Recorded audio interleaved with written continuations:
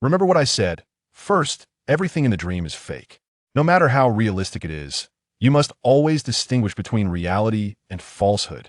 The professor in a white coat stared at Chun-Won with his eyes, taking in every expression of the experimental subject with a solemn attitude. And Chun-Won, wearing a pure white dress, sat next to the experimental cabin. His eyes were dull, his pupils were a little sluggish, and he didn't come back to his senses for a while. Second, you must survive in the virtual world for 10 days. After helping us complete the experiment, you will wake up. At this time, Chun-Won came back to his senses, raised his head, and asked in confusion, "What kind of world is that?" The young professor with black-framed glasses spoke with a cold and indifferent tone. "There are 9 immortals in that world. The first immortal eats flesh and blood.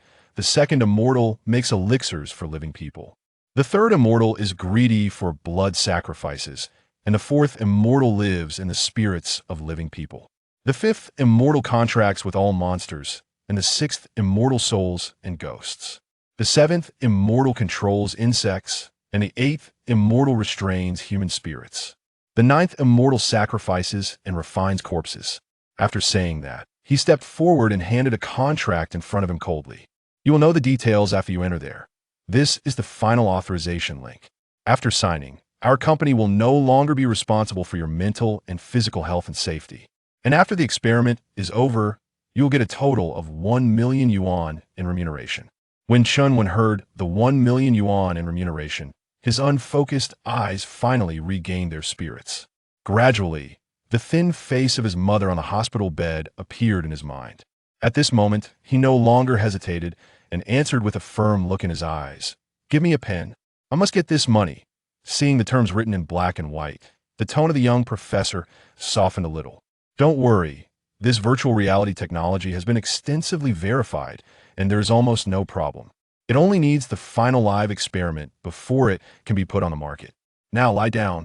Following the guidance of a young professor, Chun-Won lay down in the experimental cabin with an uneasy look, his heart pounding. There were 48 other experimental mice like him in different experimental cabins. When a helmet-like instrument covered his eyes and brain, Chun-Won's breathing suddenly became rapid, and his limbs became more and more stiff. The experimental cabin began to operate, and the sound of electric current buzzing came from all around. The professor saw that Chun-Won was abnormal, and his voice mechanically soothed the emotions of the experimental subject. "Relax, it's just a routine experiment. According to the data calculation, there will be no problems. This process is very short.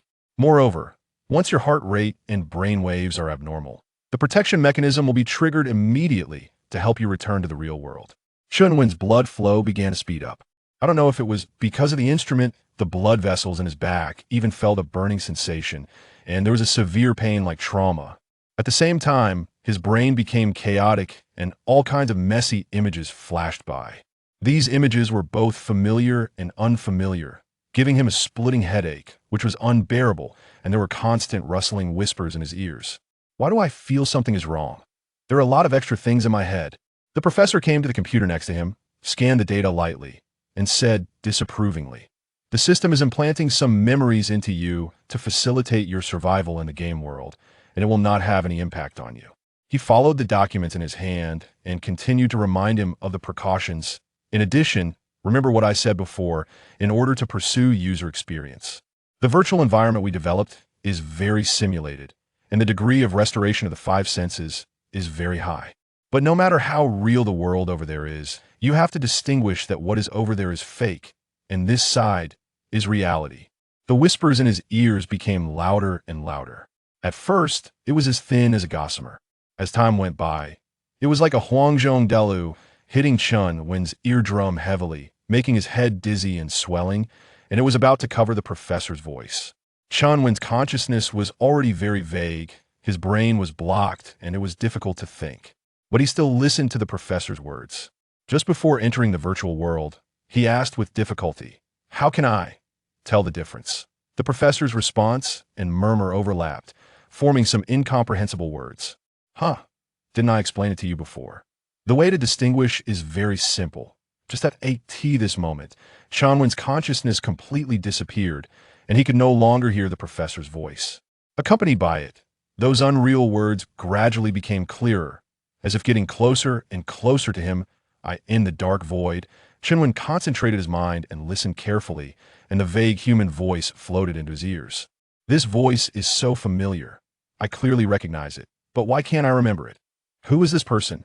What did he appear beside me? Why is he so urgent? What is he saying to me? Chun Wen's consciousness was chaotic, and he felt an irresistible fatigue coming over him, constantly invading his will. But the next second, the sound suddenly exploded, deafening. Junior brother, wake up quickly. Don't indulge in illusions anymore. Chun Wen suddenly opened his eyes, like a drowning man taking a deep breath. His eyes panicked, and he looked around in panic. At this moment, he was in a narrow, blood-colored cave. The walls of the cave were made of flesh and blood, which kept wriggling and smelled of blood. At the top of the cave, a vine like an intestine hung down, pierced into Chun Wen's navel, and injected some unknown substance into his body. Looking down at his arm, he was skinny, with only a thin layer of skin attached to the bones. It was obvious that this body had been malnourished for a long time. Unable to bear the stench of flesh and blood in the cave, he retched. But there was nothing in his stomach except stomach acid, which stimulated his stomach to spasm and was extremely painful. Is this the virtual world that the professor mentioned? How could it be like this? Chinwen stood up with difficulty, but found that this thin body was extremely heavy. Turning his head, he saw a man on his back. This man was thinner than Chun Wen, with atrophied limbs and pale skin, as if he was a skeleton parasitic on his body. He was wearing bright yellow Taoist clothes. Looking closely, the skin and flesh on his chest actually grew together with his back. The Taoist slowly stretched his head, put close to Chun Wen's ear, and whispered, "Junior brother, 3 years have passed, and you finally woke up." Chapter 2. Escape. Upon witnessing this bizarre scene, Chinwen felt a chill run down his spine, instantly drenched in cold sweat. The Taoist behind him clung to him like a parasite. Their bodies fused together, and no matter how hard he struggled, he could not break free. "What are you? Get away from me." Chun Wen desperately crawled towards the cave's exit, but his frail limbs lacked strength, further hindered by the bloody tendrils binding him at his navel. Despite his efforts, he barely moved an inch. The Taoist spoke slowly, his voice reminiscent of a rotting coffin being pried open. "Junior brother, I know you have just awakened from the illusion and your thoughts are still muddled. Do not panic. Reflect carefully and remember who I am." Chin Wen ignored him, continuing to struggle towards the cave's mouth, his eyes filled with fear and confusion. How could he possibly know who this grotesque Taoist was? Let alone that he was parasitically attached to his own body? What kind of world had this company thrust him into? Panic surged within Chun Wen as he writhed desperately. Yet, after a moment, the terror in his eyes began to fade. Fleeting strange images flickered through his mind, and certain obscure memories gradually resurfaced. Chun Wen halted his movements. After a pause, he turned his head, inexplicably asking, "Brother, is that you?" Surprised by his own words, a chill ran down his spine, and the hairs on his body stood on end. He was an only child. When had he ever had a brother? Yet the memories flooding back clearly indicated that the figure before him was indeed his elder brother. What was happening? Seeing the bewilderment on Chun Wen and Appo's face, his elder brother's sunken lips formed a smile more sorrowful than tears. "Ever since Master imprisoned us 3 siblings within the blood Bodhi tree to refine elixirs. 3 years have passed. When and Appo's, as the primary ingredient, you have been trapped in a realm of illusions for years. Although I have nourished you and our younger sister with my blood and flesh, it seems we are nearing our limit. Fortunately, you have finally awakened just in time. I can die in peace now, younger sister." At the mention of those words, the image of a radiant little girl surfaced in Chun Wen's mind, stirring his heart. He quickly turned to look, only to see a pale girl fused to the Taoist, her side mirroring his grotesque form. The girl was covered in decaying black spots, her gaze vacant and hollow, a stark contrast to the lively image the Taoist, guided by Chun Wen's voice, turned his head and softly implored him one last time. "One and Appo's, safeguard our little sister." With those words, his breath ceased entirely, and he became a lifeless corpse in Chun Wen's arms. Gazing upon the face now devoid of life, familiar scenes resurfaced within his mind. He and his brother, necks craned, watching their little sister enter the world. The 2 brothers catching fish by the river, their little sister trailing behind, her bare feet padding along the ground. His brother acquiring new clothes, carrying cured meat to the neighboring village to propose marriage. 2 robed cultivators arriving in their village, slaughtering every man, woman, and child, his parents and kin perishing before his eyes. The 3 siblings taken to Inxian Mountain, forced to kneel and recognize Bloodfiend Dao Lord as their master, transforming from siblings into fellow disciples. After years of cultivation, his brother finally achieving success, only for their master to decree them as living ingredients for human pills. These images flashed rapidly through his mind, causing him excruciating pain. He knelt on the ground, repeatedly striking his forehead against the earth. After a long while, Chun Wen, his head bloodied, lifted his gaze to the lifeless body before him, finally recalling his brother's name, murmuring to himself, Shenwan. Chapter 3. Delusion. Shun when repeatedly murmured these three characters, his expression vacant, as a sense of confusion gradually enveloped his mind. Were these memories forcibly implanted by the system, or did they genuinely belong to him? If they were indeed the result of the system's intervention, then the sense of reality it conjured was terrifyingly profound. It felt as if he truly had a blood brother, one who had been by his side for over a decade. A wave of dread washed over Chinwen, and he began to comprehend the professor's earlier warnings before entering the experiment. Everything here was alarmingly lifelike, and one misstep could blur the lines between reality and illusion. Having just begun this ordeal, could he truly endure until 10 days later? As doubts surfaced in his mind, the pale visage of his mother flashed in his thoughts. Right. His mother was waiting for him to return and rescue her. He could not afford to delay any longer. He must swiftly navigate the plot to complete the experiment and return to the real world. Shenwen's gaze hardened once more. He narrowed his eyes and turned his attention to his younger sister, who stood vacantly nearby. Even with their elder brother's death before her, she displayed not a hint of sorrow. Years of torment had shattered her spirit and body, rendering her little more than a living corpse. Realizing the narrative and Appo's direction, Shenwen understood that his next course of action was to heed his brother's last words and lead his sister to escape their sect. However, according to the implanted memories, the sect they belonged to was exceedingly bizarre, with disciples practicing their cultivation through gruesome blood rituals. Their abilities were unpredictable, making escape from their grasp akin to scaling a mountain. Yet, at this juncture, he could only take one step at a time, for he did not believe these virtual constructs could truly harm him. He lifted his gaze to scrutinize the alchemical furnace before him. The interior was shaped like a pot made of crimson flesh, wide at the bottom and narrow at the top, with an umbilical cord dangling from the apex, directly attached to Chinwen's navel. It seemed that something within the cord was delivering a most unsettling liquid into his body. At the furnace's edge, there appeared to be a naturally formed narrow passage, presumably the exit. After confirming that no one was guarding the area, Shenwen grasped the bronze sword, gritted his teeth, and swung it forcefully as Chinsi's gaze drifted towards the third head suspended from the fleshy mass. The youth's eyes were deeply sunken. Most of his hair had fallen out, his eyes were bloodshot, and saliva drooled from the corners of his mouth. He's your own brother. Can you be so callous? The woman, fearing Chinwen's displeasure, explained, don't blame us for being heartless. The moment he became the main ingredient, he had already completely fallen into a delusional illusion. He will never wake up in this lifetime. Rather than being refined into a pill to be eaten by the master, it's better to kill him with a sword while he's in the illusion. We're doing this for his own good. Chinwen frowned, walking silently to his third brother's side. The latter wore a foolish expression, without the slightest reaction, looking at the rusty sword in his hand. And then at the youth's head, a look of hesitation appeared in his eyes. Must I really kill one person to save two others? But if he let things be, all three of them would die here. Whether he allowed them to die or committed murder, Chinwen felt an immense sense of guilt. He never expected to face such a choice, and he hesitated for a moment. The man and woman didn't dare to breathe, staring unblinkingly at Chinwen, waiting for him to swing his blade. However, after a long while, there was still no action from him, and the atmosphere became somewhat heavy. After a long silence, Chinwen suddenly understood, slowly raising his eyes. A cold smile appeared on his face, and his tone was chilling. Why should I agonize? You too can even kill your own brother. How can I expect you to help me escape? Besides, you are originally characters fabricated by the system. Just a string of virtual data. Death is death. What does it matter to me? Virtual data? The woman blinked in confusion, not understanding Chinsi's meaning for a moment. After a long while, her eyes gradually widened, as if she suddenly understood something, and a look of despair floated onto her face. It's over. Chenwen is the main ingredient. He never woke up from the illusion at all. Chapter 4. The Sanyang Holy Blood Pill. After coming to a realization, Chenwen felt a significant weight lifted off his shoulders.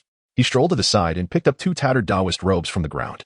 Clearly, these belonged to the trio of siblings, and since they seemed unlikely to need them, he decided to accept them with a smile. Though the robes were worn and severely faded, they were certainly preferable to being completely unclothed. The garments fit him perfectly, and he discovered a tattered, yellowed ancient book and a pouch of copper coins tucked inside. Chenwen paid little mind to the details and took everything with him. However, just as he turned to leave, he heard a woman's frantic cries. Chenwen, do not linger in this illusion. We are not figments of your imagination. We are living, breathing beings. Are you truly going to stand by and watch us perish?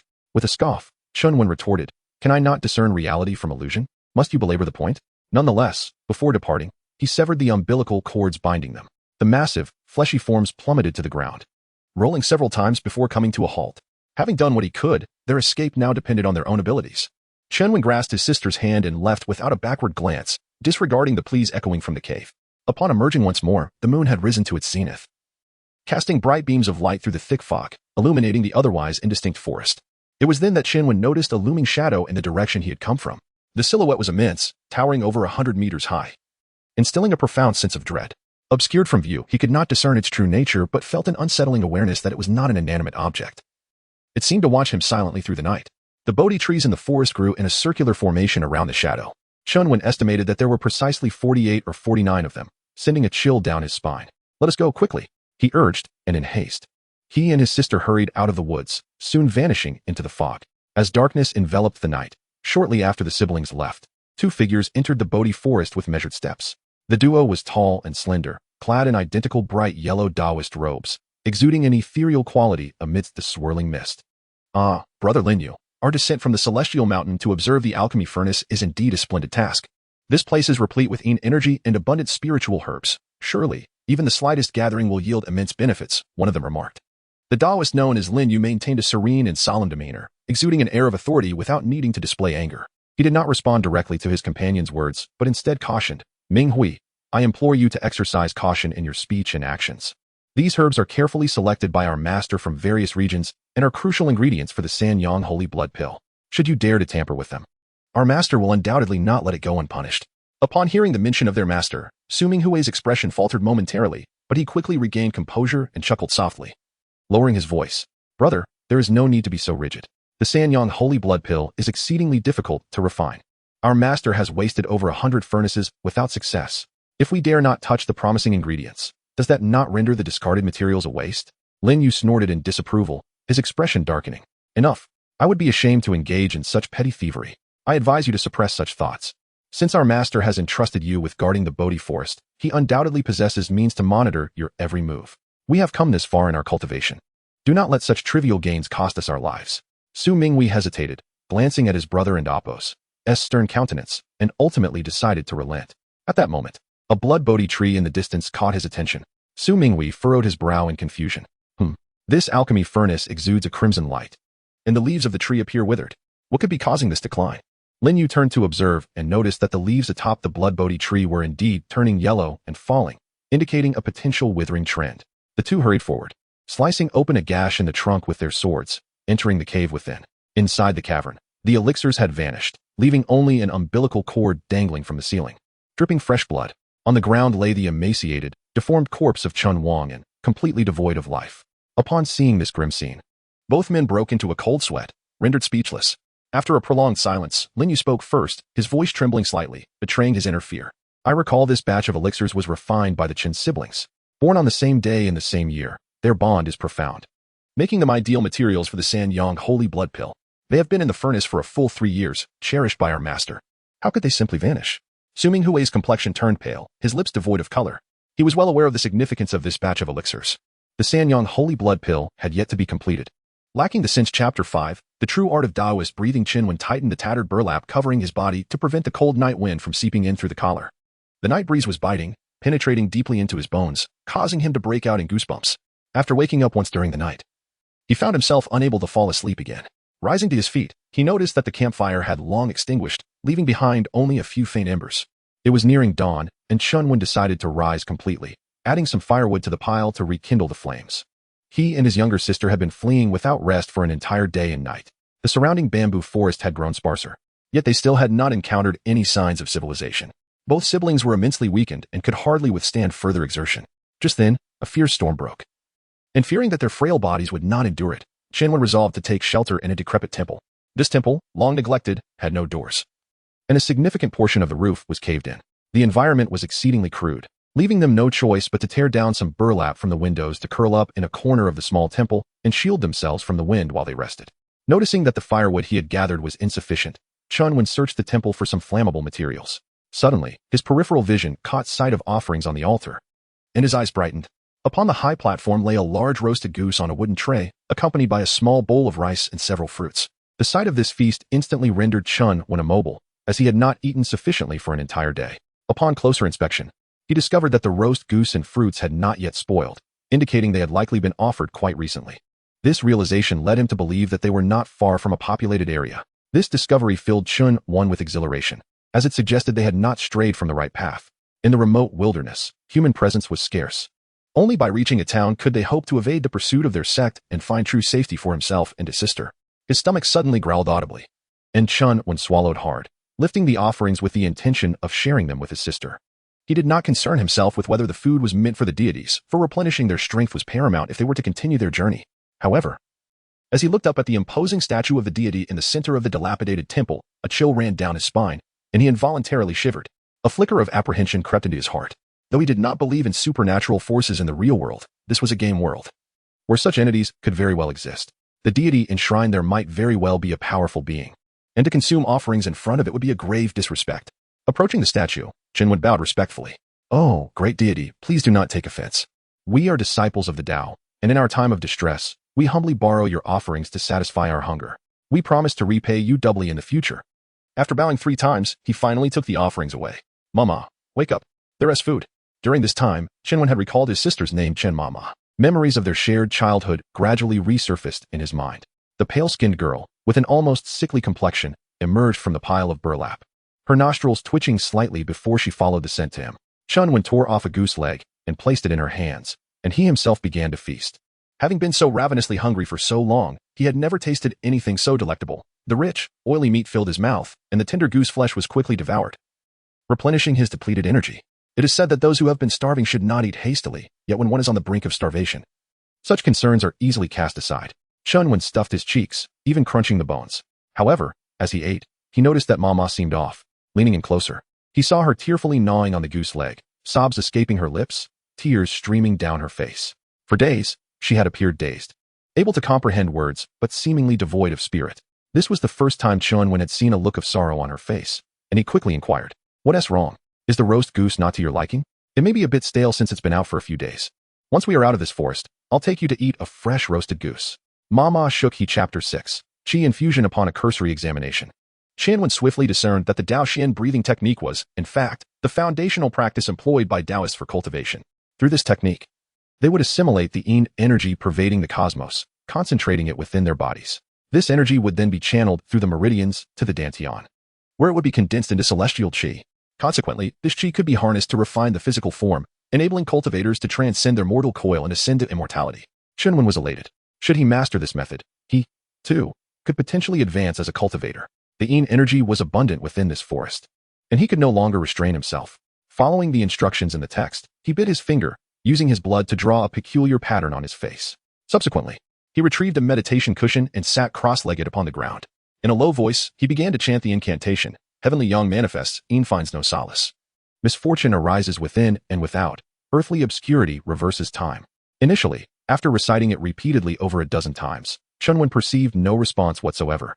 The first half of the night swiftly elapsed, and his legs became engorged with blood, producing waves of tingling. Nevertheless, Chen Wen exercised patience, opting to persist in his meditation. After another half hour, Chen Wen began to feel drowsy, yet the incantation continued unabated, his entire being entering a state of profound mystery, poised between wakefulness and slumber. Wisps of white mist gradually emanated from the surrounding ground, coalescing toward his body, ultimately merging into his form through the bloodied mark between his brows. Soon, Chen Wen's body was assailed by an icy chill, as if frigid water had infiltrated his veins. This frigidity coursed through his meridians, flowing down to his lower limbs, gradually solidifying in his abdomen, transforming into a faint wisp of gas. He realized that this was likely the so-called celestial qi. At that very instant, his limbs and skeletal structure felt as though they had been cleared of accumulated sludge, becoming incomparably unobstructed. His senses of hearing and smell were acutely heightened, and he could even distinctly hear the chirping of birds and the stridulation of insects outside the window. Chen Wen slowly opened his eyes, discovering that the world around him was markedly different from before. The motes of dust suspended in the air and the quivering hairs upon his skin were all clearly visible. So that Indapos, it. No wonder the world refers to cultivators as immortals. It is indeed miraculous. Merely relying on a wisp of feeble celestial qi, one could become an existence entirely distinct from ordinary mortals. Chen Wen incredulously sensed this power, a fervent gleam shimmering in his eyes. This was merely the commencement of cultivation. Yet it had already engendered such earth-shattering transformations.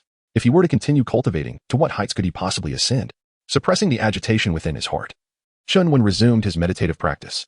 However, before he could circulate the qi for a full cycle, his ears twitched slightly, and he immediately rose, casting a wary gaze toward the temple gate. Chen Ai and Amp, Oppos. Ai was also roused by Chen Wen and Amp, Oppos' movements, instantly rising and retreating behind him.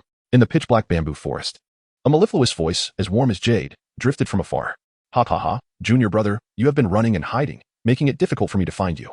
I thought you had vanished, but I never imagined you would flee to a Taoist temple where mortals venerate our master. What? Have you come to kowtow and admit your mistake? Rumble. A peal of thunder resounded just as a blinding flash of lightning instantaneously illuminated the pitch-black interior of the temple. Chunwen turned his head and abruptly caught sight of the towering idol, clad in Taoist robes, sitting solemnly in the main hall. It appeared righteous and awe-inspiring. But upon closer inspection, its head was a mass of contorted, intertwined muscle, its facial features distorted and pressed into the crevices of flesh. One of its eyes was fixedly staring at him. He finally realized that from the moment he had set foot in this dilapidated temple, his whereabouts had already been exposed. A torrential downpour ensued, and a figure emerged from the rain in the bamboo forest. This person's form appeared ethereal and extraordinary, but upon closer inspection, his head was covered with a dense array of eyes.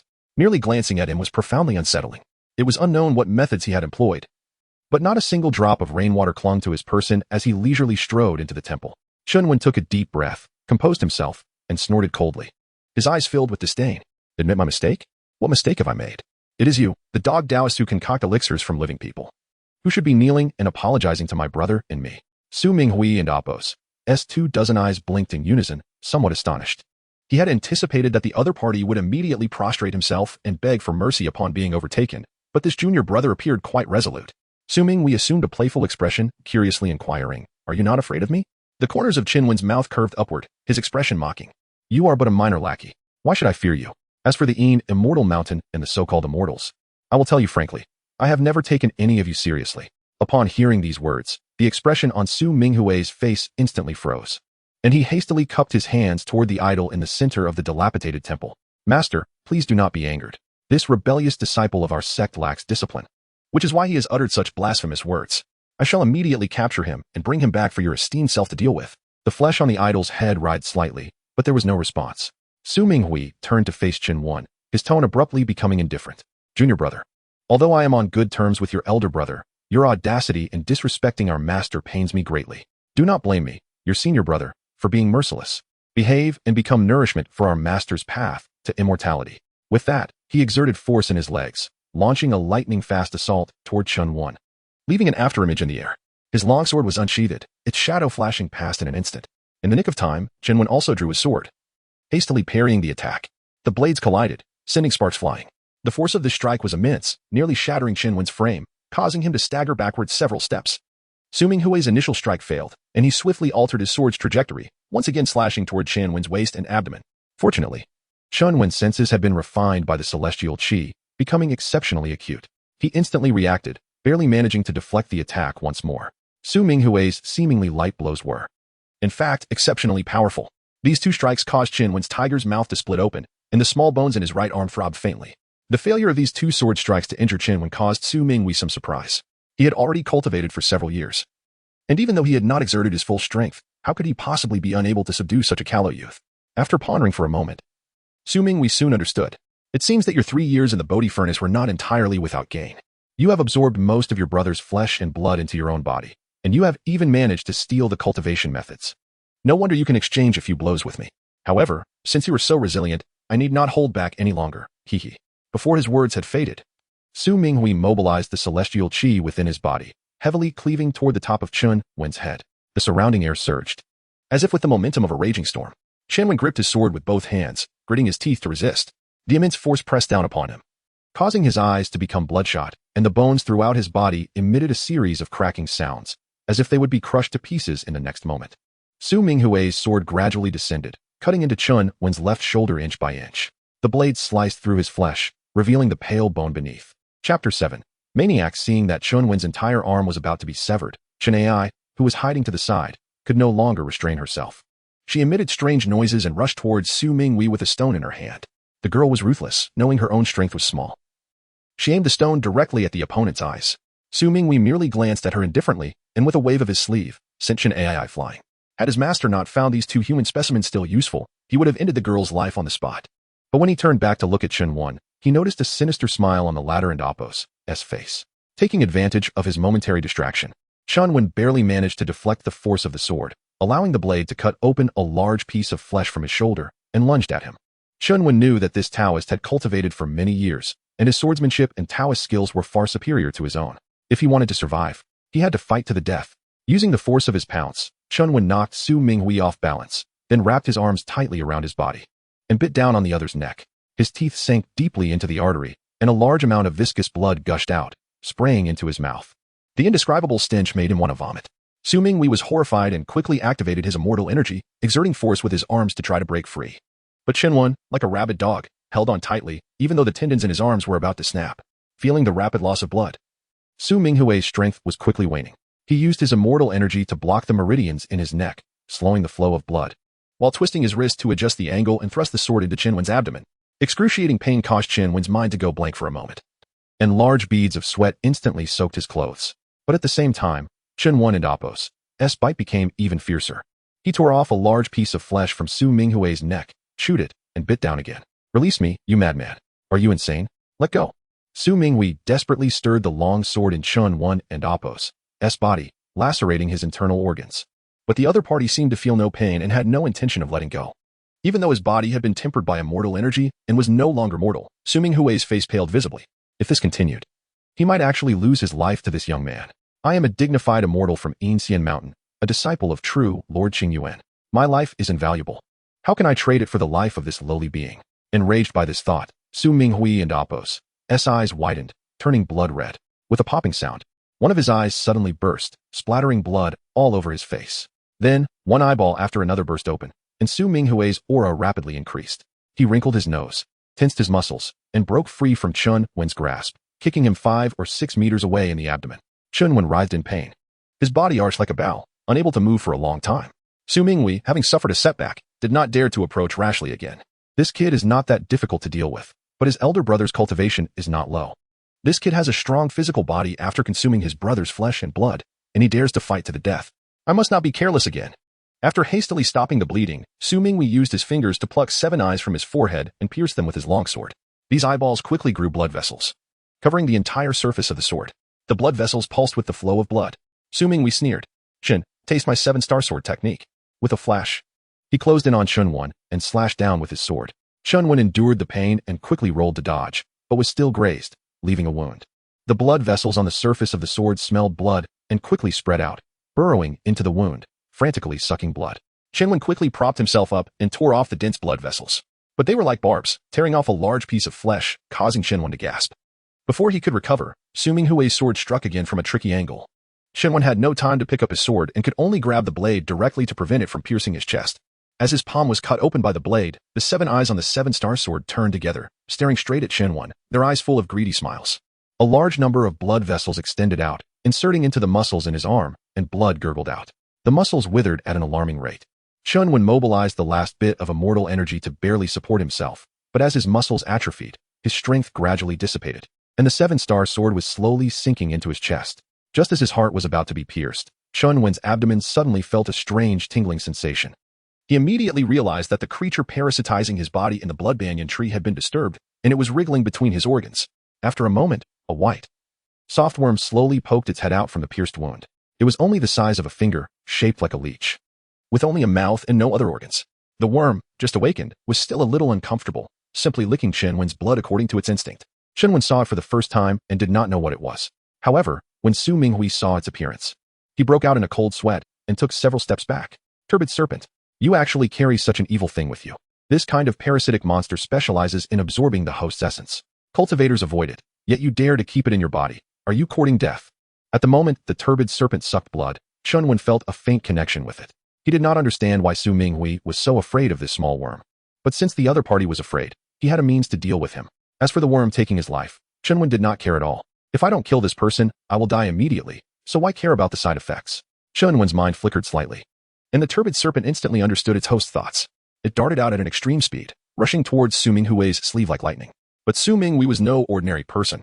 His sword technique was impenetrable, and no matter how agile the turbid serpent was, it could not get close. Shenwen clutched his abdomen, picked up his sword, gritted his teeth and rushed up again, slashing with all his might, forcing Su Minghui to defend with his sword.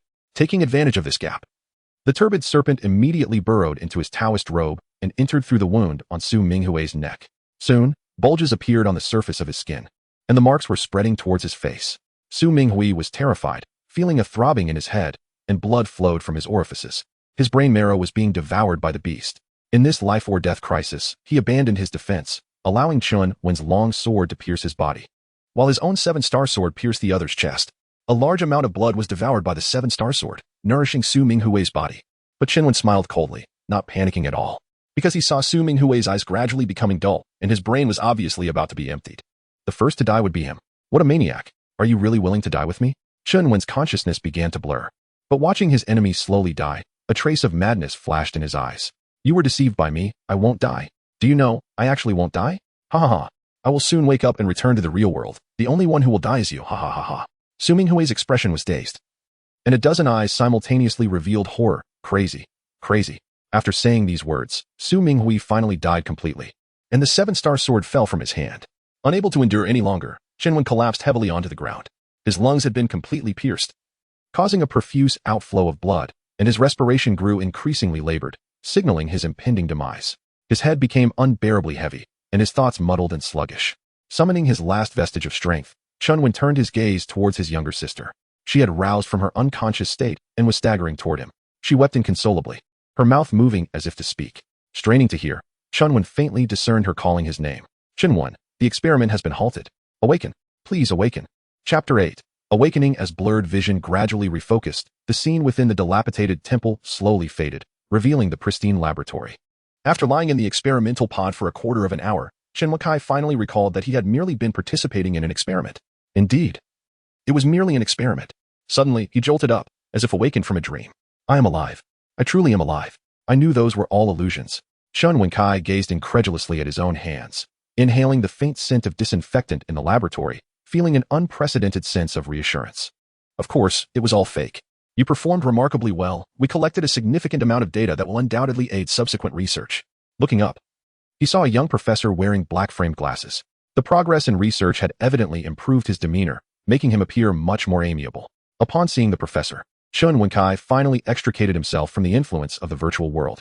Yet, as he recalled the harrowing experiences he had just undergone, his expression fell, and he abruptly leaped from the experimental pod, suppressing his anger to demand, "This is not what we agreed upon. What kind of scenario did you simulate? I nearly died in there." Noticing Chun Wenkai's agitation, the security personnel outside the laboratory were about to intervene, but the professor waved them off with a friendly smile. Rest assured, I told you that if your heart rate and brain waves exhibited any abnormalities, we would immediately take protective measures to terminate the experiment. The entire process remained within controllable parameters. Moreover, death in the virtual world does not affect your physical health. Panting heavily, Chun Wenkai clenched his teeth and whispered furiously, "Do you know what torment I endured in there? Do you have any idea how much I suffered at the hands of those Taoists? And you tell me this was all within controllable limits? It's utterly absurd." The professor maintained a calm gaze, a peculiar smile playing on his lips. "What? Did you think $1 million was simply handed out for free? If you truly cannot endure this, there are plenty of others waiting in line." Taken aback, Chun Wenkai fell momentarily silent, the words he had intended to utter swallowed back. Yes, regardless of the circumstances, he needed that $1 million. His mother awaited this money for surgery. In comparison to her suffering, his own trials. Chapter 9. Mother Chun Wen cast a glance at the professor, too disinterested to utter another word, and promptly departed from the experimental base.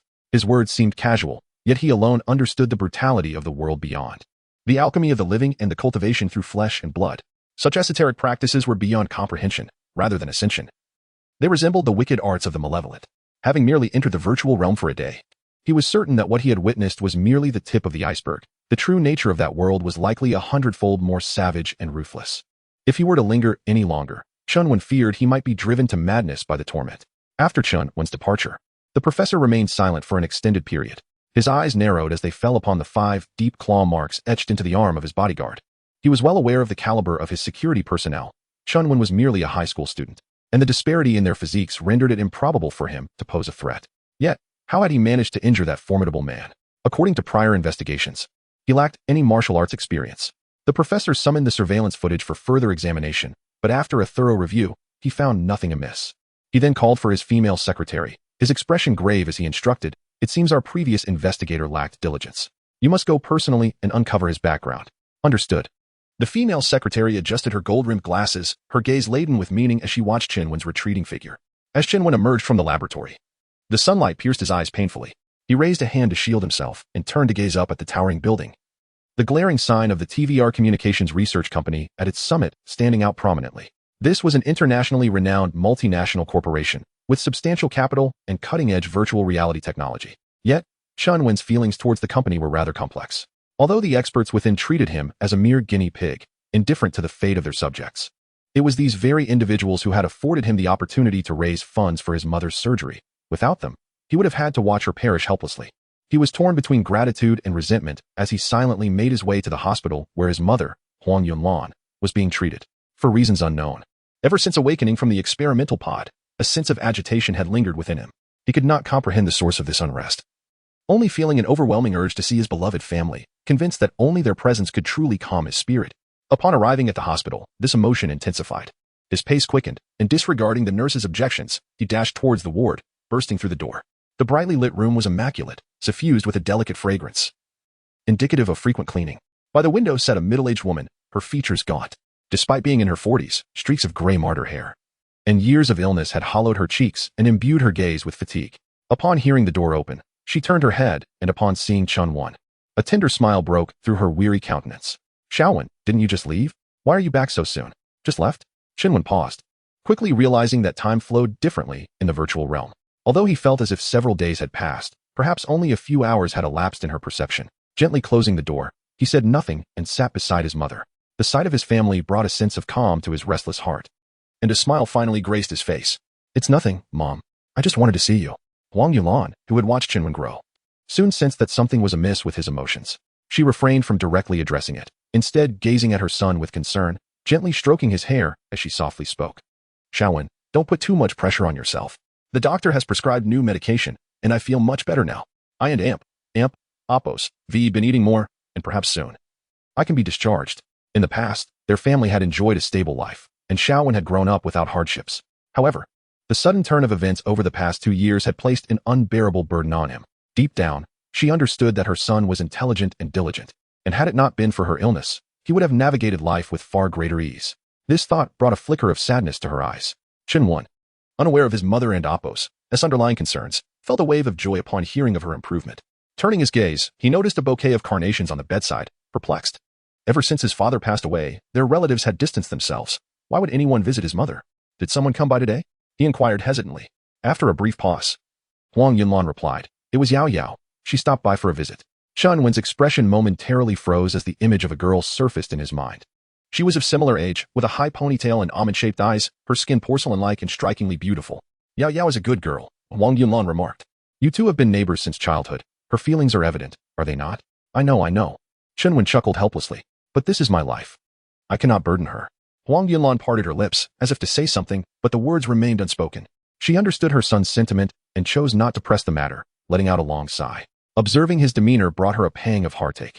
She had often wondered if her illness had hindered his prospects, if she had inadvertently ruined his future. On countless nights, tormented by pain, she had contemplated giving up. Yet each time she glimpsed Xiao Wen's resilient smile, the words of despair remained unvoiced. She was the last of his kin. If she were to pass, he would be left utterly alone in this world. Huang Yunlan's eyes unwittingly glistened with tears. I am the one who has burdened you. Chen Wen, realizing he had misspoken, hurriedly shook his head. Mom, I have never thought that way.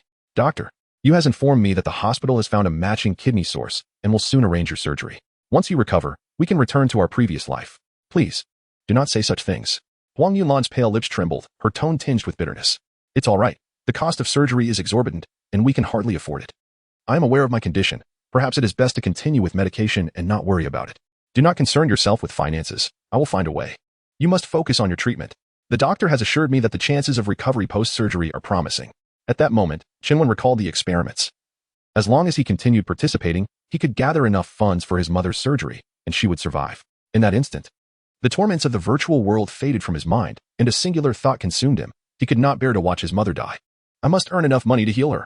However, Huang Yunlan felt a wave of unease wash over her. Xiaowen, I am fine. Please do not put yourself in danger for money. While there are kind-hearted individuals in society, there are also those with ill intentions. You must take care of yourself. Chen Wen nodded in acknowledgement, yet her warnings barely registered as he resolutely declared, with elder brother gone, you and Xiao Mei are my last family. I cannot lose you two. I will ensure your recovery. Chapter 10.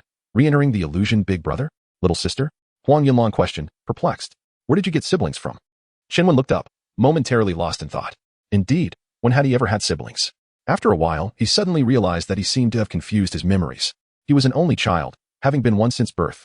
The so-called older brother and little sister were merely characters from the virtual realm. How could I have blurred the lines between reality and the virtual? He scratched the back of his head in confusion. In order to prevent his mother from becoming suspicious, Qianwen quickly changed the subject, exerting considerable effort to redirect her attention. Huang Yunlan assumed it was merely a slip of the tongue and did not dwell on it, not pursuing the matter further. As night fell, with Qianwen by her side, Huang Yunlan's spirits lifted significantly. Qianwen found a hospital cot, intending to rest there for the night. Amidst the heavy breathing from the adjacent bed, he unknowingly drifted into a deep slumber. In his dreams, he felt himself wandering drowsily through a forest, surrounded by gruesome scenes. Familiar sobs echoed in his ears. Brother Wen, please wake up. Big brother is already dead. Don't leave me behind too, okay? It's all my fault for being so useless. I couldn't help at all, sob. Don't worry, brother Wen. I want to go anywhere. I will stay by your side. He pondered for a long time but could not identify the owner of the voice. Yet, these sounds seemed to draw Qianwen in, clouding his thoughts in confusion. He spent the latter half of the night in a state of half-dream, half-awake. When the first rays of sunlight streamed into the room, Qianwen finally opened his eyes. After a night's rest, he felt even more fatigued. With 2 days remaining until the next experiment, this time Qianwen refrained from frantically working. Instead, he allowed himself a well-deserved break. He indulged in a long-awaited hot spring visit and even dared to try a roller coaster at an amusement park, striving to alleviate his mental stress. He understood that the experiments conducted by TVR Corporation greatly affected one's psyche, and he needed to find a way to ease his mind. Otherwise, it was uncertain whether he could endure the next 9 days. Nevertheless, as he absorbed the vibrant atmosphere of city life, Qianwen felt his inner turmoil gradually dissipate. After 2 days, the shadows hanging over his heart finally vanished. Early in the morning, he made his way to the building housing the laboratory. After traversing a long corridor and descending via the elevator, he encountered the professor's insufferable face once more. Haha, I knew you would come back. Come here quickly. I can hardly wait to collect your data. Qianwen's good mood evaporated instantly, his expression falling as he replied, I hope you won't pull any tricks. We are merely conducting our business based on mutual agreement. There will be no tricks, rest assured, the professor replied, while simultaneously activating the equipment. By the way, I am Lin Yuxuan. I'm only 10 years your senior, so there's no need for such formality. Qianwen was unimpressed, scoffing lightly. There's no need for pleasantries. We are only bound by contract. If not for my financial needs, I would never willingly become your guinea pig. Don't think I'm unaware. You all make it sound appealing, but the risks of this experiment are considerable. Of the 49 experimental pods, at least half of the participants haven't returned today. I can guess the reason. Everyone is not foolish. They have all sensed the potential dangers of the experiment. Faced with the lure of money, naturally, they value their lives more.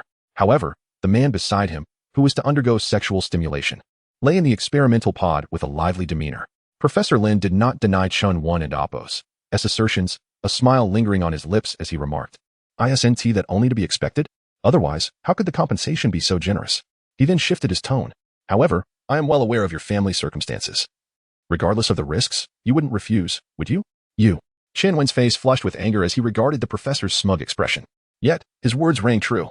As long as he could gather the funds for the surgery, he would take any risk, for otherwise, his mother would be left to wait for death. Suppressing his anger, Qianwen said nothing for Chapter 11. Celestial marriage. Why does this sinister sword still linger here? And where is Su Minghui's cadaver? Fearing our master's discovery of our trail, I incinerated Su Shixiang's remains to ashes and scattered them into the river. This sword appears to be a formidable magical artifact, and I thought it prudent to keep it for Wengige's self-defense. Incinerated to ashes, Qianwen, observing his younger sister's countenance, which eagerly awaited commendation, experienced a maelstrom of emotions. In this wretched locale of Xian Mountain, his sister, barely 13 or 14, handled the disposal of a corpse with such practiced ease, indicating the countless deceased she must have witnessed. Nonetheless, these actions effectively concealed the traces of their altercation to the greatest extent possible. Qianwen sighed, gently caressing his sister's head, and reluctantly conceded, well done. Receiving praise, Ai's face radiated with delight. However, Qianwen found no cause for mirth. Although they had vanquished Su Minghui, it was improbable that Skin Mountain would simply let the matter rest. Initially, he had intended to seek refuge in a town with his sister, but upon seeing the temple, Qianwen altered his plans entirely. If the populace revered this demonic Taoist as a deity, could he genuinely expect anyone there to rescue him? As he wavered, he suddenly recalled his elder brother's words. His expression shifting subtly, he turned to Qin Ai and inquired, Xiaomei, in your years at Skin Mountain, have you ever heard of Shirshu's name? Qin Ai's eyes darted about as she pondered, eventually replying, my memory of the past is somewhat hazy, but I seem to recall that Shifu did indeed have a contentious Shixiang who also established a sect, and the disciples of both sides would engage in skirmishes upon meeting. Oh? Qianwen's eyes gleamed. The enemy of one's enemy is a friend. Since Shifu sought to consume him, it would be better to change allegiances. Where one cultivates immortality is inconsequential. Do you know the location of that Shirshu and Apos, mountain gate? I grew up on the mountain and know nothing of the world below. Shinai replied, shaking her head. But quickly, as if a thought had struck her, she retrieved a tattered cloth from behind her. This is a map I found on Sushi Xiao. I don't know if it marks the location of Shirshu. Shunwen accepted the cloth and discovered that the so-called map was exceedingly rudimentary, likely sketched by Su Minghui himself. Poorly preserved, it was marred by grease and bloodstains. As if torn from the hem of a garment. Amid the chaotic drawings, Chanwen discerned the words Bodhi Forest, surrounded by numerous temples of varying sizes. To the east and west of Bodhi Forest stood two small mountains, one unnamed, and the other conspicuously labeled Inxian Mountain in red ink. It seems Su Minghui also contemplated defecting from the sect, even preparing a route map. Unexpectedly, we have reaped the benefits. The unnamed peak opposite Inxian Mountain was likely the location of Shirshu's mountain gate. Shunwen silently pocketed the map, confirming their destination. Having lost considerable time during his unconsciousness, Qinwen, fearing pursuit from Inxian Mountain, immediately set out with his sister. The further they ventured, the sparser the bamboo forests became, and the more numerous the temples. He knew not whether they housed authentic deities or demonic Taoists, and could only skirt them from a distance. They encountered an elderly man on his way to offer incense, and upon inquiry, learned that they were not far from a town called Yu City, the capital of Yu Kingdom. With a population of tens of thousands, it was a sizable settlement. As for the temples, they had been erected by the populace over the past few decades, dedicated to the venerable immortals of the sacred mountain. Young man, the Qingyuan Jinjuan of the sacred mountain is highly efficacious. His disciples are adept at vanquishing demons and eliminating evil, having slain numerous malevolent entities for us common folk. Why not join me in offering a few incense sticks to absorb some celestial aura? Even ordinary spirits will not dare to harass you. Qingyuan Jinjuan? Qinwen surmised that this might be the Taoist name of his Shirshu. Compared to the moniker of Blood Fiend Daozuan, this name sounded far more righteous. Moreover, given the high regard in which the local populace held him, he was likely a reputable sect. Of course, entering to offer incense was out of the question. Having had previous experiences, Shunwen harbored a deep-seated aversion to temples, and instead sought shelter in a mountain cave for the night. A campfire flickered, and his younger sister curled up beside it, fast asleep. Qinwen, with his eyes slightly closed, sat cross-legged in meditation. He silently recited incantations, guiding the surrounding Yin energy into his body.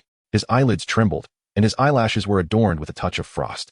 The strands of Yin energy continuously transformed into immortal qi, reshaping his body. His previously emaciated physique had regained some color, and he believed that with continued cultivation, he would soon fully recover. The moon ascended to its zenith. As his cultivation deepened, a faint clamor reached his ears. Upon closer listening, he realized he was not mistaken.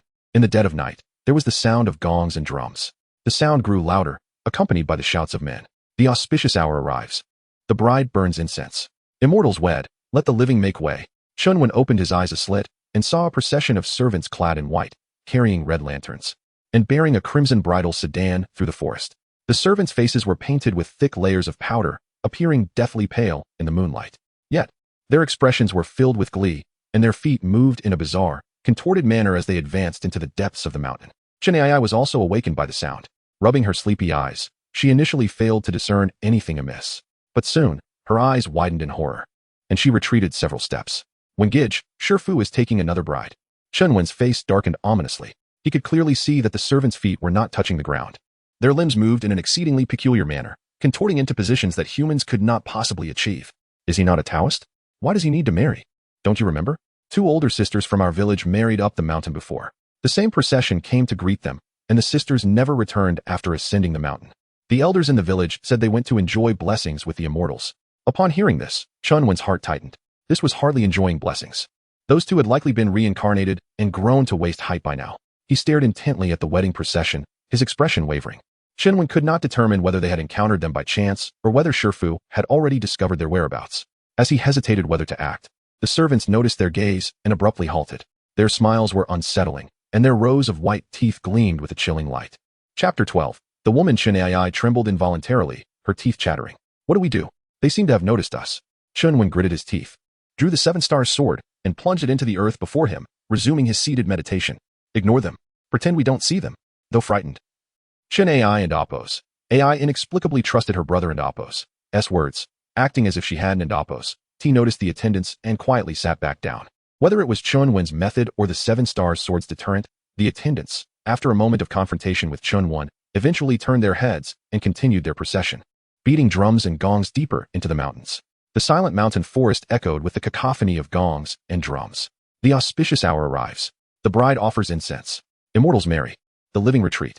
Chunwen felt a surge of elation, realizing his gamble had paid off. They had merely stumbled upon a wedding procession. The pursuers from Immortal Mountain hadn't an amp. Oppos, T found them yet. However, just as he was reveling in his relief, the curtains of the ornate sedan were abruptly thrown open, and a woman in a scarlet wedding gown burst out, tumbling onto the ground before scrambling towards Chunwen. Immortal Master, save me. Please, save me. Chunwen's eyes widened. He drew his sword and turned to flee. Damn it, I can barely save myself. Who's going to save you? Get lost. Yet, the woman was surprisingly swift. Chunwen, burdened with his younger sister, couldn't shake her off. She insisted, Immortal Master, if you save my life, I will repay you handsomely in the future. Upon hearing these words, Chunwen halted abruptly. It wasn't the promise that moved him, but the fact that the pale-faced attendants had somehow encircled them. There were many of them, at least 20 or 30, each with a ghastly smile plastered on their faces. Their crimson eyes fixed unblinkingly on Chunwen. Realizing escape was impossible, Chunwen unhesitatingly sliced his wrist, allowing the blood to drip onto the Seven Stars sword. The moment the blood touched the blade, the membrane greedily absorbed it. The seven eyes contorted into crescent smiles as twisting veins and sinews spread from the blade. Writhing menacingly in the air, Chunwen seized the woman in red, pulling her in front of him, and before she could react, he pressed the sword against her neck. Everyone, stand back. If you dare block my path, I'll kill her.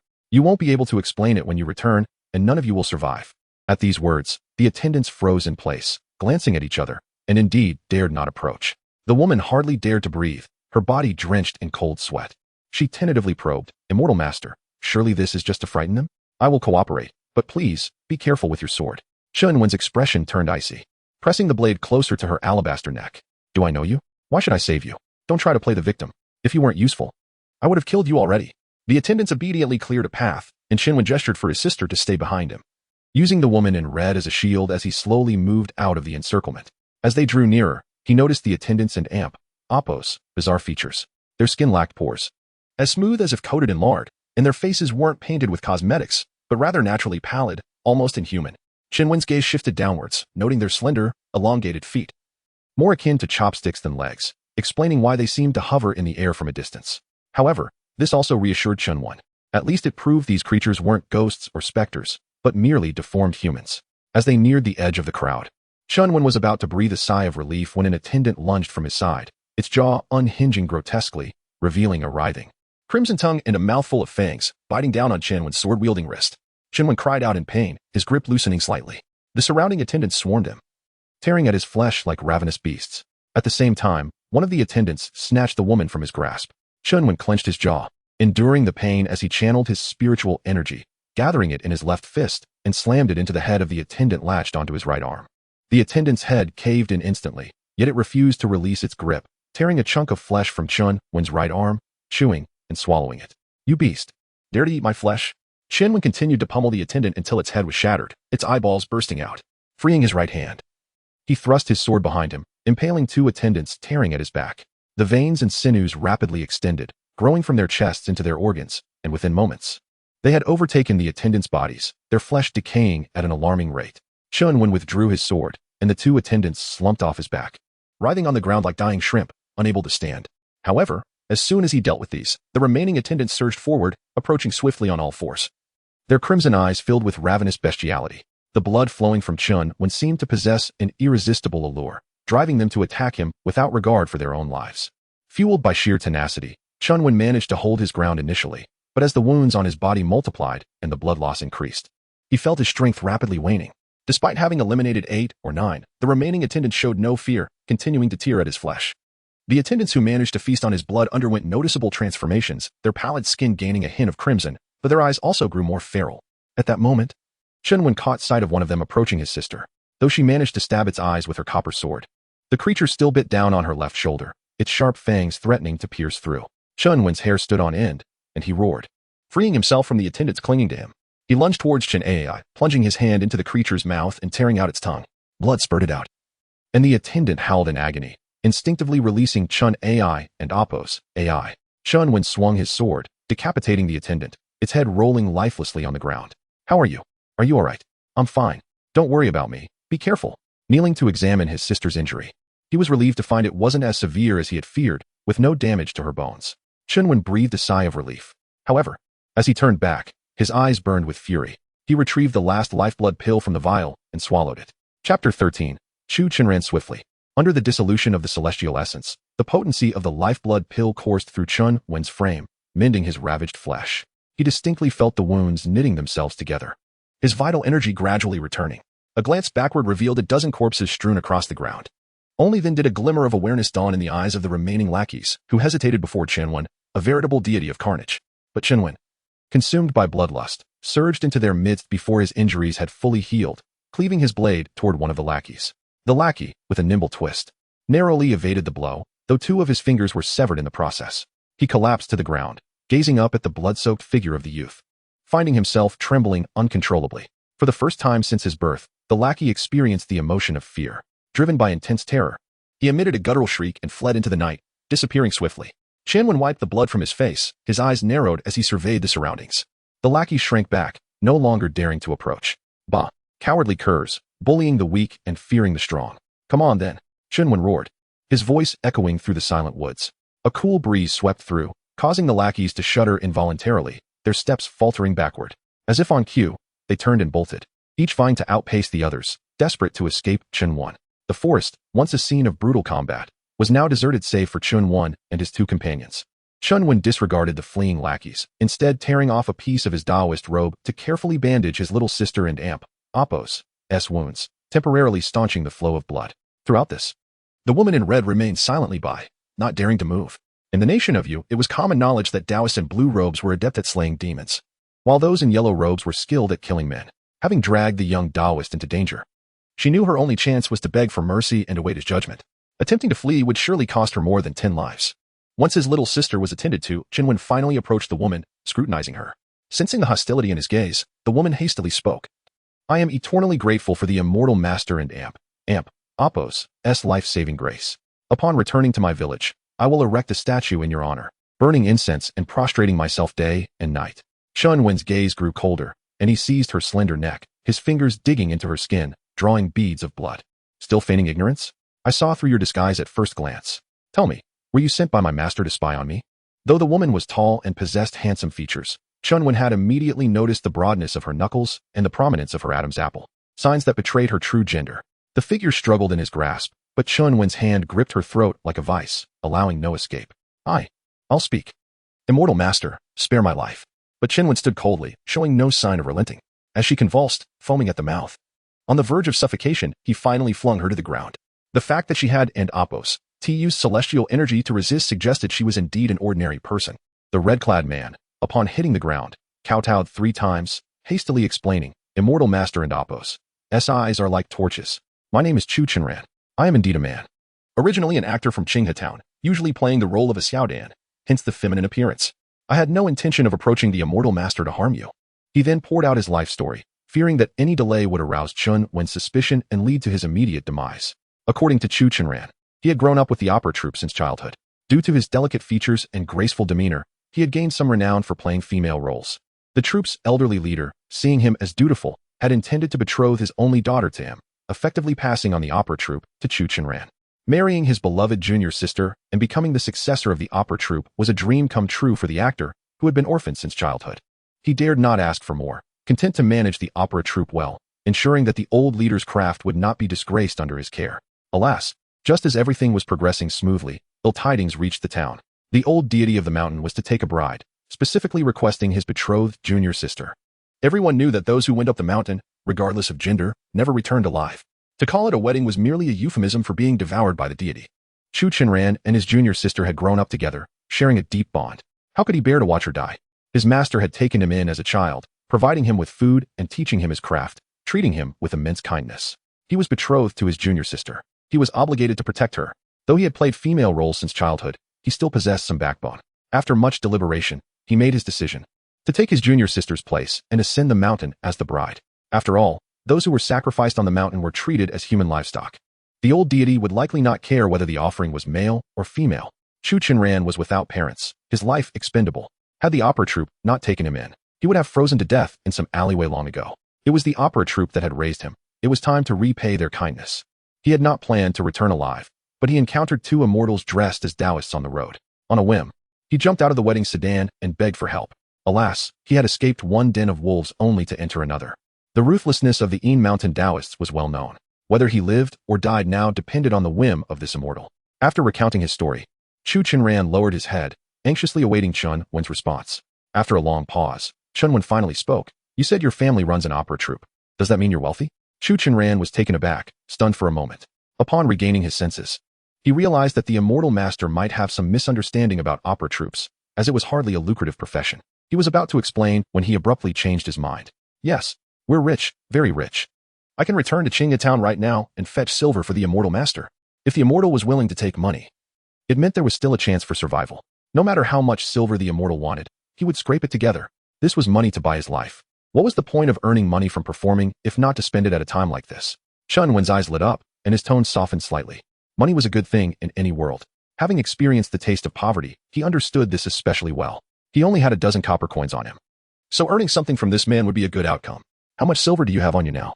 Hand it over first. Chapter 14. Just protection money. Chun Mai Mai stood behind Chen Wen, tilting her chin and pouting. Indeed, no matter how much there is, all of it must be handed over to us siblings, every last coin. I'm keeping an eye on it, so don't even think about playing tricks. Chun Wen cast a somewhat awkward glance at his younger sister, feeling that her words sounded a bit off. After all, he had saved this man's life. Receiving a reward seemed only natural, not akin to robbery. However, Chu Chenran showed no sign of discomfort. Instead, he swiftly retrieved a pouch from his waist and respectfully handed it to Chen Wen. Upon opening it, Chen Wen discovered it contained several copper coins, around dozens, which, if spent judiciously, would last for a while. He nodded in satisfaction.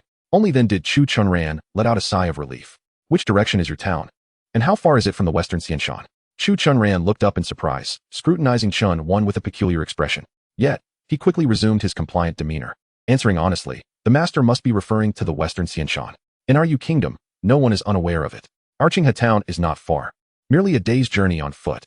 With a tentative lift of his gaze, Chu Chenran ventured to inquire. Could it be that the master intends to go to the western Xianshan? Chun Wen nodded imperceptibly. Indeed. We shall first rest at Qinghe town and collect the reward you promised. I would appreciate you guiding us there. In an instant, Chu Chenran's expression shifted through various shades, and he began to stammer. Qinghe town is merely a mundane place, inhabited by rustic villagers. Master, your presence there might tarnish your celestial aura. It would be better if I returned to fetch the money, and later, we can offer it at the western Xianshan. Chun Wen raised an eyebrow, his tone firm. I am not negotiating with you. He was no fool. Debts must be settled promptly, for money that remained owed too long would become irretrievable. Chu Chen bit his cheek stubbornly but, after stealing a glance at Chun Wen, realized he could not contend with him and ultimately resigned himself to fate. He was well aware of the nature of the yellow-robed Taoist and could only hope that this master was indeed returning to Qinghe town solely for financial reasons. As the three figures gradually disappeared into the night, rustling sounds emerged from the darkened woods. Moments later, a white humanoid creature, crawling on all fours, leapt from behind a tree. Its tattered clothing hung in shreds, and its body bore numerous wounds, with 2 fingers of its right hand severed. Its crimson eyes still reflected lingering terror as it gazed in the direction Chun Wen had departed, ensuring he was far away before cautiously creeping toward the corpse of its kind. First, it sniffed one body, wrinkling its nose in disdain, before quickly climbing towards another. This deceased companion differed from it. Its pale skin was laced with fine, purplish veins, suggesting some form of mutation, evidently having fed on Chun Wen and Appo's flesh while alive. The creature extended its tongue to taste, emitting a cackling sound of delight, before sinking its gaping maw into the corpse and Appo's neck. Fresh, still warm blood flooded its taste buds, satiating its primal desires. Unable to contain itself any longer, it began to gnaw voraciously, feasting upon the scattered remains. As it consumed more blood and flesh, its own form Underu Chapter 15. The Zhao family Qinghe town, as its name suggests, derives its title from a crystal-clear river that flows through the settlement. According to Chu Chenran, this river cascades down from the mystical Xian mountain, thereby imbued with an air of enchantment. The townsfolk harbor a sense of reverence, and, despite their proximity to the water, dare not drink from it. Instead, they have erected a temple by the riverside, where they offer prayers day and night. And what do you use for irrigation and daily sustenance? Chu Chenran pointed to a well by the roadside. We rely on these old wells for our livelihood. However, due to the abundant rainfall in Qinghe town, we have seldom faced severe droughts, so the absence of river water has not significantly affected us. After several days of travel, the makeup on Chu Chenran's face had nearly worn off, revealing his true appearance, fair-skinned, with delicate features, resembling a young scholar. It is no wonder the troop leader wished to marry his daughter to him. Any woman would be captivated by such an unassuming exterior. Upon crossing the stone arch bridge, they entered the ancient town, where townsfolk were beginning to rise and fetch water. As dawn broke, a faint glow illuminated the sprawling rice paddies, which were just beginning to sprout green shoots after the recent spring. The air was filled with a subtle fragrance.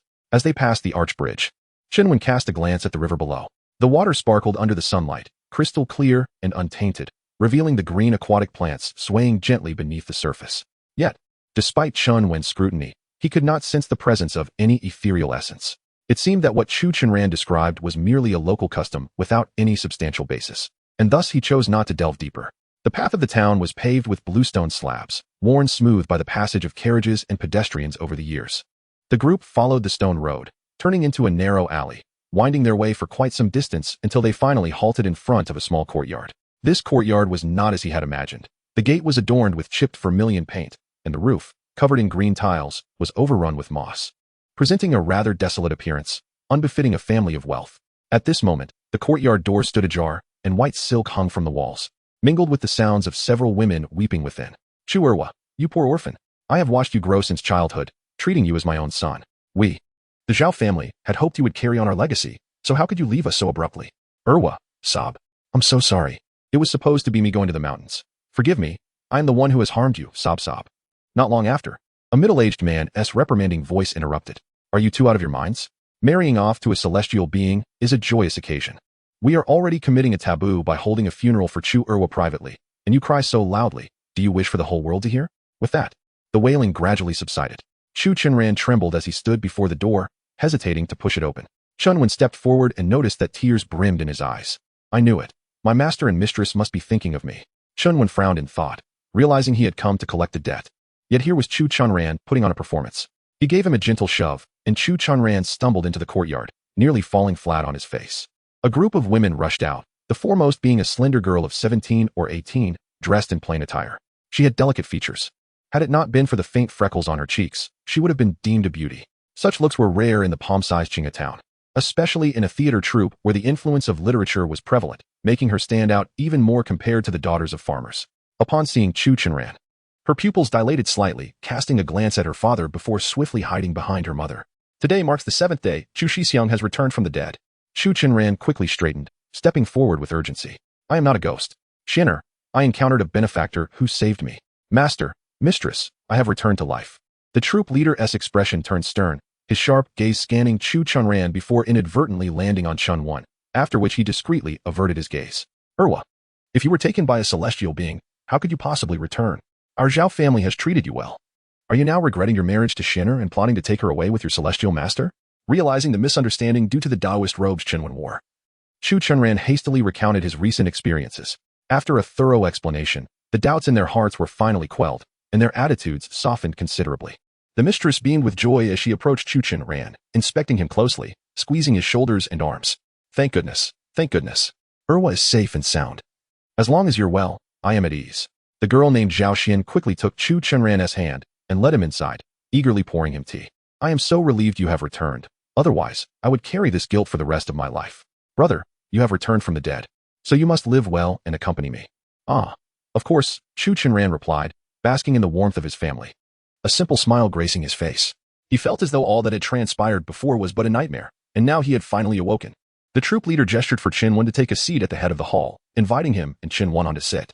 He spoke with utmost respect. Thank you, revered master, for saving my disciple. To be frank, my wife and I have no sons, only one daughter. We hope that the young man would support us in our old age.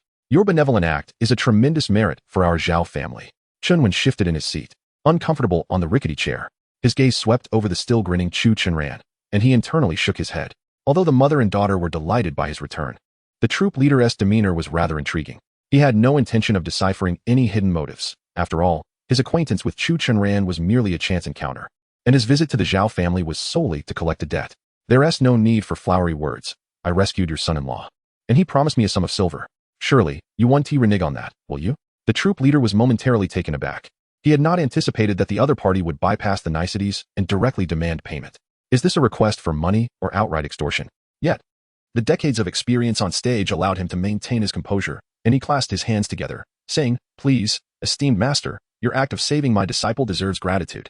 However, our troop has recently faced financial difficulties, making it challenging to produce funds. Perhaps you could wait a few days while I gather some from friends and relatives? Shunwen's eyes narrowed, and he slammed his hand onto the table with a resounding thud, nearly breaking it apart. I have no time to spare. Do you think me easily deceived?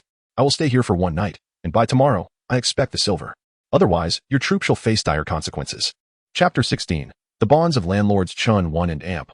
Appos. S threat evidently bore fruit, as the old master wiped the cold sweat from his forehead and readily acquiesced. The day was still young, and after days of arduous travel, AI had finally arrived at a gathering place of the common folk. Chinwen intended to treat her to a sumptuous meal to replenish her strength. Coincidentally, it was market day, and vendors flocked to the town, filling the air with their lively calls. This was Chunwen's first encounter with a town in this world. The streets bustled with activity, vibrant with the scent of life. Children darted about, farmers haggled at stalls, and elegantly dressed nobles strolled by. Although everything was illusory, Chunwen could discern no hint of artifice. Each figure appeared palpably real. Approaching a stall, he picked up a wooden hairpin. Though not particularly valuable, it was intricately carved with a lively little bird and adorned with 2 green stones, making it quite exquisite. Chunwen handed the vendor 10 coins, deftly arranging AI and Appos' hair into a bun before securing it with the hairpin, nodding in satisfaction. Quite nice. Indeed, she seemed more spirited now. The old master would certainly provide more items for her, as girls of 13 or 14 were considered young ladies here. AI gingerly touched the hairpin atop her head, beaming with delight. Her cheeks flushed, and she bounced with joy. It was the first time in her life someone regarded her as a girl, a feeling both strange and delightful. Brother is so kind. Witnessing his sister's happiness, Chunwen's spirits lifted as he treated her to sweet and sour candied hawthorn and soft, delectable plum cakes. With each bite, AI's eyes widened with delight, as if she were savoring the most exquisite delicacies in the world. Just as Chunwen intended to find an inn for a meal, he caught a glimpse of someone stealthily following him from the corner of his eye. The man was dressed in attire superior to that of the common folk, sporting a small mustache and possessing a somewhat shifty demeanor. Chunwen turned, ready to confront him, but the man boldly stepped forward, bowing deeply. Esteemed immortal, my master has heard of your arrival in Qinghe town. He regrets not welcoming you in advance and has prepared a banquet, inviting you to his residence for a gathering. Chunwen stroked his chin, not responding immediately. Your master? Who is he? I presume this is your first visit to our Qinghe town. My master, Lord Huang, is quite sincere, offering incense to the immortal mountain almost every few days. Your fellow disciples must surely be familiar with him. He wishes to invite you to foster a closer relationship.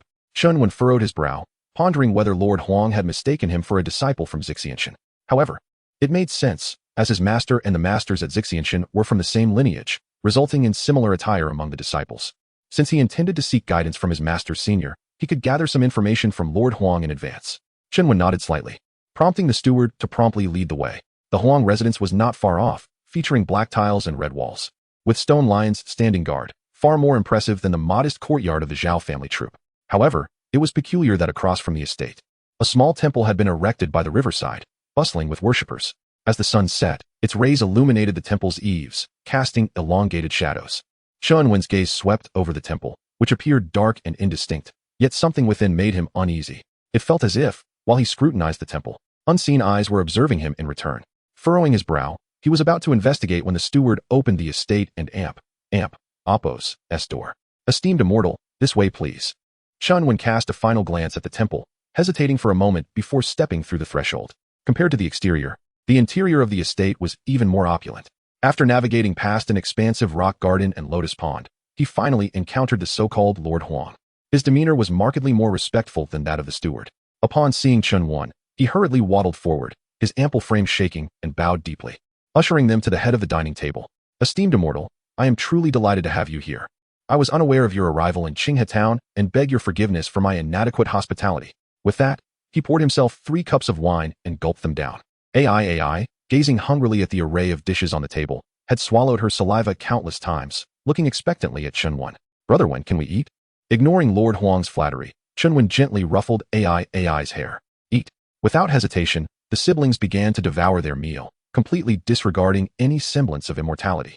Throughout the feast, Lord Huang wore a beaming smile, incessantly showering Chunwen with compliments, his words flowing like a stream.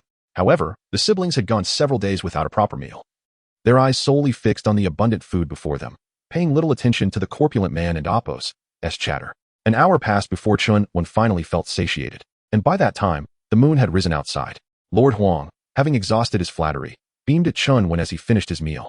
Chunwen wiped the oil from his mouth and inquired, You Don and Appos' fear taboos by building a temple at your estate and Appos' entrance? Seeing AI still feasting, Lord Huang quickly ordered his servants to bring in another table laden with delicacies. Esteemed immortal, you may not be aware, but our Qinghe town has thrived by the water for generations, once an inconspicuous place. Yet decades ago, 2 immortals from the Yu Kingdom established a sect, one of whom set up a mountain gate on Xixianshan. The river flowing down from the mountain gradually became infused with celestial energy, eventually attracting the river deity to reside here.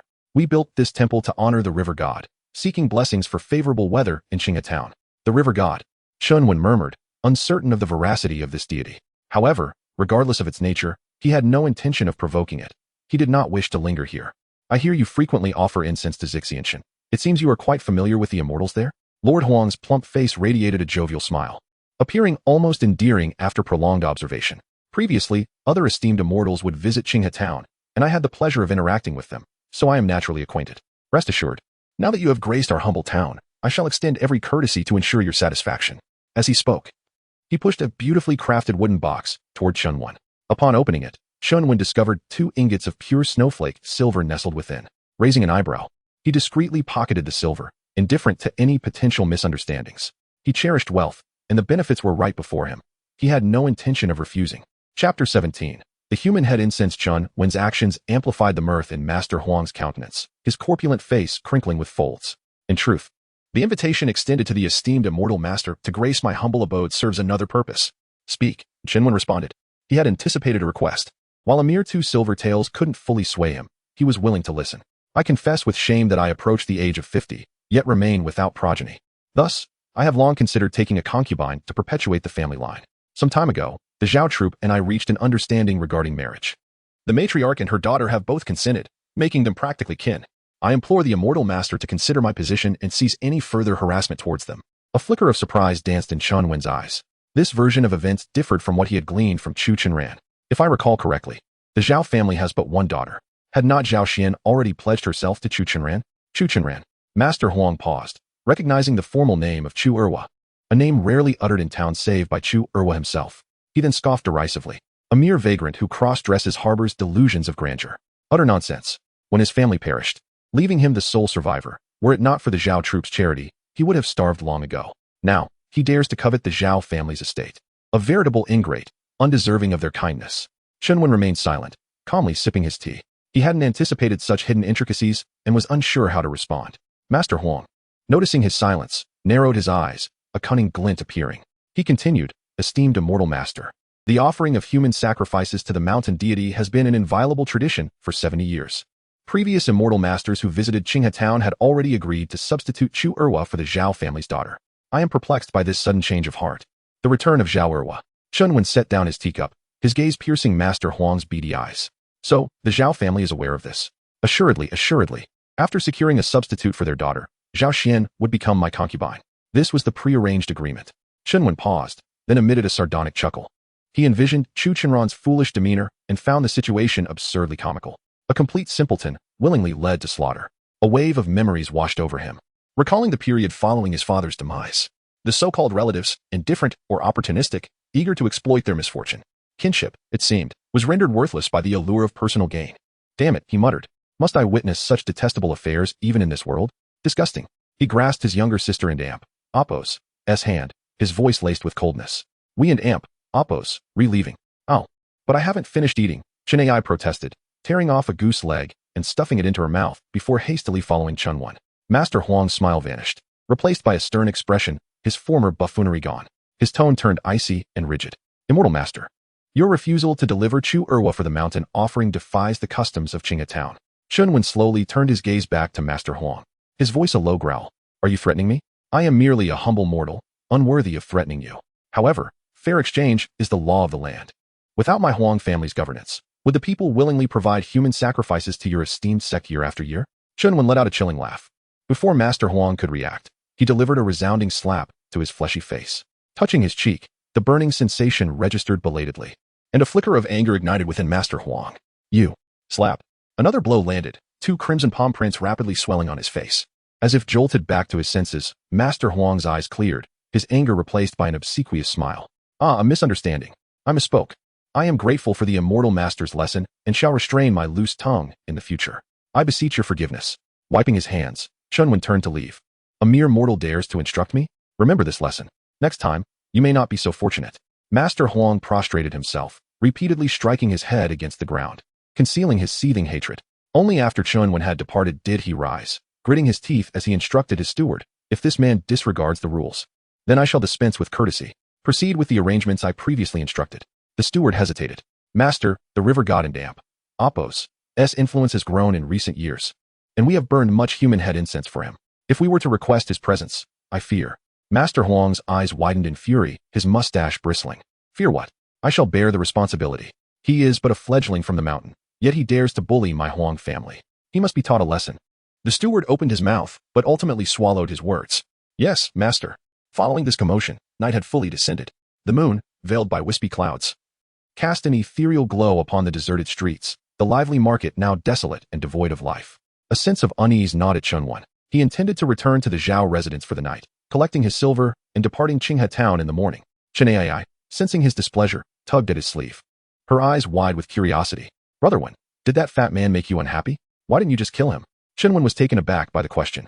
Having grown up on immortal mountain, she had been exposed to warped ideologies. He would need to correct these notions gradually. Little sister. We must not resort to killing so readily. They, too, are children of parents, and life is precious. While a swift death may bring us ease, their parents and children would suffer immensely. Do you understand? Chen Ai nodded, though it was unclear whether she truly grasped his meaning. He had intended to further instruct his sister, but he soon noticed an unsettling atmosphere. The town was eerily silent. Not a single house emitted light, and the windows and doors were tightly shut, leaving no trace of activity. The moon emerged from the clouds, casting a pale, spectral light upon the cobblestone streets. An inexplicable sense of foreboding washed over Chun Wen, a feeling of dread permeating the air. He cautiously placed his hand upon his sword hilt, shielding his sister behind him. What is it, Brother Wen? Hush, be silent. Chun Wen proceeded with caution, his eyes darting around, scrutinizing every corner. Chapter 18. Is it my little sister? In the shadowy corners of the alley, it felt as though a pair of eyes were silently watching him, sending shivers down Chun Wen's spine. Suddenly, a faint voice drifted from the depths of the alley. Straining to listen, he discerned a girl's voice. Upon reflection, that voice seemed eerily familiar, as if he had heard it before. Just as Chun Wen's gaze began to drift, and he stepped deeper into the alley, Chen Ai abruptly grasped his arm. Don and Amp, Oppos, go in there, brother, I and Amp, Oppos, am scared. At her words, Chun Wen jolted back to reality, drenched in cold sweat. He was uncertain what malevolent spirit had clouded his mind, almost leading him astray. The sense of danger intensified, prompting him to hasten his steps alongside his sister. Yet, no matter how swiftly they moved, that voice trailed behind them, relentless and insistent, like a swarm of ants burrowing into his eardrums and clinging to his thoughts. Can you hear it? The voices. Chen Ai looked at him with concern. There's no sound. Brother, are you all right? You look unwell. She quickly moved closer, covering his ears with her small hands. But at that moment, the voice had already burrowed deeply into his mind. Brother Wen, wake up. Save me. It's Ai. She was crying for help. Chun Wen turned to his sister, his gaze vacant and unfocused. But Ai was right beside him. Who was the voice truly belonging to? He scrutinized the familiar face of his sister, seeing no sign of anything amiss. As he recalled their journey thus far, he sensed nothing unusual about her. Was the voice truly a sinister enticement? Was it attempting to sow doubt within him? But what if this sister before him was the imposter, and the genuine Ai was in peril? What's wrong, brother? Chen Ai watched him curl up, clutching his head, unsure of how to proceed. She glanced around, feeling an unsettling chill in the air. Not daring to linger, she supported Chun Wen onward. The voice of his sister grew increasingly clear in his mind, causing a throbbing sensation in his head. Brother, she is a fake. Don't be deceived. It's almost too late. Wake up and save me. Chun Wen pounded his forehead with his fists, yet the chaotic thoughts remained indistinct. Just as he felt his sanity on the brink of shattering, a flash of clarity struck him, and he opened his eyes wide. I understand now. I know how to distinguish. Chen Ai, increasingly anxious, timidly inquired, distinguish what? Without replace, Chun Wen gazed upon the familiar visage before him, his hands trembling as the 7-star sword clattered to the ground. A flicker of dread coursing through his heart. He had nearly slain his younger sister. What malevolent force possessed such an extraordinary ability to confound the mind? Chen Ai, overwhelmed with relief, collapsed onto the ground, her chest heaving as she gasped for breath. Brother, you have finally regained your senses. Just moments ago, you seemed deranged, ignoring my calls. What on earth happened?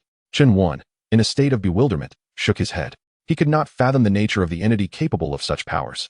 But it was evident that their cultivation surpassed his own by great margins. This town felt ominous. They needed to leave immediately. Chun Wen helped his sister to her feet and dashed swiftly toward the outskirts of the town.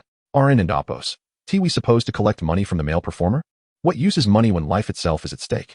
Noticing his sister lagging behind, Chunwin scooped her up into his arms, quickening his pace once more. Yet, in that fleeting moment, he caught sight of her disheveled hair, a sudden pang of alarm striking him. Where has your hairpin gone? Chapter 19. Regression. Chen Ai touched the top of her head with a perplexed expression, feigning innocence. However, this facade swiftly dissipated, her face contorting into a grotesque visage, facial muscles twisting and deforming. Bathed in the moonlight, the play of light and shadow rendered her appearance ghastly and terrifying. Yes, and the hairpin, brother. The one you gave me with your own hands. How could you forget? She uttered with a sinister giggle. These words plunged Chun into an icy abyss. He desperately lunged to retrieve the 7 stars sword from the ground. Alas, he was too late.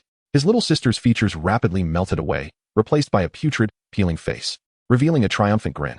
As he lunged forward, the ground beneath him suddenly gave way, his body plummeting downwards. He glanced down to see that his limbs had inexplicably disintegrated, revealing a gaping maw filled with rows of needle-like teeth. Half of his body had already been swallowed. Channeling every ounce of his immortal energy into his limbs, Chunwin desperately clawed his way out of the monstrous mouth. But from all sides, arms and severed legs surged forth, relentlessly dragging him downwards. The jaws slowly closed, the rows of fine, sharp teeth clamping down on his lower body, threatening to bisect him. Fortunately, Chunwin had refined his elder brother and Appo's flesh and blood, rendering his bones far more resilient than those of ordinary cultivators. The teeth pierced his muscles, but were temporarily halted. Such sturdy bones. They will surely be nourishing. Old Master Huang has truly outdone himself this time. This offering pleases the river god greatly. Ha ha ha ha. I shall devour you first, then slowly digest you. Before the words had even faded, a thick, greasy tongue slithered out from the depths of the maw, tightly ensnaring Chun and Appo's legs, forcefully dragging him deeper into the worm-like creature. After a brief struggle, Chunwin's limbs began to weaken, and the meager immortal energy within his dantian was depleted. At last, he could no longer resist, and he was irresistibly pulled into the abyss. As the maw slowly closed, his vision faded into darkness. Only then did Chunwin realize, with stark clarity, am I truly going to die? To die so inexplicably in a dilapidated temple? Am I not the protagonist of this world? Why am I dying? What will happen to my little sister after I die? Will she ever be revived? A myriad of thoughts raced through his mind, and a belated sense of dread began to creep into his heart. For the first time, he felt the chilling proximity of death. With a resounding thud, his body finally landed. Corrosive gastric juices flooded forth, enveloping Chunwin's flesh, seeping into his nostrils and throat. A searing sensation rapidly spread throughout his body, and he could feel his flesh slowly dissolving. This erosion was internal and external, and within moments, his internal organs and outer skin began to fester extensively. The unbearable pain assailing his nerves. Despair welled up within him, and Chunwin's body convulsed uncontrollably in terror and agony. I still want to live. I still have loved ones waiting for me. I cannot die like this. Just as his consciousness began to fade, a thought suddenly flashed through his mind. He grasped at it as if it were the last straw. That's right, there's still a way. There's still a way for me to survive. He had almost forgotten that everything he was experiencing was merely virtual. In the end, this was just a game, a dream. As long as he woke up and had Professor Lin alter the parameters, everything could be restarted. He could escape this predicament, and his little sister could be saved. No one had to die. Chunwin was on the verge of drowning, but at that moment, he felt an overwhelming sense of elation. He endured the pain, constantly reassuring himself, forcing his mind to calm down. This is all fake, all simulated illusions. I and Appo's, I'll be back soon. There and Appo's, no need to be afraid. It and Appo's, all fake. As Chunwin repeated these words, the pain slowly subsided, replaced by a tingling sensation that enveloped his entire body, a sensation that was deeply comforting. The familiar scent of disinfectant filled his nostrils. When he opened his eyes again, the bright and tidy laboratory had reappeared before him. The rustling sound of writing filled his ears. He glanced to the side and saw Professor Lin standing nearby, his pen flying across the paper, recording something. Seeing that Chunwin had regained consciousness, he smiled and said, awake? This experiment lasted a bit longer, a full hour. You performed admirably. Chunwin sat up unsteadily. His eyes filled with confusion. He pinched his face hard to confirm that he was indeed in the real world. Finally, he came to his senses. But this time, he did not direct his anger at Professor Lin, only a sense of relief at having escaped death. I almost died back there. Professor Lin shook his head with a smile. It seems your mind hasn't fully recovered. That was just a TVR-generated virtual scenario. Our system is designed to prevent you from dying. You must trust in our technological safeguards. Is that so? Chunwin touched his abdomen. The pain of being dissected was still fresh in his memory, but it all felt so real. I couldn't tell the difference at all. Is your system truly capable of such verisimilitude? Professor Lin closed his notebook and handed it to the secretary standing beside him. a knowing smile spreading across his face. I am gratified to hear you say that. It suggests that our technology has reached a considerable level of sophistication. Wooden and Amp. Oppos. Do you agree? Very well, rise and shine. The second installment of your contractual remuneration has already been deposited. Chunwen removed the pristine white lab coat, changed into his own clothes, and checked his phone. As expected, over 300,000 yuan had been transferred into his account. This surprised Chunwen. He had only been in the game world for 2 days, including the first experiment. He had only spent 3 days in total. But to his surprise, the unscrupulous scholar had been so generous, paying him a total of 660,000 yuan.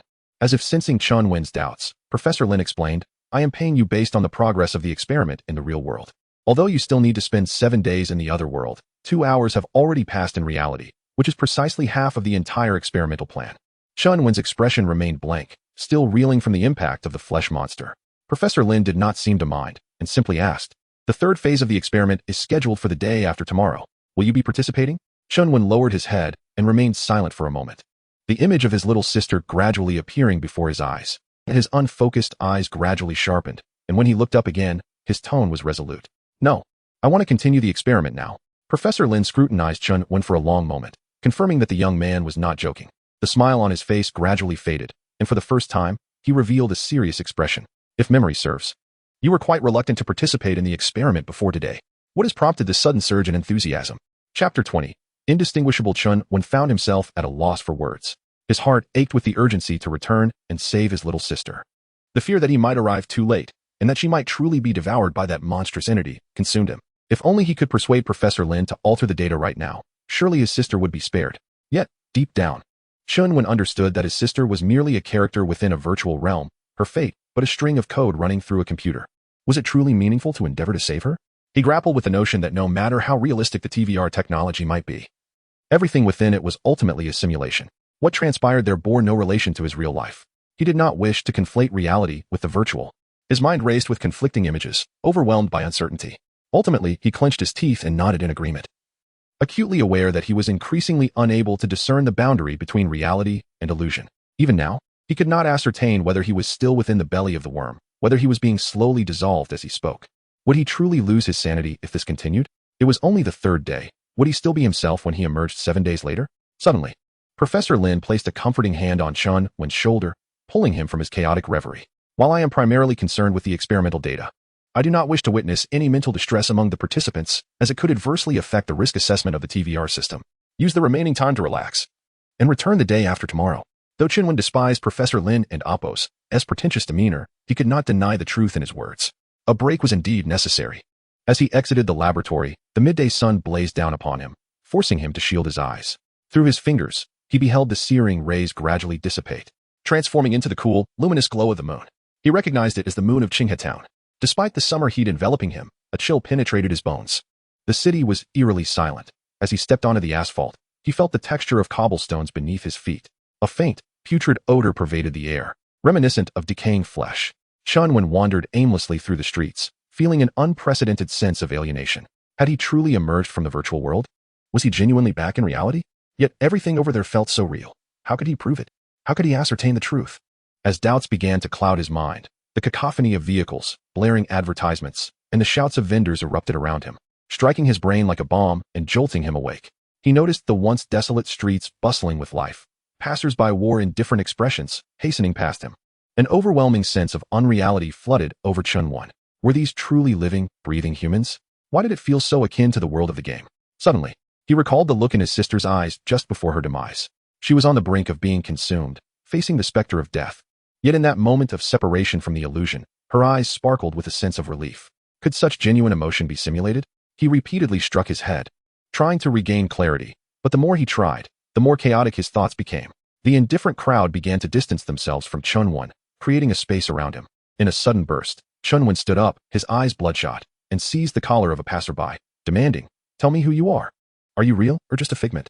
The stranger's gaze flickered with confusion and anger as he forcefully shrugged off Chunwen's grip. "You're insane." Breathing heavily, Chunwen lunged at another person, shaking her frantically. "Are you fake? Is this all an illusion?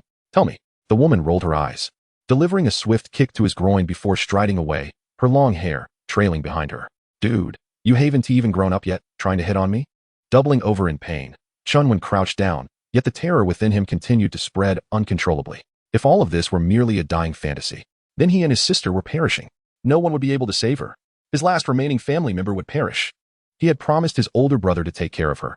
If this were true, then his brother's sacrifice would be in vain. Upon seeing Chun Wen and Xia Shuyao enter together, a glimmer of surprise danced in her eyes. Yao Yao, you have come today as well. Truly, a girl transforms remarkably. You seem even more radiant than before. Come here, let Annie take a good look at you. Xia Shuyao and Appo's cheeks flushed with a delicate hue. Yet she obediently approached Huang Yunlan, diligently transferring the newly brought gardenia bouquet into a vase. Huang Yunlan patted Xia Shuyao's hand with a benevolent smile. Auntie is delighted that you could visit me, but do not let it interfere with your studies. The college entrance examination is approaching this year. The pressure must be considerable. Xia Xiao shook her head. Actually, the study pressure has been overwhelming lately. I simply wish to take a stroll. It is of no consequence. Chapter 21.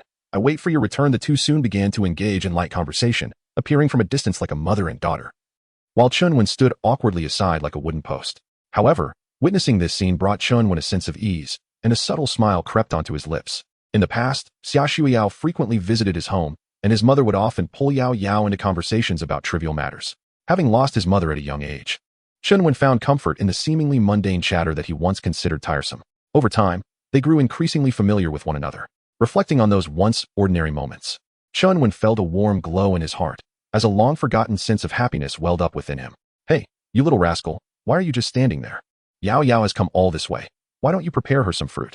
Chun Wen nodded in response and obediently picked up an apple, causing Xia Shuyao to stifle a laugh behind her hand. The passage of time seemed to fly by in the tranquility of the moment. As Xia Shuyao shared numerous anecdotes from school with Huang Yunlan, she spoke of the university she aspired to attend, her newly purchased backpack, and her breakfast that morning. During these stories, Huang Yunlan refrained from interrupting, understanding that Yao Yao wished for her son to hear them as well. Yet, Chun Wen remained silent, focused solely on peeling the apple. As the golden rays of the setting sun streamed into the hospital room, Xia Shuyao rose to her feet. Auntie, Chun Wen, I must take my leave. My father doesn't and Appo's allow me to return home too late. Huang Yunlan smiled at Xia Shuyao, her heart heavy with reluctance. With her health declining, she wondered how many more conversations she would have with this girl. After Xia Shuyao stepped out of the room, Huang Yunlan gently patted Chun Wen on the shoulder and said, Xiao Wen, go see Yao Yao off. Chun Wen lowered his head, hesitating. Huang Yunlan continued, Yao Yao is a girl, and it's not easy for her to come looking for you multiple times. Regardless of your thoughts, you should clarify things with her. Chun Wen fell into silence, but after a moment of contemplation, he realized his mother was right, and he decided to follow her out. Upon seeing Chun Wen and Appo's silhouette, Xia Shuyao's face lit up with joy. Yet, Chun Wen was preoccupied with finding the right words, pondering how to avoid hurting this girl. Soon, they arrived at the bus stop. Xia Shuyao looked up and asked, Chun Wen, when will you return to school? Chun Wen was taken aback. You know my situation.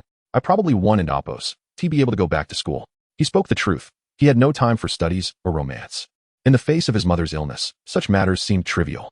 Xia Xiao bit her lip, struggling to express herself, but she genuinely wished for Chun Wen to return, to restore their once close friendship.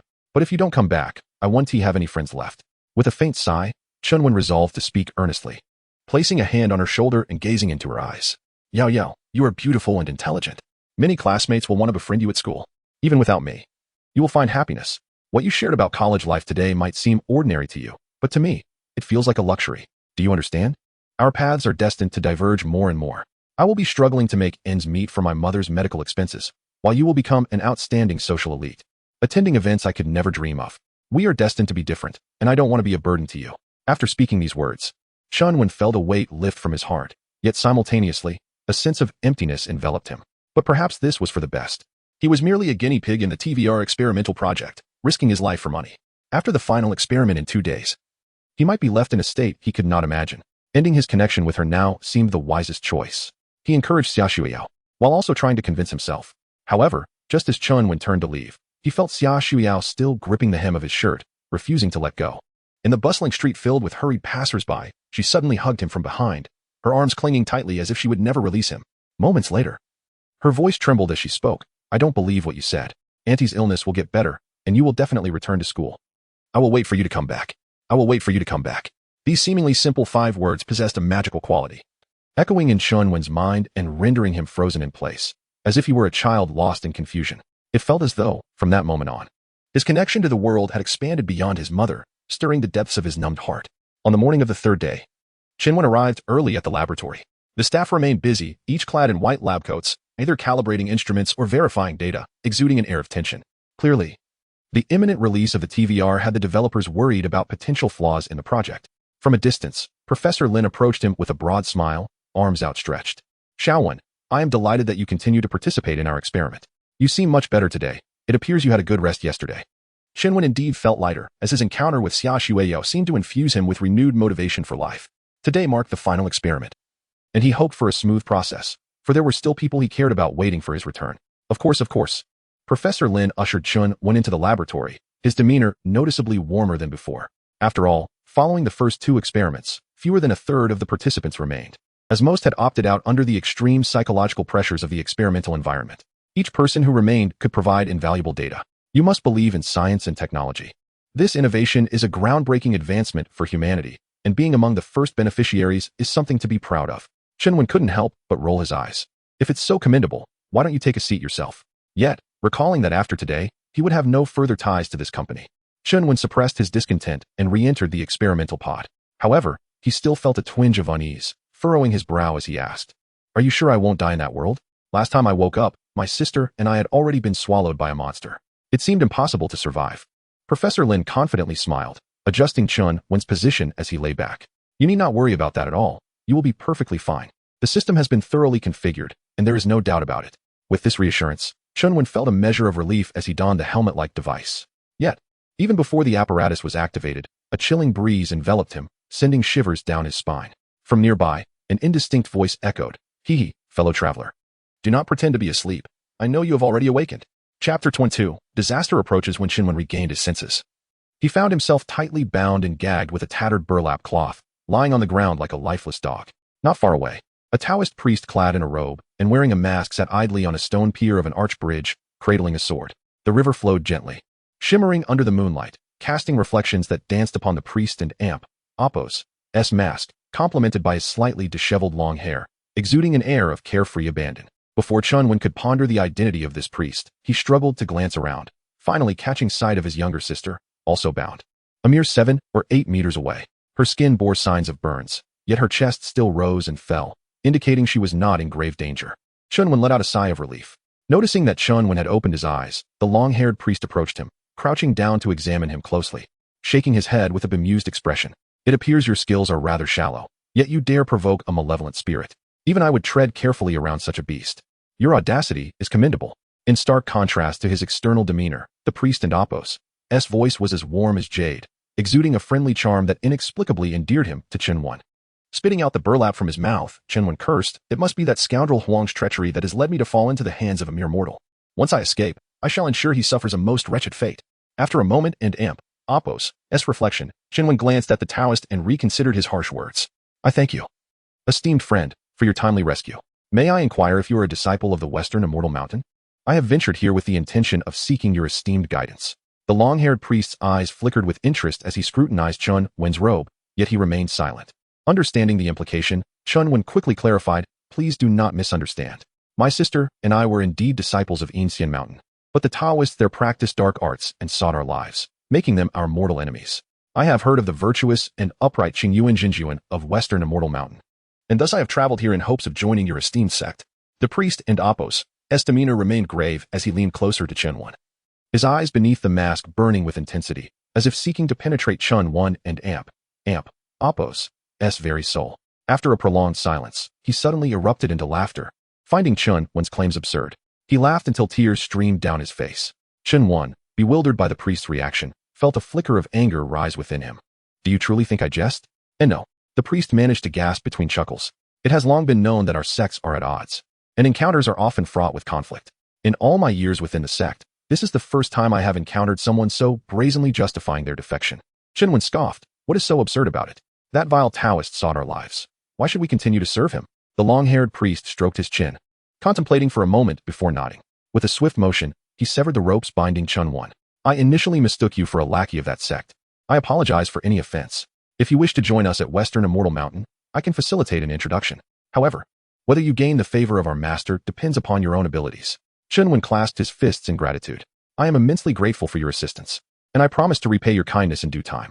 He then hurried to check on Chun Mai, relieved to find her breathing steadily. We need not linger with pleasantries. We must depart this clear river town at once, the priest urged. Chunwen hesitated, surveying the ancient town shrouded in night. The quiet stone streets devoid of sound. What do you mean, master? Is something amiss in Clear River Town? The long-haired priest chuckled darkly, a glint of derision in his eye. These mortals possess an audacity beyond measure, daring to nurture malevolent spirits with their flesh and blood, even erecting shrines to worship them day and night. Do they truly believe it is a game? Chunwen's expression shifted.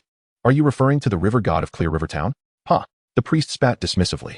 That so-called river god is nothing but a collection of refuse. You will soon learn of its true nature. Now, let us depart. I have already expended considerable energy rescuing you, and we must not become entangled in further complications. Feeling a sense of unease creeping into his heart, Chunwen suddenly recalled the foolish Chu Chenran. However, there was naught he could do now but hope for the best. Having battled the river god had drained his celestial energy, and he could not afford to set foot in Clear River Town again. As Chunwen prepared to leave with the long-haired priest, carrying Chun Mai Mai on his back, a youth rushed out from the town, calling out from a distance. Great immortal master, please wait. Chunwen narrowed his eyes, observing the boy, whose round face and simple demeanor were characteristic of a farmer. After a moment of recollection, he recognized him as one of the apprentices from the Zhao family's opera troupe, who had served him tea the previous day, given that the townspeople remained indoors at night. The boy and Appo's presence was particularly conspicuous. As the boy approached, he produced a bag of silver from his pocket, respectfully handing it to Chunwen. Upon opening it, Chunwen discovered a substantial amount of silver ingots, some loose coins, and even a silver bracelet, indicating the boy had truly emptied his family and Appo's coffers. What is the meaning of this? Chunwen inquired. Scratching his head in confusion, the boy recalled his master and Appo's instructions and repeated. My master expressed deep gratitude for saving Ergo. He raised him like a son, and now that Ergo has returned, the Zhao family opera troupe has a future. Therefore, he asked me to deliver this reward to you.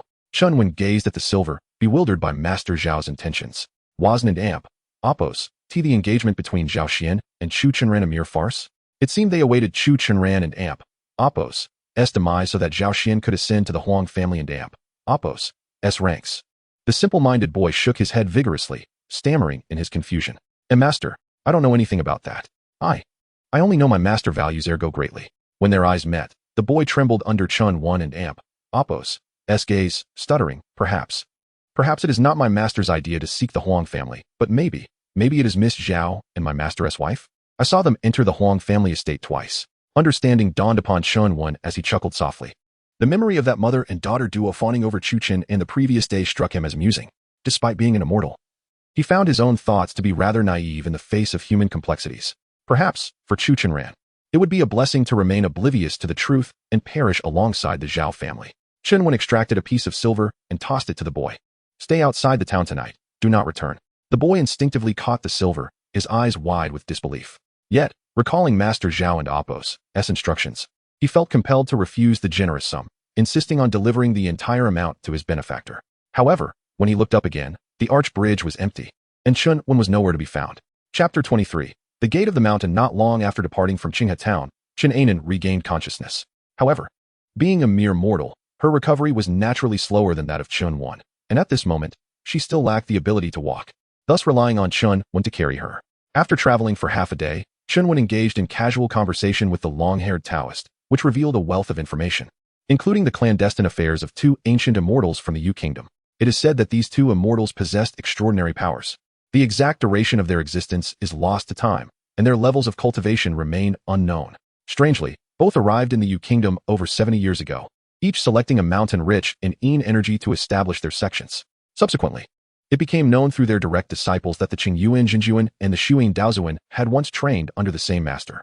However, for reasons unknown, they became bitter enemies, locked in a relationship of mutual destruction, causing their sects to be at odds for decades.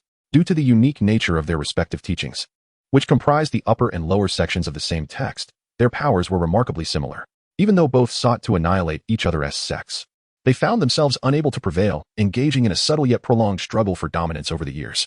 Over time, the people of the Yu Kingdom grew accustomed to the presence of these two immortals, and even the court turned a blind eye to the existence of their sections. Upon hearing this, Chunwen gained a clearer understanding of the legends surrounding these formidable beings, and a sense of relief washed over him, realizing he had come to the right place. The worse the relationship between this uncle master and the demonic Taoist of Inxian Mountain, the greater his chances of survival. However, a lingering concern prompted him to further inquire of the long-haired Taoist. Given that the practices of Ancient Mountain are enigmatic and often involve human sacrifices for alchemical purposes, how does Qingyuan Jinjuan elevate his cultivation? Instilled with a sense of morality from a young age, Chunwen felt averse to the idea of harming others for the sake of one and amp, Apos, own advancement. And he had no desire to fall into the clutches of a sinister cult upon leaving Ancient Mountain. The long-haired Taoist burst into hearty laughter, patting Chunwen's shoulder with gusto. My friend, your concerns are unfounded. While we Taoists do revere the first immortal and adhere to the path of fleshly cultivation, we practice the lower section of the text, which only allows for the sacrifice of malevolent entities. We have no interest in the lives of mortals.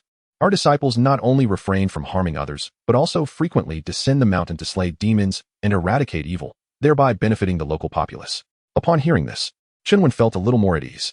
As they conversed, they arrived at the foot of the western immortal mountain.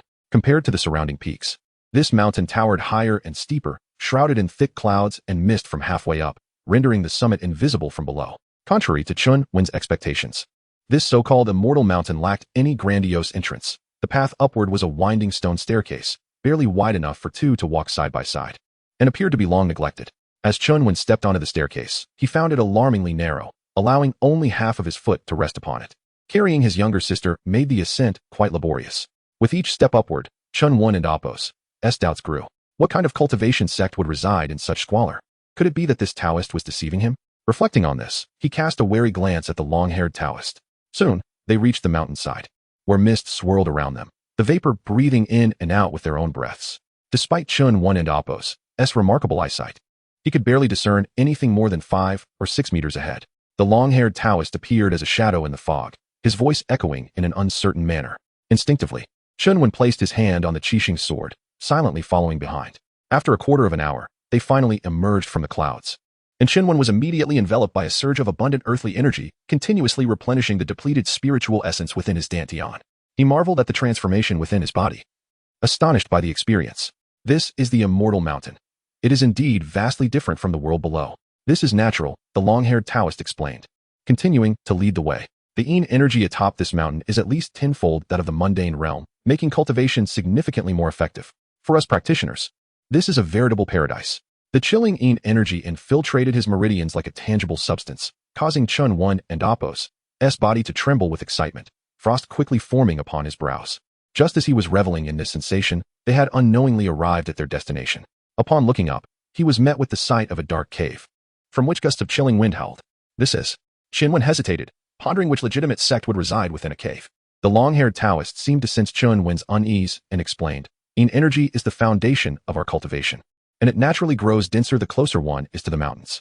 Thus, we excavate caves for our practice. You will soon understand the wonders within. Despite his lingering apprehension, Chunwen ultimately chose to step inside. However, at that moment, the long-haired Taoist blocked his path. To prevent any misunderstanding on the part of my master, allow me to enter first and report our arrival. Please wait a moment. Assured that a brief delay would not matter, Chunwen acquiesced. He waited outside for a full half-hour. As the sun dipped lower, the long-haired Taoist showed no sign of emerging. Chunwen and Apos' anxiety mounted, and he exhaled deeply. Gazing at the half-sunken sun, which cast a crimson glow across the clouds, a breathtaking sight from the mountain and Apos' vantage point, a flock of egrets glided gracefully past, creating a scene rich in artistry. Chunwen lingered for a while, finding his mind settling. Yet, as he gazed at the horizon, an unsettling feeling crept over him. A fleeting thought flitting through his mind. He retrieved the simple map he had pilfered from Su Mingwei and Apos' corpse, scrutinizing it for a time, his brow furrowing deeper. Just as he seemed on the verge of grasping something significant, a hand suddenly reached out from behind, tapping him quietly on the shoulder. My friend seems to be quite taken with the scenery. I have already reported to my master, who wishes to meet you in person. Come, let us enter. Chunwen felt a moment of disorientation, but as he turned to gaze into the distance, the sun had completely vanished, leaving the sky shrouded in twilight. No matter how hard he tried to recall what he had just been pondering, the thoughts eluded him. The long-haired Taoist remained by his side, and with no other option, Chunwen chose to temporarily set aside his concerns and followed him into the cave. Inside, it was damp and dark. Chunwen stepped carefully through the muddy, uneven terrain. Were it not for his enhanced constitution, he would have struggled to find his way. Chen A and Apos, Nan, feeling frightened, clung tightly to Chunwen and Apos' back, though she stifled her fear in silence. Chunwen gently patted her in reassurance, yet from the depths of the cave, an ancient, benevolent voice echoed, "Child, you have arrived." Navigating the labyrinthine tunnels, Chunwen swiftly located the source of the sound. It was an immense cavern, its depths swallowed by an impenetrable darkness. 2 rows of masked figures stood in solemn silence. As Chunwen entered, they turned in unison, their cold gazes fixed upon him. Chunwen swallowed hard. A robed figure halted his advance, offering a respectful bow towards the cavern and Apos' heart. "Master, this is Chunwen." A series of creaking sounds echoed through the chamber. Finally, a voice reached Chunwen, ancient yet gentle. "Indeed, you and Apos. Tells me you journeyed from immortal mountain?"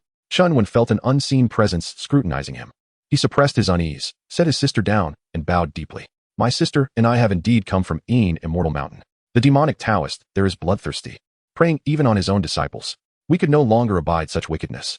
Having heard of your great power and benevolent spirit, we beseech you to accept us as disciples." Chunwen chose his words carefully, omitting his near transformation into a pill, wary of potential covetousness. The pure source true Lord seemed pleased. "You speak truly. We cultivators ought to benefit the populace. My brother has strayed, his hunger insatiable. He has wrought too much havoc. Your repentance is commendable. Approach, let me assess your aptitude." Chunwen inhaled deeply and stepped forward. The masked figures, like frozen statues, fixed their icy stares upon him, raising goosebumps on his skin. He pressed on. Soon, his heart hammered in his chest, his face flushed. He felt a powerful presence nearby, its aura both potent and strange. With each step, his blood surged. His inner energy spiraled, his body nearly overwhelmed. From the darkness, a slender hand emerged. A pristine finger gently touched Chunwen's brow, infusing him with a subtle energy that spread through his veins. His body tensed, muscles spasming violently. The ordeal was agonizing, his very being laid bare. Chunwen could only endure, sweat drenching his clothes. A rustling chuckle arose from the cavern's depths, not from a single throat, but from a multitude whispering in unison. The laughter swelled, yet remained indistinct, until it coalesced into the pure source true Lord and Apos' voice, echoing through the chamber, deafening.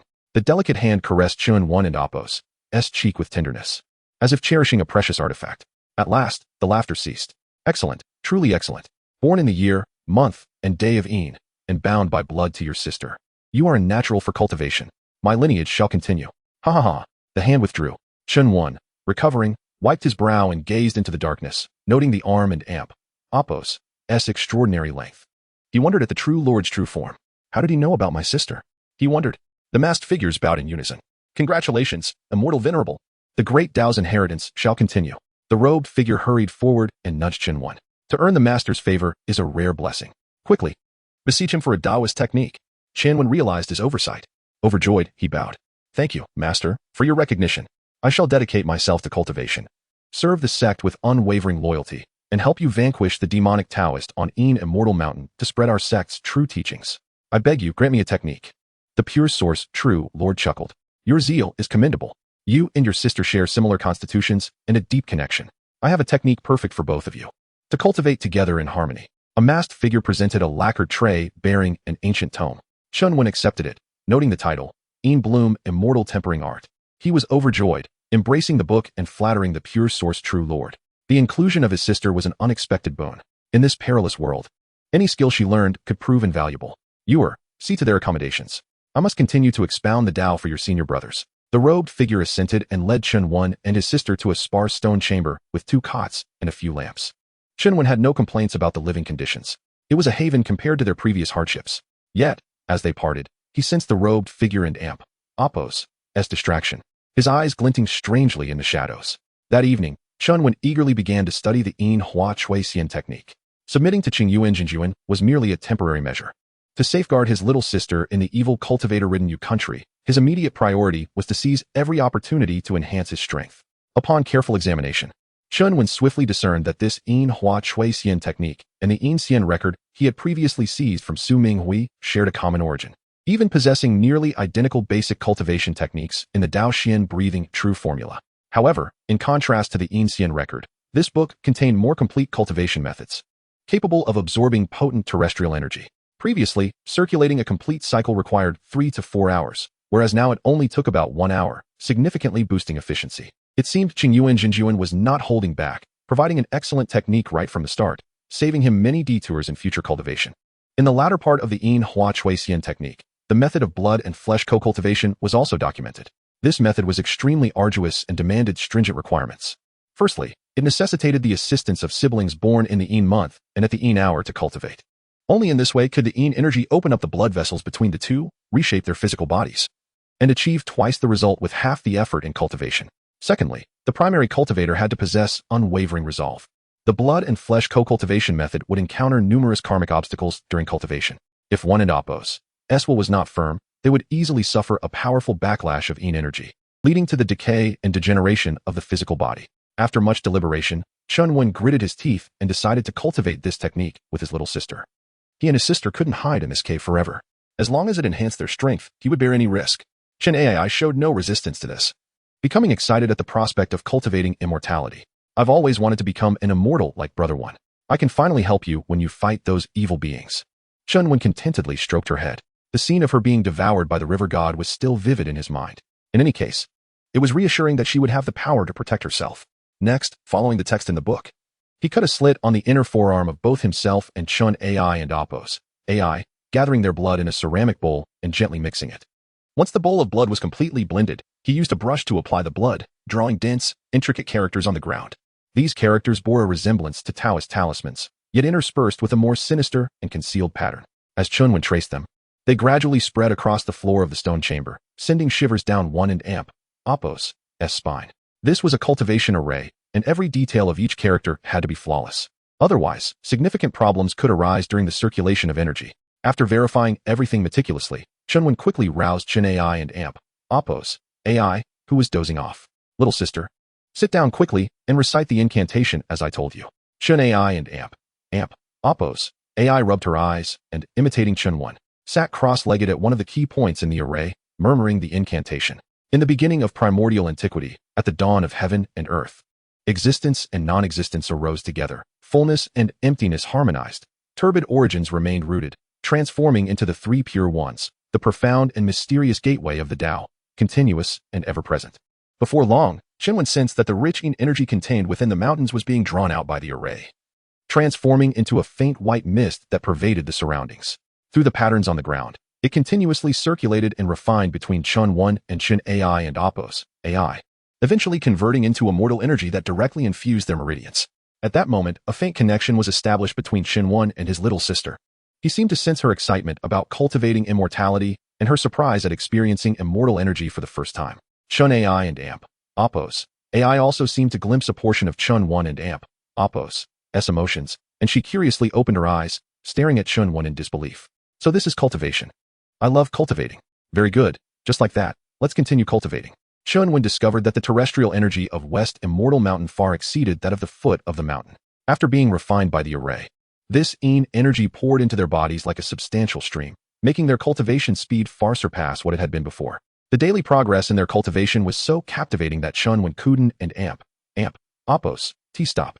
For an entire day, the siblings barely left the stone chamber, dedicating themselves wholeheartedly to cultivation. It wasn't until the long-haired Taoist reappeared that they snapped out of this state. He was carrying some food and a bottle of pills. Chunwen suddenly realized that he and his little sister hadn't and Oppos had a drop of water all day. Yet, surprisingly, they didn't and Oppos feel particularly hungry. Master is pleased to see you siblings cultivating so diligently, and he has specially asked me to prepare some food. Cultivation is important, but you must also take care of your bodies. Furthermore, this bottle of lifeblood pills has the effect of condensing qi and blood and unblocking meridians, which will also be beneficial to your cultivation. I happen to have an extra bottle, so consider it a small introductory gift from your senior brother. Chunwen quickly accepted the food and pills. He hadn't and Oppos expected the master-disciple bond on West Immortal Mountain to be so deep, and that they would have a senior brother who cared for them, which filled him with a slight sense of gratitude. This treatment was worlds apart from what he had experienced before, and he felt increasingly that his decision to join them was wise. Senior brother saved us both in Qinghe Town that day, brought us to West Immortal Mountain, and now you're giving us pills. We are truly grateful. The long-haired Taoist smiled and shook his head, seemingly unconcerned about these small matters. It and Oppos just a small favor. Why should junior brother keep it in mind? You are now in master's good graces, and I might even need your help in the future.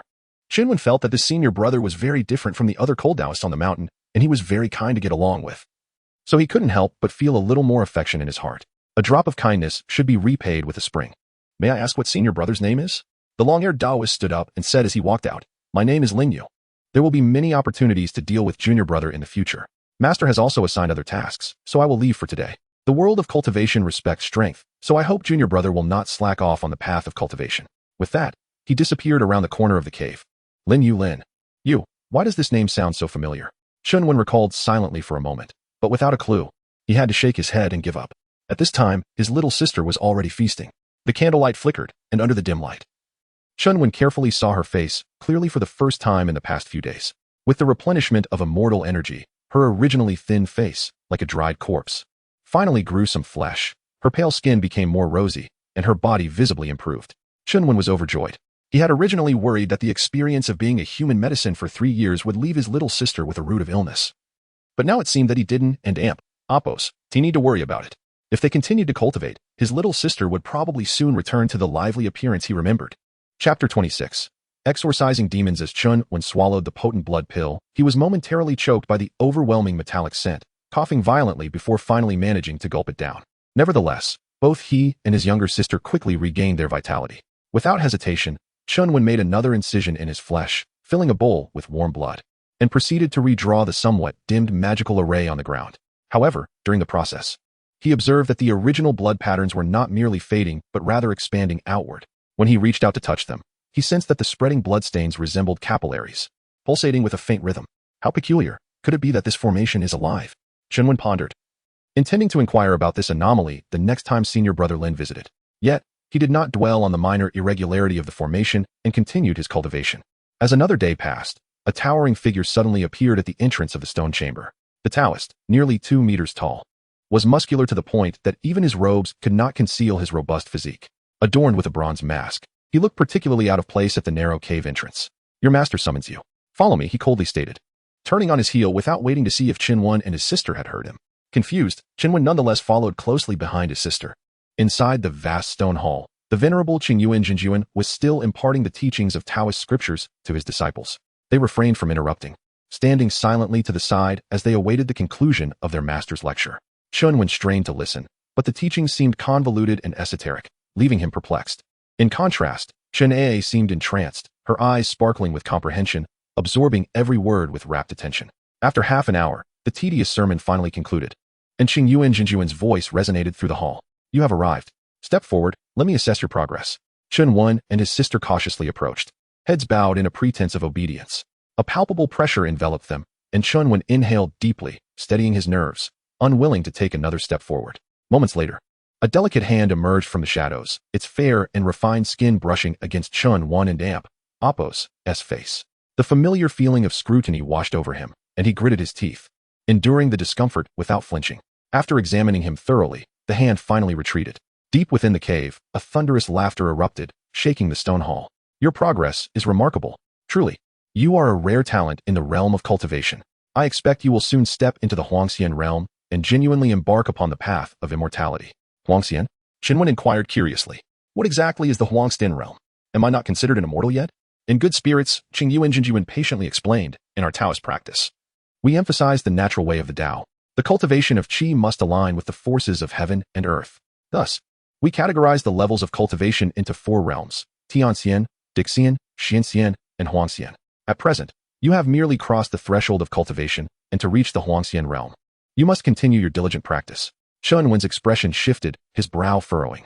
He had not anticipated that he had yet to achieve even the most rudimentary level of cultivation. It seemed his quest for vengeance against the Inxian mountain would be a distant prospect. He cautiously raised his gaze, attempting to gauge Qingyuan Jinjuan's realm in the darkness. Today, I have summoned you siblings not only to evaluate your training, Qingyuan Jinjuan continued. Recently, 2 demonic beasts have appeared at the foot of our mountain, terrorizing the populace and claiming many innocent lives. This transgression has occurred under my very nose, and I cannot stand idly by. I intend to send you to exorcise these demons. What do you think, my disciple? Chunwen's eyelids flickered. He had only just arrived at the West Immortal Mountain a few days ago, and already he was being assigned tasks. Moreover, he and his sister were still inexperienced. They had barely escaped the clutches of the river god in Qinghe town. Would they truly be able to confront these demonic beasts? Despite his inner reluctance, he felt compelled to comply, as he was living under another's roof. I have always despised the slaughter of the innocent. Furthermore, these vile creatures dare to wreak havoc at the foot of the West Immortal Mountain. I shall eliminate them for my master and uphold the dignity of our Taoist sect. Chunwen declared, though he felt a pang of uncertainty. Indeed, Qingyuan Jinjuan replied, clearly pleased. Yet before he could finalize the arrangement, Chunwen continued. It is unfortunate that my sister and I have only just begun our journey in the realm of cultivation. With our meager abilities, it would likely be quite a challenge to confront such ferocious beasts. While we are willing to sacrifice ourselves, I fear it may tarnish the reputation of the West Immortal Mountain. At this point, Chunwen fell silent, awaiting Qingyuan Jinjuan's instructions. After a brief moment, Qingyuan Jinjuan spoke again. Your concerns are valid. Therefore, I shall also send Senior Brother Lin Yu and Senior Bro. Chapter 27. The Taoist descends the mountain. Upon hearing these words, Chunwen's heart was filled with astonishment. As he pondered, his brow slightly furrowed. If Master intended for me to consume the demon core, he could have simply given it to me directly, rather than going through such elaborate means. Lin Yu extended 2 fingers. You are unaware of certain details. I suspect there are 2 reasons for this. Firstly, the inner core of the mother and child beasts is not yet mature. It requires the infusion of mortal flesh and blood to optimize its medicinal properties. The reason Master has allowed the 2 beasts to descend the mountain is to enable them to devour more mortals and grow stronger. Qinwen contemplated deeply, realizing that the esteemed Xixin Mountain, known for its righteous path, engaged in actions no different from those of Inxian Mountain. In their eyes, the lives of ordinary people were utterly insignificant, mere expendables. As for the second reason, do you not think Master is overly concerned about you? Lin Yu did not elaborate, but silently gazed at him, a hint of mockery in his eyes, as if implying something deeper. Reflecting on the various details since joining the sect, Chunwen narrowed his eyes, as if coming to an understanding. He had always found it odd that, regardless of his talent, he was bestowed with the superior Yinhua refining immortal art upon entry into the sect. Did Qingyuan Jinjuan not suspect him to be a spy sent by the bloodthirsty Shangdao? Indeed, it was rather unusual. Perhaps sending him to deal with the mother and child beasts personally was a subtle way for Master to obtain the inner core without revealing his intentions. Just as Chunwen was furrowing his brow in contemplation, a harsh and rugged voice interrupted him. Lin Yu, what nonsense are you spouting? Turning his head, Qinwen suddenly noticed a robust Taoist standing at the cave entrance, the very same person who had summoned him earlier. When did he appear? Neither he nor Lin Yu had sensed his presence at all. Lin Yu, feeling somewhat embarrassed, rubbed his nose. It was merely a casual chat with Junior Brother. He quickly shifted the topic, addressing Qinwen. This is Senior Brother Imo Shaoshan. His strength is profound, and with him accompanying us on this demon-slaying mission, dealing with the mother and child beasts should pose no difficulty. Qinwen dared not delve further into the previous topic at that moment. He exchanged glances with Lin Yu and quickly cupped his hands in a salute, expressing gratitude for Senior Brother Mo's assistance on this journey. Imo Shaoshan paid no heed to Chunwen, merely letting out a heavy snort towards Lin Yu, his fierce gaze carrying a hint of warning. We and Oppos, LL set off at noon. We will meet at the cave entrance. Lin Yu said no more, offering Chunwen an awkward smile before hastily departing. Chen Ai tugged at Chunwen's sleeve. Her curiosity piqued. Brother Wen, are we really going to slay the demon beast soon? The memory of the previous battle against the river god lingered in Chunwen's mind. Aware of his sister's concerns, he gently reassured her, do not worry, dear sister. This time, I will ensure your safety. Nothing will go awry. To his surprise, upon hearing they would hunt demon beasts, Chen Ai leaped with joy. Finally, I can help Brother Wen. I've been diligently training and have become quite powerful. I will personally behead the demon beasts. Observing his sister's innocent enthusiasm, Chunwen could only smile wryly, his lingering unease slightly dissipating. Nevertheless, they could only take one step at a time for now. With 2 senior brothers dispatched by Qingyuan Jinjuan accompanying them, at least their lives were assured. After a brief preparation, Chunwen and his sister exited the cave. It was his first time outside in days. The glaring sunlight stung his eyes, leaving him momentarily disoriented. Meanwhile, Lin Yu and Imo Shaoshan were already waiting at the mountain gate. Just as Chunwen intended to exchange pleasantries, Imo Shaoshan coldly urged, do not delay any longer. We must descend the mountain now. The descent down Xixin Mountain followed the same rugged path, yet after a period of training, traversing such terrain was no longer a challenge. Even Chen Ai moved with the grace of a swallow, eagerly leading the way ahead of the others. As they passed through the thick cloud cover, Chunwen distinctly felt a sharp decline in the earthly vitality around him, making him somewhat uneasy, as if the flow of celestial energy had become obstructed. However, Xixin Mountain was a rare feng shui treasure, not easily found elsewhere. The thin earthly energy of the mundane world was where most humans resided, often plagued by lurking demon beasts and malevolent spirits.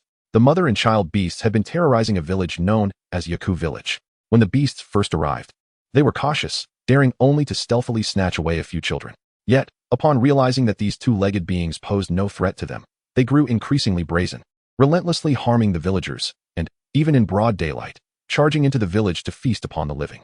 Chunwen surmised that the 2 demon beasts, having been raised by immortals for so long, were initially fearful of humans when cast down the mountain, hence their timid behavior.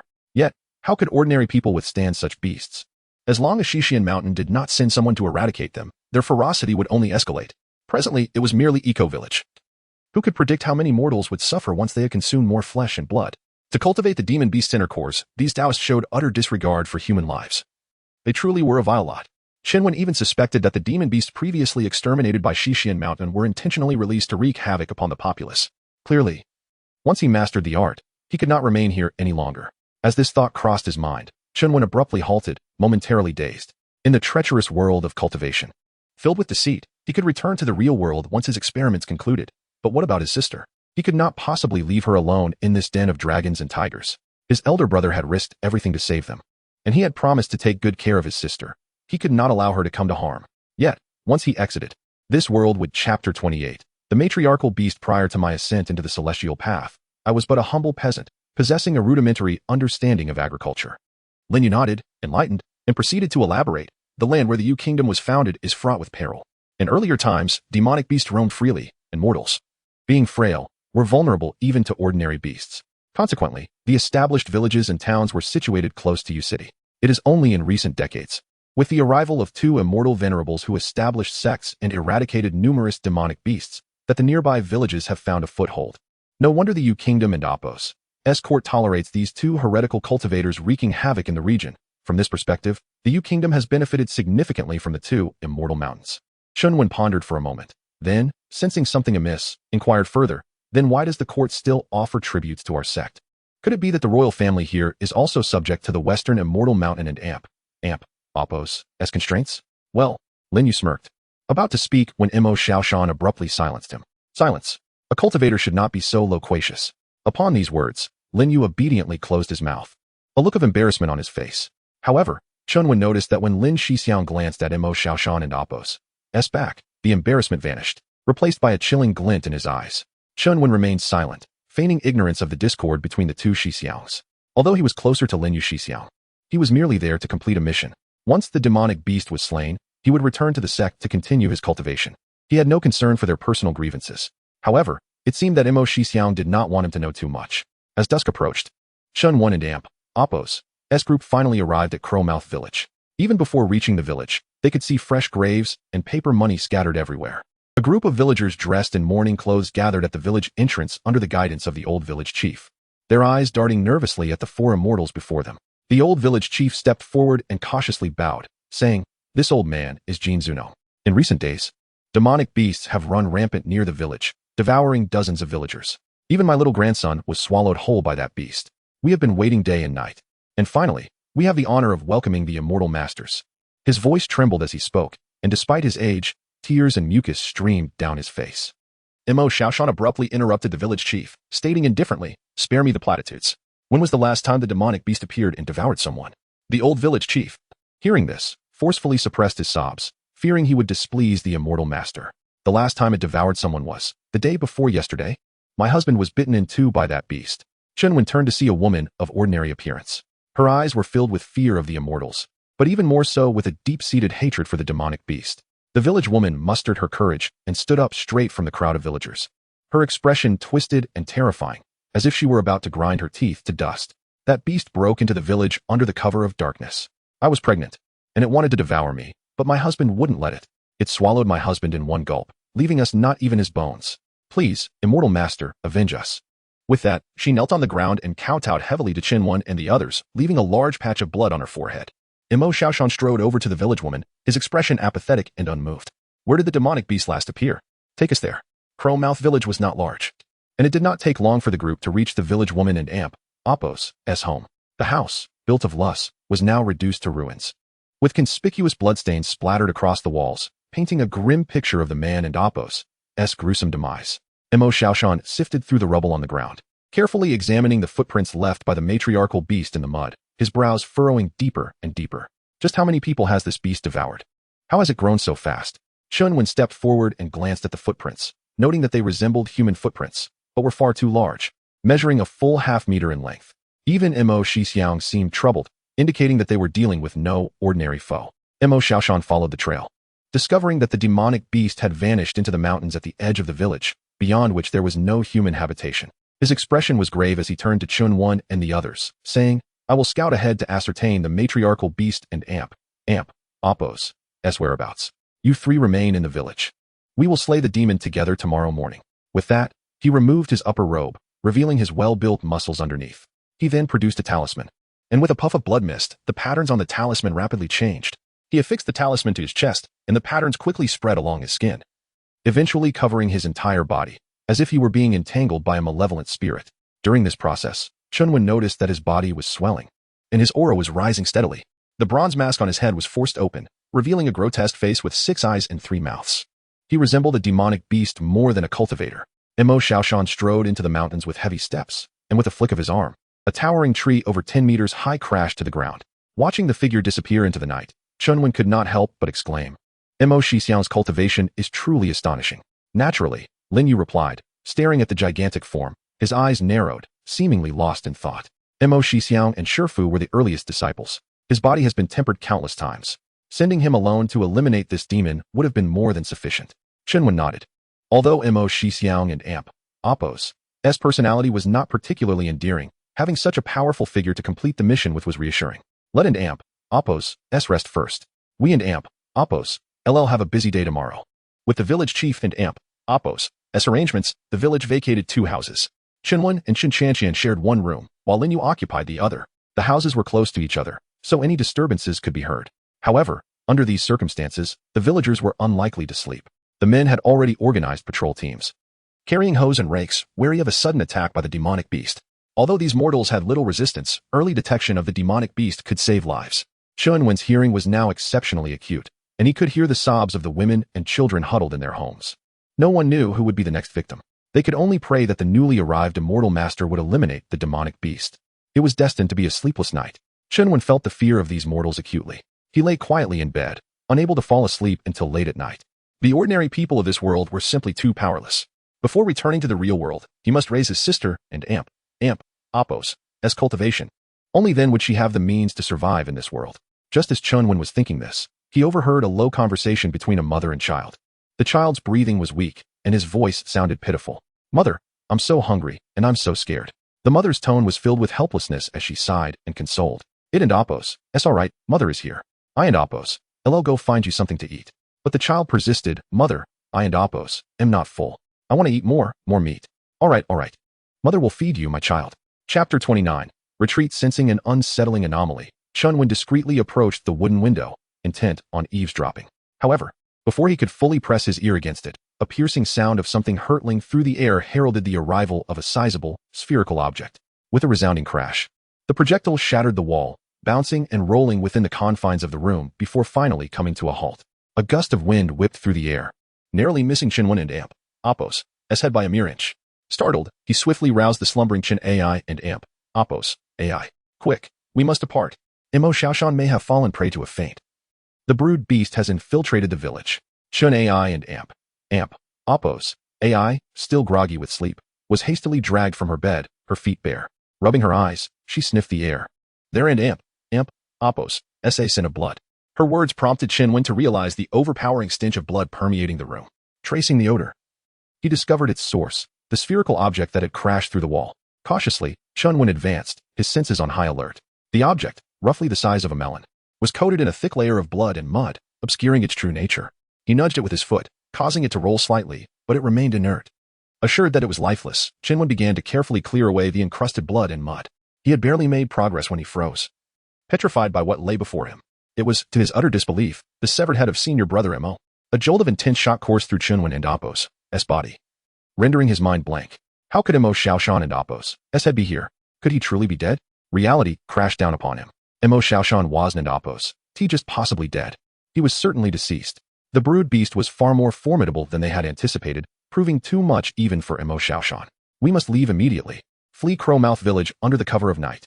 The highest-ranking cultivator had fallen. They, mere disciples of the yellow immortal realm, would be nothing more than fodder. Without hesitation, Chunwen seized Qin AI and Appo's hand and bolted out the door, racing towards the village outskirts. He spared no thought for informing senior brother Lin Yu, prioritizing the safety of himself and his sister. In such dire circumstances, survival was a matter of individual prowess. Behind them, a harrowing scream pierced the stillness of the night. The brood beast had begun its gruesome hunt within the village. Though saddened by the villagers and Appo's plight, Chunwen and Appo's limited strength rendered him helpless. He could only hope for their deliverance. Clutching his sister's hand, Chunwen crept along the base of the walls, moving with utmost caution to minimize any sound. The faint moonlight cast long shadows, concealing their movements. The innocent laughter of children echoed through the night. punctuated by the sickening sounds of bones snapping and flesh tearing. Mother, delicious, so delicious. So much meat. I am so happy. Good, good, my child. If you enjoy it, then I am pleased. Eat more and grow stronger. A woman's voice responded with tender affection, overflowing with adulation. I listened to mother. I want to eat more meat. Tonight, I will devour all the meat here. Chen, chilled to the bone by the macabre exchange, felt beads of sweat trickle down his forehead. He dared not linger, straining his ears for any sign of the brood beast while pressing onward with unwavering resolve. Finally, relying on the shadows for concealment, they reached the edge of the village. Nearby stood a large water wheel, typically used to irrigate the village fields. Once beyond this point, they would be outside Crowmouth village, and the two fiends, preoccupied with their feast, would hopefully not pursue them. Chen paused to catch his breath. The horrific cries behind him had subsided slightly, replaced by the creaking of the water wheel. Gazing at the murmuring stream before him, feeling the night breeze on his face, he found it all surreal. Second brother, which way should we go? Two paths lay before them, one leading to U City, the other back to West Immortal Mountain. Alternatively, they could vanish into the wilderness, obliterating their trail. Chen hesitated, torn between options. He questioned whether the Clear Source True Lord and Appos' decision to send him to subdue such a formidable beast was an oversight or a deliberate act. If the latter, it was tantamount to sending him to his death. Perhaps it was better to seek an alternative path. Yet, the U Kingdom's elite were no different from those Taoists. Seeking refuge in U City might only lead them into another trap. As he vacillated, he detected a faint rustling in the undergrowth behind them. Instinctively, he shoved AI and Appos' AI aside and leaped backward, narrowly avoiding a massive form that hurtled towards their previous location with a gust of fetid wind. Chen steadied himself and peered into the darkness, his breath catching in his throat. A towering beast, easily 4 to 5 meters tall, stood before him. Its skin, devoid of fur, was mottled with patches of green and purple, covered in unsightly wrinkles. 6 arms sprouted from its body, 2 from its chest, 2 from its back, and 2 from its hips, which it used as legs to walk. Its appearance was grotesque and unnatural. Mother, not fun, not fun. He found us. A small head, no larger than that of a child, protruded from the beast's abdomen. Its black and yellow teeth were jagged and incomplete, its features squashed together in a wrinkled mass. A few wisps of withered white hair hung from its head, giving it the appearance of a wizened old man. Fear not, my child. These 2 humans are different from the others, surely more nourishing. Mother will capture them for you. The main head of the beast, the source of the female voice, was even more unsettling. It possessed the face of a human woman, with fair skin and crimson lips. Though not beautiful, her expression was dignified and serene, her eyes radiating a maternal benevolence. She gently stroked the small head on her abdomen, as if comforting a distressed child. Hearing its mother and Appos, as promise, the small head emitted a series of giggles, a sound that was both chilling and repulsive. Only then did Chen realize that the so-called brood beast was not 2 separate entities, but a mother and child sharing a single body. Chen and Appos' mind raced, sweat beading on his forehead as he desperately searched for a means of escape. Since the beast could speak, it possessed sentience, perhaps amenable to negotiation. He took a deep breath, stepped forward, and shouted, "Fiend, I am a Taoist from West Immortal Mountain. You have descended from the mountains to slaughter innocent people, committing countless atrocities. The Clear Source True Lord has sent me to subdue you. However, out of respect for your bond, I will spare you if you repent and leave this place. But if you dare to devour us, my master will hunt you down and tear you to pieces, even if it means digging up every inch of West Immortal Mountain." The small head, upon hearing Chen and Appos' words, appeared hesitant, its ugly face contorted with worry. It looked up at its mother with pleading eyes. "Mother, he is sent by those nasty Taoists. I am scared. I don't and Appos, want to go back. Let and Appos, flee." The mother gently stroked its head, but when she turned her gaze back to Chen, her eyes were filled with venomous hatred. "So, you are from the mountains. Today, I will make you suffer tenfold for the torment my child and I have endured." Ha ha ha. Chapter 30. Entanglement. Before her words faded, the mother beast planted all 6 of her limbs on the ground and lunged towards Chen. Her immense form stirred up a cloud of dust. And before Chen and Appos' eyes could even register her movement, she was already upon him. One moment the beast was several meters away, and the next, a half-meter-long palm hurtled towards his chest. In a desperate gambit, he swiftly drew his 7-star sword, using it as a bulwark against the incoming force, which mitigated some of the impact. Yet, the residual force was still immense, causing a wave of nausea to wash over him. He coughed up a mouthful of blood and was sent hurtling backward for more than 10 meters. Cough, cough. Chen and Appos' face alternated between crimson and pale as he struggled to regain his breath. Moments later, a searing pain erupted in his chest, as if his internal organs were on the verge of disintegration from the blow. Countless ribs had likely fractured, with shards of bone piercing his vital organs, causing him to continuously spew blood. With a staggering gait, Chen managed to stand. But before he could steady himself, the mother beast and Appos' colossal form descended upon him once more. His pupils constricted in terror, to be crushed by such a weight. Even after his body had been tempered by immortal energy, would surely reduce him to a pulpy mess. Gritting his teeth, Shinwen disregarded his injuries and threw himself to the side with all his might. Simultaneously, he spat a mouthful of blood onto the seven-star sword. Upon tasting Shinwen and Appos' essence, the seven eyes on the sword and Appos' surface opened in unison, and sinuous tendrils of muscle tissue began to spread across its surface. Shinwen continued his desperate maneuvers, enduring the excruciating pain as he leaped and clung to the mother beast's back, plunging the seven-star sword towards the location of her heart. However, the two hands on the mother beast and Appos' back reacted instantly. One hand intercepted the seven-star sword, while the other reached for Chinwen's body. Damn it, why does she have hands on her back? Chinwen cursed as he shifted his position, narrowly evading the monstrous hand. Rather than retreating, he knew that the seemingly clumsy mother beast was deceptively fast. Creating distance would leave him with virtually no chance of survival. Thus, Chinwen mustered every ounce of strength in his legs and propelled himself onto the mother beast's nape. This area was replete with thick layers of fat and numerous skin folds, with several prominent bony protrusions indicating her spine. Without hesitation, Chinwen raised the seven-star sword high and plunged it into her neck. The blade sliced through skin and pierced the thick layer of fat, causing blood to gush from her body. Chinwen aimed for the juncture of her vertebrae, hoping that damage to her spinal cord would immobilize the monstrous creature. However, to his dismay, her bones proved to be incredibly dense. The seven-star sword became lodged in the bone crevice, and no matter how hard Chinwen strained, he could not penetrate any further. At that moment, the mother beast emitted a piercing shriek that echoed eerily through the night. Pain. It hurt so much. Chinwen was taken aback. Had he really caused such a reaction by merely piercing her skin? The mother beast howled in agony as she slowly rotated her neck, eventually twisting her head a full 180 degrees to stare directly at Chinwen.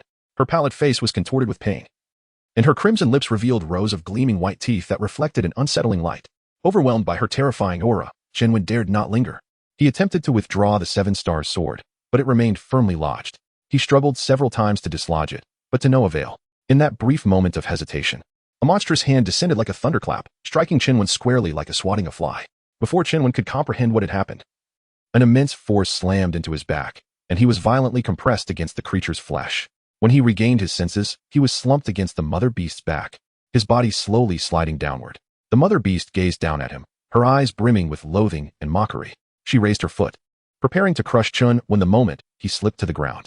The flesh and blood of such a Taoist would be a potent tonic, certain to elevate both her and her offspring's cultivation. The previous blow had left Chinwen's blood churning, his chest caved in, and his limbs devoid of strength. He could only allow his body to slide downward. Just as he was about to slip completely off the mother beast and Appos' body, he caught sight of his younger sister in the distance, looking bewildered and helpless. If I die, what will happen to my little sister? Will this be spare her?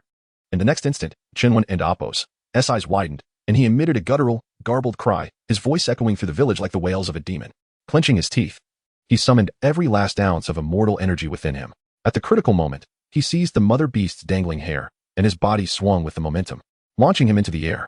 The mother beast and Appos' expression faltered momentarily, but she quickly recovered, swiping at Chinwen with her massive hands. Chinwen tugged at the hair once more, accelerating his descent and narrowly avoiding the grasping hands. He plummeted towards the mother beast and Appos' face. Die.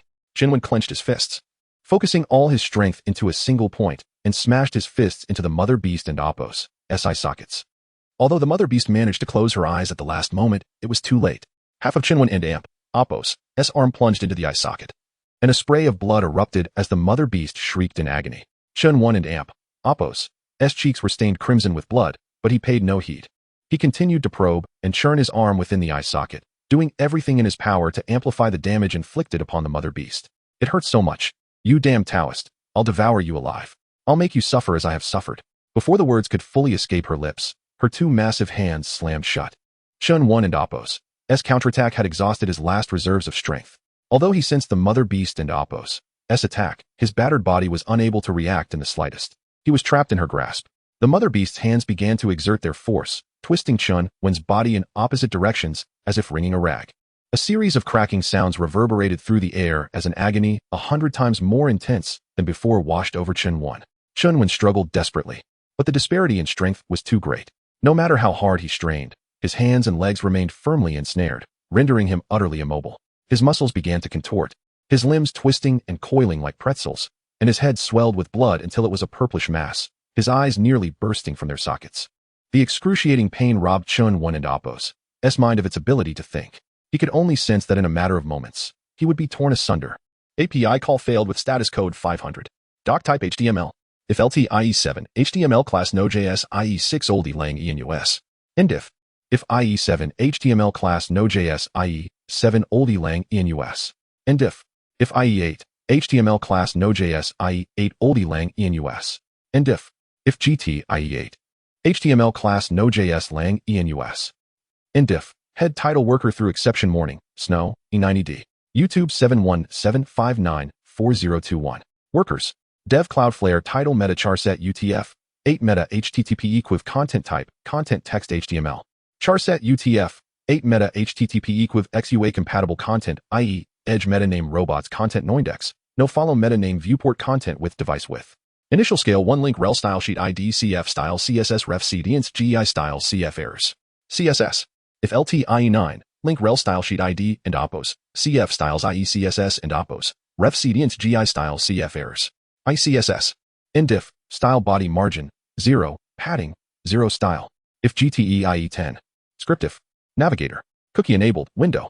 Add event listener, and AMP. Appo's, DOM content loaded and AMP. Appo's, function, var cookie L document. Get element by ID, and AMP.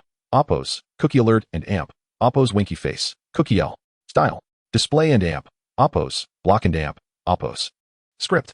Indif, head body div ID CF wrapper div class CF alert error CF cookie error ID cookie alert data translate enable cookies please enable cookies.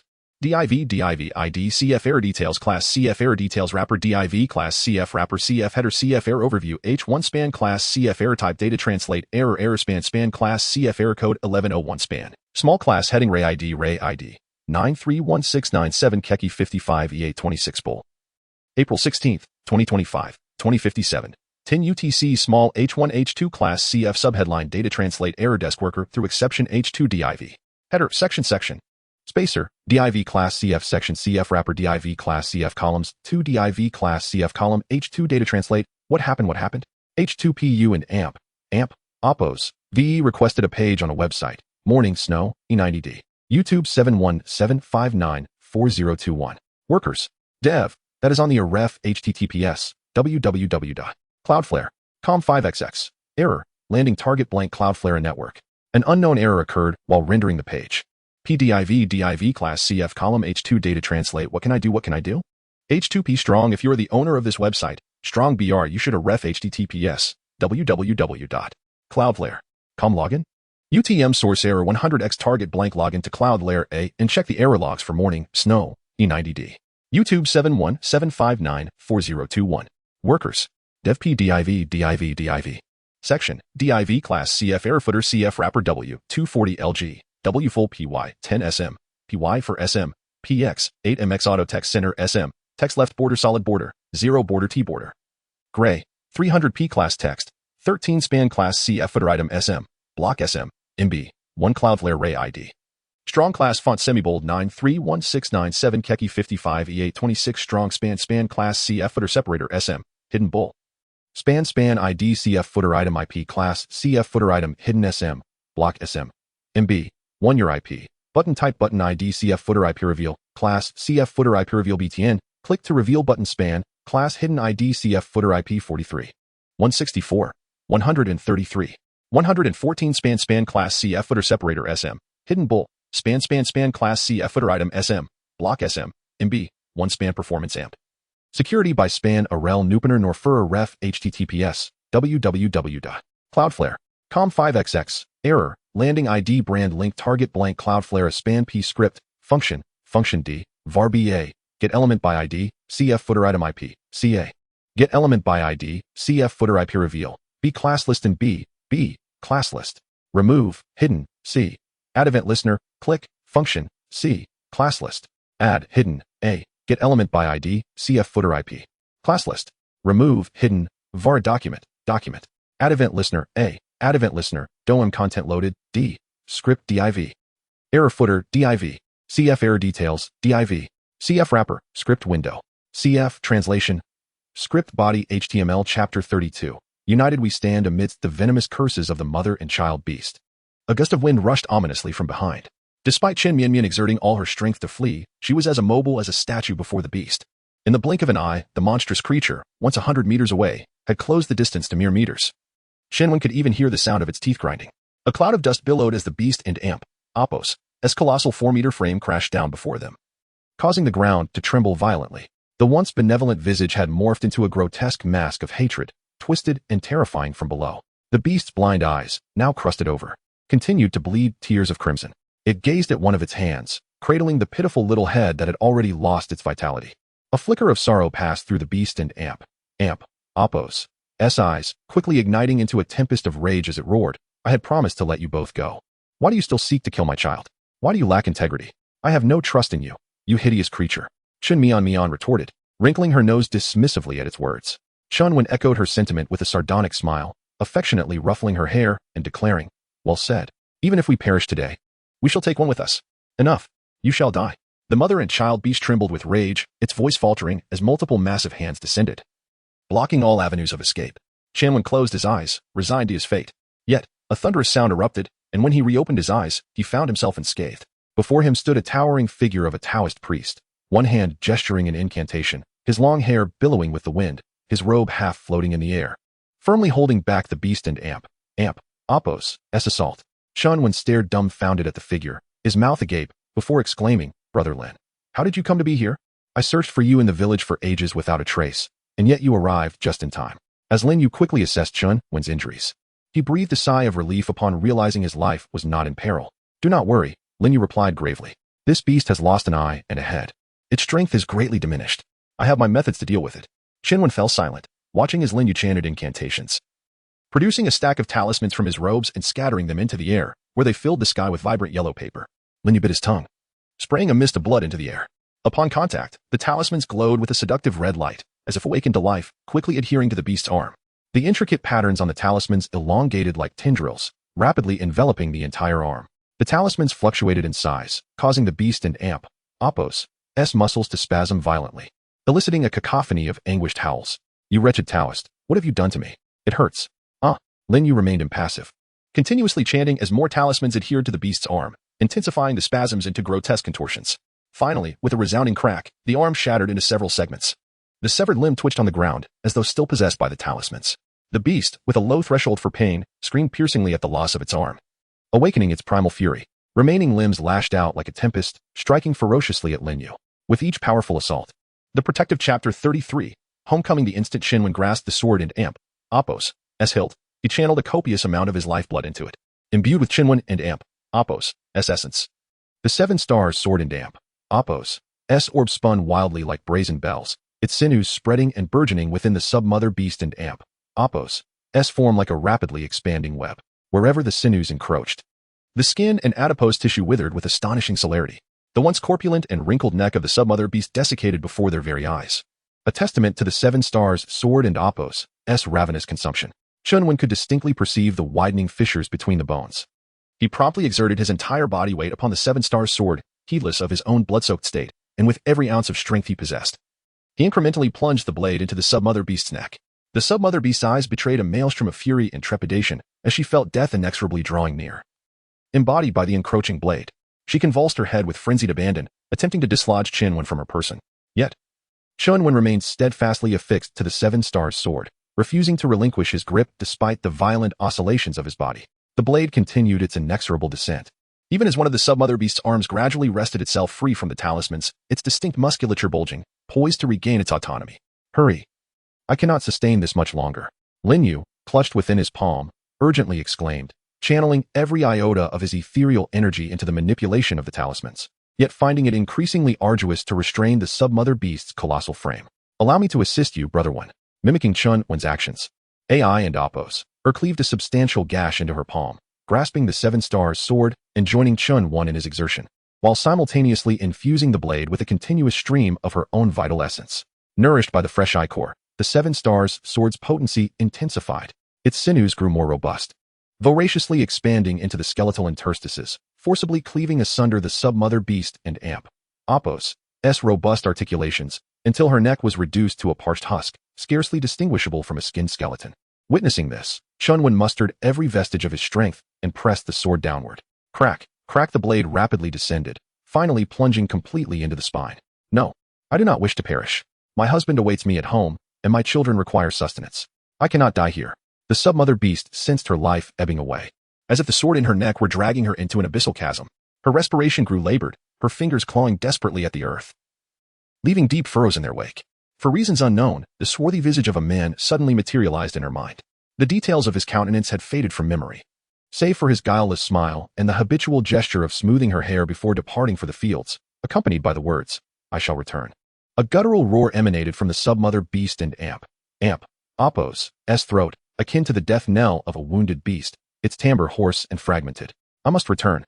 I barely escaped from the mountains. This time, I must return home. Husband, wait for me." In concert with her roar, the talismans on one of the submother beast and Appo's hands snapped asunder, and the arm shot up, poised to strike Chunwen at the nape of his neck. Chunwen, however, was a tableau of taut muscles, bulging veins, and serpentine ferocity, channeling every iota of his power into the sword and Appo's hilt. In the instant before the gigantic hand made contact, the blade plunged abruptly downward, severing the submother beast and Appo's spinal column completely. The wind generated by the blow buffeted Chunwen and Appo's back, causing his blood-soaked Taoist robes to billow. Yet the arm hung limply in the air, devoid of power. The light in the submother beast and Appo's eyes began to wane. The world before her gradually blurring as darkness encroached from every direction. However, the swarthy visage of the man grew ever more distinct, just as it had been years ago. Tears welled in her eyes as she lamented. "I failed to protect our child. Those damned Taoists slew him." The man gently caressed her cheek, tidying her disheveled tresses. "It is of no consequence. You have returned." She paused, then wiped away her tears and nodded. Under the man and Appo's guidance, she finally shed her hideous corporeal form, reverting to her former lithe and graceful self. Her eyes no longer beheld a world awash in crimson, nor did her heart harbor the lust for flesh. She felt herself growing lighter and lighter, drawn homeward. Ugh, even in death, she smiles, how revolting. Chunwen spat a mouthful of blood onto the ground, repulsed by the submother beast's unsettling grin. Immediately thereafter, a wave of enervation washed over him, threatening to topple him completely. Were it not for AI or swift intervention in steadying him. "Second brother, how fares thee?" Chunwen gritted his teeth and replied, "It is but a trifle." "Ah." For junior brother Chun to sustain such grievous wounds and deem them a trifle does indeed inspire my admiration. Lin Yu slowly approached Chunwen, scrutinizing his ravaged physique and shaking his head. "Junior brother's injuries are such that only our esteemed master possesses the skill to mend them. I have but a single vial of lifeblood pills remaining. Consume them forthwith to staunch the external bleeding." Lin Yu had previously provided him with a vial of lifeblood pills. Surprised by his magnanimity, Chunwen expressed his gratitude and accepted the pills without demur, hastily ingesting two. The lifeblood pills of the Western Immortal Mountain differed from those provided by his elder brother, possessing a subtle sweetness. After consuming two, his meridians felt pleasantly warm, and his external wounds began to scab over. Lin Yu, reassured that his junior brother's life had been spared, breathed a sigh of relief and turned toward the corpse of the demon beast, pausing at its lower abdomen. Under Chunwen and Appo's gaze, he proceeded to disembowel it, and amid the cascading viscera and intestines, he unearthed a spherical object the size of a soybean. Lin Yu clutched it as if it were a priceless treasure, carefully wrapping it in a handkerchief and stowing it in his bosom. Chunwen expressed his incredulity. Could this be the so-called demon core? He felt that the object differed significantly from his expectations, resembling more a gallstone than a demon core. Lin Yu nodded, replying, "Indeed, this is the submother beast and Appo's demon core. Consuming it is highly beneficial to one and Appo's cultivation. Upon our return, it must be presented to our master." However, he paused, drawing closer to Chunwen and lowering his voice. "Junior brother need not fret. As I surmise, our master will undoubtedly bestow this core upon you.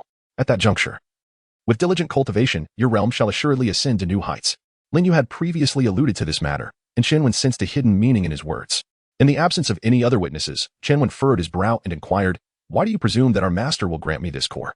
Chapter 34. The last 4 days Lin Yu had no intention of directly answering Chunwen and Appo's question. Instead, he sheathed the peachwood sword on his back and smiled enigmatically, saying, "In a few days, you will naturally know the reason. Now that the demon beasts have been eliminated and your injuries are severe, we should not delay any further and hasten our return to the sect." Seeing this, Chunwen did not press further, but he kept a watchful eye on Lin Yu. His body was still weak, and he could not rush the journey, so he had to rely on his younger sister to carry him forward. Consequently, their return took significantly longer than their outbound journey. When they arrived at the foot of Shixian Mountain, it was already the following morning. The dawn sun had just pierced through the clouds on the horizon, casting a fiery red glow across half the sky, creating a spectacular sight from a distance. However, Shenwen had no time to admire the scenery, after a long night of travel and with many bone spurs embedded in his organs. His condition had worsened instead of improved. His forehead burned like a coal, his cheeks were flushed, and he was engulfed in fever. Shen AI did not dare to delay and hurried into the cave to pay her respects to Master Qingyuan. What happened? How did you sustain such severe injuries? Where is Imo Xiaoshan? I specifically sent him to accompany you. How did he perform his duties? Upon seeing Chun when lying weakly on the ground, Master Qingyuan and Appo's tone betrayed a hint of anger. Lin Yu quickly knelt on one knee and replied, Master, since the mother and child beasts descended the mountain, they have wreaked havoc, growing extraordinarily strong from feasting on the flesh of mortals. Shin Shidi and I fought desperately to slay them, but as for Brother Mo, he perished at the claws of the mother and child beasts. As he uttered the last sentence, Lin Yu's voice quivered, nearly bringing him to tears. One might mistake him for having lost a close brother. Master Qingyuan pondered for a moment, noting Lin Yu's sincere expression and believing his words to be true. He finally sighed, lamenting, what a pity. Among my disciples, Xiaoshan has been with me the longest, and I trusted him most. I never expected him to meet such an end. His tone softened, no longer as severe as before. It is unexpected that the mother and child beasts possess such combat power after consuming humans. I underestimated them. However, it is fortunate that the two of you returned, eliminating a great calamity for the common folk. This is a significant achievement and merits reward. Lin Yu immediately knelt in trepidation and said, I dare not claim credit. It was Qin Shidi who played the crucial role in slaying the demon beast. I merely assisted from the side, and I do not dare to accept any rewards from Master. Qin AI hastily added, I too do not seek rewards. My brother is gravely injured. I beseech you, Divine Master, to save him.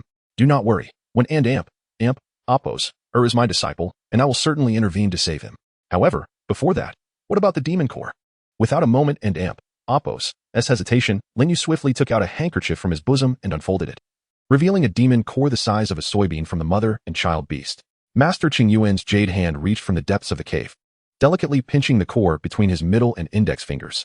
After examining it for a moment, he remarked, indeed, it has consumed quite a number of lives. The celestial energy contained within is far denser than I initially anticipated. Since the mother and child beast was primarily slain by Chun Wan, I shall bestow this core upon him, which will also aid in healing his injuries. With that, his jade hand descended before Chun Wan, hovering above his forehead. The slender, snow-white fingertips traced a line through his brows, and soon, a delicate, thread-like wound appeared on his forehead, with fine beads of blood oozing forth. Master Qingyuan gently opened the wound and embedded the demon core beneath Chun Wan and Appo's skin. Next, one of his fingers detached, and as it touched the wound, it instantly melted into a pool of blood, swiftly flowing into the injury. Moments later, the wound closed, and Qinwen and Appo's skin returned to its pristine condition.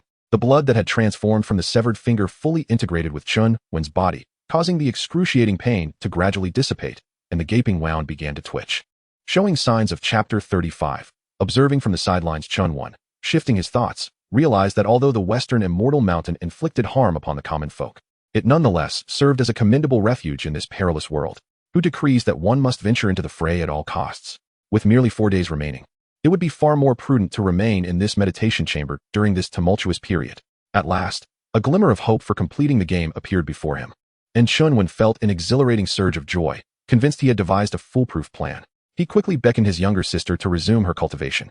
Ultimately, it was imperative to expedite the healing of their injuries, ensuring they possessed some means of self-defense in the face of imminent danger. The method of cultivating flesh and blood relied heavily on the mutual understanding between the two.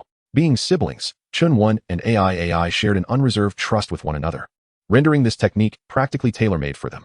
The purest essence of Yin energy from the mountains was continuously summoned by the formation, and through the refinement of the Yin Huasu Xianju, it was transformed into a rich celestial energy, nourishing and fortifying Chen Wen's meridians while concurrently mending his physical form. At the center of his brow, the size of a mung bean, the demon core gradually underwent refinement, with celestial energy flowing through his meridians to his dantian. Chun Wan could feel his realm advancing by leaps and bounds. If this continued, perhaps he could break through to the Huangxian realm.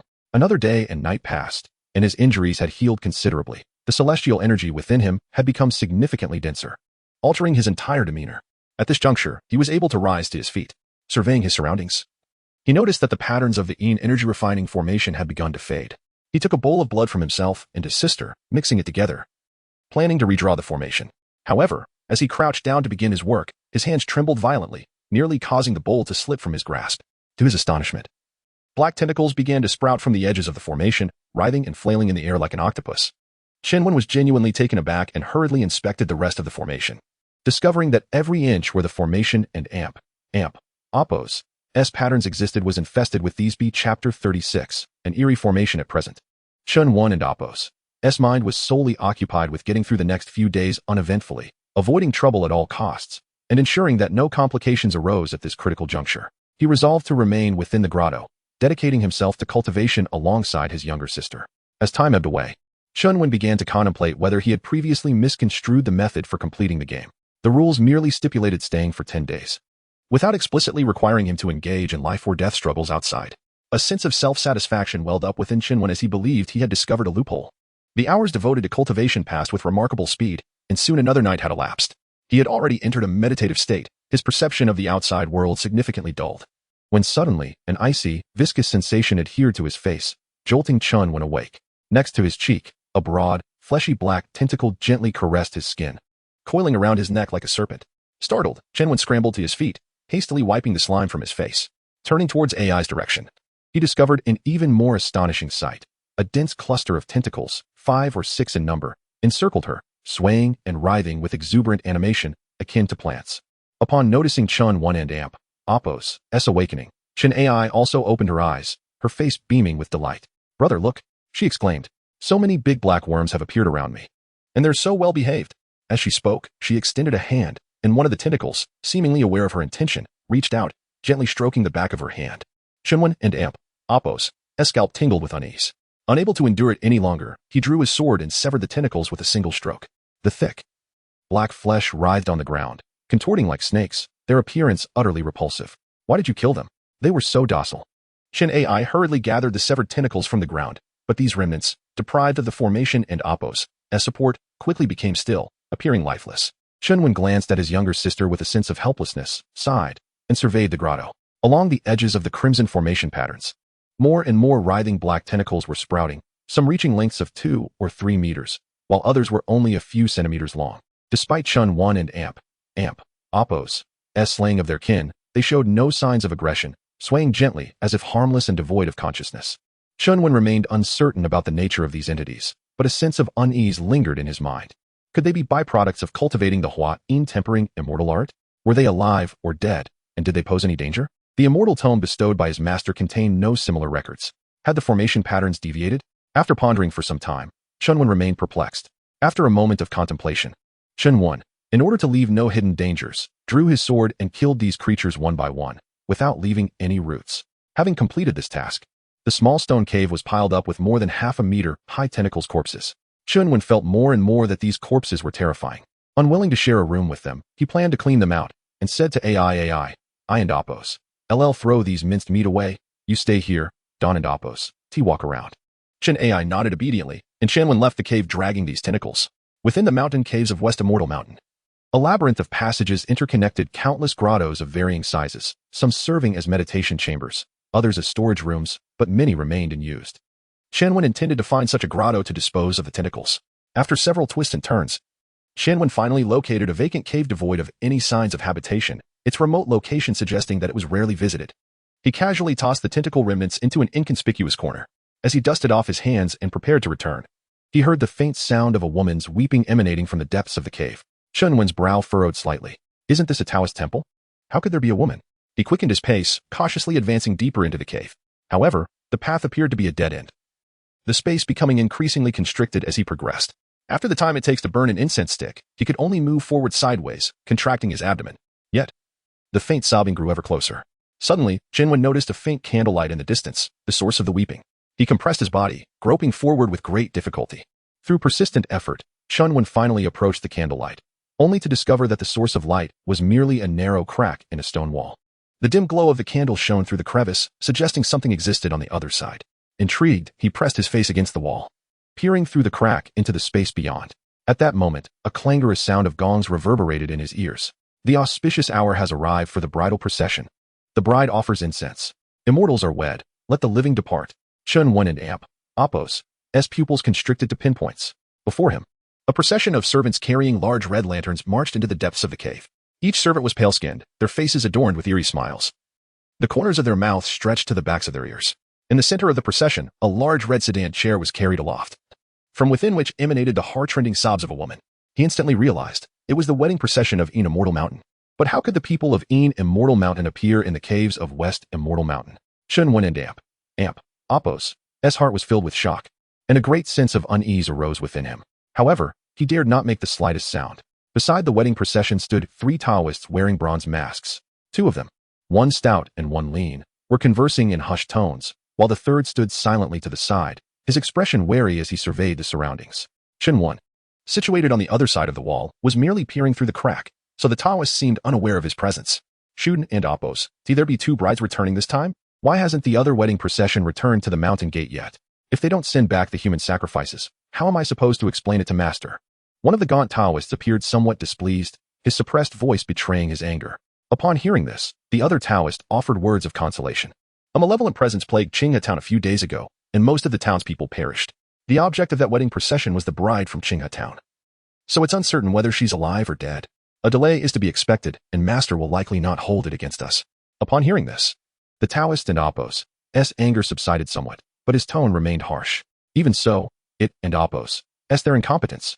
When those rabble return, I and Appo's LL be sure to teach those beasts a lesson. Yes. Senior brother is wise. If those scoundrels aren't disciplined for a few days, they'll only think about slacking off. They deserve some punishment. As he spoke, he kicked a passing servant.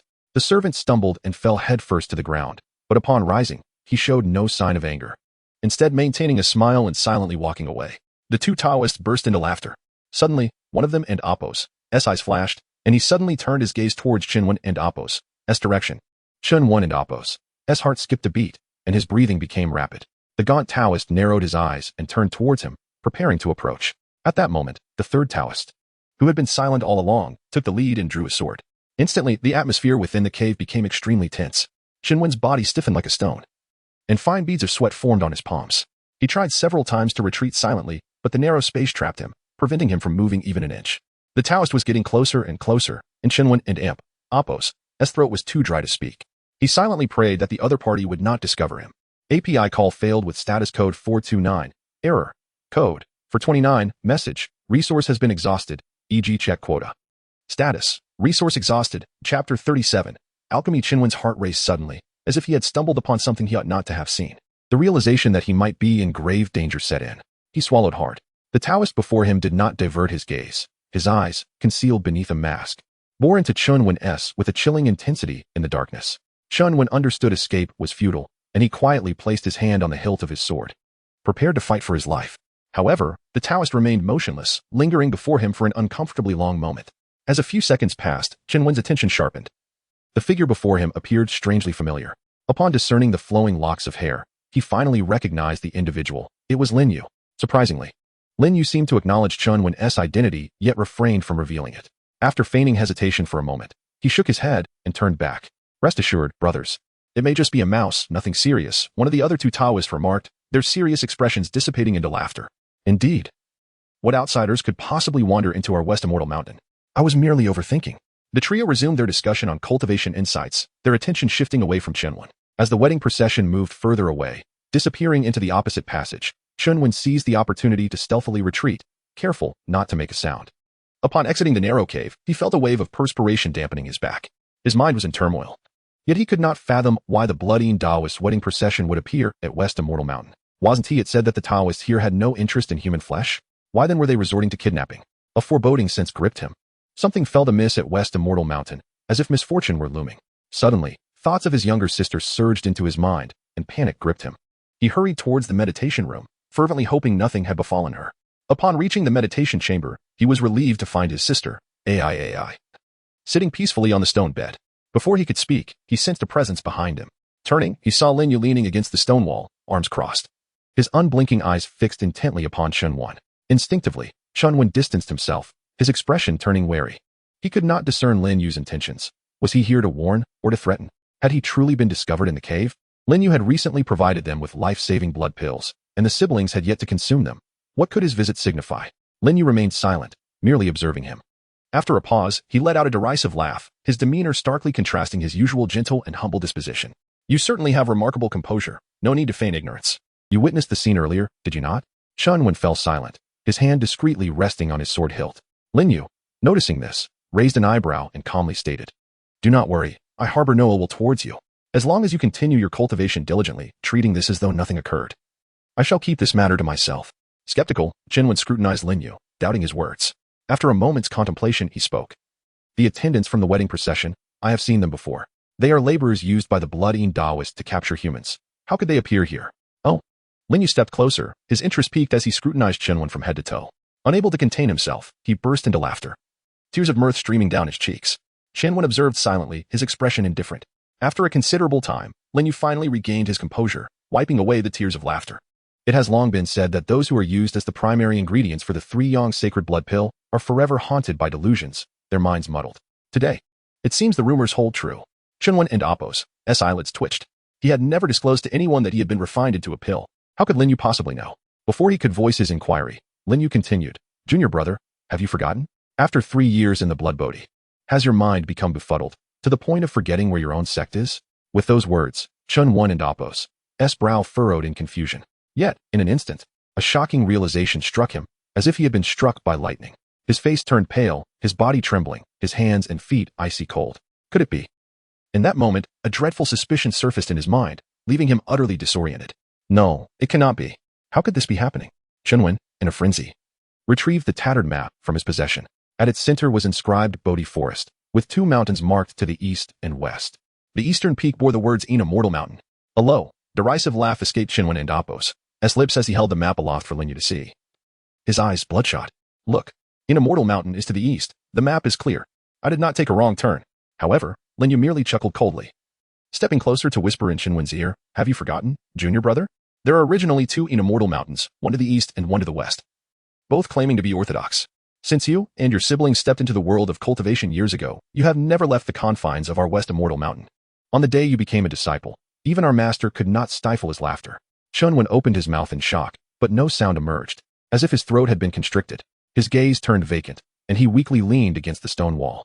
This meant he had been misled by Su Minghui's map from the very beginning. He had never escaped his sect, but had instead walked willingly into the jaws of his enemy. The one who had bestowed the cultivation method upon him was none other than Lin Yu's voice dripped with mockery as he continued, "Of course. It was our master, the blood-eaten Taoist. As for Qin Yuanjinjuan, he is still several dozen miles away at East Immortal Mountain." This revelation struck Qinwen like a crushing blow, leaving him utterly devoid of strength as he collapsed to the ground.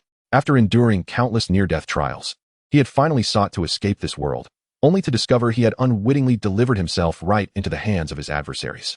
He let out a hollow laugh, reflecting on the series of unfortunate events he had encountered, but soon he could no longer contain his rage. Pointing at the cave's ceiling, he tilted his head back and began to curse vehemently. "What a ridiculous system. It never intended for me to succeed. I want to even mention the hellish difficulty. Even the map is marked incorrectly. Lin Yuxuan, I curse your ancestors. Once I escape, I'll tear your face apart. Can you hear me? Can you hear me?" Lin Yu observed Qinwen and Appo's frenzied state with an air of indifference, merely sighing softly. "Junior brother, it would be wise to cease this madness. I have conveyed all I can. Henceforth, please continue your cultivation as usual. Avoid wandering about and seeing things you shouldn't see. It only draws suspicion. Next time, I may not be here to cover for you." Seeing Lin Yu remaining unfazed, Qinwen redirected his fury toward him. "Bah, do not pretend to API call failed with status code 429. Error. Code. For 29, message. Resource has been exhausted, e.g. check quota. Status. Resource exhausted. Chapter 38. The repair of Huangxian. Even though Qinwen had harbored suspicions in his heart, when those words escaped Lin Yu's lips, his heart still skipped a beat. It was evident that from the very beginning, Xuan Taoist had been plotting to consume the siblings. No wonder he was so invested in Qinwen's cultivation, even going so far as to generously provide demon cores to enhance his powers. This old man had never intended any goodwill. Lin Yu observed Qinwen's dazed expression with great satisfaction, unable to suppress the smile that played upon his lips. Just as he was about to deliver another cutting remark, Qinwen spoke first. "Since we find ourselves in an inevitable deadlock, why does you, brother Lin, insist on chattering so much? What schemes are you concocting?" Qinwen and Appo's expression had turned entirely stoic, his eyes narrowing slightly, causing Lin Yu to feel quite uncomfortable. The mirth in his gaze gradually faded, and he let out a cold snort. "You have no right to inquire into my thoughts. I advise you to obediently heed my words and focus on your cultivation here. Otherwise, if Master discovers any anomalies, I cannot guarantee your safety." Qinwen, undeterred by Lin Yu and Appo's intimidation, felt increasingly perplexed by him. If he were truly a disciple of Xuan Taoist, why would he repeatedly assist him in secret? If he held animosity towards Xuan Taoist, Why would he watch as Chun concocted pills, thereby enhancing Shuang Daoist and Amp Oppos as cultivation? Clearly, Lin Yu was scheming something nefarious behind the scenes. Yet, with Chun Wen's lowly cultivation level, Lin Yu looked down upon him from the depths of his heart. Thus, in his eyes, Qinwen was merely a tool, unworthy of further disclosure. As Qinwen and Amp Oppos as thoughts raced, he contemplated that perhaps Lin Yu was his only avenue of escape in this desperate situation, and he intended to draw him closer. However, Lin Yu abruptly flicked his sleeve and turned away, leaving Chun Wen standing there in stunned silence. Chun Mian and Oppos' face flickered with concern as she tugged at Chun Wen and Oppos' sleeve and asked, "Second brother, what should we do? Should we continue our cultivation? What cultivation? What nonsense?" Qinwen turned and grasped Qin Mianmin and Oppos' shoulders, whispering, "Prepare yourself, we shall escape tonight." But Qin Mianmin hesitated. "There are many Taoists outside, and Master is so formidable. Can we truly escape?" After a moment of contemplation, Qinwen and Oppos' mind began to devise a plan. He fixed his gaze on his younger sister, speaking each word with conviction. "Rest assured, follow your second brother, and I will ensure your survival." Hearing Chun Wen and Oppos' resolute words, Qin Mianmin and Oppos' gaze grew increasingly determined. She looked into Chun Wen's eyes and nodded vigorously. "Yes, I believe in you, second brother." In the ensuing time, Chun Wen and Mian continued to meditate within the stone cavern. Several Taoists passed by, yet none perceived any anomalies. However, as their cultivation progressed, the Inhuachuasian Ju's formation became increasingly peculiar. Black tendrils sprouted like vines, spreading profusely throughout the cavern. Compared to the previous tendrils, these grew sturdier. With each circulation of Chun Wen's celestial energy, they flourished further. Gradually, the tendrils multiplied, and within just half a day, they had completely obstructed the cavern's entrance. The entire meditation chamber transformed into a nest of tendrils. In the evening, a plump Taoist stood at the cave and Amp Oppos' entrance, utterly astonished by the sight before him. "These two fools are working far too hard. They have birthed such an abundance of bloodworms." He touched the tendrils, murmuring in admiration.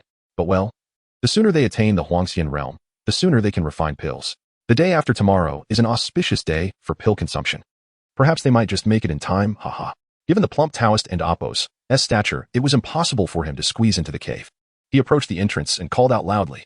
The only response was the rustling of writhing tendrils, punctuated by Qinwen and Oppos' indistinct voice.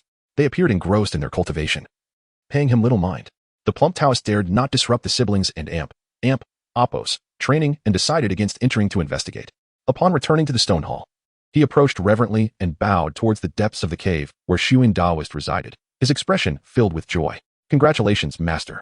The main and auxiliary ingredients for the Sanyang Holy Blood Pill are diligently cultivating the techniques you bestowed. The bloodworms have already overflowed from the cave entrance. Surely we are not far from pill formation." In the darkness, a chorus of laughter erupted, a medley of voices both young and old, male and female, their low, concealed mirth coalescing into the deep, authoritative voice of an elder. "Ha ha ha ha, splendid, splendid. I have refined human pills for many years, exhausting countless materials, and yet I have finally produced a fine elixir. Once this pill is complete, that hypocritical brother of mine shall no longer be my rival. In the future, in the kingdom of you, there shall only be one Yin mountain." Laughter echoed throughout the vast expanse, causing the surroundings to tremble, sending vibrations through the plump Taoist and Amp Oppos' eardrums. In high spirits, Shuang Daoist continued, "The pill formation should occur within a day or two. Go, keep a close watch. We cannot afford any mistakes at this critical juncture." The plump Taoist hurriedly complied and was about to leave when Shuang Daoist, still uneasy, added, "But do not disturb my two disciples and Amp Oppos' cultivation. You must maintain a delicate balance, do you understand?" The plump Taoist quickly cupped his hands in agreement, assuring, "Disciple understands. I will not raise their suspicions." Exiting the stone hall, the plump Taoist wasted no time, sprinting back to the cave, intending to wait there for 2 days, hoping to earn some merit before his master. Inside the cave, aside from the writhing tendrils, there was no other sound. The plump Taoist mused that perhaps they had entered a meditative state and chose not to disturb them, settling down to practice his breathing exercises. The Inhuachuasian Ju formation was already designed to condense yin energy, and after a brief period of cultivation at the cave and Oppos' entrance, the plump Taoist discovered that the yin energy here was significantly denser than elsewhere, much to his delight. If it weren't for the fear of being coveted for his flesh, this would indeed be an excellent cultivation method. What a pity. He muttered to himself while continuing his practice, and thus the night passed in a blur. Early the next morning, Lin Yu happened to pass by the cave entrance. Upon witnessing the cave stuffed to the brim with bloodworms, he was equally taken aback. Spotting the plump Taoist meditating outside, he furrowed his brow and approached. "Brotherly, why are you guarding this place?" The plump Taoist rose and smiled at Lin Yu. Junior brother Chun is on the verge of breaking through to the Huangxian realm. Master specifically sent me to protect him. Oh, I see. Lin Yu immediately grasped the implication of Brother Li's words.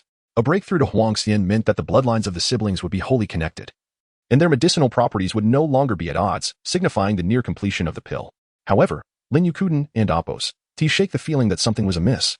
He paced back and forth at the cave entrance, his doubts intensifying. Brotherly, how long have they been inside? The plump Taoist scratched his head, recalling. They should have acknowledged me around dusk yesterday, but they haven't emerged since. Lin Yu's eyelids twitched, and his heart sank. This was not good. Huh? The plump Taoist, still not comprehending the urgency, watched as Lin Yu hastily advanced, immediately striking at the writhing bloodworms with fervor. In an instant, black tendrils and flesh flew in all directions, littering the ground. Yet, even so, there was no sign of movement from within, as if they were utterly oblivious to the commotion outside. At that moment, the plump Taoist finally sensed something was amiss. His face turned pale, and he scrambled to assist in clearing the bloodworms. A quarter of an hour later, the cave was strewn with the writhing remnants of tendrils. Yet, at the center of the stone bed, there was no one to be found. Chapter 39, The Ant-Hole Brother One. You were truly clever. Those Taoists have not discovered us. Shinwen felt quite pleased under his younger sister and Appo's admiring gaze, lifting his chin slightly. Of course, how could their wits compare to mine? The two proceeded cautiously through the dark and damp cave, where occasional gusts of wind echoed through the narrow passages like mournful wails of lost souls. Chun Mianmian closely followed behind her brother, fearful of losing her way in the labyrinthine depths. But why are we retreating deeper into the cave instead of moving outside? There are so many Taoists on the mountain. I fear we won and Oppos. Outrun them. Chun Wan, while feeling his way forward, replied, they must think the same. Which is precisely why we must take the opposite approach. The cave and Oppos' paths are extensive, providing ample opportunities for concealment, and there are even wind entrances, indicating other exits. If we follow the source of the wind, we are certain to find a way out. Chen Minmian nodded, albeit with a hint of confusion. But reassured by her brother and Oppos' confidence, she believed he would not deceive her. Since their escape began, they had ventured for an indeterminate amount of time without pause. The cave system was vast, seemingly extending deep within the mountain, and despite their prolonged journey, there were no signs of an end. Fortunately, the passage inclined downward, assuring Qinwen that they were indeed moving further away from Shixian Mountain.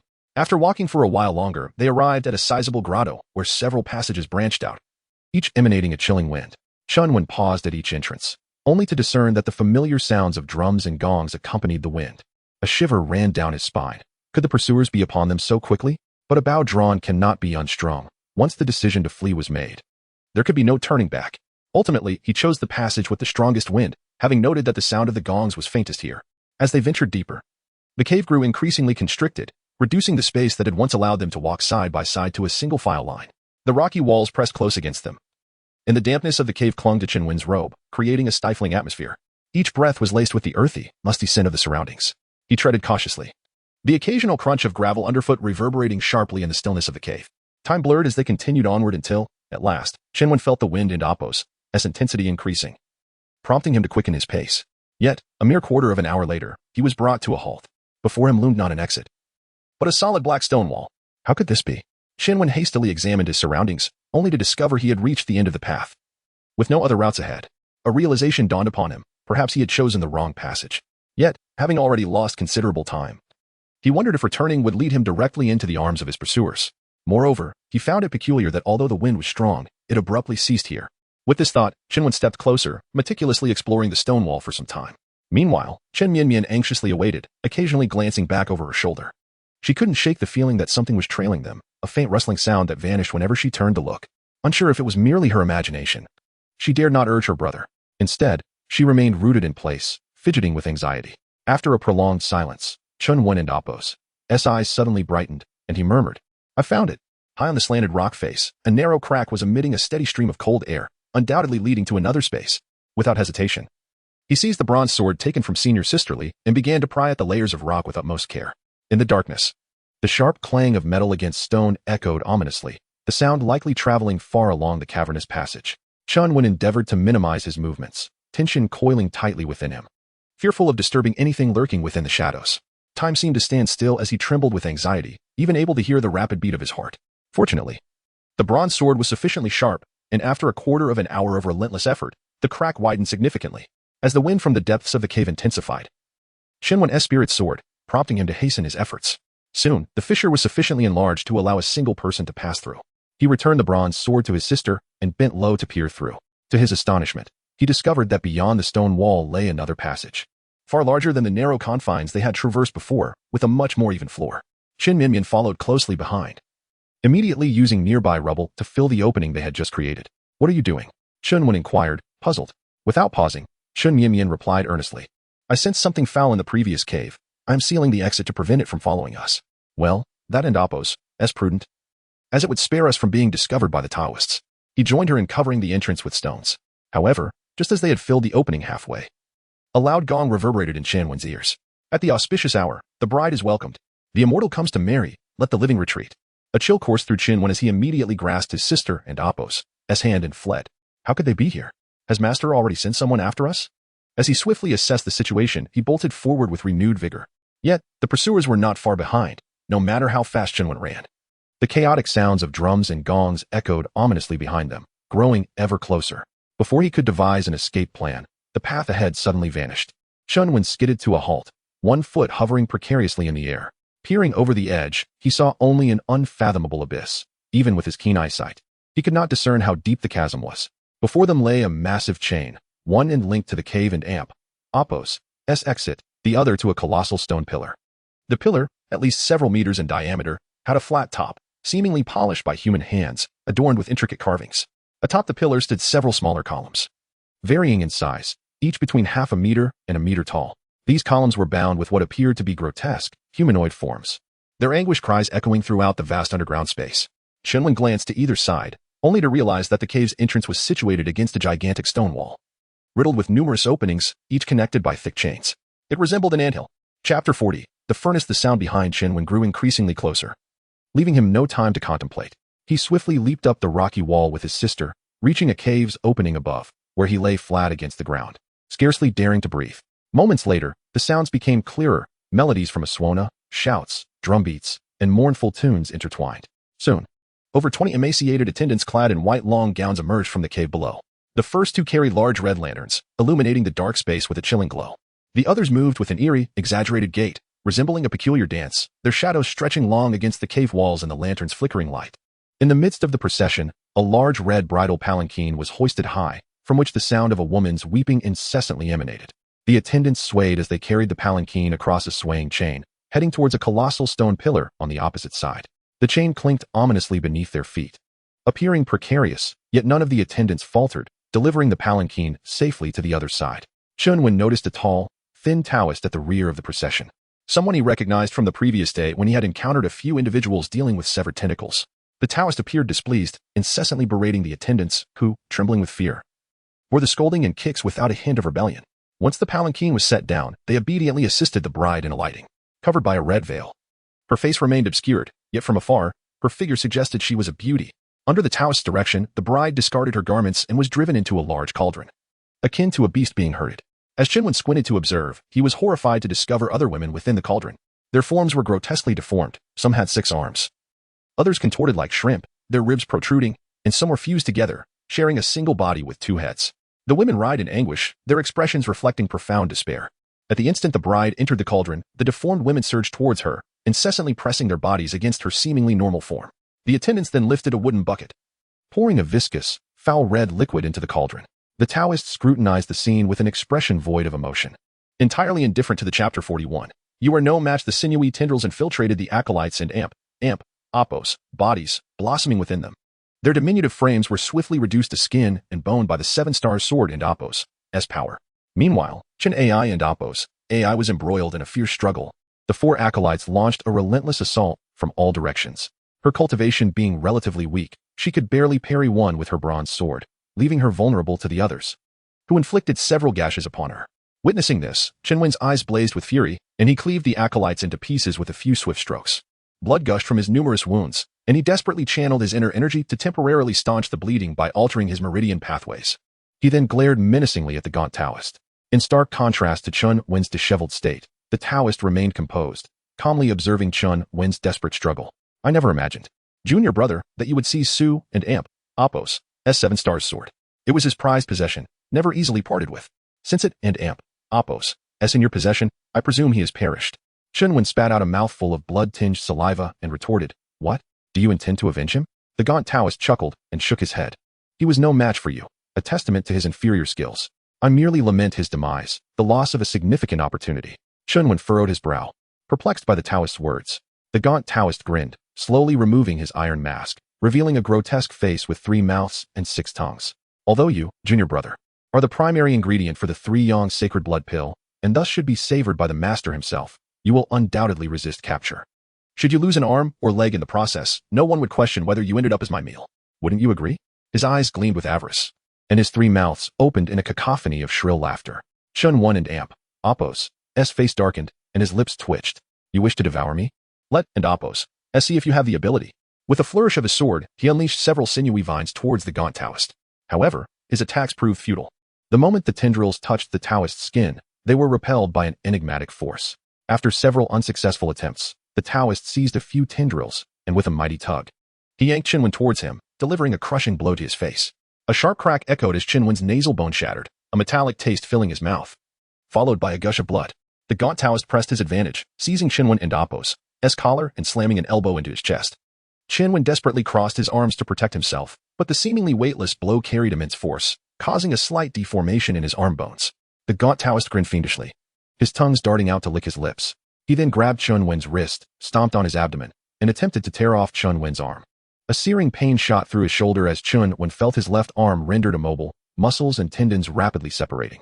Second brother, Chun Ai and Apos' cried out, attempting to aid him, but the acolytes swarmed her, and after a bloody struggle, she was already riddled with wounds, struggling to fend off her immediate attackers. Chunwen and Apos' nostrils flared, and he gasped for breath. Witnessing his own arm being torn asunder, he gritted his teeth and twisted his body violently, forcibly dislocating his left arm with a series of sickening cracks. Seizing the moment of the Taoist and Apos' disorientation, he disregarded the injury to his left arm, wrapped his legs around the Taoist's neck, and thrust the 7 stars sword towards the Taoist's heart from behind. The gaunt Taoist, caught off guard by Chunwen's resilience, was unable to defend his back. Just as Chunwen's blade was about to pierce his flesh, an eerie phenomenon occurred once more. The blade was deflected upon contact. The Taoist regained his composure, grasped one of Chunwen and Apos' legs, broke his hold, and kicked him several meters away. Chunwen and Apos' face contorted in agony, his lips turning ashen. Nevertheless, he immediately sprang to his feet, his left arm hanging limp, blood streaming from his mouth and nose. Why not surrender obediently, junior brother, and spare yourself further suffering? Chunwen sneered, wiping the blood from his lips. It seems that you are only capable of empty threats. If you have the ability, then kill me. The Taoist narrowed his eyes, scrutinizing Chunwen, but remained silent. Seeing this, Chunwen erupted in unrestrained laughter. Indeed, the old Taoist requires a living elixir. If I were to die, the master would not take it kindly. You dare not kill me, even if I don't kill you. Do you believe that you can escape my grasp with your meager abilities? Chunwen and Apos' gaze hardened, his eyes fixed on the Taoist and Apos' like those of a predator. You dare not kill me, but I dare to kill you. In a life or death struggle, do you truly believe that you can survive against me?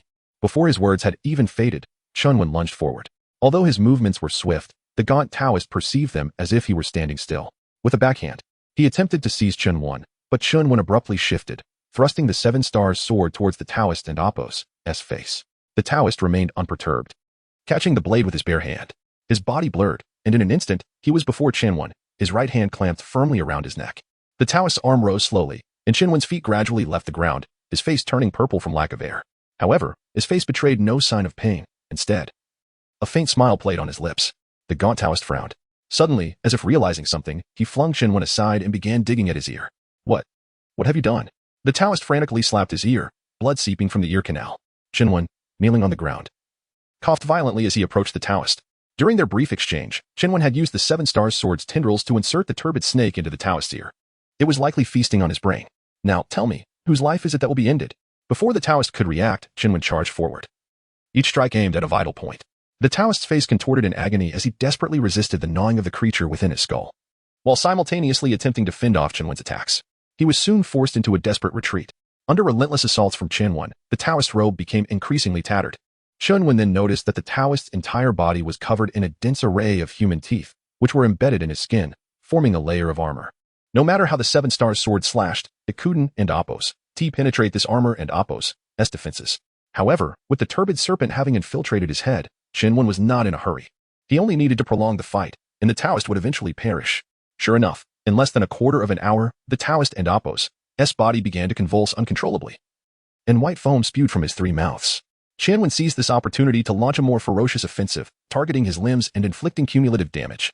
Soon, the Taoist and Appos' limbs, which were not covered by the dental scales, were riddled with holes.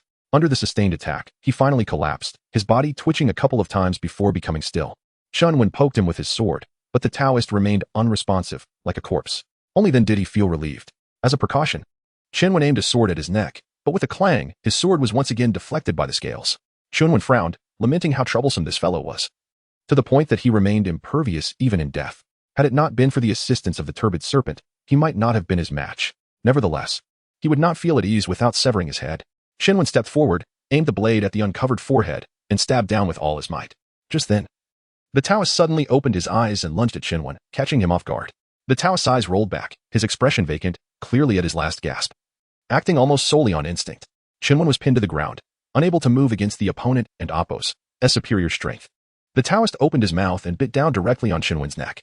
Instantly, a large chunk of flesh was torn away, and blood gushed from the neck. The Taoist greedily chewed on Shinwen and Appos' flesh, and after swallowing, a satisfied smile appeared on his vacant face. He then prepared to bite down on the other side of Shinwen's neck. In desperation, Shinwen cried out, "Killing me will not go unpunished by my master. You will suffer a fate worse than death." To his surprise, this proved effective. The Taoist and Appos' deepest fear of blood Reverend Daozuin seemed to be awakened, and he froze, trembling slightly, even weakening his hold on Chunwen. "Cannot kill, cannot." Chunwen was overjoyed and quickly continued, "That and Appos' right, you cannot kill me, or you will ruin the master's elixir. Release me, and only if I return intact can the master continue to refine the 3-yang sacred blood elixir." Shinwen's words further confused the Taoist. With the turbid serpent constantly eroding his mind, he became increasingly dull-witted, barely able to discern the truth. "Release you?" "Yes, release me quickly. I am the main ingredient for the 3-yang sacred blood elixir. I cannot be harmed." Chunwen and Appos' eyes showed urgency. But in the next moment, the Taoist opened his lips again, his 3 mouths twisting into a grin. 3-yang elixir, delicious. Sensing his grip weakening, Shanwen exerted his strength and pushed the Taoist away. He then got up and retreated, intending to create some distance. However, the gaunt Taoist stubbornly clung to Shinwen and Appos' leg and bit down again, causing Shinwen to wince in pain. Despite repeated attempts, Shinwen could not break free. Seeing the imbecile and Appos' gaze once again fixed on his neck, Shinwen steeled his heart and charged out of the cave with the gaunt Taoist, both of them tumbling off the cliff. In the darkness, the wind howled past their ears as they plummeted downwards. Even in this situation, the Taoist was still trying to bite Shinwen, who could only use his elbow to block his mouth while using his immortal energy to block his meridians and slow the bleeding from his neck. Just then, they crashed into the first chain, and the force of the impact momentarily loosened the Taoist's bite.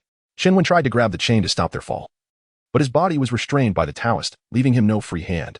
They then collided with another chain, and the Taoist and Appos' body was struck hard again. Shinwen took the opportunity to push him away with all his might. "Eat elixir. I want to eat."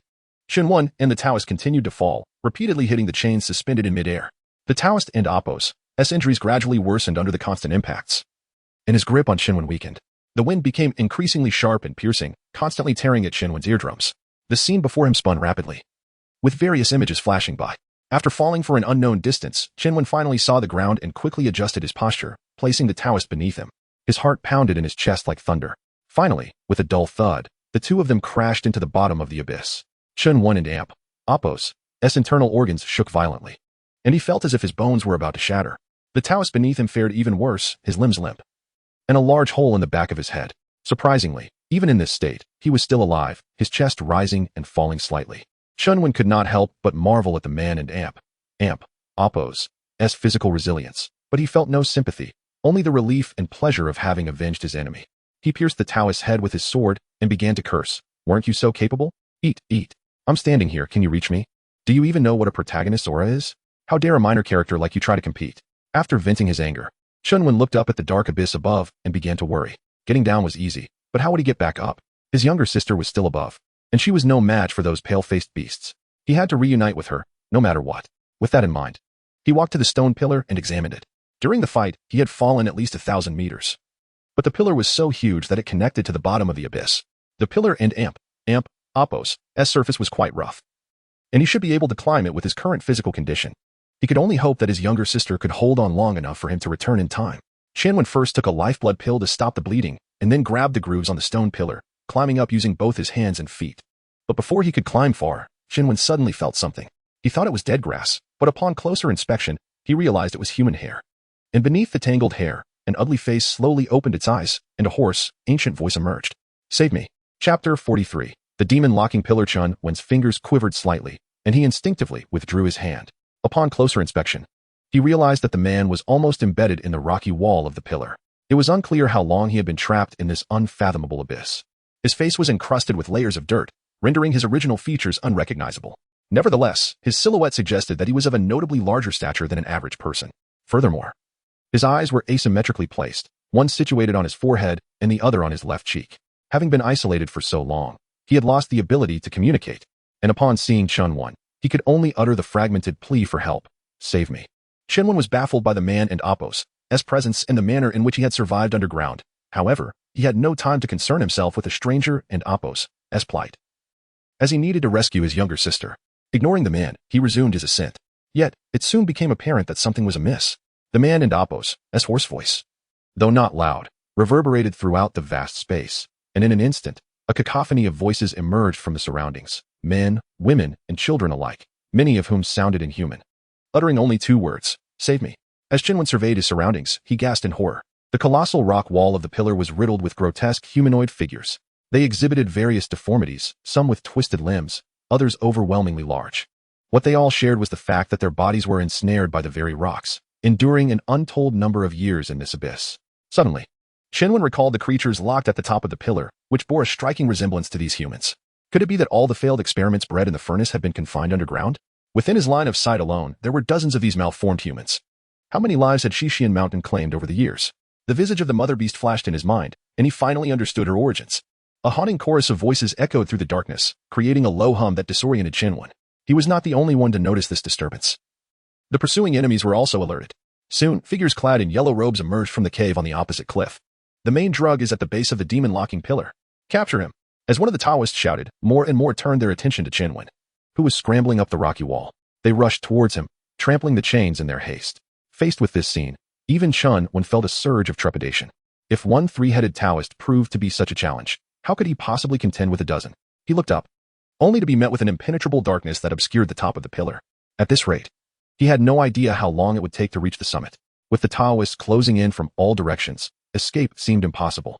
Chun Wen and Appo's gaze remained fixed on his adversaries, his chest rising and falling rapidly. Ultimately, he took a deep breath and struck at a woman trapped in a crevice of the rock wall. Sparks flew, and debris scattered. The upper half of the hunchbacked woman was suddenly freed, and she emitted a primal scream, desperately twisting her body in a frantic bid for freedom. Her bloodshot eyes brimming with a yearning for liberation.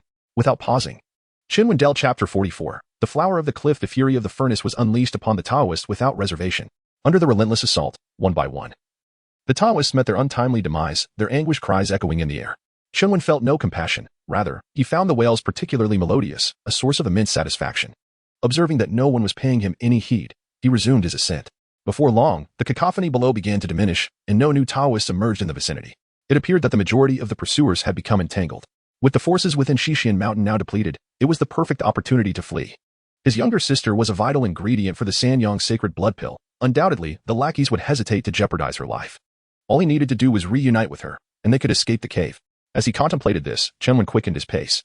A height of over 1,000 meters posed no challenge to him. Within half an hour, he would reach the precipice again.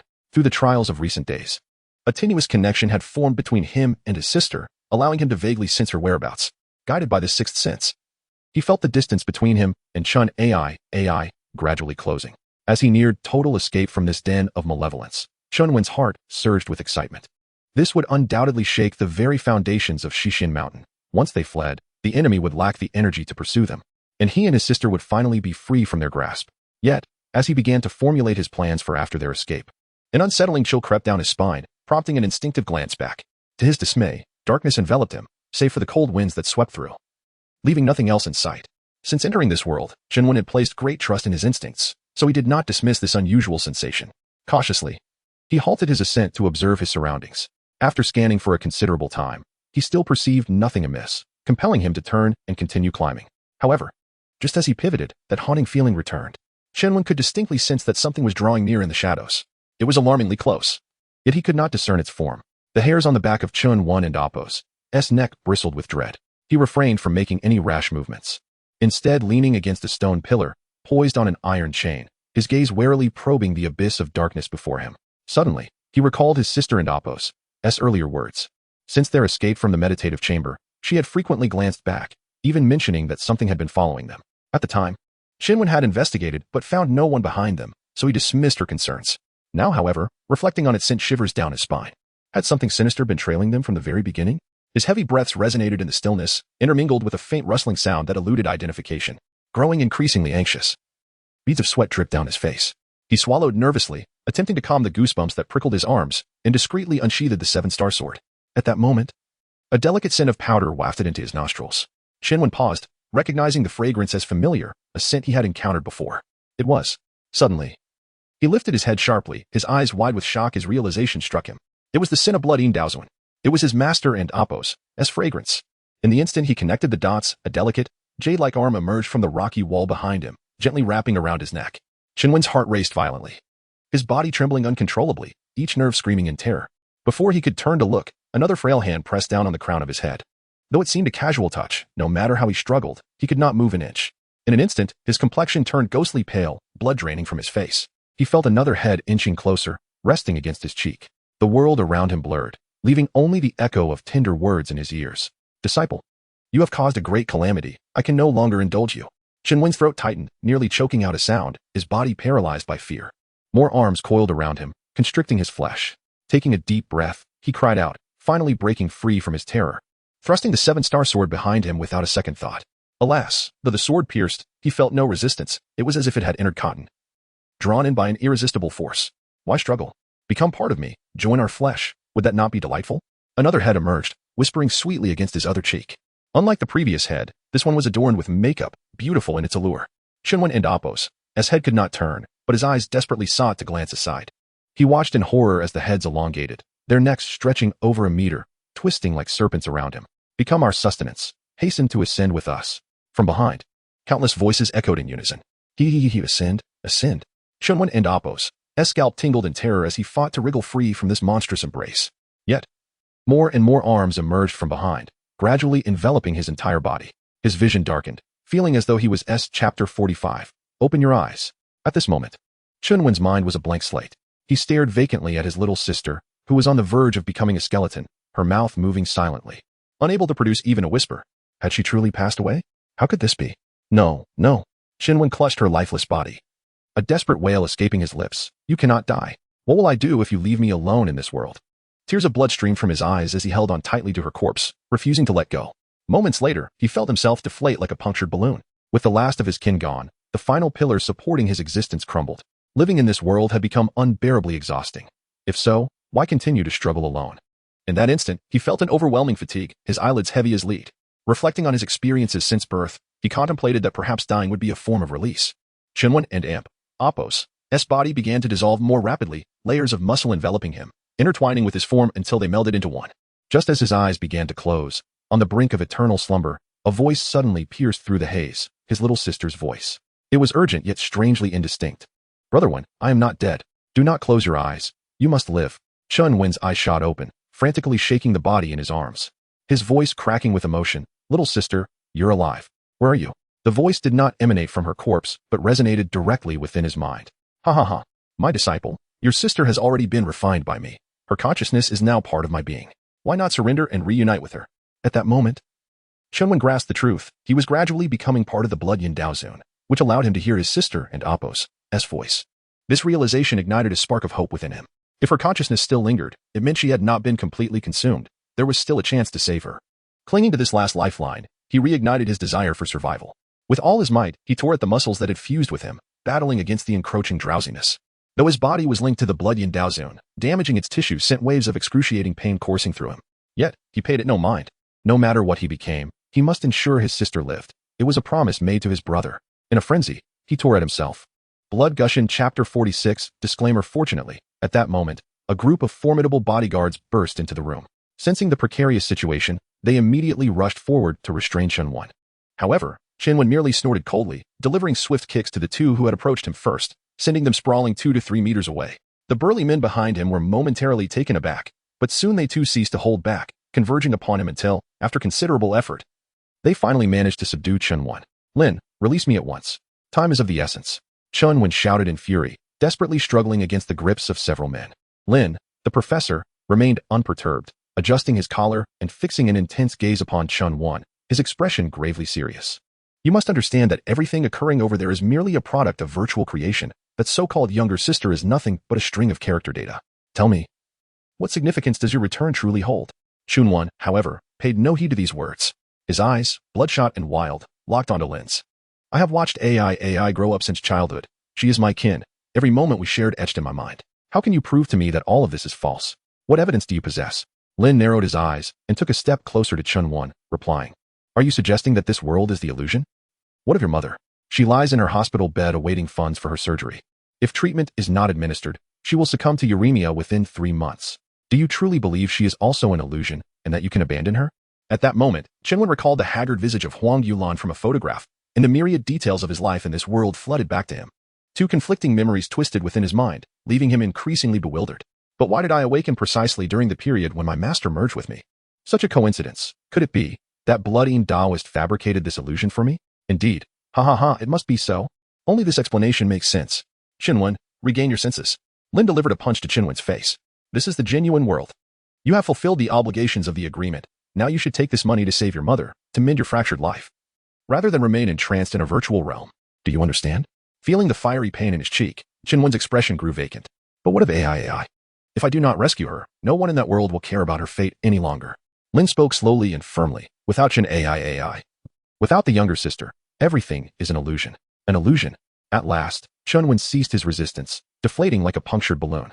Lin signaled to the security personnel, who then released their hold on Chun Wen. Patting Chun Wen's shoulder, Lin spoke earnestly, as the project lead. I do not wish to see any abnormalities in the subjects and Oppo's mental states. Xiao Wen, you have only just reached adulthood. Your life is just beginning. With this money, you can heal your family and return to school to start anew. Is this not what you have always yearned for? Upon hearing the words new life, the hostility in Chun Wen's eyes finally began to dissipate, and the youthful visage of Xia Xiao emerged in his memory. Indeed, returning to school, attending the same university as her, was this not the life he had long desired? In the future, all of this could be realized. The people he cherished could live well in this world, remaining by his side forever. Yet, what if I am truly ensnared in an illusion? What if Bloody Taoist is manipulating my mind? Am I not still being refined by him? Chun Wen clutched his head in anguish. Unable to distinguish between reality and illusion, between truth and virtuality, the thought of his sister struggling to help him escape despair before her demise rendered him incapable of abandoning her. Fear not, the moment you awaken, that world will have vanished entirely. When the power is cut, everything you experienced will dissolve into mere vapor. You have returned, Chun Wen. I have returned? Chun Wen murmured, and only then did he seem to grasp the profound implication of those words. Indeed, he had returned. I have completely returned to reality. The burden that had weighed heavily upon Chun Wen and Oppos, as heart seemed to lift. Those grotesque creatures, the brutal techniques of corporeal cultivation, had all vanished with his awakening. No longer would his master seek his life. His sister would no longer be at risk of being consumed by those malevolent beings. Everything had returned to normal. Accepting this reality, Chun Wen let out 2 dry chuckles, and the spark in his eyes began to rekindle. Seeing that his emotions had finally stabilized, Lin let out a long sigh of relief. Among the 49 subjects who participated in this experiment, only a handful had managed to persevere to the final stage. Xiao Wen, I am pleased to see you endure until this point. Thank you for providing us with invaluable experimental data. As Lin spoke these words, his expression was unexpectedly sincere, a stark contrast to his usual cold demeanor. Chun Wen then glanced around, noticing through the transparent glass walls that most of the other experiment chambers were empty, with only a few new faces lying within, likely newly recruited subjects. No wonder Lin and Oppo's attitude was so cordial. It seemed he was the only one to have completed the full 10 days. Chun Wen scoffed, mocking. You told me before the experiment that this technology was already highly developed, yet it appears we are far from market readiness. Lin shook his head awkwardly, his expression one of resignation.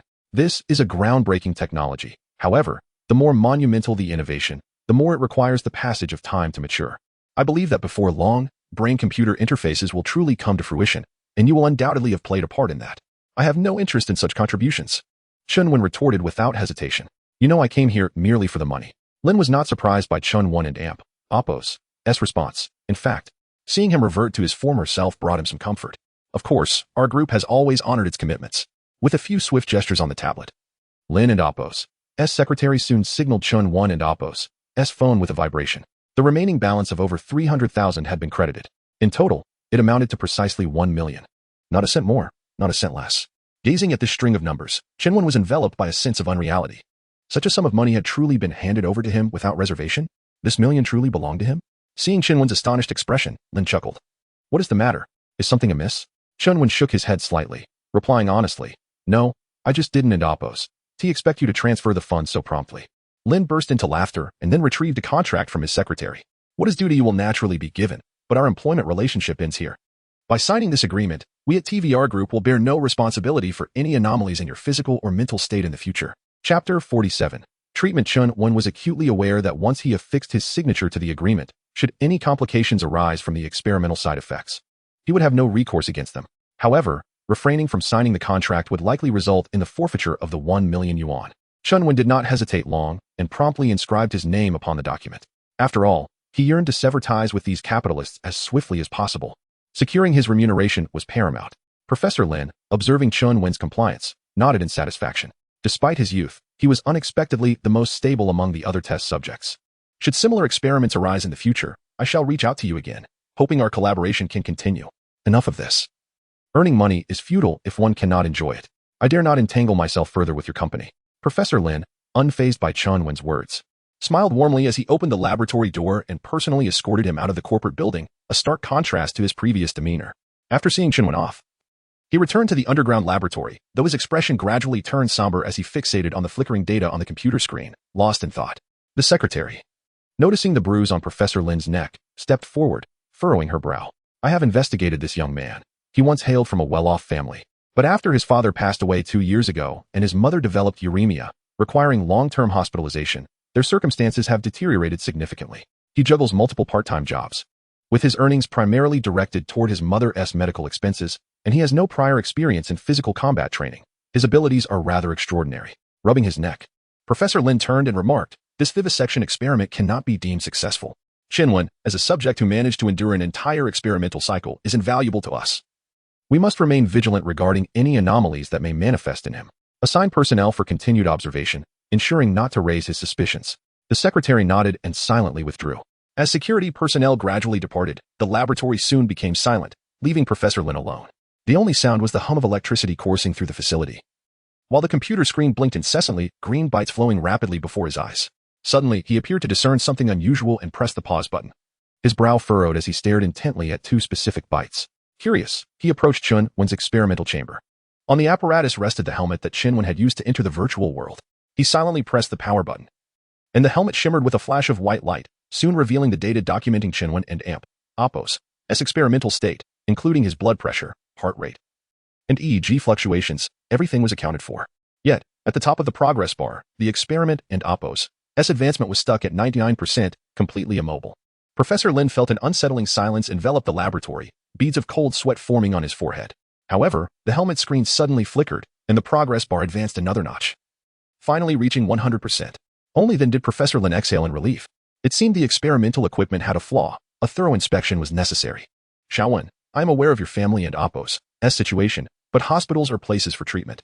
Your mother's medical fees have been overdue for several days now, and the nurses have been bringing this to my attention. A middle-aged doctor, his hair partially gray, stood before Chinwen, his gaze evasive and his expression troubled. Huang Yunlan had been in the hospital for over a year, and he was well aware of the family's dire circumstances, relying heavily on this young boy.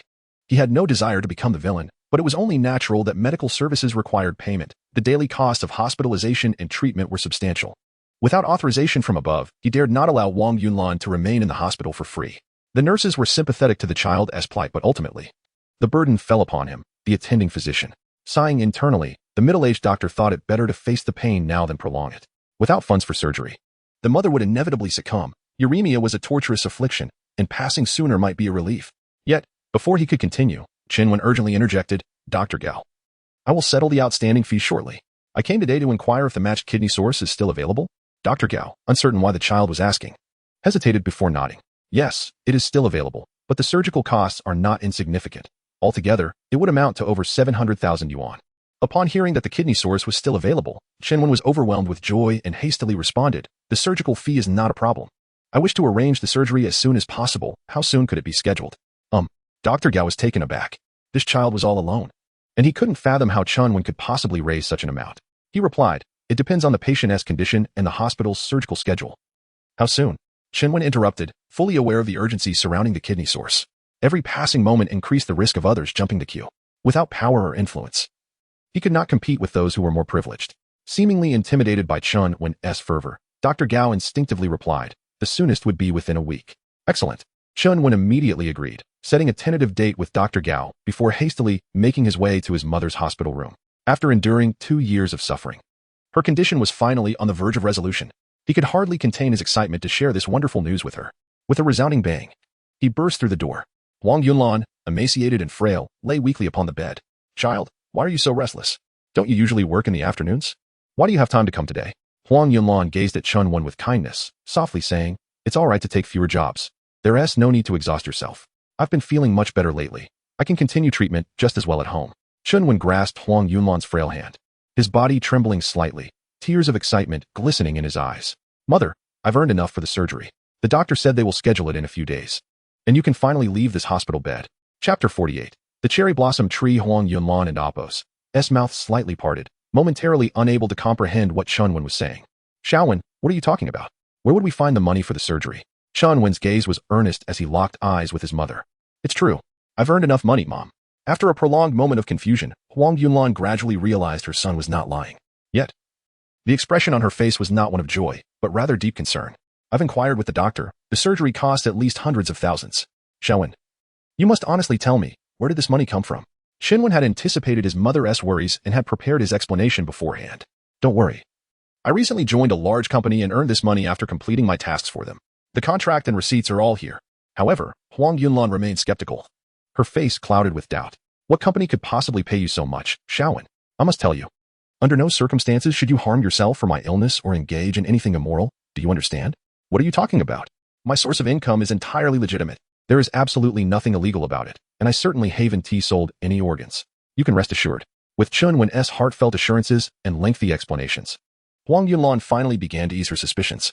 Afterward, once Chun-Wen completed the necessary paperwork and paid part of the surgical fees, Dr. Gao efficiently scheduled the operation for 5 days later. Before that, it was essential to ensure Huang Yunlan was physically prepared to withstand the surgery.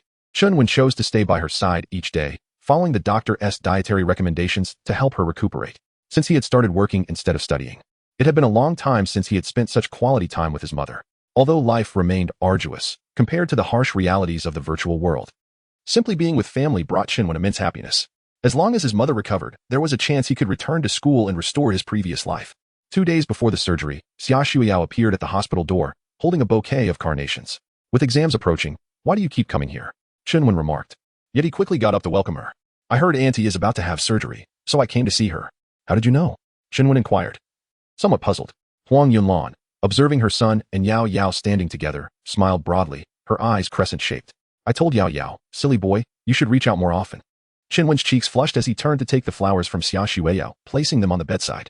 He then heard her say from behind, I also heard you plan to return to school. Chun-Wen scratched his head, finally nodding slightly. Yes, once Mom recuperates from the surgery, I intend to go back. Although I have been out of school for 2 years, I'm sure I'll need to catch up on my studies. Unexpectedly, Xia Shuiyao stepped closer, gazing intently into Chun-Wen's eyes. You're very smart. You will definitely catch up. Uncertain when he had left such an impression on her, Chun-Wen felt a warmth in her gaze and a flutter in his chest. I hope so. Once things settle down, I want to attend university. The same university as you. Chun-Wen's cheeks reddened slightly, and Xia Shuiyao stifled a giggle but quickly composed herself, responding earnestly. All right, I will definitely wait for you. Watching the two nearly leaning into each other, Huang Yunlin felt a sense of joy, realizing her son might not be as oblivious as she thought. He could indeed have his moments of enlightenment. Since you're here, Yao Yao, why don't you take Xiaowen for a stroll around the school to help him get reacquainted with the environment? How can that be? You are about to undergo surgery. You need someone by your side. Huang Yunlan waved her hand dismissively. Don't stay cooped up in the hospital. Go outside and get some fresh air. I'll be fine. Besides, the nurses and doctors are here to look after me. After a moment's hesitation, Chun-Wen recalled he needed to purchase some items for post-operative care and nodded in agreement. Xia Shuiyao was elated. It had been quite a while since they had seen each other at school, and she felt a flutter of excitement. After a half-hour bus ride, Chun-Wen stood once more before his former school. Gazing up at the bold characters spelling Huayin High School, he felt a surge of nostalgia. There was a time when he thought he would never return, yet here he was, stepping back onto campus. Inside the school, many peers his age strolled by, laughing and carrying the vibrant smiles characteristic of youth.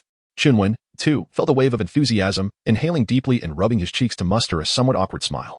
Xia Shuyao glanced at him and remarked, "You have a rather unappealing smile." Only then did Chunwen realize how long it had been since he had genuinely smiled. Since his mother's illness, he had nearly forgotten how to express joy. Xia Shuiao pointed toward a cherry blossom tree ahead.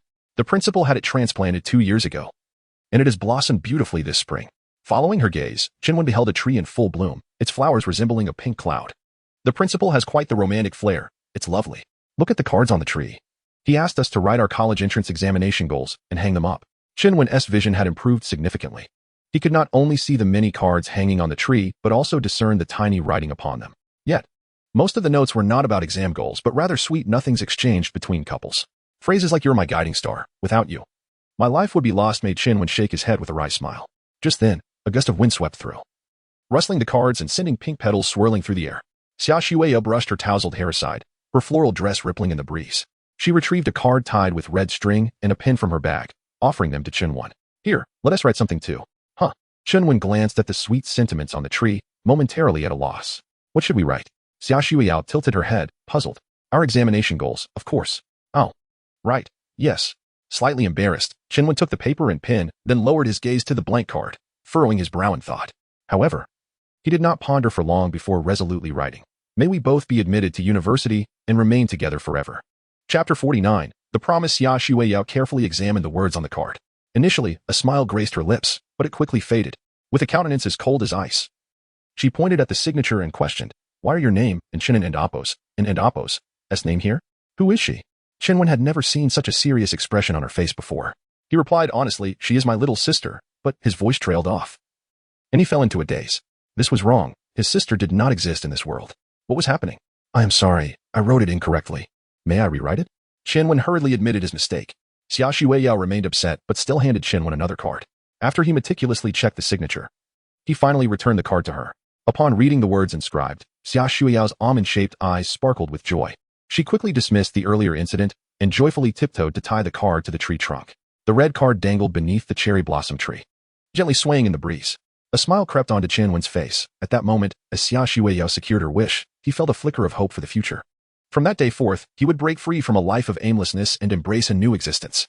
In this new life, his mother would be safe, and the person he cherished would always be by his side. He would live a simple yet fulfilling life, marked by happiness and ordinariness. As Chinwen gazed at the dancing cherry blossom tree, his heart brimmed with hope for the future. Suddenly, a loud cry broke through his reverie. "Classmate, watch out." He turned to see a soccer ball hurtling towards Xia Shuiao at breakneck speed, while she blissfully tied the red ribbon. The ball was moving too swiftly.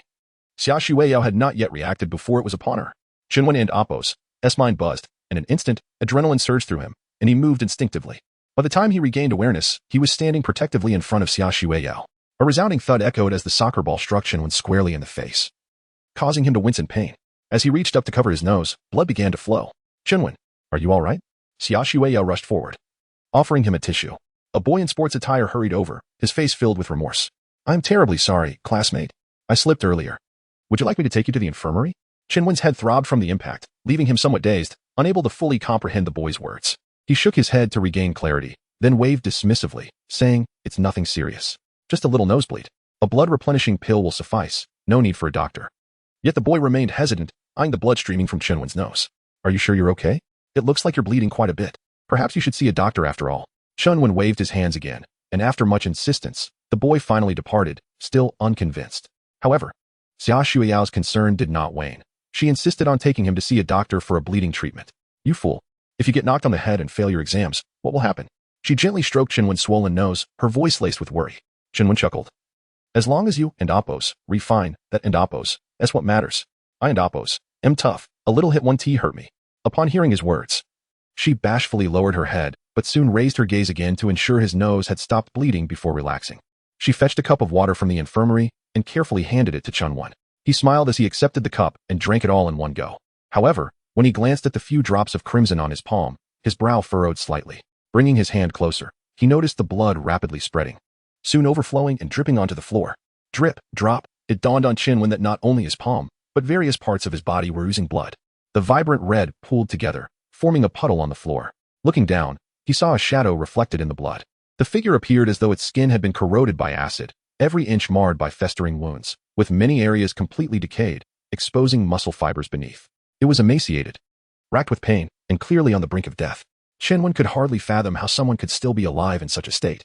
A normal person would have succumbed long ago. What could possibly be keeping this one alive? Most perplexing was the X-Praise Chapter 50. The Eve Xia Xueyao was in the crucial stage of preparing for the college entrance examination, her studies demanding. She had already taken several leaves to visit Huang Yulan, and Shinwen didn't want to disrupt her studies further. After bidding farewell to Xia Xueyao, Shinwen set off back to the hospital. To save money, he had grown accustomed to taking the bus. However, the route was particularly congested, and he found himself surrounded by people, leaving him with only a sliver of space to stand. With each break, he was jostled from side to side, struggling to maintain his balance. The weather was sweltering, and the mingled odors of strangers and Oppo's sweat, combined with the bus and Oppo's pungent engine oil, rendered the confined space exceedingly unpleasant. Shinwen found it difficult even to stand firm, let alone pay attention to the odors. Yet, for some reason, as the bus swayed, his mind grew hazy, and even his vision became impaired. The objects inside the bus appeared as double images, with faint shadows looming behind the heads of the passengers. Thinking it was a trick of the eye, Shinwen rubbed his eyes. Upon opening them again, the double images hadn't disappeared. Instead, they had become even clearer. The faces of the strangers wore stiff smiles, their empty eyes fixed upon him. Upon closer inspection, their gazes were filled with an urgent longing, like hunters eyeing prey in a pot. Shinwen realized that the experiment's side effects were manifesting again. Fortunately, having experienced it once before, he was somewhat prepared and didn't end Oppo's panic. Instead, he closed his eyes and began to reassure himself. These are all illusions. I mustn't end Oppo's be swayed by them. Once I adjust to the real world, these side effects will eventually vanish. I must endure this period. He continued to console himself, trying to ignore the false anomalies. However, the bus was exceedingly crowded, and people were packed together, their heavy breathing rising and falling beside his ears. It felt as if he wasn't standing among the passengers, but rather that they were surrounding him. They pressed against him, entwining him. The sensation was familiar, like being tightly enveloped by flesh and blood within the blood-fiend Tao Lord's body, his own body being constantly eroded. Shinwen clenched his jaw but kept his eyes tightly shut. He repeatedly reminded himself, my mother is still lying in the hospital. Tomorrow is her surgery.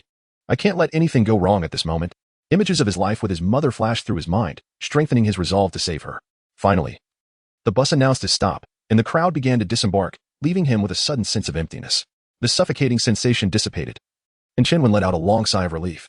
At that moment, the double images faded, and he returned to reality. Shinwen was drenched in a cold sweat, filled with lingering dread. How long would this state persist? Could he truly endure it every time? He suddenly realized that his symptoms were not so simple and that perhaps he should consult a psychologist. When Shinwen returned to the ward, the nurses were drawing blood from Huang Yunlan to perform routine preoperative tests.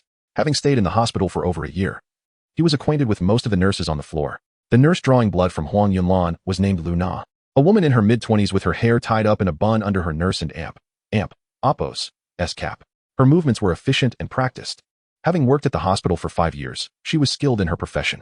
Coupled with her sociable nature, she was well liked by most of the patients in the ward. Sister Na, are you on duty today? Shinwen had asked Luna to help him find a job when he was short on money. She was kind-hearted and, knowing his family situation, introduced him to work at a restaurant owned by one of her relatives. Because of the referral, the owner treated Shinwen decently, which helped him through a difficult time. Shinwen had always been grateful for her help. Luna deftly withdrew the needle and pressed a cotton swab to the injection site. Shinwen, you're back? I've been hearing that your aunt is getting surgery tomorrow. That and Oppo's great news. After so long, you and Oppo's finally made it to this day, and I believe it will go smoothly. Shinwen stepped forward to help his mother with the blanket, smiled, and nodded. Yes, my mother will need to recover after the surgery, so I may have to trouble you, Sister Na, for a while. After collecting the blood samples, Luna patted Shinwen on the back. Don't mention it. It and Oppo's, that's all part of our job. If your aunt feels unwell these next few days, just come to the front desk and find me. I and Oppo's, LLB here. Seeing that this family was finally on the road to recovery, she was genuinely happy. Having worked at the hospital for so many years, she had seen many families broken down by illness and had grown accustomed to it. But this child was truly pitiful. When he first came to the hospital, he had soft skin and looked like he had never suffered. Yet, at such a young age, he had to shoulder such a heavy burden, forced to enter society prematurely. Luna couldn't and Oppo's help but feel sorry for him. But at least they had made it to the end. Dr. Gao said the surgery had a high success rate, so there shouldn't and Oppo's be any problems. She hoped they would have a better life after they left. As Luna gathered her medical equipment, she suddenly remembered something and cautioned Shinwen. Oh, right, the hospital corridors are under construction lately, so try to stay on this floor and not wander around. Shinwen nodded in agreement but didn't take it to heart, casually responding. Tonight was the last night before the surgery, although everyone said the surgery should be fine. As the time drew closer, Shinwen couldn't help but feel nervous. His mother seemed calm, no different from usual. But Shinwen could tell that she was also very anxious, but didn't want to worry him, so she didn't show it. Night quickly fell, and to ensure adequate sleep, they prepared to sleep early. However, Chinwen tossed and turned on the narrow cot, unable to fall asleep. In the pitch-black room, the heavy breathing of other patients was especially jarring, and the low hum of the equipment sounded like a strange murmur. Outside, the hurried footsteps of nurses occasionally echoed in the empty corridor. The door was ajar, casting a faint, dim light from the hallway, further intensifying Chinwen's unease. He felt suffocated, as if his neck was constricted, making it difficult to breathe. After confirming that his mother was asleep, he quietly got up and walked out of the ward. Chapter 51. Dawn. The hospital corridor appeared particularly elongated in the deep of night, the pallid lights flickering ominously. And the air was thick with the pungent scent of disinfectant. Chinwen yearned for a breath of fresh air to clear his mind and resolved to venture to the stairwell window for a breath of wind. However, just as he was about to push open the door, Luna and Apos' earlier warning echoed in his mind. The corridor was under renovation and venturing out might not be prudent. He hesitated for a moment but then reasoned that it was merely a renovation. As long as he tread carefully, he should be fine, provided he avoided the construction materials. Thus, he grasped the doorknob, just beginning to twist his wrist when a head unexpectedly popped out from behind him. Shaowen, weren't you told to stay on your floor? Luna and Apos' deep voice resonated softly. Chinwen turned to see her face illuminated by the erratic lights, her complexion strikingly pale, almost translucent, and a peculiar smile gracing her lips. Startled, he instinctively stepped back. Luna fixed her gaze upon him, and after a moment, she burst into laughter. What is the matter? Did I scare you? After calming his racing heart, Chinwen reproached her lightly. Sister Na, why do you walk so silently? Who would he be frightened at this hour? You're taller than I am, yet look at your courage. Luna chuckled. Enough of that. Why aren't you back in the ward getting some rest? It's late, and wandering around is unwise. The stairwell is cluttered with renovation equipment, and there are nails scattered everywhere. You might trip. I wish I could, but tonight is unbearable before the surgery. I can't seem to sleep. If I don't get some fresh air, I feel like I might suffocate, Chinwen lamented, his face etched with worry. Though he had already retreated back into the corridor, seeming to abandon his desire to go out. As a seasoned nurse, Luna empathized with the anxieties of family members. But there was little she could do at the moment except to soothe his frayed nerves. Shaowen, worrying won't help. You need to rest well so that you have the energy to care for your mother post-surgery. She is likely just as anxious and needs your presence. Go back and get some sleep. Chinwen nodded, conceding, You're right, Sister Na. I should indeed return to her. With a wave, Luna ushered him back to the ward. As she watched his figure recede, she finally felt a sense of relief and turned back towards the duty room. Yet, the moment Luna and Apos' silhouette vanished from the corridor, Chinwen abruptly spun around, dashing towards the stairwell door, grasping the handle with intent to pull it open. The entire sequence unfolded in silence, unnoticed by Luna. The earlier encounter had been utterly peculiar. How had she managed to appear behind him without his awareness? Why did she insist on keeping him away from the stairwell, urging him to remain in the ward? Chinwen felt an increasing agitation, convinced that he needed to glimpse the scene beyond the door to quell his unease. Yet this time, he did not pull the latch. Upon closer inspection, he found the door had been locked. When had it been secured? Was it locked when he first arrived? Panic surged within him, and he anxiously raked his fingers through his hair, nearly pulling out a handful in frustration. He sensed an unseen force attempting to confine him within the ward. He had to find a way out. Ultimately, gritting his teeth, he procured a steel rod, wedging it into the door seam and forcing the lock open with sheer strength. The hospital was eerily quiet at that hour, compelling him to minimize his movements, striving to keep the noise to a minimum. Yet, the clattering of metal was painfully loud, and any nurse passing by would surely notice his suspicious actions. Beads of sweat formed on his brow as he crouched in the corner, laboring until, with a decisive click, the lock yielded.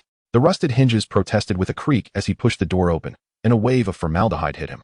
As Luna had mentioned, the stairwell was indeed under renovation, cluttered with various tools and strewn with shards of broken tiles and nails. One misstep could lead to a fall. The temperature plummeted as the night air swept through the winding stairwell, sending a shiver down Chinwen's spine. Yet within the chilling breeze, there seemed to be a faint whisper, a voice that ebbed and flowed, leaving him uncertain of its reality. Drawn by this sound, he ascended the staircase, oblivious to the debris crunching beneath his feet. After climbing several flights, he arrived at the top floor of the inpatient building. Perhaps due to an oversight by the cleaning staff, the windows here had been left ajar, allowing the frigid night winds to howl into the building's interior. He stood before the window for a long while, suddenly speaking into the darkness. Little sister, is that you? Chinwen gazed into the pitch-black abyss outside, straining to hear the wind's murmurs.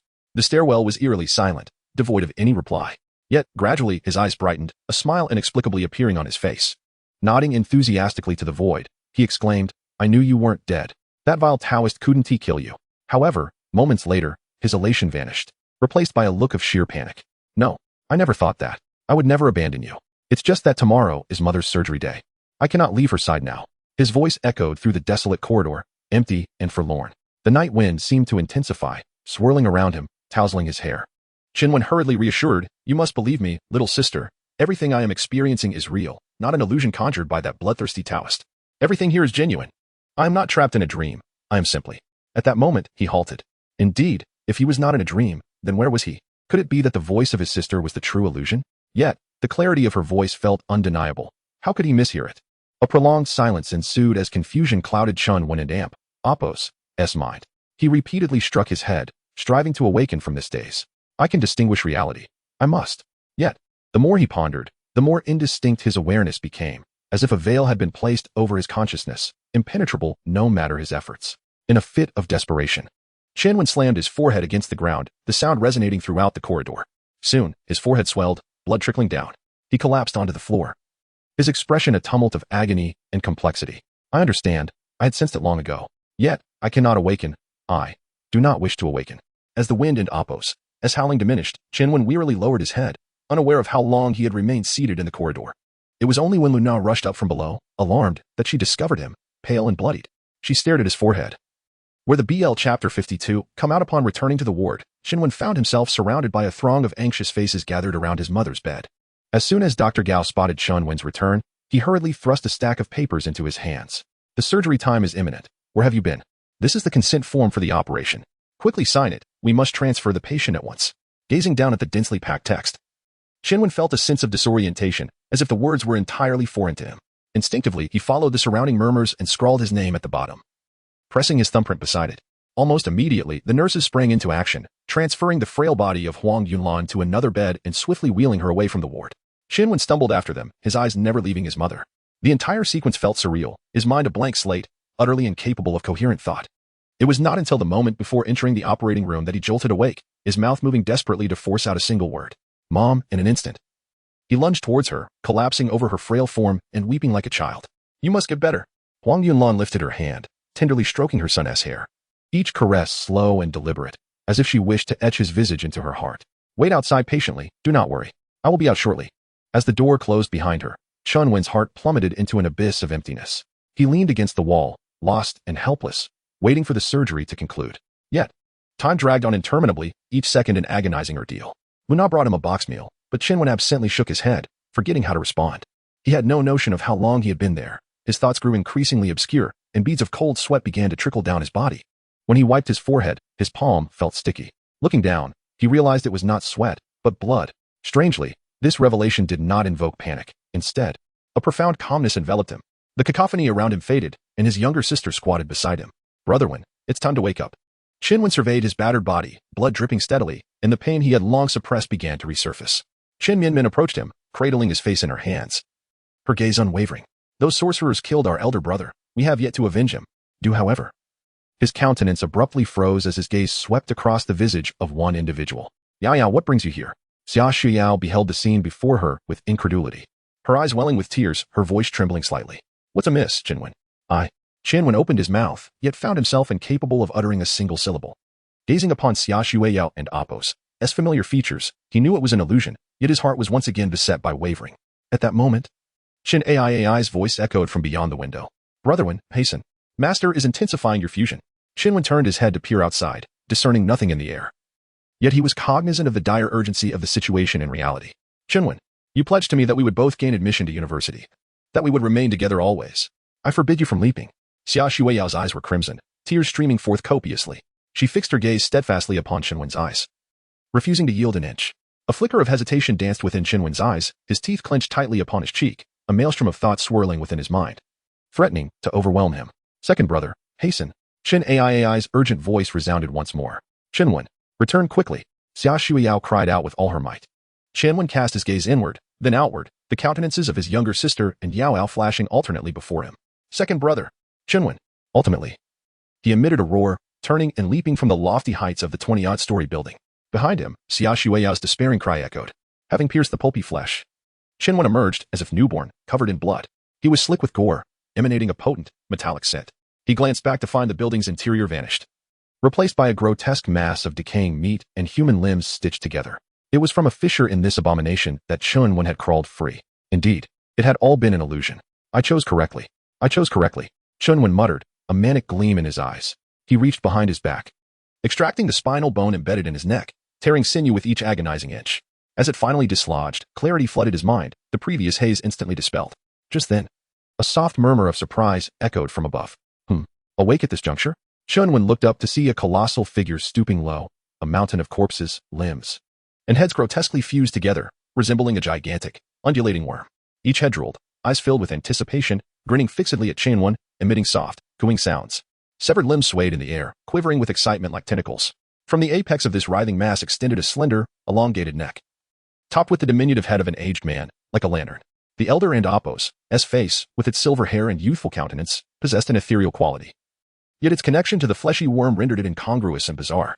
The hoary head, benevolent in appearance, craned closer, a puzzled expression in its eyes. My alchemical art is flawless. How did you escape the illusory realm?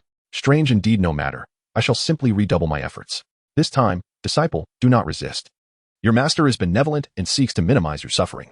The elder and Apos' tone was earnest. Immediately, fissures erupted across his rotting flesh, from which countless arms emerged. Some were as delicate as lotus roots, others withered and skeletal, each possessing surprising strength despite their languid movements. Chunwen hastily disentangled his lower body and scrambled away, determined to evade capture once more. His hand brushed against a familiar texture, sinew coiling around his fingers, the Seven Stars sword. It was still with him. After opening a long gash in his palm, blood flowed forth, instantly awakening the blade. The embedded eyeballs pulsed with an eerie crimson light. Gripping the hilt, he slashed at the encroaching tide of limbs. Crimson tendrils writhed in the air, plunging into the severed limbs' veins, devouring their flesh. Several arms visibly withered. Yet, this was merely a futile gesture against the overwhelming onslaught. Even as Chunwen severed one limb, another seized his wrist, its grip unyielding. He raised the sword to strike, but found it seized by multiple hands, impossible to dislodge. As the mass of limbs threatened to engulf him, Chunwen gritted his teeth and twisted his wrist violently, attempting to break free. But the blood-fiend Taoist afforded him no such opportunity. Soon, a gnarled hand caressed his forehead, closing his eyes. The blood-fiend Taoist's soothing voice echoed. Sleep now, disciple. Drift off to slumber. Countless hands embraced his body, forming an irresistible force that dragged him into the putrid flesh. Chunwen felt himself sinking into warmth. Enveloped once more by limbs, his body became paralyzed, consciousness trapped within an immobile form. Even now, Chunwen refused to surrender, desperately resisting the encroaching corruption.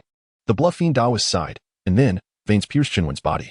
His already ravaged flesh began to dissolve, gradually merging with the blood-fiend Taoist. The process of assimilation was excruciating, assaulting his nerves. In the distance, Chunwen glimpsed his little sister. Her eyes were tightly shut, without breath. Gazing upon her face, Chunwen emitted a guttural roar. He refused to concede. He wouldn't surrender his life so easily. Even in death, he would make this fiend pay. With that thought, Chunwen channeled his immortal energy, desperately trying to awaken the dormant turbid serpent within his organs. But it seemed to cower in fear of the blood-fiend Taoist, hiding in the recesses of his intestines. Ignoring the risk, Chunwen poured all his immortal energy into his organs, causing them to rupture and bleed. Tears of blood streamed from Chunwen and Apos' eyes as he howled. Quick, devour him. Stimulated by the torrent of blood, the turbid serpent grew frenzied, absorbing Chunwen and Apos' essence and turning crimson. It burst from his throat and plunged into the blood-fiend Taoist's body, its jaws lined with rows of fine teeth opening to feast. Yes, that's it. Since you seek to devour me, then no damnation, Chunwen thought. In truth, he was now connected to the blood-fiend Taoist, sharing in his pain. But he cared not. Consumed by the desire to kill his tormentor, the turbid serpent was his last resort, and even if it couldn't kill the blood-fiend Taoist, it would tear a chunk from him. Yet, faced with the turbid serpent and Apos' frenzied assault, the blood-fiend Taoist remained serene, though a hint of surprise crept into his voice. The turbid serpent? I had heard that its eggs are often found in the trunks of blood Bodhi trees, that it thrives by parasitizing a host, feeding on its essence. To think, disciple, you harbored one within you. He sighed, regret etched upon his face. Truly, you are a promising cultivator. Alas, if you were not such a rare and exquisite ingredient, I would have taken you as my prized disciple, guiding you with utmost care. In the chapter, Call My True Name, the blood-soaked Taoist Venerable gently dissected Chunwen's occiput, embedding slender tendrils into his pulsating cerebrum. Chunwen felt a sensation akin to something clawing at the inner recesses of his skull, initially a subtle tickle, like the legs of a spider traversing the neural pathways of his brain. However, this tickle swiftly morphed into excruciating agony. As though molten steel were being poured into his auditory canals, his vision began to dissolve, the scene before him bifurcating, then continuing to fragment, as if sprouting compound eyes. A vortex of disparate images assaulted his mind, each blink inducing a new distortion of his retinas. Chunwen abruptly realized that his consciousness was no longer confined to his original corporeal form, but had instead infiltrated the entirety of the blood-soaked Taoist Venerable's being. Every head sprouting from this mountain of corpses housed his will. All the scenes they witnessed were now imprinted upon his own mind. Shinwen gazed down from above, witnessing his former body rapidly disintegrating, contorting into a spherical mass of intertwined bone and flesh. His younger sister and Apos' body was undergoing a similar transformation. The two orbs of flesh were connected by the blood-soaked Taoist venerable's flesh, emanating a rich and fragrant aroma as they were continuously refined.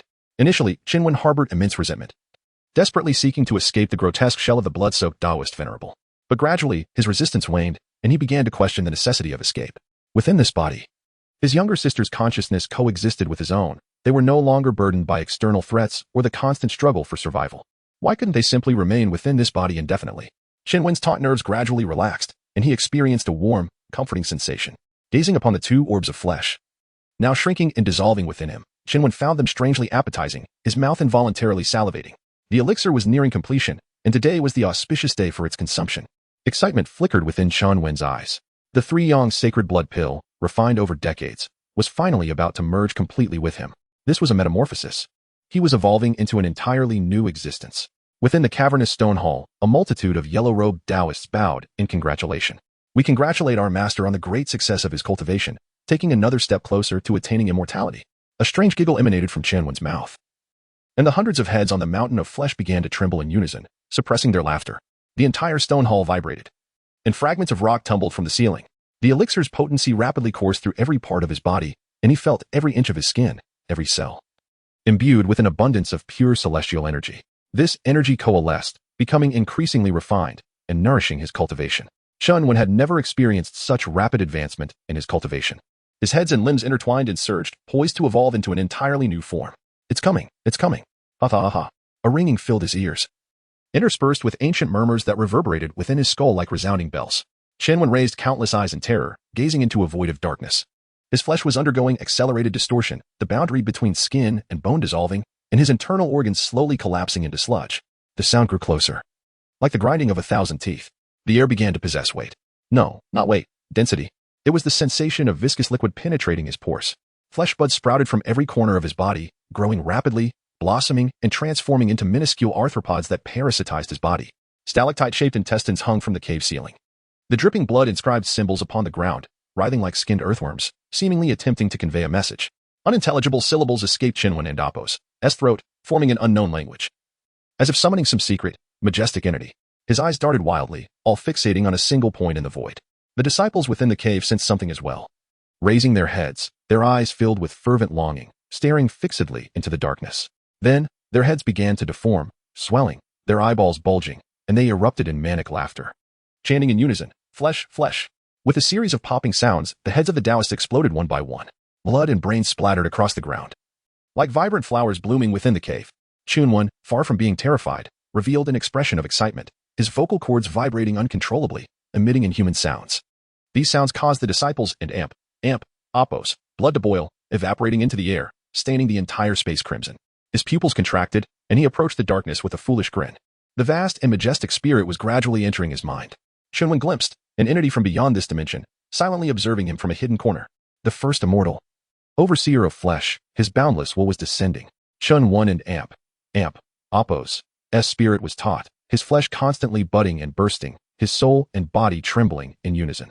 Drawn by an irresistible force, Shinwen's gaze was unyielding, yet his deepest self recoiled in terror, his biological instincts resisting with all their might. Finally, a tendril of the true immortal and Apos' will probed into his mind. The instant it made contact with his brain, his flesh reacted violently, his muscles spasming and writhing like maggots, intertwined and contorted, reveling in the exquisite agony of the flesh. Shinwen abandoned all extraneous thoughts, his heart filled with joy and longing. His eyes seemed to pierce through the stone cave, through layers of empty space, vaguely glimpsing the silhouette of the first immortal. Inexpressible sounds echoed, and the immortal's true name appeared naturally in his mind. It was as if he had known this name since birth, only to finally recall it today. Shinwen's eyes grew brighter and brighter. Yes, those two words. I know. He slowly parted his lips, the two words about to escape. At that moment, his expression abruptly changed, the longing in his eyes vanishing, replaced by a look of utter terror. No, disciple, do not utter his true name. Chapter 55, Ascension. A momentary daze clouded Shinwen's consciousness, his expression shifting rapidly. In that instant, his thoughts briefly detached from the blood-fiend Taoist. However, the gaze from the void was intensely fervent, leaving Shinwen no time to heed the blood-fiend Taoist's words. Hundreds of heads spoke in unison, their voices merging into two indistinct syllables, Changyu. Upon uttering these words, the blood fiend Taoist's flesh uncontrollably writhed and surged, expressing profound elation to the source of flesh, the immortal of blood. On the ground, the corpses of the Taoists merged and fragmented, endlessly cycling with the rhythm of the true immortal's will, transforming into fleshy conglomerates that were neither alive nor dead. The intestines hanging from the cave ceiling intertwined and writhed. And in that instant, the surrounding laws seemed to undergo a cataclysmic shift. A plethora of arcane symbols flooded Chinwen and Apos' mind, countless images flashing and swirling. The cave and Apos' scenery flickering between light and darkness. Crimson blood streamed from Chinwen and Apos' eyes as he beheld the grotesque truth. The membranous wings of bats sprouted coral-like teeth. Fragrant ichor seeped from decaying corpses, and tongues covered in barbs whispered cryptic incantations. Vast and distorted abominations assaulted his senses, shattering Chinwen's sense of self time and again, only to have it reassemble. This process, though lasting only seconds, felt like centuries. Amidst the ceaseless collapse and rebirth, he finally comprehended the true immortal and Apos' message. He is imparting to me the profound truths of the heavenly Tao. The human body is frail and weak, the greatest impediment to immortality. Confined within this corporeal shell, one can never grasp the path to enlightenment. Ha ha ha, now I understand. Flesh is agony. Only through aberrant transformation can one ascend. The blood fiend Taoist joined him in unrestrained laughter. The surging of flesh finally subsiding as their bodies began to fester and decay. Heads of varying countenances aged rapidly, hair falling out in clumps, wrinkles etching themselves onto their faces. The blood fiend Taoist felt the foundations of his centuries-long cultivation crumbling, immortal energy dissipating into the air with the decay of his flesh. Yet, he knew that this was the true immortal and Apos' guidance. He was ascending. He would shed this wretched skin in the throes of aberration, becoming an immortal, imperishable being. The cave reeked of decay as the colossal mountain of corpses and blood-developed patches of senescence, gradually losing its skeletal support and slowly dissolving. This trend of decay spread from the base upwards, soon reaching the blood fiend Taoist's neck. The old man, with the visage of a youth, his eyes burning with zeal, opened his throat and unleashed a desperate cry into the void. His consciousness faded, yet he felt his will unshackled from the confines of his flesh, diffusing into the heavens and earth, becoming a true immortal. An incense stick and Apos', as time later, the blood fiend Taoist and Apos' eyes lost their light, and with a resounding crash, the putrid mountain of flesh collapsed. Silence descended upon the cave, broken only by the sound of congealing blood. After an indeterminate amount of time, a viscous sound echoed from within the mountain of flesh. A massive ball of flesh quivered amidst the accumulated corpses. As time passed, the quivering intensified, the surface of the flesh ball constantly changing shape, as if something were about to hatch from within. Suddenly, a sword blade pierced through from the inside, cleaving the entire flesh ball in two. A blood-soaked youth emerged, naked and bewildered, seemingly oblivious to his surroundings. After standing motionless for an age, he muttered as if awakening from a dream, "That's right. I am not the blood fiend Taoist. I am Chinwen." A sharp pain then shot through his mind, and he vigorously massaged his temples, barely managing to regain his composure. He was filled with bewilderment. Haven't I already ascended? Why am I still here? Before he could find an answer, Chinwen was startled to discover another flesh ball nearby. This one was smaller but pulsed with life, resembling an embryo. Chinwen severed his own umbilical cord and carefully sliced open the surface of the flesh ball. Inside, the petite Chin AI and Apos' AI was curled up into a ball, sleeping peacefully with a serene expression. Upon exposure to the outside air, she gradually awoke, rubbed her eyes, and murmured sleepily, "Second brother, where are we?" Chinwen, beholding his sister's vibrant form, burst into tears. She was alive, not dead. Chin AI was somewhat confused, but upon seeing her weeping brother, she gently stroked his hair, reminding Chinwen of his mother before entering the operating room. After a long while, Chinwen and Apos' emotions finally subsided. He knew that although the blood fiend Taoist's physical body had been destroyed, West Immortal Mountain was no place to linger. They had to seize this opportunity to escape. Taoist robes were scattered throughout the cave. Chinwen hastily found two that fit him and his sister, then rose to leave. They were in the stone hall where the blood fiend Taoist usually preached to his disciples. Chinwen had been there several times and was familiar with the route. From here, it would take less than a quarter of an hour to exit the cave. With so many Taoists dead, no one would pay attention to them. He eagerly led his sister towards the exit, feeling that freedom was closer than ever before. But as soon as he stepped forward, he froze, turning around warily. Who and Apos' there? The cave was silent, devoid of any sound. Chinwen remained vigilant, his expression grave as he scrutinized every corner. After a long pause, when it seemed impossible to deceive him, a figure emerged from the depths of the darkness, hair flowing, figure handsome. It was Linyu.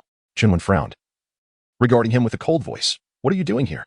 Stopping about 10 meters away, Linyu replied with a smile, "I am a disciple of West Immortal Mountain." "Is it not normal for me to be here?" Chinwen scoffed. "Nearly all the Taoists in the mountain are dead. Why are you the only one still alive?"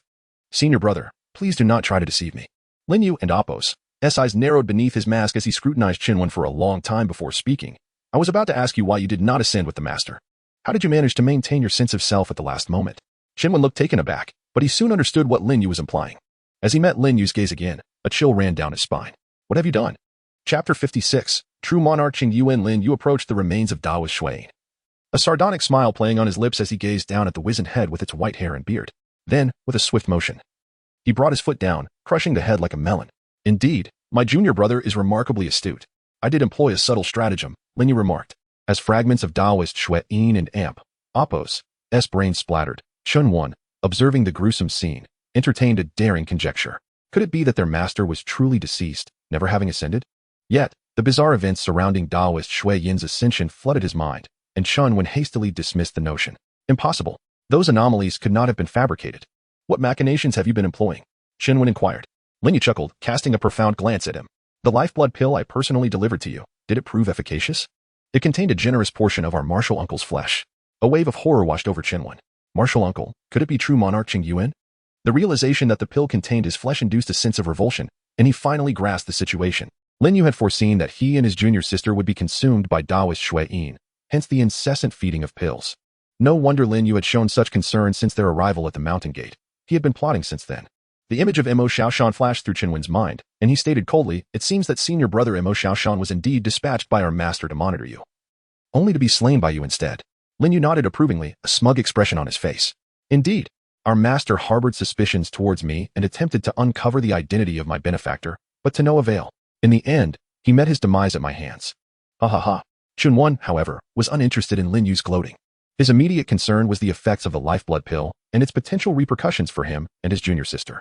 He frowned and questioned, what harm do those lifeblood pills inflict that they could affect a cultivator of Daoist Shuayin and Apos, S caliber? Lin Yu smirked, evading a direct answer. Heh. Witness the consequences for yourself, junior brother.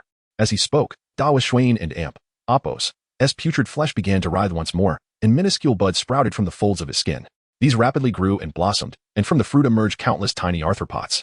The insects immediately burrowed into Daoist Shuayin's corpse, and soon, the colossal mountain of flesh teetered and stood upright once more. The emaciated skeletons clinging to its surface opened their turbid eyes, emitting mournful wails like vengeful spirits. Lin Yu bowed respectfully towards the decaying mountain of corpses, lowering his head and inquiring, Martial uncle, this lad knows too much. How shall we proceed? He cast a furtive glance at Chunwan, a glint of malice in his eyes. Chunwan sensed impending doom. The other party was already intent on killing him. Since Lin Yu addressed this mountain of corpses as Martial uncle, it was clear who it was. The never-before-seen true monarch Qing Yuan, his master, and Apos, S senior brother. Shinwen never imagined that Lin Yu would collude with true monarch Qing Yuan. What was his betrayal compared to this? Lin Yu was the true mole. Chunwen turned to flee, but his body was as if rooted to the spot, utterly immobile. Seeing this, Lin Yu sauntered up to Chunwen, scrutinizing him from head to toe. Indeed, excellent raw material. No wonder our master coveted him so. Chunwen subtly channeled his immortal energy, desperately attempting to break free from his constraints, but something seemed to be growing wildly within his meridians, vying for control over his body. I advise you to concede defeat. Martial uncle and Amp, Apos, S flesh has already entered your body via the lifeblood pill, becoming a part of you. There is no escape, Lin Yu declared. With that, he slowly drew his peachwood sword, approaching Chinwen with a predatory gaze. As Chinwen's life hung by a thread, the mountain of corpses behind him suddenly spoke. Let him go. The voice was coarse and indistinct, yet each word resonated clearly within the stone chamber. Lin Yu froze in place, turning to true monarch Qing Yuan in astonishment. But he is an excellent ingredient for refining pills. Are you truly going to let him go? True monarch Qing Yuan offered no response, but his vermicular body continued to extend. One of the heads drawing closer to Chinwen until it was right in front of him. The head's skin was withered and black, emanating an aura of death. The eye sockets contained only the whites of the eyes, devoid of pupils, yet Chinwen could sense that something was scrutinizing him intently through those eyes. I am not one to engage in wanton slaughter. I borrowed your body to deliver my flesh into my junior brother and Apos' body, extinguishing his hopes of breaking through. But in doing so, I also rid you of a mortal enemy. We are not indebted to each other. I will not take the lives of you and your sister for nothing. The raspy voice emanated from the head's mouth. Chinwen's back was slick with cold sweat. The flesh threads growing within his meridians danced with glee, seemingly attempting to draw closer to true monarch Qing Yuan. His body remained under control, leaving Chinwen with no choice but to listen. True monarch Qing Yuan moved even closer, the emaciated skull almost touching Chinwen and Apos' forehead. This time, he enunciated each word carefully, but there is one thing you must understand. All that you have witnessed were illusions conjured by me to create karmic obstacles for my junior brother. You have never heard the name of a true immortal. Do you understand? The scenes from that time flashed through his mind once more. And even the mere recollection of fragments of those images caused Chinwen's nerves to twitch involuntarily.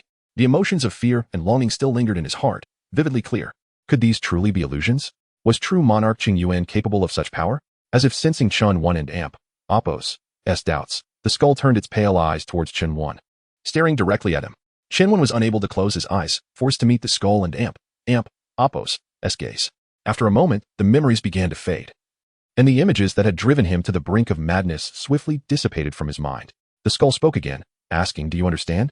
The four words struck Chun Wan and Appo's eardrums with immense force, and he shuddered. He suddenly felt the control over his body weaken, and he opened his mouth, replying as if compelled, "I understand." True monarch Qing Yuan grunted in satisfaction, saying softly, "Go then." In the next moment, Chun Wan felt a sense of liberation wash over him, and he regained control of his body. Qin Wan glanced at true monarch Qing Yuan, then at Lin Yu, and without a word, he grabbed his junior sister and fled towards the cave and Appo's exit, his gait unsteady and his appearance disheveled. Lin Yu glared venomously at Chun Wan and Appo's retreating figure, turning his head towards true monarch Qing Yuan and asking through gritted teeth, "Are you truly going to let him go?" From within the mountain of corpses, true monarch Qing Yuan's ethereal voice gradually faded into the depths of the cave. It is the will of heaven. Chapter 57. Yao Kochuan amidst the verdant woods. Chun Wan trod along a moss-covered path as the sun ascended, dispersing the morning mist that enveloped the forest. Birds chirped cheerfully, filling the air with their melodious songs. Ahead of him, AI frolicked joyfully, chasing a sparrow with a radiant smile adorning her face. Having been taken to Skin Mountain at a young age, her interactions with ordinary folk had been scarce, and after spending 3 years in the alchemical furnace, her mental acuity lagged behind that of her peers. Qin Wan recognized her naturally vivacious spirit, and now that she was slowly regaining it, his heart swelled with joy. With his presence beside her and the absence of any malevolent threat, he believed she would gradually evolve into a normal girl. As this thought crossed his mind, a gentle smile crept upon his face. At that moment, AI abruptly turned, raising the sparrow high in her hand, which she clutched rather roughly, causing it to flap its wings desperately while emitting sharp cries. "Brother Wan, let us feast upon it at noon." Chun Wan was momentarily taken aback, struggling to respond. AI lifted the nearly suffocated sparrow even higher, her face alight with excitement. "Look how adorable it is. We simply must eat it." Qin Wan and Appo's lips twitched. Unsure of how to reply, he awkwardly said, "Without salt, it will not taste good." AI pouted for a moment, then nodded as if struck by a thought, her smile returning. "True, such a small bird would yield no meat after plucking and skinning. I shall catch a larger one." Observing her innocent smile, Qin Wan couldn't help but let out a long sigh.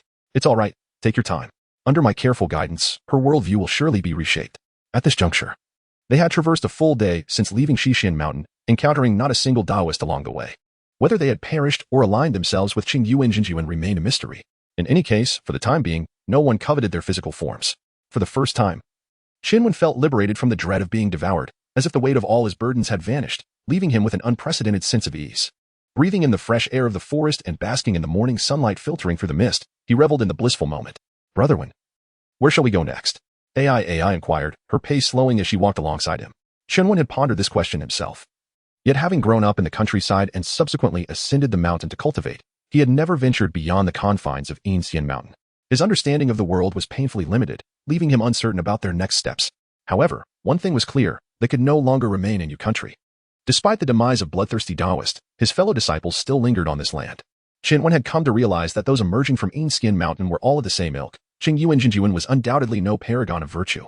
Though he had promised to spare Qin Wan, there was no guarantee that he would not succumb to temptation and seek to consume human essence once more. Chun Wan dared not seek refuge within his territory. After a moment of contemplation, he spoke, "Let us first head to Yu City and gather information about other regions." AI had no objections, believing that following her elder brother was undoubtedly the right choice.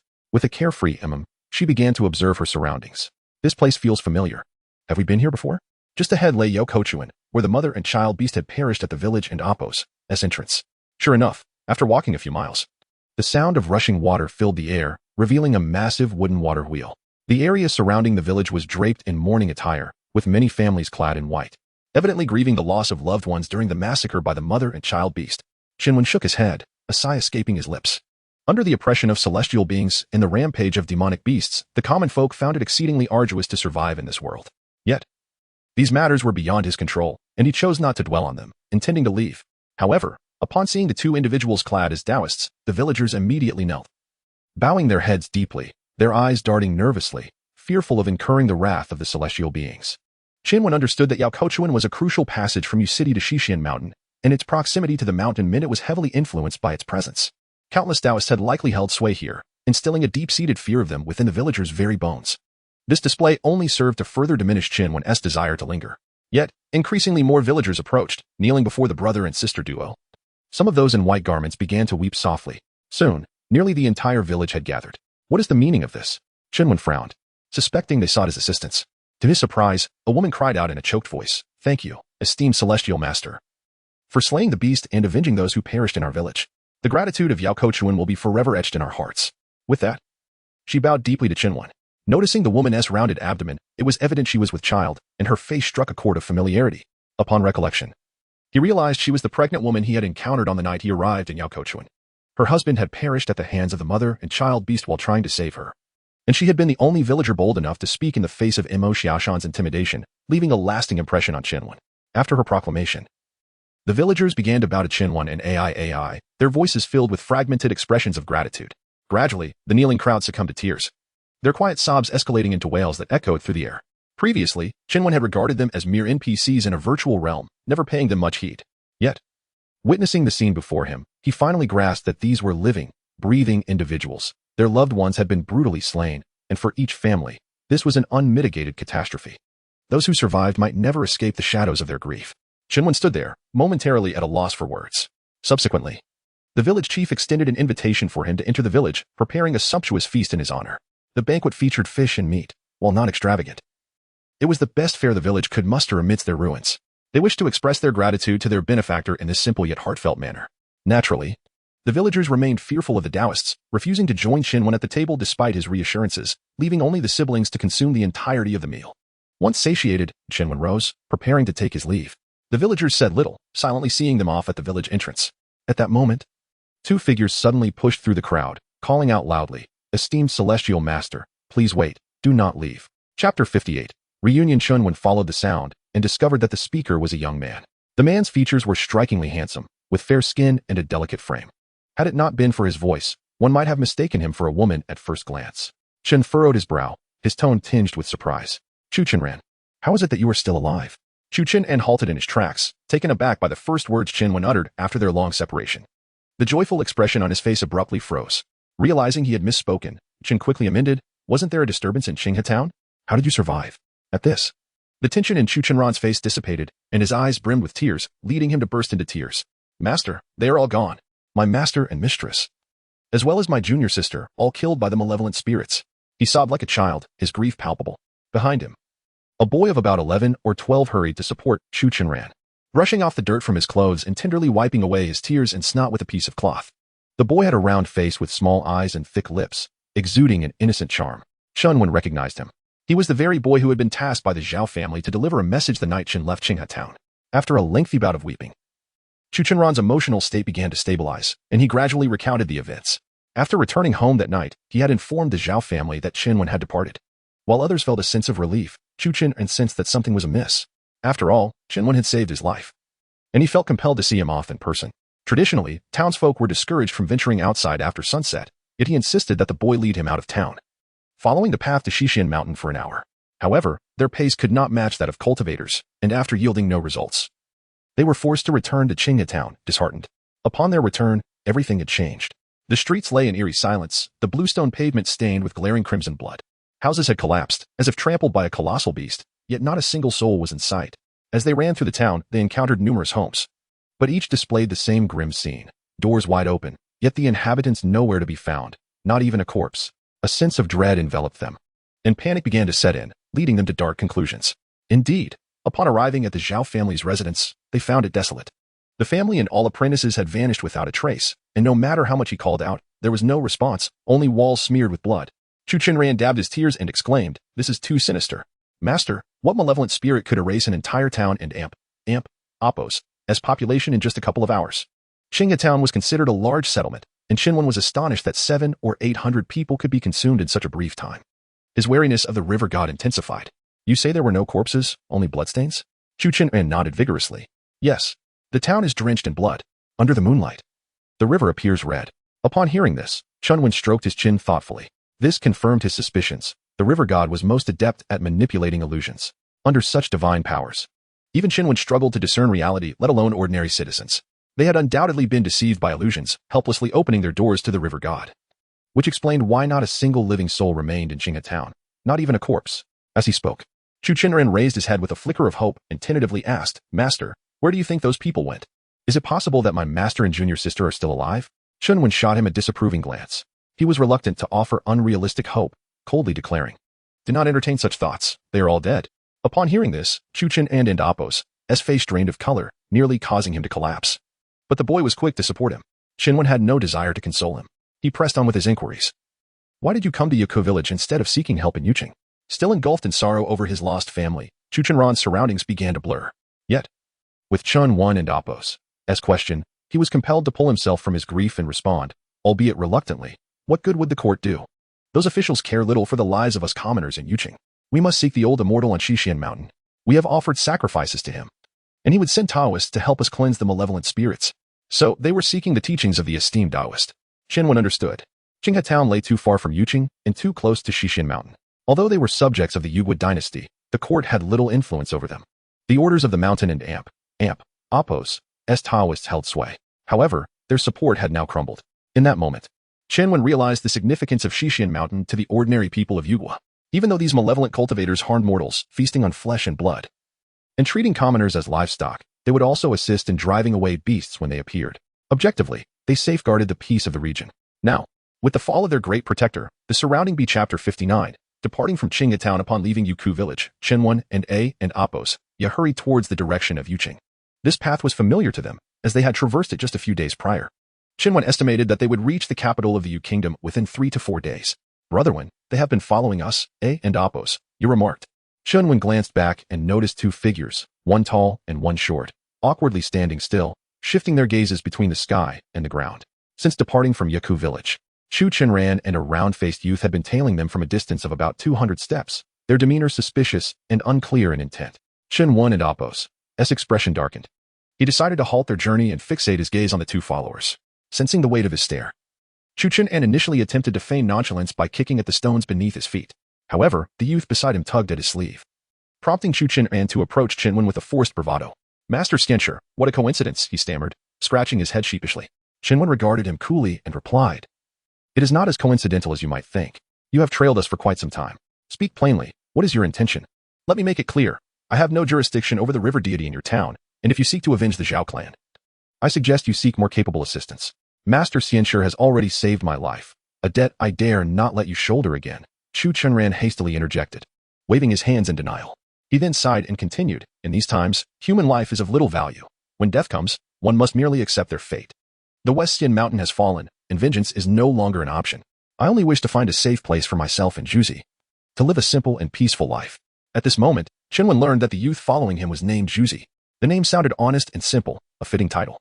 "If you seek a place to settle, do so on your own. Why follow us?" Chenwen asked. Chu Chen quickly stepped forward, a hint of ingratiation on his face. Despite his handsome features, he appeared somewhat unseemly. "I heard from the villagers that you plan to go to Yuqing. I have visited there twice with my master in the past. I am familiar with the route, given the treacherous terrain. Allow me to guide you. It will save you time from wandering." Upon hearing this, Chunwen understood the situation clearly. This fellow intended to accompany them to Yuqing, possibly fearing encounters with monstrous beasts along the way, thus seeking to hire himself as a guide. He glanced at the rudimentary map sketched by Su Mingwei in his hand, pursing his lips before stowing it away. Previously, due to unfamiliarity with the roads and local customs, he had mistakenly confused the West Xian Mountain for the East Xian Mountain. He could not afford to make such an error again. Having a local accompany them would indeed prove beneficial. However, the thought of employing someone without compensation felt somewhat unwise to Chunwen. After a moment and Apos' contemplation, he stated, "You may accompany us. But you must be aware that my sister and I descended the mountain in haste and brought little money with us before Chenwen could finish." Chu Chen quickly interjected, "Rest assured, Master Stanshur, I have some copper coins on me, and I will cover all expenses for food and lodging along the way." Chenwen scrutinized the shriveled pouch at Chu Chenran's waist, which appeared to contain no silver, only a handful of copper coins, perhaps no more than 20.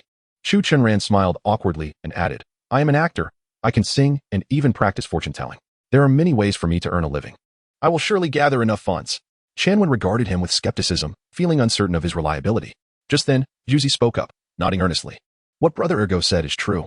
Gazing into his innocent eyes, Chenwen felt a sense of sincerity and decided not to question further. "Lead the way," he instructed. Excitement flashed across Chu Chen and S face as he bounded ahead, quickening his pace to guide them. As members of a traveling troupe, they were accustomed to moving about the region, performing where needed. Thus, they were quite familiar with the roads. As they walked, Chu Chenran regaled them with various local tales and curiosities, captivating Aya with his stories. Chunwen listened intently, eager to learn more about the world around him. However, much of what Chu Chenran spoke was mere hearsay, lacking substance, and Chunwen soon lost interest. After approximately a day of travel, they entered the vicinity of Qinghe town. The sun hung low in the west, preparing to dip below the horizon. Shall we find a place nearby to rest for the night? Chu Chenran suggested. Glancing at the darkening sky, Chenwen's expression grew serious. Traveling at night was indeed perilous, although they were still some distance from Qinghe town. The risk of the river deity discovering their presence made it unwise to rest here. Let us bypass Qinghe town and travel a bit further before stopping, he advised. Chu Chenran nodded in agreement, understanding the need for caution. Though it would take more time, better safe than sorry.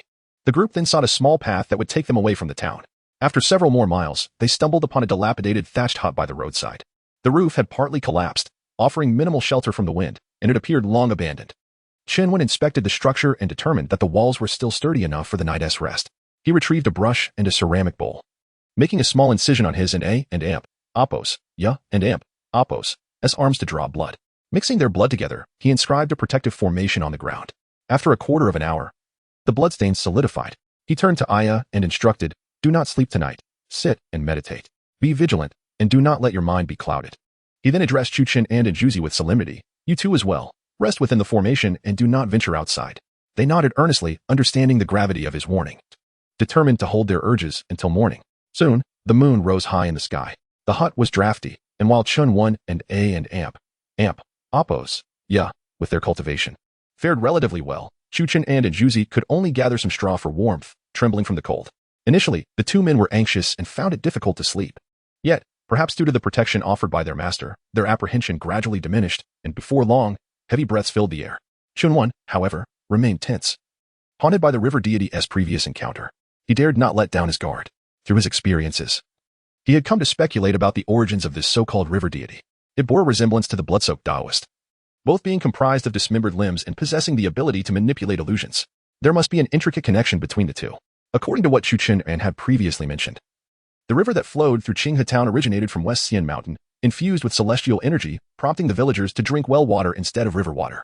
To Chenwen, it was not merely the celestial energy that deterred the villagers from the river, rather, it was the fear of dismembered body parts that frequently drifted downstream from the river's source, making them wary of drinking its waters.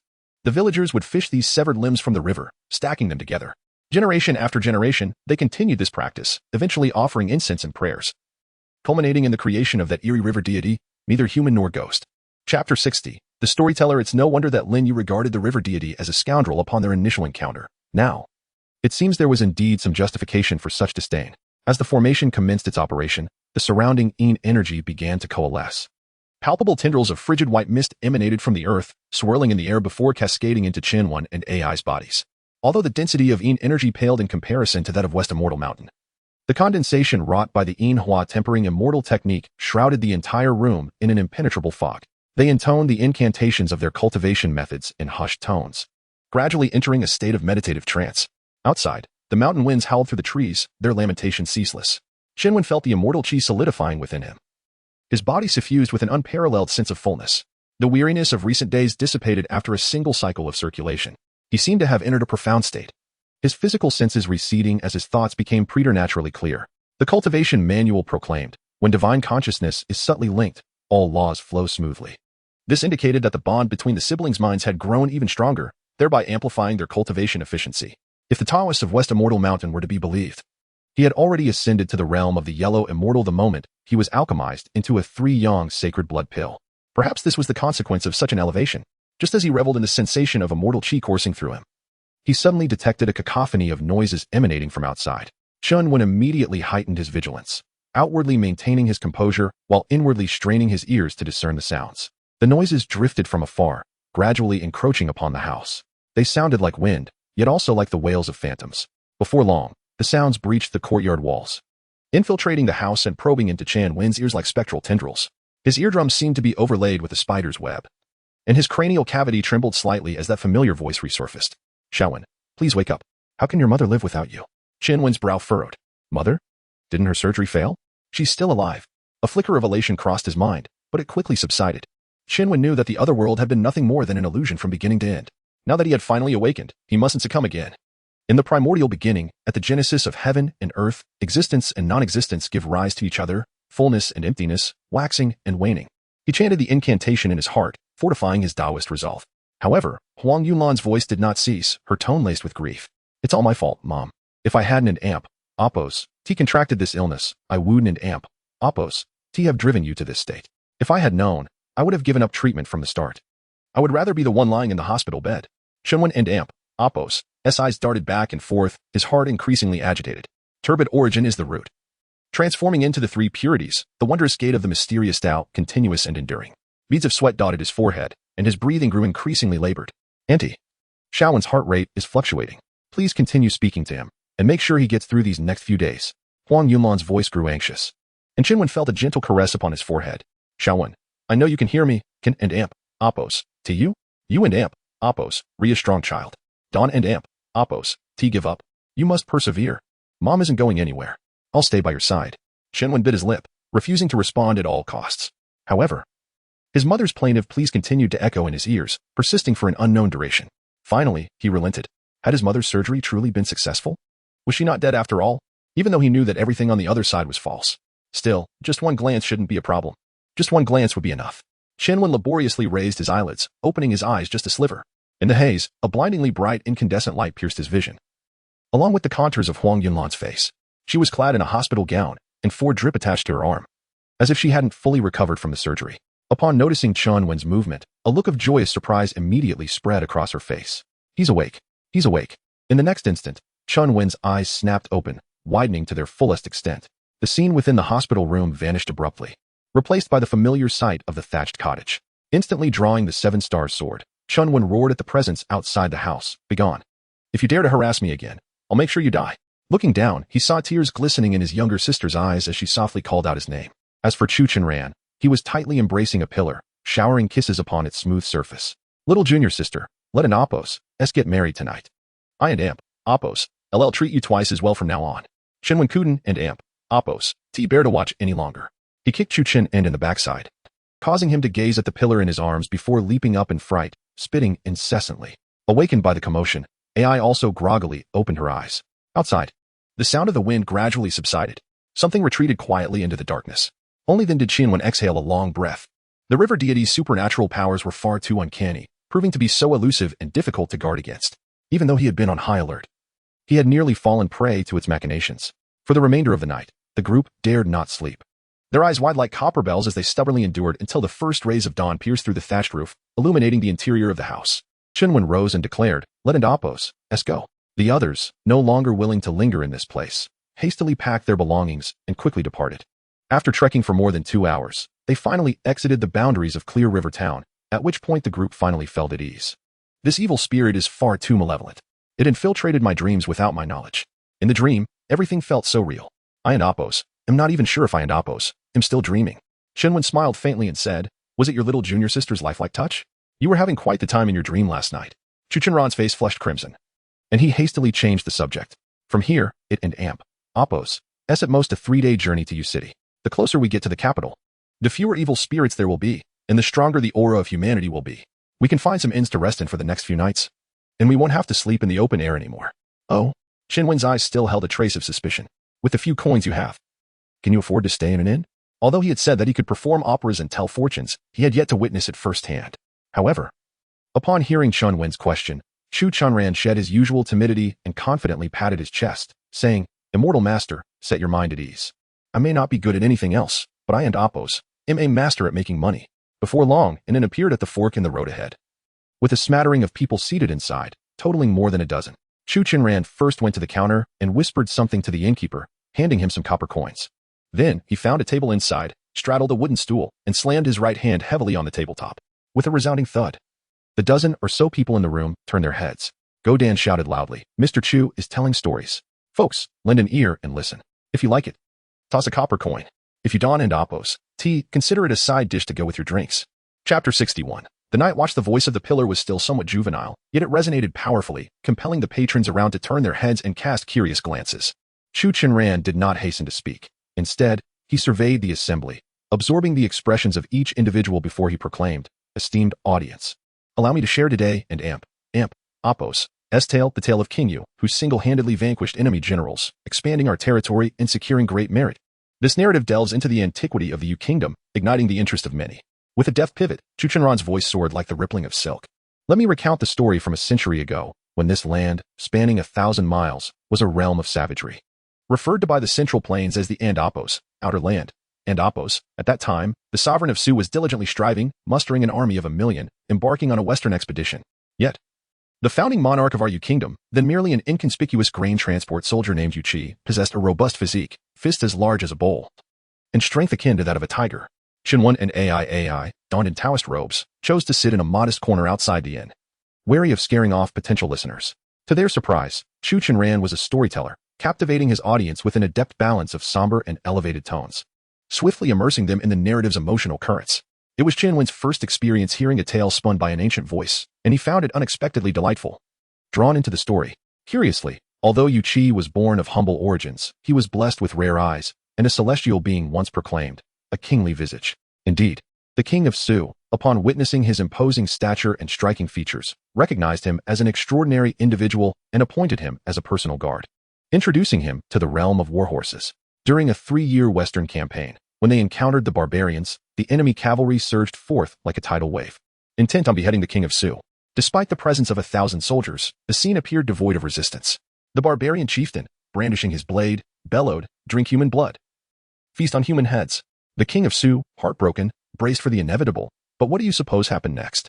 With a swift motion, Chu Chenran mimicked a slicing action, striking the table with a force that elicited gasps from the audience. In an instant of desperation, Yu Qi reversed his grip on his sword, and with a flash of cold steel, he cleaved the barbarian chieftain's mount in two. Thunder rumbled, lightning flashed. And with another stroke, the blade stained with blood, the enemy chieftain's head rolled to the ground. Yu Qi stood, unyielding and regal, brandishing his weapon, declaring, "Who dares to offend the king?" The thousands of barbarian soldiers trembled, paralyzed with fear. Chu Chenran's voice deepened as he proclaimed, "This is the essence of a single sword shattering the courage of the Western barbarians. A lone hero capable of confronting 1 million soldiers." Shenwen chuckled silently to himself, finding a semblance of truth in the tale. However, he was surprised that the citizens of Yu Kingdom dared to openly invoke the name of their founding king, and none of the others seemed perturbed by it. Chu Chenran then continued to narrate the story of Yu Qi receiving honors and leading 1,000 valiant soldiers to defend the Tianjin pavilion. The details were vividly described, capturing the overwhelming might of the enemy forces, the stark disparity in strength, in Yu Qi and Apos' unparalleled valor as he carved a bloody path through the battlefield. Shenwen was enthralled, feeling as though he were reading an exhilarating script, basking in the glow of the protagonist's aura. Just as he yearned to learn how Yu Qi ascended to become a sovereign, Chu Chenran abruptly halted. "Esteemed guests, it grows late. Permit me to indulge in a cup of tea, and another day, I shall recount Yu Qi's ventures into the dragon and Apos' lair and the tiger and Apos' den." The pillar quickly rose, clutching a tea bowl as he made his rounds, cheerfully soliciting tips from the audience, his expression markedly different from his usual stoic demeanor. By now, the gathering had swelled beyond the initial few, with passers-by drawn in, captivated by the spectacle, unwilling to depart, the crowd spilling out onto the threshold.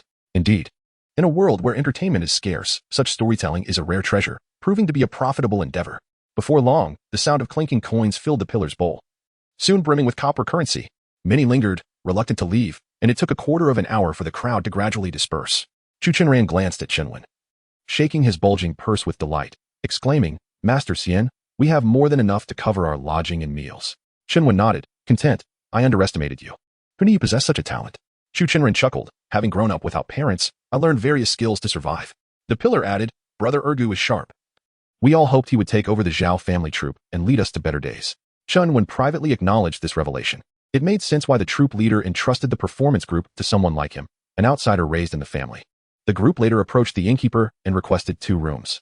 To save costs, they opted for modest accommodations, sufficient for rest. Although the innkeeper was initially hesitant to charge the 2 Taoists accompanying them, at Shenwen's signal, Chu Chenran paid for their stay. After a simple meal of coarse rice and red oil greens, they returned to their rooms. Chu Chenran and the pillar shared one room, while Shenwen and AI occupied another. The inn, located near the trade route, was akin to a way station, lacking luxury, but it provided a respectable place to rest. The room felt damp, with corners bearing traces of mildew, and the candle on the table had dwindled to a mere stub, its flickering flame casting an erratic glow. The innkeeper, fearing to offend them, had replaced their bedding with 2 brand-new cotton quilts, yet Chu Chen's quarters remained quite frugal. Nevertheless, Shenwen was not one to be overly critical while on the road. After all, he had once stayed in a cave on Shishin Mountain, and these conditions were more than satisfactory. He approached and closed the slightly worn wooden window, tidied himself up, and chose not to meditate that night, preparing instead to sleep. The exhaustion of recent days weighed heavily upon him, and his drowsiness deepened. Yet, a casual glance revealed AI, her eyes wide open, shimmering in the darkness, staring intently at Shenwen. "What is it? Can't you sleep?" he inquired. AI gently shook her head. "I must watch over you." Shenwen found her serious demeanor amusing and asked, "Why do you need to watch over me?" "I want an amp, Appo's, T run away." Yet, AI and amp, Appo's expression grew even more solemn. "Brother Wen, you talk in your sleep every night. If I don't respond, you follow the people in your dreams." Shenwen was taken aback. "You stay up every night to watch over me?" She did not reply, merely nodding. A wave of emotion surged within him. How had he failed to notice this? Their shared practice of the Inhua Chui Xianju allowed her to sense his longing for another world at all times. Perhaps each night, she endured sleepless hours, fearful that he might abandon her and plunge into a dreamlike abyss. Realizing that his sister had never voiced these concerns, Shenwen felt a pang of guilt for his shortcomings as an older brother. He gently ruffled AI and Appo's hair, saying, "Sleep now. I promise I won't and Appo's go anywhere. I will stay by your side and watch you grow into a fine young lady." Feeling the warmth of her brother and amp, Appo's hand, AI and amp, Appo's face broke into a serene smile, and she gradually closed her eyes in tranquility. As night deepened, Shenwen quietly gazed at the wooden beams above, letting out a barely perceptible sigh. Chapter 62. Yuching. The following day, the group resumed their journey. As they were about to depart, the innkeeper expressed a genuine desire to hire Chu Chenran, hoping he would entertain guests with his storytelling to attract more business. The terms offered were quite favorable, including provisions and accommodation, along with monthly wages. Shenwen noticed that Chu Chenran appeared somewhat tempted, yet ultimately he shook his head, politely declining the offer. As they walked along the road, Shenwen inquired. The innkeeper seemed sincere in his invitation. "Performing at the inn could earn you some tips. Why not consider it?" With a tone of regret, Chu Chenran replied. "I had indeed contemplated that. However, after the calamity that befell me in Juzi, my only desire has been to find a stable place to live peacefully. Though the inn seems decent, it is situated outside the city and too close to Qingna town, which raises my concerns." After pondering his words, Shenwen found merit in his reasoning. In truth, he shared similar thoughts with Chu Chenran. The kingdom of Yu had long been under the control of the demon sects from the eastern and western immortal mountains. His only wish was to distance himself from this place and seek a secure haven for himself and his younger sister. Thus, he further queried, "What can you tell me about the Su kingdom mentioned in your tales? How could King Su assist in establishing the kingdom of Yu? The immortal master may be unaware." Chu Chenran began. "The Su kingdom is a vast nation to the east. Although I have never visited, I have heard tales of its numerous cities and bountiful resources, along with its graceful maidens. Most importantly, there are hardly any demon beasts terrorizing the land. My original intention was to take Juzi there." As he spoke of Su kingdom, Chu Chenran's face radiated with longing, as if the promise of a better life were within reach. However, noticing Wen's look of confusion, he knelt down and drew a dot in the sandy earth, saying, "This represents the kingdom of Yu, which has existed for over 140 years. Then, he sketched a large circle to the east, evidently several hundred times larger than Yu kingdom. This is the Su kingdom, said to have been established for thousands of years. A century ago, they expanded into the western wilderness, and Yuqi contributed significantly, prompting the king of Su to petition the emperor to appoint Yuqi as the protector of the far western lands." Understanding dawned on Shenwen as he stroked his chin, realizing the situation. No wonder the kingdom of Yu was rife with demon beasts. It was a nascent nation, having only recently been carved out. In contrast, the Su kingdom had thrived for millennia, suggesting that its demon beasts had been thoroughly eradicated. Indeed, it seemed a most desirable destination. In the following days, Shenwen eagerly probed Chu Chenran for further insights into the customs and culture of Su kingdom, solidifying his determination to journey there. Naturally, Chu Chenran discerned the immortal master and amp, Appo's aspirations. The opportunity to travel alongside him was a coveted prize. Thus, he passionately extolled the virtues of Su kingdom. 3 days later, they arrived at the foot of the city of Yu. This city was situated in a valley on a plain, surrounded by fertile fields stretching for miles, bustling with travelers. Upon reaching the city gate, Shenwen looked up and noticed that the walls were not particularly imposing, standing only 6 or 7 meters tall and constructed from black bricks, weathered by time. The outer surface showed signs of wear, suggesting it had existed for quite some time. The guards at the gate were 2 gaunt sentinels clad in filthy cloth armor, wielding poorly maintained wooden spears, their tips mottled with rust. They welcomed those adorned in fine attire and possessing an air of distinction with broad smiles and open arms, while ordinary citizens or merchants faced rigorous questioning and exploitation, not permitted to enter without offering a bribe. At first glance, Shenwen assessed the city's condition, A long period of peace had led to a laxity in military preparedness. Originally, the king of Su had intended to station a small nation in the western frontier to fend off invaders, hence appointing the valiant Yu Qi for the task. Yet, half a year had passed, and the descendants had proven disappointing. After the two guards collected their fees from the previous entrant, they spotted Qinwen and widened their eyes in surprise, hastily bowing in deference with an air of obsequiousness. Ah, esteemed immortal master. What brings you to our humble Yu city? Is there a matter concerning the esteemed elder you wish to communicate with us? Qinwen recognized that his Taoist robe afforded him certain privileges. Yet, in the face of such insincere flattery, he knew he could not afford to be polite, lest it raise their suspicions. With an indifferent glance, he replied, "Do I need to inform you of my purpose?" The guard and Apos' demeanor shifted dramatically. He promptly nodded and apologized. "Forgive my indiscretion. I was thoughtless." He extended his hand to usher Qinwen and his companions inside, exclaiming, "Your presence graces Yu city, illuminating our humble abode." Ignoring the flattery, Qinwen led his companions into the city. It was still morning, and perhaps due to the townsfolk yet to emerge, the streets were sparse with pedestrians, and many shops remained shuttered, giving the scene an air of desolation. When the locals caught sight of Qinwen, many immediately averted their gazes, and the more timid stood frozen in place, repeatedly bowing in respect. Qinwen sighed deeply, feeling a sense of shame. Clearly, the notoriety of the Western Immortal Mountain had permeated the city, the consequences of past deeds lingering heavily. Disregarding the odd stares, after settling into an inn, Shu Qinran expressed his intention to set up a stall to offer fortune-telling services to the townsfolk, hoping to earn a decent sum with his eloquence. Qinwen planned to inquire elsewhere about news regarding the Su kingdom, leaving his sister and the others at the inn. However, as he walked through the streets, he found that the townspeople recoiled from him as if he were a ghost, and he struggled to find a place to gather information. Realizing that such tasks should be left to the local Shu Qinran, who was adept at navigating social situations and forming connections, Qinwen felt a sense of futility. Just as he pondered his next move, Chapter 63. The Unclean It is indeed Taoist Su Minghui. How is it that you descend from the mountain without notifying us? I should have gone to the city gate to greet you. Master Shang, filled with joy and wearing a broad smile, stepped forward to welcome Qinwen, displaying an attitude of utmost reverence. Qinwen was momentarily taken aback. Su Minghui, wasn't that Taoist already slain? However, he quickly realized that the Taoists from West Xianshan all had distorted features and thus wore masks. So Master Shang may not have seen Su Minghui and Apos' true visage. Moreover, with Su Minghui and Apos' sword on his person, it was likely that he had been mistaken for someone else. Upon seeing Qinwen, Master Ma, who had been about to leave, suddenly halted, his anger dissipating as he straightened his robes and bowed to Qinwen, saying, "I have long heard of the Taoist's esteemed reputation from West Xianshan. Today, I am fortunate to meet you, honored Taoist. What a privilege." Qinwen's thoughts shifted as his gaze fell upon this Master Ma, a flicker of surprise igniting within him. The man wore a somewhat tattered black robe and had a large yellow gourd hanging at his waist, which did not resemble the attire of a Taoist. It was well known that the entire Yu kingdom was dominated by East Xianshan and West Xianshan, with the court under their control. Apart from the Taoists, there were hardly any other cultivators. Thus, Master Ma and Apos' unconventional appearance suggested he was not originally from the Yu kingdom. After a moment of contemplation, Qinwen chose not to expose the misunderstanding directly. Instead, he went along with it, saying, "You flatter me, fellow Taoist. Your attire seems unusual. I wonder from where you hail." Perhaps out of a desire not to offend the local authority, Master Ma's demeanor remained amiable as he replied, "You are correct, honored Taoist. I am but a wandering cultivator, traveling the seas. I have long heard that the Yu kingdom, situated in the western barbarian lands, possesses many rare and exotic creatures seldom seen in the central plains. Thus, I intended to explore this area. Coincidentally, I encountered the Shang family, who seemed to have been troubled by some strange occurrences, as if besieged by a demonic entity. Since I am a practitioner, it is my duty to aid the common folk in ridding them of such evils and to uphold the righteous path."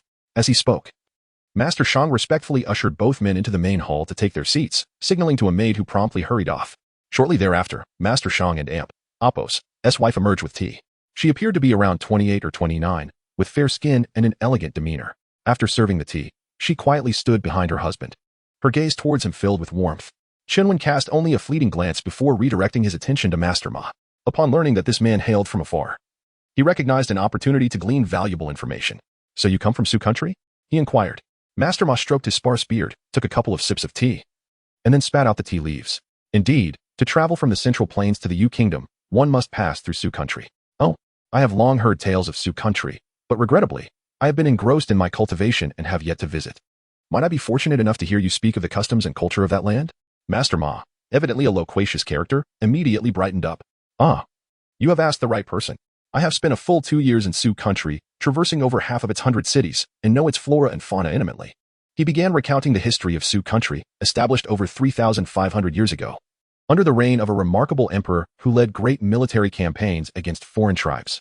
Master Ma's enthusiasm was infectious, and Master Shang instinctively prepared a lavish spread of food and drink, dutifully accompanying them with toasts, occasionally interjecting with compliments that further elevated Master Ma and Imp Apos as spirits. He was articulate and knowledgeable, sharing insights that far surpassed those of the renowned Chu Chen Rand, providing detailed accounts. From their conversation, Qinwen gleaned much about Sioux country. It turned out that traveling from Yu country to Sioux country necessitated passing through a wild and barbaric land, which had once been part of Yu country a century prior, inhabited by many mortals. However, due to the incompetence of successive rulers, they were unable to fend off the barbarian invasions, and their territory gradually diminished, losing even the vital routes to Sioux country. According to Master Ma, this phenomenon was quite common. The more remote the small nations, the more mixed their populations became. And even larger nations like Sioux country were not immune to such occurrences. However, Qinwen did not take this matter too seriously. After all, these so-called barbarians were merely more combative mortals. Before cultivators, they posed no threat, much like ordinary folk. Seeing Chun Wan and Amp Apos' nonchalant expression, Master Ma chuckled, "Dear fellow, do not underestimate these barbarians. Even as one who has traveled extensively across various nations, I nearly lost my life while traversing this wild land. Had it not been for my good fortune, I might have perished there." Qinwen was momentarily startled. How could a master like him fall prey to mere barbarians? Was there perhaps a formidable cultivator among them? To his surprise, Master Ma, with a look of disbelief, scrutinized Qinwen for a long moment before responding. "These barbarians cannot cultivate. Honored Taoist, kindly refrain from jesting." Chun Wan and Amp Apos' smile faltered as he realized he had likely misspoken, breaching a fundamental understanding of this world. And he chose not to pursue the matter further. Afterward, Master Ma shared numerous intriguing tales, significantly broadening Qinwen and Amp Apos' perspective and deepening his realization of the stark differences between this world and his own, emphasizing that past experiences could not be applied to this realm. In exchange, Qinwen recounted various rumors from the realm of cultivation in Yu country, particularly the secrets of East Xianshan and West Xianshan, consciously omitting the news of the demise of bloody Taoist. Once they had exchanged information to a tacit understanding, both men found themselves satisfied with food and drink. Master Shang then cautiously remarked, "Now that both esteemed Taoists have arrived, I trust there is a greater chance of dispelling the malevolent presence haunting my home. I implore you to lend your assistance, and I shall surely reward you handsomely afterward." Upon exchanging glances with Master Ma, Qinwen discerned the mutual understanding reflected in their expressions, leading them to two conclusions. First, that the troubles at hand fell within their capabilities, and second, that Master Shang was generous enough to entice Master Ma with a substantial reward. Understanding this, Qinwen felt it prudent to prepare some funds and inquired, "What malevolent presence has plagued your residence? Please share the details so I may assess the situation." Master Shang nodded earnestly and began recounting the strange occurrences he had witnessed within his estate.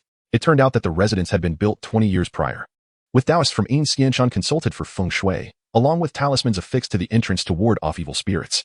For over a decade, no significant incidents had transpired. However, 2 years ago, following renovations to the old residence, a series of bizarre events began to unfold. Initially, servants reported hearing the weeping of a woman in the courtyard. The sound was mournful and delicate, chilling the spine. Yet, whenever one attempted to locate the source, the sound ceased. Subsequently, they began to find disheveled hair scattered about the courtyard. At first, it was presumed to belong to a maid, but it soon became evident that the strands were over 3 feet long and impervious to fire. It was then that Master Shang realized his household had been invaded by an unclean entity. Chapter 64. Palm reading. Qinwen stroked his chin, frowning as he inquired, "Are those hairs still present?" Mr. Shang nodded fervently. "Indeed. Most were discarded after discovery, but recently these strands have proliferated, now visible throughout the estate." He led the two men into the courtyard, where a modest pond was constructed, spanning roughly half an acre. In the center stood a quaint pavilion, curiously without any pathways leading to it. As early spring arrived, the lotus leaves began to unfurl, painting the scene in vibrant green. Lush aquatic plants lined the water and Amp Apos' edge, swaying gently with the ripples, creating an enchanting atmosphere. After a careful glance, Qinwen asked, "Where are they?" "Right before your eyes." Mr. Shang approached the pond, pointing to the dark water plants. Qinwen was momentarily taken aback. This extensive growth along the riverbank was, astonishingly, entirely composed of women and Amp Apos' hair. He stepped closer and pulled out a few strands, uprooting them with clumps of soil. The hair, over a meter long and remarkably resilient, required considerable effort to sever. Upon breaking, the strands quivered as if imbued with life, entwining around Qinwen's arm. Gazing at the dark mass in the pond, unease crept into Qinwen's heart. There were undoubtedly more strands than those visible. The entire pond was likely overrun with them. Although he had never encountered such a supernatural entity, he instinctively sensed it would not be easily dealt with. Has this malevolent spirit claimed lives? At this, Mr. Shang nearly leaped from his feet, lamenting, "Oh, it has done more than just take lives. It threatens to obliterate my Shang family lineage. In the past 2 years, my legitimate wife and concubine both became pregnant, giving birth to 2 robust boys, only for them to perish within a month. I am filled with rage. I witnessed my sons and Appos, throats choked with hair. It was this demon that caused their deaths." As he spoke, the man in his 30s became choked with emotion. Qinwen empathized at this age. Having finally secured heirs only to lose them tragically was a burden no one could bear. "Master Ma, what is your perspective?" Qinwen turned his gaze toward him. This man, having traveled far and wide, should possess considerable knowledge. Master Ma stroked his small beard, narrowing his eyes, fixated on the pond. "To be candid, I investigated this residence prior to your arrival, Taoist. Based on my years of experience, this entity harbors deep resentment, likely stemming from past grievances with the owner of the estate. When it first appeared 2 years ago, it was manageable. But now it has lingered here for an extended period, making it somewhat troublesome." Qinwen raised an eyebrow. While Master Ma described it as troublesome, the implication was that it was not beyond their control. Otherwise, he would have surely declined. "What are the odds of success?" Master Ma closed his eyes, theatrically fiddling with his fingers, then cleared his throat, spitting a thick phlegm into the pond. "Alone, I would estimate a 50% chance. However, with your assistance, dealing with this demon would be a mere formality." Qinwen was pleasantly surprised by his confidence. Since hearing rumors about the kingdom of Su, he had contemplated purchasing 2 horses for a long journey. If he could indeed earn a tidy sum from Mr. Shang, it would suffice for travel expenses. After a moment's reflection, Qinwen nodded in agreement. "Given the emergence of such a malevolent spirit within Yu City, as a cultivator, I cannot stand idly by. Rest assured, Mr. Shang, I shall ensure the safety of your family." Mr. Shang was overwhelmed with gratitude, immediately falling to his knees to express his thanks. After conferring with Master Ma, the 2 men were eager to act, deciding to confront the demon at midnight, when the malevolent energy was at its peak, rather than spend the night at the inn. Qinwen returned early to avoid causing worry for AI, intending to inform her and the others. Upon entering the inn and Appos' hall, he noticed a cluster of 3 or 4 young women, all around 17 or 18, some slender, others plump. Chu Chenran sat among them, holding one girl and Appos' hand. Exploring it thoroughly, the girl blushed deeply, occasionally stealing glances at Chu Chenran, yet her hand remained in his grasp. This drew the ire of the other young women. One thin girl exclaimed, "Why does it take so long to read a palm? When will it be my turn?" Another girl, freckled and evidently annoyed, chimed in. "When I had my palm read, it was finished in a mere quarter of an hour. You must be taking advantage of this pretty girl." Their complaints echoed through the room. However, Chu Chenran remained unfazed, calmly sipping tea, closing his eyes in contemplation for a long while before finally speaking. "It is not by design, but rather this young lady possesses an extraordinarily rare palm. Had she not encountered me, I fear no one could interpret it." As he concluded, the young women fell silent, their attention captivated by his words. His fingers gently glided across the young woman and Appos' delicate palm, causing her to instinctively curl her fingers, only to be restrained by Chu Chen and Appos' grip. "Such beauty and eloquence suggest a sheltered upbringing, yet your palm bears the celestial patterns of the lunar mound. Alas, this indicates a fate of wandering." The girl gasped in astonishment. A sly smile crept across Chu Chenran's lips as he traced the edges of her palm with his nail. Continuing, examining the mercury mound, 3 parallel lines sever the wealth palace, indicating a destined prosperity thwarted by unforeseen obstacles. "What a pity." She grew anxious, imploring. "Might you possess a method to break this curse? I would offer substantial reward." A glimmer of cunning danced in Chu Chen and Appos' eyes as he lowered his voice, speaking mysteriously. "In truth, it is not difficult to rectify this fate. It merely requires." As he leaned toward the girl and Appos' ear, catching sight of Qinwen through a gap in the crowd, he suddenly shivered, springing to his feet. "The immortal has returned. Did you make any progress today?" The presence of the Taoist caused the young women to cover their mouths, nearly gasping in surprise, before hastily dispersing. Qinwen nodded, having gathered ample intelligence regarding the kingdom of Su. "By the way, where is AI? Chu Chen offered a slightly awkward smile, gesturing toward the second-floor loft. "She is currently devouring a large roast goose, thoroughly enjoying herself. Upon noticing you, she dashed down the stairs. Brother, this roast goose is delicious. Here, have some." Qinwen suddenly found a goose leg thrust into his mouth. Young Master AI had already consumed 3, and if she continued, before Chu Chenran could finish, Qinwen shot him a glare, resolutely stating, "If she enjoys it, let her eat. At her age, she should eat well to grow." He casually tossed a silver ingot into Chu Chenran's hand, the advance payment from Mr. Shang. Chu Chenran cradled the shiny silver piece, his eyes nearly sparkling with delight. Chapter 65. Am I a wicked outsider? Qinwen turned earnestly to the 3 individuals, stating, "I have matters to attend to tonight and shall not return to the inn. You must remain there until my return tomorrow morning." Chu Chenran nodded, refraining from inquiring about the nature of this business. However, AI felt a twinge of anxiety. The absence of Qinwen made her uneasy. Elder brother, what are you going to do? I will accompany you. Qinwen, wishing to spare her from peril, gently patted her head and reassured her, do not worry. I shall return by dawn. Be good and wait for me at the inn. After several attempts to soothe her, Qinwen stepped out, making his way once more to the Shang family estate. The city of Yu is not large. In the time it takes to burn a joss stick, he traversed much of the streets. At this moment, Mr. Shang had already arranged the ritual site in accordance with Master Ma and Appo's instructions. White powder was scattered around, and a long table draped with bright yellow cloth was set up by the pond. An antique incense burner adorned the table with 3 incense sticks, each as thick as a thumb, burning, their smoke curling upwards. On the ground lay 3 bloodied heads, a pig's, a cow's, and a sheep's, their necks still glistening with fresh blood, indicating they had been slaughtered recently. The sun had not yet set, and there were still over 2 hours until midnight. Master Ma has made excellent preparations, Chunwen remarked as he approached, surveying the scene, though he remained perplexed by the intricacies involved. Master Ma chuckled. I am a practitioner of the 7th immortal, adept in the art of insect sorcery. Naturally, one must pay homage to our celestial masters before confronting demons and evil spirits. Chunwen glanced at the yellow gourd hanging at his waist, intrigued. The 7th immortal? I have yet to encounter such practitioners in the kingdom of Yu. Master Ma poured a thick, black dog's blood over the 3 heads, muttering incantations that were indecipherable. He subsequently bowed 3 times to the altar and knocked his head 9 times in a succinct ritual. Of course, your Taoist sect has always revered the 1st immortal, so you have likely never heard of us. In truth, in the southern domain, the 7th immortal is also known as the Gu immortal, a prestigious sect of cultivation. This path does not harm the lives of mortals. It emphasizes the unity of man and insect in harmony with the natural way, making it the most righteous among the 9 immortals. As he spoke, he almost raised his chin in pride, but his tone soon turned somber. Alas, due to the vast distance between the southern domain and the central plains, the people there are unaware of our cultivation practices, only grasping at superficial aspects. Some petty individuals have exaggerated tales that have tarnished our reputation, branding us as inferior and wicked immortals. It is truly detestable. This was the first time Qinwen had heard such rumors. It appeared that even among the 9 immortals, there were divisions, and disciples in the mortal realm harbored grievances against one another. He hastily inquired, what of the 1st immortal we revere?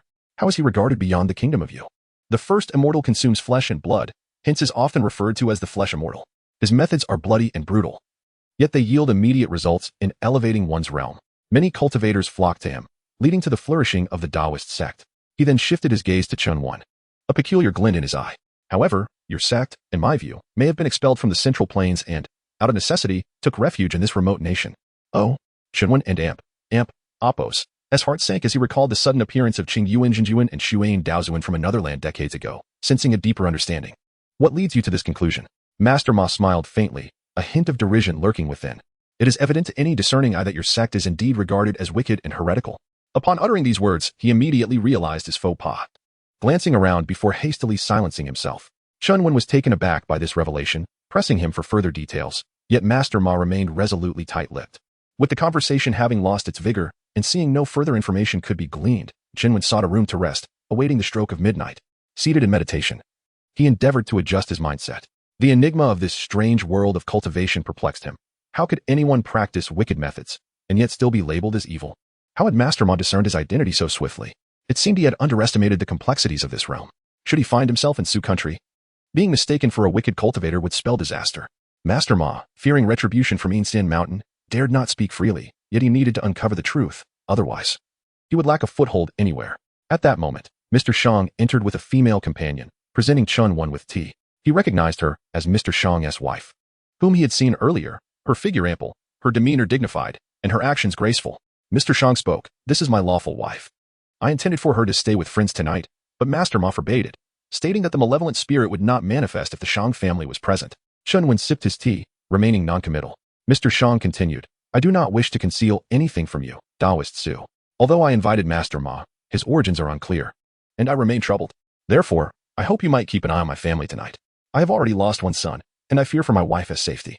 He gestured, and his wife stepped forward, respectfully offering a beautifully crafted small box. "Master, it is not that I fear for my life, but my husband lost his parents last year and has no surviving offspring. In this vast city of Yu, I am his only confidant, and I genuinely worry for him." With that, she produced a handkerchief and wiped away 2 tears from the corners of her eyes. Mr. Shang, moved by her words, gently embraced her shoulder, his eyes glistening with tears as well. "Master, I implore you to extend your kindness and assist us." Chunwen remained silent, slowly opening the wooden box he received. Inside lay 5 taels of gleaming silver.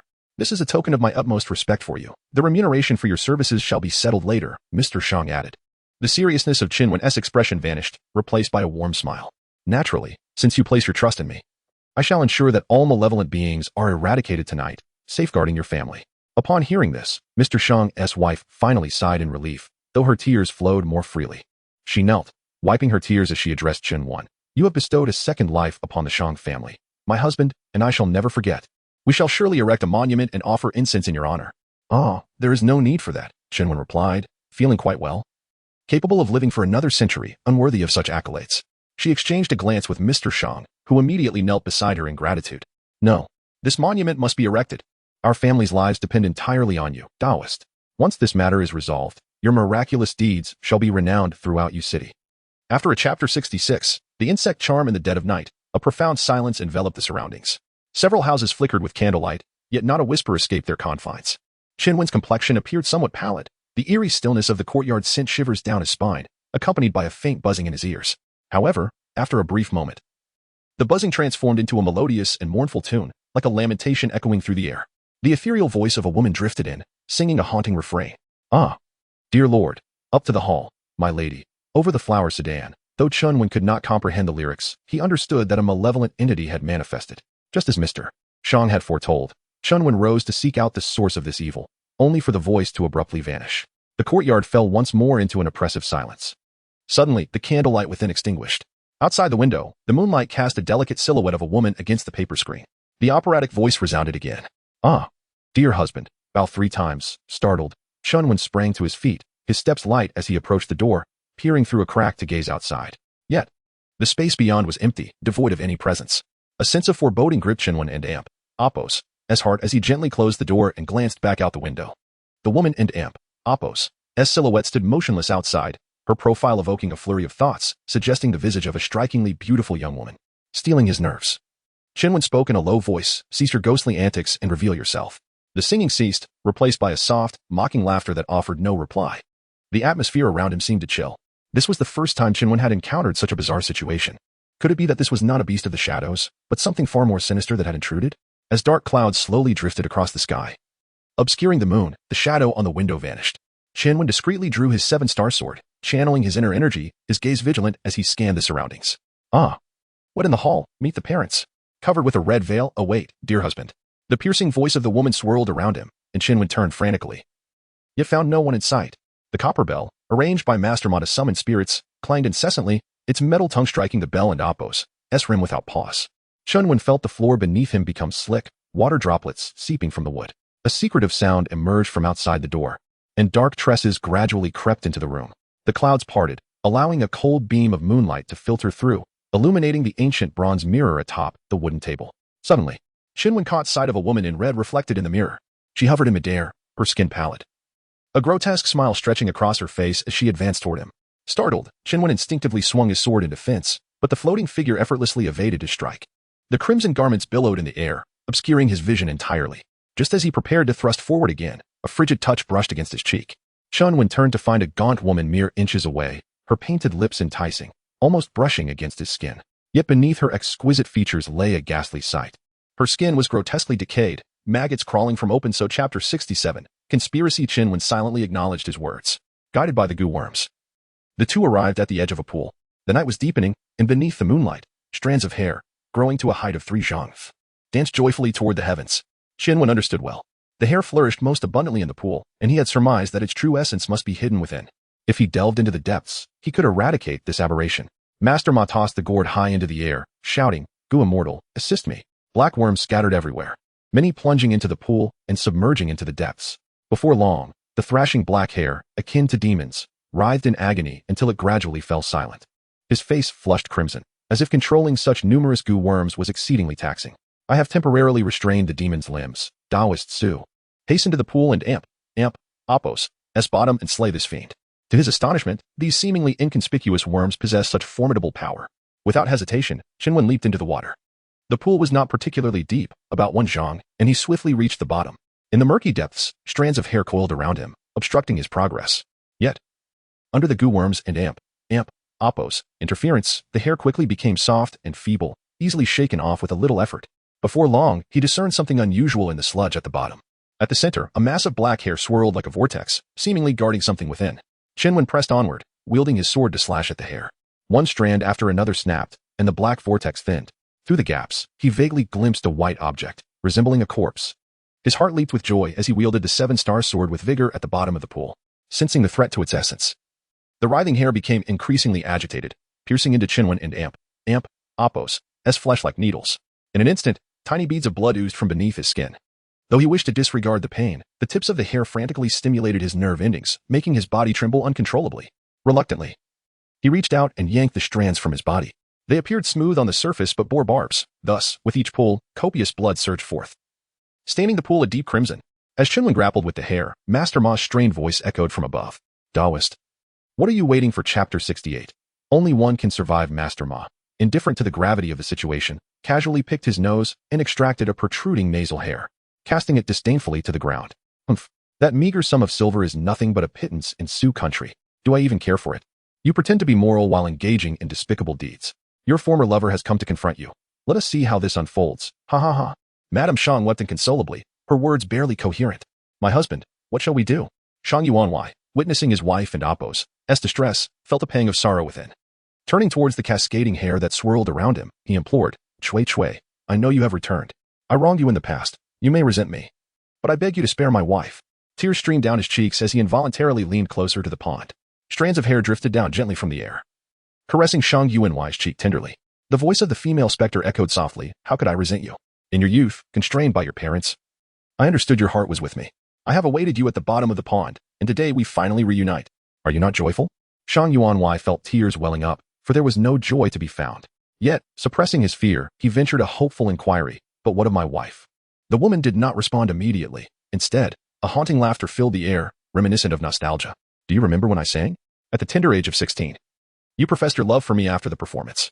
Do you recall what you adored most about me? Shang Yuanwei and Appos' lips trembled. After a long pause, he finally replied. Your flowing hair. I said I adored your long tresses. You do remember. I knew you held me dear. Her voice soared with joy, as if she were the happiest woman alive. My lord, you promised to marry me. Were those words spoken from the heart? Memory surged within Shang Yuanwei, his gaze wavering, as if he dared not meet the specter's eyes. I truly wished to marry you, but you were merely an actress, and my father would never allow it. I genuinely did not foresee they would lead you to your demise. You truly did not know? The specter's tone was haunting, seemingly piercing through his very thoughts. I truly did not know. Shang Yuanwei stammered, his eyes betraying his guilt. Silence enveloped the courtyard for a prolonged moment, his back drenched in sweat. At last, the specter spoke again, her laughter enchanting and melodious, akin to silver bells, imbued with a subtle allure. My lord, I believe every word you say. But after all these years apart, do you still long for my visage? Shang Yuanwei, unwilling to provoke her ire, knelt and fervently nodded. Indeed, day and night. I yearn for you. Then I shall reveal myself to you, she declared, but look closely. In an instant, a whirlwind of dark hair spiraled like a tempest. It twisted chaotically, as if expressing the exuberance of the moment. The courtyard was filled with gusts of wind, rustling the treetops, scattering leaves that soared into the sky. Shang Yuanwei's clothing and hair were thrown into disarray, his expression a blend of fear and a flicker of hope as he tilted his head skyward. Amidst the howling winds, a pale face slowly emerged from the eye of the storm.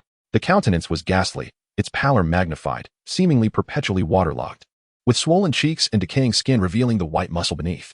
Her eyes were devoid of pupils, entirely clouded, despite appearing sightless. She somehow detected Shang Yuanwei's presence and approached him deliberately. Chui opened her mouth, extending a swollen, purplish tongue, seductively licking Shang Yuanwei's cheek. My lord, do I still possess beauty as in the past? Ah. Shang Yuanwei's body tensed, and he shut his eyes tightly, nearly overwhelmed by terror. Instinctively, he sought to flee, glancing sideways to see another master ensnared like a helpless bundle, unable to escape. Suppressing his inner dread, he inhaled deeply, forcing himself to regain composure. And with a strained smile, he responded, You are beautiful, Chui. You were even more stunning than before. She giggled, gazing at Shang Yuanwei with longing, thick saliva dripping from her tongue to the ground. And compared to your wife, who was more beautiful? Shang Yuanwei turned to his legitimate spouse, who was stricken with sheer terror. Her Compel Chapter 69, The Binding of Immortals. Mr. Shang stood dazed, only gradually grasping the meaning behind her words. Despair once more etching itself upon his features. Chui, I shall surely compensate you doubly in the future. I beg you not to. Before he could finish, Chui coldly interrupted him, her tone resolute. I shall grant you but one chance. Should you choose me, there shall be no place for her. Should you choose her, I will send you to your death. Mr. Shang remained rooted to the spot, rendered utterly at a loss. His wife had dissolved into tears, her beautiful eyes brimming with sorrowful glistening. My dear, I have accompanied you for many years. You have cared for me in every way. Having lived this life, I can count myself content. Memories of their shared past flooded his mind, and he collapsed into tears, tightly embracing his wife. Trembling as he spoke, why must it come to this? Such cruelty. His wife held him closely, her voice unwavering. Without you, I refuse to live alone. Mr. Shang gazed deeply into her eyes, responding, I feel the same. They held each other tightly, as if they were two fated souls entwined in despair. Yet, the intensity of their embrace grew, their arms locking together, muscles taut with strain. Veins throbbed visibly, their cheeks flushed with exertion. Cough, cough, my dear, I cannot breathe. She gasped. It's all right, it will pass, he reassured, his jaw clenched tight. Overcome by her own strength, she wrapped her arms around his neck, squeezing with all her might. Mr. Shang found himself momentarily breathless, yet the excess fat around his neck provided some respite against her grip. What are you doing? Do you wish to harm me? He growled, his eyes glaring fiercely as he retaliated, clutching her neck with all his strength. You deceived me with sweet words into marrying you. And now you would willingly kill me to save your own skin. What kind of man are you, Shang? You are no better than a eunuch. Seizing an opportunity, she delivered a swift kick to his groin, and in that moment of weakness, she flipped him over, her nails digging into his skin as she used every ounce of strength to strangle him. Mr. Shang and Appos' face turned a deep shade of purple, on the brink of asphyxiation. Yet he instinctively fought back, grabbing her collar with one hand and striking her face with the other. His eyes blazed with fury, bloodshot and wild, each blow landing with brutal force, as if he were facing a sworn enemy rather than the beloved wife he once cherished. I cannot die.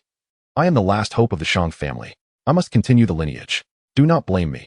Even if I perish, she will not spare you. One of us must survive. Did you not wish for my death as well? You are a cowardly wretch afraid to die. If I do not fight back, you will surely kill me.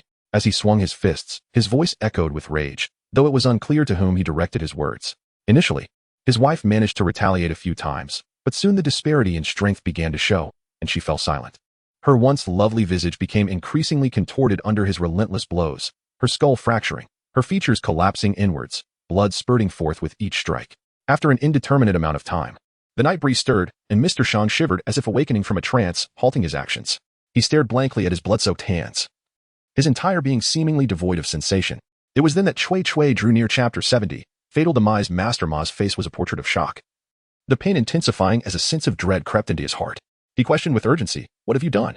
Chen gazed at him with a mocking expression. If you can employ your sorcery to harm, why can't I?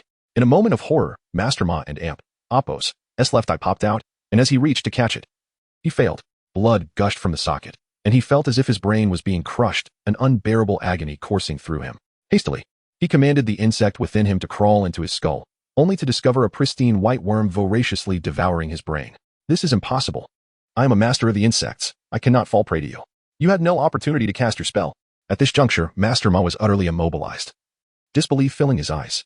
He strained to control the insect to gnaw at Chen and Appos' veins, but as his brain was invaded, the connection to his magic weakened.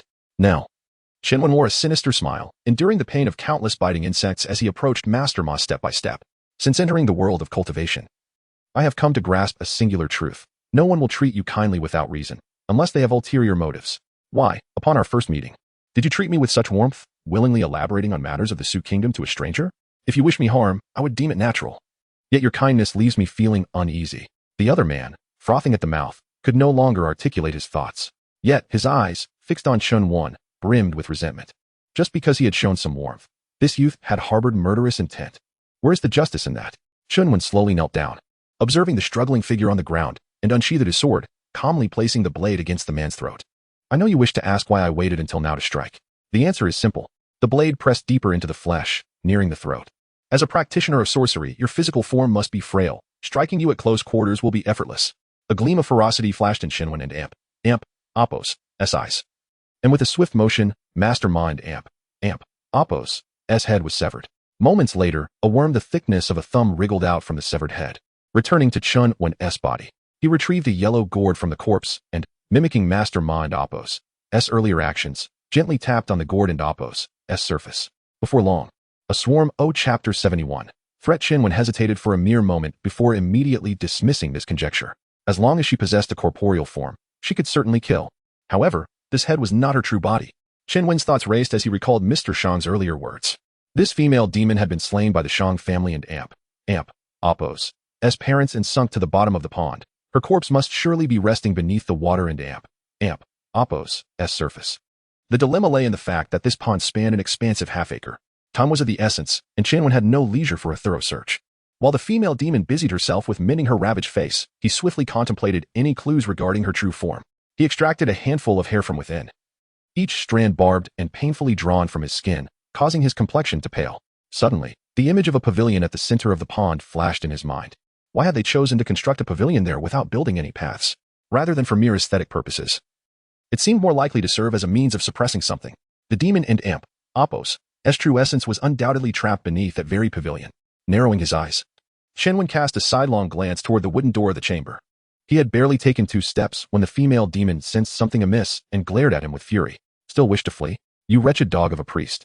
You have marred my beauty, and for that, you shall meet a fate worse than death. Gazing at the tumultuous tide of her hair, akin to a raging storm, Chen Wen inhaled deeply and steadied himself. A cold smirk crept upon his lips as he disdainfully retorted, Beauty? Are you unaware of your own appearance? You are nothing but a hideous creature, yet you dare to call yourself a lady of the Shang family? Spare me your delusions. Upon hearing these words, the female demon's rage intensified, her features contorting into a grotesque mask of fury, as though she wished to devour Chen Wen whole. Nonsense. I am naturally exquisite. The young masters of Yu City have squandered fortunes to hear me sing, and Mr. Shang has professed his deep affections for me. You, mere child, speak without understanding. With arms crossed, Chen Wen replied confidently, Whether I speak without sense is for you to see for yourself. With that, he sidestepped to the wooden table, seized a bronze mirror, and hurled it with precision toward her.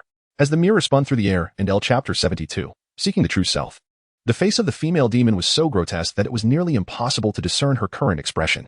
Chen Wen and Apo's gaze sharpened, and he raised his sword, poised to strike, causing Shang Yuanwei to erupt into frantic cries. Oh, Taoist, I bear no grudge against you. I hired you to eliminate evil spirits. Yet you seek to take my life instead. I am not ready to die. I implore you, show mercy. He sobbed, his body trembling in terror. However, when he glanced back at Chunwan, he was met with a cold, lifeless stare, as if he were gazing upon a corpse. Shang Yuanwei, you must have known the reason for this demon and Apo's arrival long before our encounter. Yet, fearing the scandal, you chose to remain silent. It is your actions that have led me to this dire situation. Chunwan and Apo's eyes blazed with fury, his words dripping with indignation. While it is not uncommon to fulfill one and Apo's obligations, your constant concealment of the truth has ensnared me in this perilous plight wrought by you, and that scoundrel named Ma. His anger intensified with each thought, and he tightened his grip on Shang Yuanwei's collar. The latter's face turned a deep shade of purple as he desperately pleaded. I beg you, immortal. It was but a moment of folly. I never intended harm upon you. Spare my life. He struggled against the suffocation, his legs quaking uncontrollably. Chen Wen observed the scene with an air of indifference, entirely unmoved. Seeing that his pleas bore no fruit, Shang Yuanwei felt the grip of death closing in on him. He turned to the female demon, exclaiming, Chui Chui, save me. We promised to marry. The ceremony is set for tomorrow. Please, help me. Listening to her beloved and Apo's desperate entreaties, the female demon stood frozen in place, remaining silent for what felt like an eternity. Shang Yuanwei coughed repeatedly, spitting white foam. Chui Chui, I have adored you since I was 16. I vowed to love you for this lifetime. Do you not comprehend my sincerity? If you do not save me, I shall truly perish at the hands of this Taoist. At the moment when Chinwen and Apo's grip threatened to extinguish Shang Yuanwei and Apo's life, the female demon finally broke her silence with a cry. Stop. I shall let you go. Chunwen glanced at the middle-aged man dangling from his grasp, then at the female demon. Do you truly believe his sweet words? They are merely a ruse to save his own skin. The demon, however, uttered but 2 words in response. I believe, as the strands of hair surrounding them began to recede. Chunwen loosened his grip on Shang Yuanwei just enough to allow for a cautious retreat toward the outer chamber. Outside, the hair was even more abundant, casting a shadow over the entire estate. It had been entirely engulfed. Yet, wherever Chunwen moved, the strands parted, leaving a narrow path for their escape. Overwhelmed by fear that night, Shang Yuanwei relied on Chinwen for support, his body trembling. He whispered, Taoist, your escape from peril is partly due to my involvement. I implore you, take me with you. I shall forever be grateful and make annual offerings at your shrine. Chinwen felt a growing disdain for the man. Truly, love blinds one's judgment. One could only wonder if the female demon had been foolish in her youth to choose such a wretch. Do you genuinely think she would allow us to leave? I must tell you plainly, unless she is vanquished, none of us shall escape. Shang Yuanwei, in a panic, stammered. Then, suddenly, the voice of the female demon resonated from all directions. I have promised to spare you, Taoist. Where do you think you are going? At that instant, Chinwen forcefully hurled Shang Yuanwei away. The latter fell with a splash into the pool, thrashing for air but failing to surface. A flurry of hair surged towards him. lifting him gently from the water. Seizing the opportunity while the demon and Apos' attention was diverted, Shinwen leaped into the depths of the lake, swiftly swimming toward its center. The female demon reacted with remarkable speed, stirring the muddy waters into a tumultuous frenzy. Strands of hair grew wildly, ensnaring Shinwen's limbs, with some piercing his flesh, aiming to immobilize him by targeting vital points. In that critical moment, a flicker of thought awakened the murky serpent within him, which slithered through the gaps in his muscles. Severing the encroaching strands one by one, Shinwen summoned the seven-star sword, its sinewy form extending through the water, temporarily warding off the advancing hair. For a brief time, the demon found herself powerless against him. With the restraint lifted, Shinwen quickened his movements. His eyes pierced through the murky depths, navigating layers of twisting strands until he finally spotted 8 pillars. These pillars rose from the water and Apos' surface, each inscribed with a single character that, when combined, formed an incantation: subdue evil spirits, banish all demons. As he swam among the pillars, he discovered a stone tablet standing nearby, adorned with numerous unintelligible symbols that bore resemblance to the array of the Inhua refinement technique. Regrettably, years of submersion in the water had eroded many of the symbols, rendering them nearly indistinguishable. It appeared that the demon's power stemmed from a malfunction in the suppression array. He toppled the stone tablet and fervently began to excavate the mud beneath. The pool and Apos' strands grew increasingly violent, and the seven-star sword struggled to fend them off. One by one, the strands evaded his defenses, piercing his skin. Initially, the few strands were manageable, but as more invaded his body, his movements became sluggish, each action demanding immense effort. You wretched Taoist, you suppressed me for a decade, forcing me into this wretched state. I shall make you pay 100-fold. Shinwen gritted his teeth, veins bulging, yet he persisted in digging through the muck at the bottom of the pool. At that moment, the hair from the entire estate converged upon him, the water roiling like a tempest, sending waves crashing around him. Shinwen found himself at the eye of the storm, maintaining a fleeting calm, yet aware that he could be engulfed at any moment. Finally, the sinews of the seven-star sword were severed by the encroaching strands, and a deluge of hair surged forth, flooding into Shinwen and Apos' mouth and rushing into his intestines. A mouthful of water filled his lungs, leaving him gasping for breath. The sensation of his bow. Chapter 73. Acquiring a steed in the Eastern market through unwavering perseverance. Shinwen and Apos' fingers encountered a peculiar sensation. The texture was exceptionally viscous, akin to touching lard. With slight pressure, his entire hand plunged into what he discovered to be a headless cadaver. The body stood upright, buried beneath the earth, with only a fragment of the neck exposed. Prolonged submersion had eradicated the incision, leaving the muscles grotesquely swollen. Minimal force dislodged a significant portion of flesh. The skin exhibited a ghastly pallor, interspersed with macabre livor mortis, as maggots writhed within. Reaching his limit, Shinwen, despite exhausting his celestial energy to prevent his physical form from bursting, suffered intestinal fissures due to compression. Without hesitation, he thrust the seven-star sword into the corpse and Apos' spine. A piercing shriek echoed, causing Shinwen and Apos' eardrums to bleed. Yet, he persisted, channeling his energy into the blade, leveraging his weight upon it. The sword gradually sank into the spine as tendrils sprouted from the 7 orbs, infiltrating every recess of the she-demon and Apos' form. Her putrid, bloated body began to atrophy. I cannot perish, my beloved awaits. She howled, desperately retaliating. Countless strands of hair invaded Shinwen and Apos' body through his eyes, nostrils, and ears. Rapidly, his chest and abdomen distended, resembling a sphere. Excruciating pain surged within him. The crisp snap of rupturing intestines resounded. Despite fortifying his meridians with celestial energy, his physical form crumbled. His mouth filled with hair, rendering him mute, emitting bizarre sounds, a blend of moans and maniacal laughter. Summoning strength from his legs, he forcefully extracted the seven-star sword, tearing away flesh, viscera, limbs, and bone. The she-demon and Apos' body disintegrated. The churning pool stilled. The invasive tendrils ceased their writhing. Shinwen plucked the hair from his body, his stomach convulsing as he gagged. Water flooded his trachea, forcing him to the surface for air. Under the radiant moon, silence reigned. Hair, like aquatic flora, floated on the surface, devoid of motion. The she-demon was vanquished. Savoring the night's breeze, Shinwen gasped for breath, each inhalation igniting his wounds. Upon reaching the shore, he purged the remaining hair, discovering grievous internal injuries. The superficial wounds paled in comparison to the damage inflicted by the she-demon and Apos' final assault. Had he hesitated, death would have claimed him. He rose, limping towards the trembling Shang, who had been spared the she-demon and Apos' wrath, finding himself safely in the main hall. Observing Shinwen and Apos' approach, Shang averted his gaze, only to witness the inert hair on the ground, reigniting hope. Reverend, is the fiend truly? Shinwen replied indifferently, indeed. She is dead. Shang prostrated himself, expressing his gratitude. Venerable immortal, your divine prowess has resurrected the Shang family. Displeased with Shang's audacity, Shinwen kicked him aside and approached 2 small chests on the table, containing 100 taels of silver, originally intended as remuneration for Shinwen and Master Ma. With Master Ma deceased, Chen Wen claimed his share. As agreed, Chen Wen seized the silver, relinquishing all other possessions. Shang remained prostrate, avoiding Chen Wen's gaze. Passing the pool, Chen Wen noticed Shang and Amp, Apos, as expired wife, her body rigid, tongue protruding, skin cyanotic, signs of asphyxiation. He glanced at the reverent Shang, who trembled, burying his head deeper. Chen Wen realized that survival in this world demanded ruthlessness.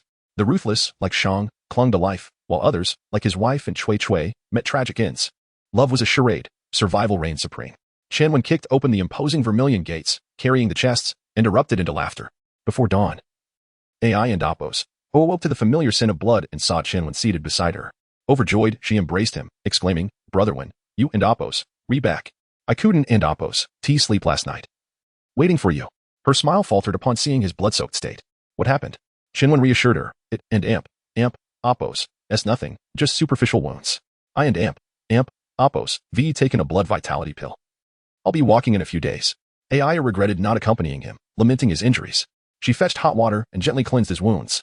After a brief respite, Chen Wen summoned Chu Chenran and Zhu Zi.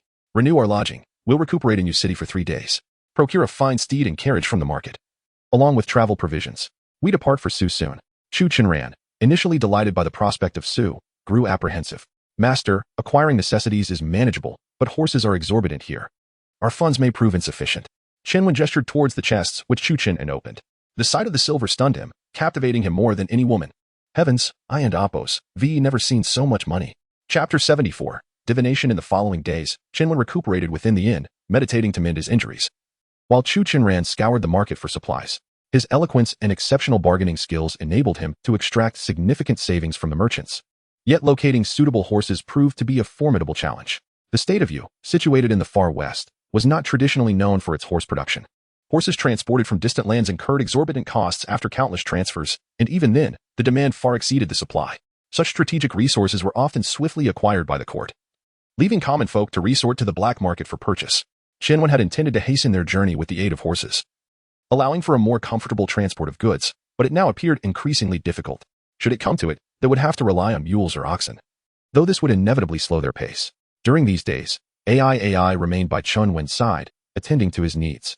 Chen Wen felt his injuries were not severe and noticed that his younger sister was eager to accompany Chu Chenran on his explorations of Yu City. He suggested several times that she take a stroll outside, yet Ai persistently declined, insisting on staying by his side. Under her attentive care, Chen Wen and Amp, Apos, as health had largely recovered within 2 days. When he descended to the hall, he found a large crowd gathered. A throng of people surrounding a rickety table adorned with a tattered flag that read, "No oversights in divination." It appeared to be a fortune-telling session. Could it be that Chu Chenran was up to his old tricks again? Chen Wen and Amp, Apos, brow furrowed slightly. The scene was considerably more bustling than a few days prior, with at least 20 individuals intently listening to the fortune-teller. Just as he was about to inquire about Chu Chenran's purchasing endeavors, he stepped closer. Upon noticing the arrival of a Taoist priest, the onlookers dispersed in a flurry, though a few bolder souls lingered at a distance to observe. As the crowd thinned, Chen Wen discerned that the diviner was not Chu Chenran, but rather a disheveled old man with a nose reddened by drink. He stood at roughly 1.40 meters. His hair a shade of gray, suggesting he was around 60 years of age. Seeing the Taoist approach, the old man displayed no fear. Instead, he bore a hint of irritation for the disruption caused by Chen Wen and Amp, Apos, arrival, casting a sidelong glance and coolly inquiring, "What brings you here to seek divination?" Intrigued, Chen Wen regarded him with a curious expression and asked, "Are you not afraid of me?" The old man stroked his beard dismissively, replying, "Why should I be afraid?" After assessing him for a moment, Chen Wen noted that the man emitted no trace of celestial energy, confirming his status as an ordinary mortal. It was indeed a rare occurrence to encounter someone unperturbed by the presence of cultivators. At that moment, a young man in his 20s eagerly approached the old man with a cup of tea, flattering him as he presented the finest tea leaves. Chen Wen's eyes widened in recognition. It was none other than Chu Chenran. "What are you doing here?" Upon seeing Chen Wen, Chu Chenran's face momentarily registered embarrassment, but he quickly transformed it into one of excitement. "Esteemed Taoist, this is a distinguished figure I have recently met. His divination skills are extraordinary. I have never encountered such a master before." Chen Wen scanned the makeshift stall and found it rather rudimentary. A wooden table displayed a Bagua diagram, a few copper coins, a stack of white rice paper, and a brush, nothing more. What could possibly be divine from such a setup? Having already embarked on the path of immortality, Chen Wen held little belief in the deceptive tricks of mortals. However, Ai, captivated by Chu Chenran and Amp, Apos' enthusiasm, hurriedly seated herself at the stall and eagerly implored the old man, "Master, please tell me my fortune." Anything will do. The old man feigned profundity as he sipped his tea, savoring it before swallowing. I have 3 things I do not divine, the foremost being matters that lack specificity. Young lady, you should consider carefully what you wish to inquire about. AI scratched her head, finding the endeavor novel but uncertain of what she wished to know. She glanced up at Chun-Wan, who, curious to test the so-called Master S abilities, suggested, since we are here for divination, let us inquire about my sister's fate. The old man raised an eyebrow in mild surprise, then stroked his beard before responding indifferently, birth date and 8 characters. Chun-Wan shook his head, unable to recall them. The old man and Apos, brows furrowed as he handed the brush and paper to AI, instructing her to write the first character that came to mind. AI shook her head. I cannot write. The old man, now visibly frustrated, retorted, without a birth date or a character to write. What do you expect me to divine? I suspect you are here to provoke me. Fearing the old man's ire might incite a dispute with a celestial being, Chu Chen hurriedly interjected, Master, these 2 esteemed Taoists are my benefactors. They mean no harm and sincerely wish for your insight. Please, grant us a glimpse of your skill. The old man huffed and retrieved a book from his robe, placing it before AI. He casually flipped to a page and pointed to the first character he saw. Writing it down on the paper, AI, wholly convinced, promptly followed the old man and Apos' instruction, scribbling a character that resembled, sewn, in an uneven manner. The old man merely glanced at it before decisively proclaiming, Young lady, your fate is not auspicious. You have endured solitude from a young age. You were once from a happy family, but misfortune has left you and your brother to rely solely on each other. Chun-Wan, intrigued, took a seat beside AI and inquired, How do you deduce that? The old man pointed at the character, explaining, the character denotes companionship, representing 2 people, one is you, and the other is your brother. You both support one another, with no other reliance in this world. Should another person be added above the character, it forms an amp, Apos, and amp, Apos wink with a frown Joe, signifying harmony within a family. Regrettably, with the absence of that character, your protection vanishes, and your fate shall only decline. AI and amp, Apos' eyes widened in astonishment as she tugged at Chun-Wan and amp, Apos' sleeve, exclaiming, Brother, he is remarkably accurate. Chun-Wan gently patted her hand but remained nonchalant. You have merely recounted my sister's past. You have yet to divine her future. The old man, undeterred, pushed a few copper coins towards AI. Tossed them. Having been intrigued by the old man's enigmatic presence, AI picked up the coins, shook them in her palm, and cast them onto the Bagua diagram. The old man scrutinized the divination result, frowning at times and shaking his head at others, causing AI and Chu Chen to feel anxious. After a prolonged silence, he finally spoke. This is the Star of Calamity. Chapter 75. Deception. The divination revealed that 3 copper coins had landed in positions of great misfortune. Young lady, your fate is fraught with peril. Yet, 2 of the coins fell to the left of the ominous positions, indicating that you have already surpassed the first 2 calamities, leaving only the final trial. The old man's expression turned grave, and he subtly shook his head. The girl's face paled, and she leaned forward, nearly toppling the wooden table. Master, is there any way to avert this fate? She inquired anxiously. A glimmer of insight flashed in the elder and Apos' eyes, though the momentary joy was quickly replaced by a serious demeanor as he pointed to the last copper coin. Among the 4 coins, only this one showed its face and landed in a favorable position. Despite the ominous nature of your fate, dear girl, there remains a glimmer of hope. Ultimately, it hinges upon the character from. If you and your brother can support each other, you may weather this trial. However, if one of you departs for any reason, the remaining individual will be left vulnerable, and it will be exceedingly difficult to escape calamity. Having spoken, he slowly retrieved a small triangular cloth pouch. We are fated to meet, so I shall not charge you for the fortune-telling. This is a peace talisman, which can ensure your safety year after year and may help you navigate through misfortune. The talismans within have been blessed. You need only. He glanced momentarily at Chun-Wan's attire and added, 1 or 2 silver coins will suffice. I'll buy it. I want to buy it. The girl, startled by his words, eagerly seized the peace talisman. Chun-Wan, observing her eagerness, did not intervene but merely smiled wryly as he produced a silver ingot to place on the table. Strangely, as soon as the silver touched the surface, it vanished. Had he not seen the old man pocketing it, he would have thought he had witnessed a ghost. Since you were so accurate in your predictions, why not help me with my own fortune? Chun-Wan inquired, his expression a mix of amusement and curiosity. The old man, maintaining his air of superiority, responded haughtily, What do you wish to know? Chun-Wan replied with deliberate clarity, I wish to know my fate. The old man shook his head. I adhere to 3 rules for divination, and the second is that I do not read the same fate twice. Such strict rules. Chun-Wan inwardly cursed the man's cunning and rephrased his request, then let us ascertain my origins and my destination. The old man pushed forward paper and pens, gesturing for Chun-Wan to write. Having little practice with brush writing, Chun-Wan and Apos' characters flowed in a chaotic dance. The elder squinted at the paper for a long while before recognizing the character for immortal. To the left of the character for person lay the character for mountain, signifying that you hail from the mountains. Master, you must teach me. I shall honor you as my master for life. Chen was momentarily taken aback by the girl's exuberance. With a smile, he retorted, as a Taoist, where else could I come from but the mountains? The old man, sipping tea, suddenly choked, his gaze on Chen morphing into something peculiar. Adjusting his posture, he became more earnest. As for your destination, your writing is hasty, and the connection between the character for and amp, oppos, person and amp, oppos, and amp, oppos, mountain and amp, oppos, implies you must ultimately return to the mountains. The mountain is to the right of the person, indicating you will head east. Chanwen remained unfazed. The state of you is the farthest west. Beyond it lies the realm of barbarians. Why would I venture there? I can only proceed eastward. Can you provide any useful analysis? The old man ceased his tea consumption, coughing lightly to mask his embarrassment. He scrutinized the character for immortal for a long time, his lips parting as if to speak, but he swallowed his words upon meeting Shinwen and Amp, Oppos, gaze. However, when he observed the last stroke of the character, his expression subtly shifted. Due to Chinwen and Oppos, as hasty writing, the final stroke extended beyond the paper, the remainder landing on the table. He hesitated slightly and said to Chunwen, please cast some coins again. I wish to see the divination. Unperturbed, Chunwen tossed the coins toward the I Ching diagram. 4 coins clattered onto the paper. 2 quickly settled. But the old man furrowed his brow even deeper as he peered closely. The other 2 coins spun for an eternity, and just as they seemed to settle, they collided. One landing on the edge of the diagram and the last rolling off the table, producing a series of clinks as it fell to the ground. The old man and Amp, Oppos, mouth hung open, unable to close for a long while. Shenwen retrieved the fallen coins and placed them back on the table. That was too forceful. I and Amp, Oppos, LL try again. To his surprise, the old man suddenly grew alarmed, jumping to his feet. No.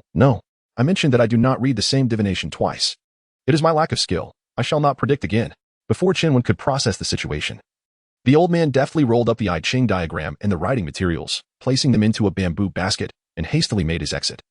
Refunding the fee for the peace talisman, the girl gazed longingly at the small pouch in her hands, saying, brother, when said one must pay for what they take.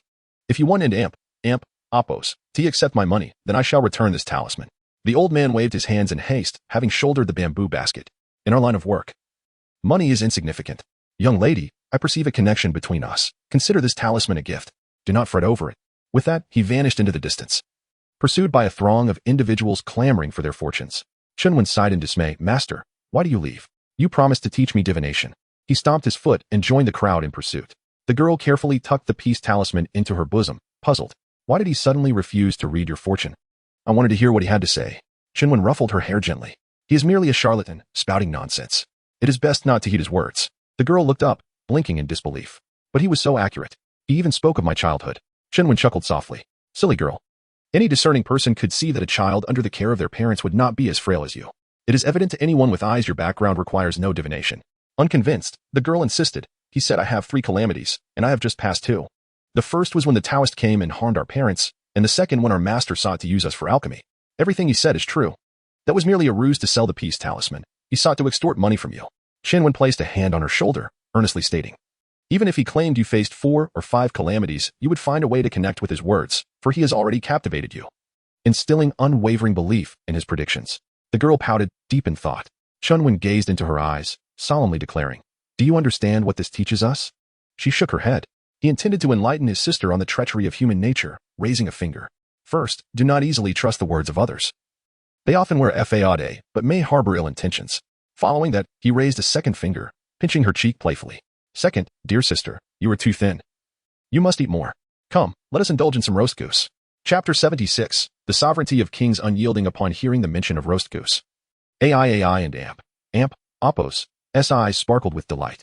Chunwen instructed the innkeeper to serve 2 of the plumpest roast geese, and after tearing off a leg to hand to Chunwen, AI began to devour it with gusto. He also ordered lamb soup, braised pig and Amp, Oppos, trotters, and a feast of other delectable meat dishes. Having spent considerable time in this world, Chinwen realized he had not truly relished a meal since arriving, aside from his time in Chinatown.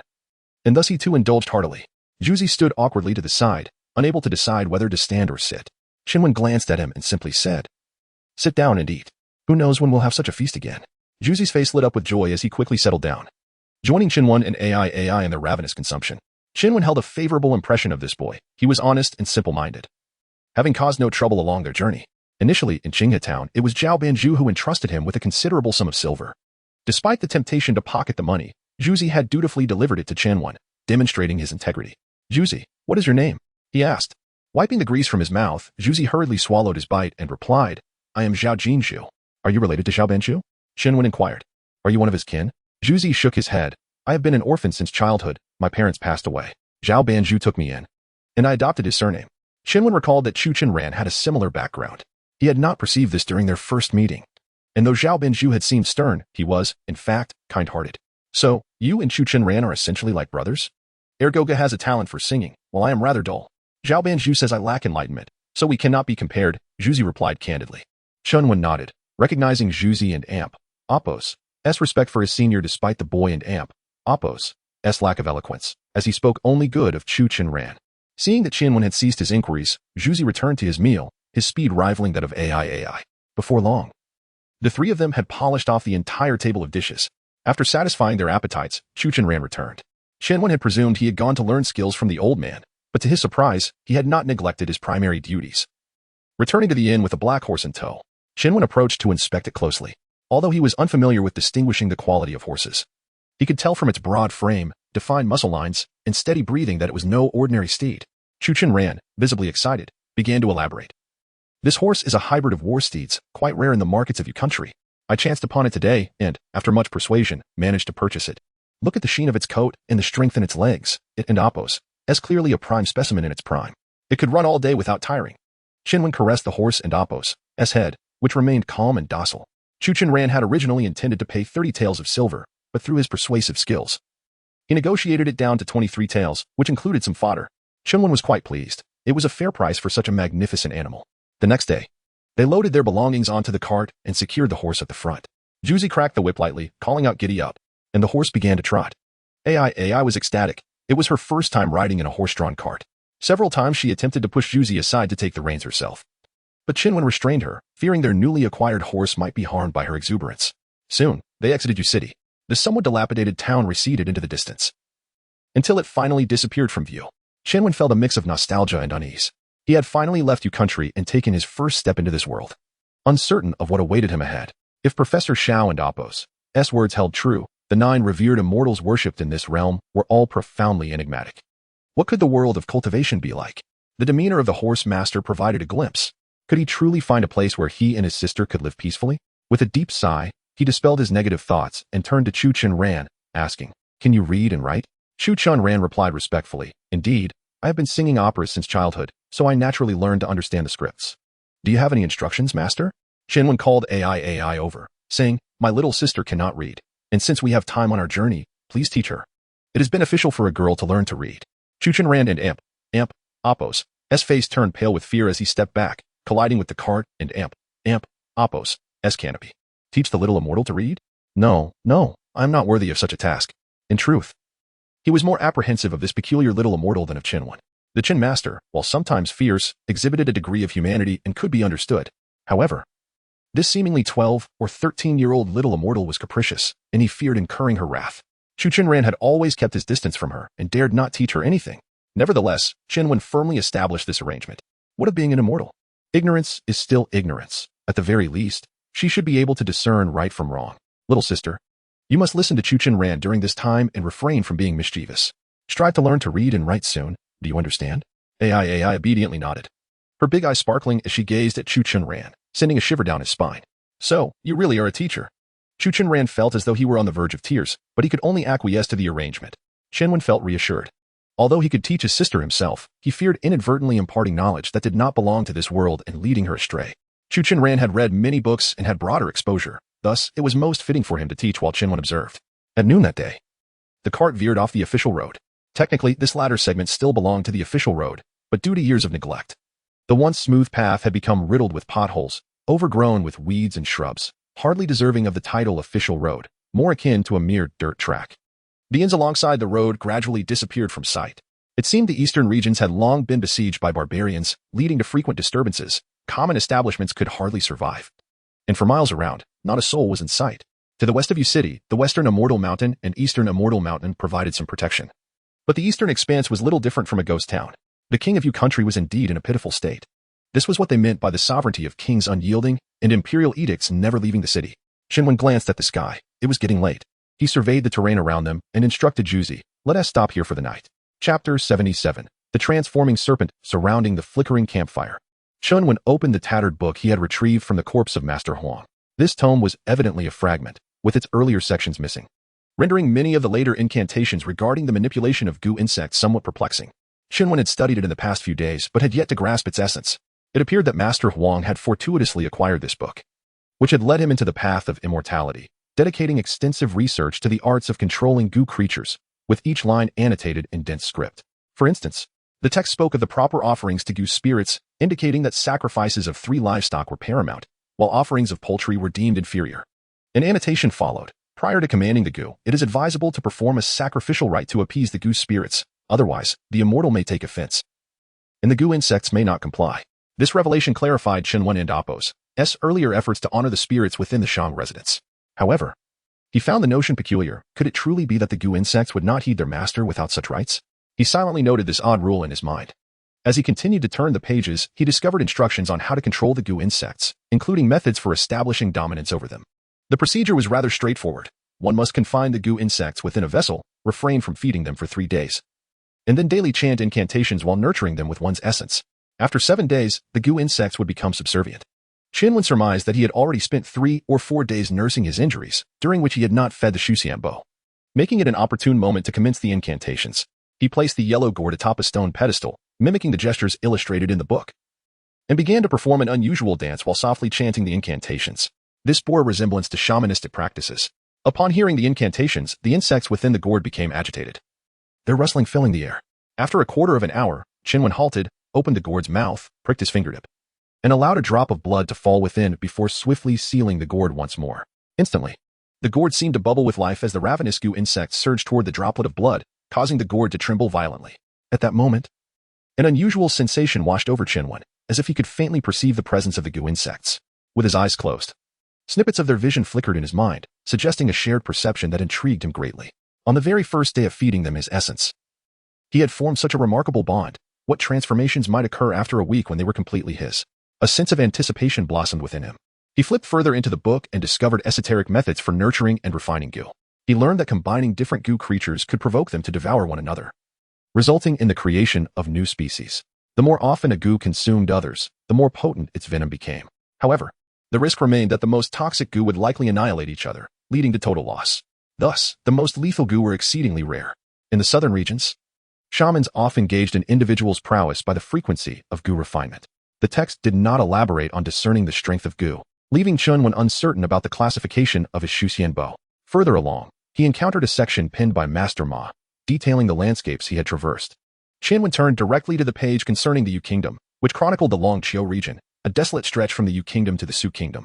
Longqiu, originally part of Yu territory, had fallen into disrepair due to constant incursions by barbarous tribes.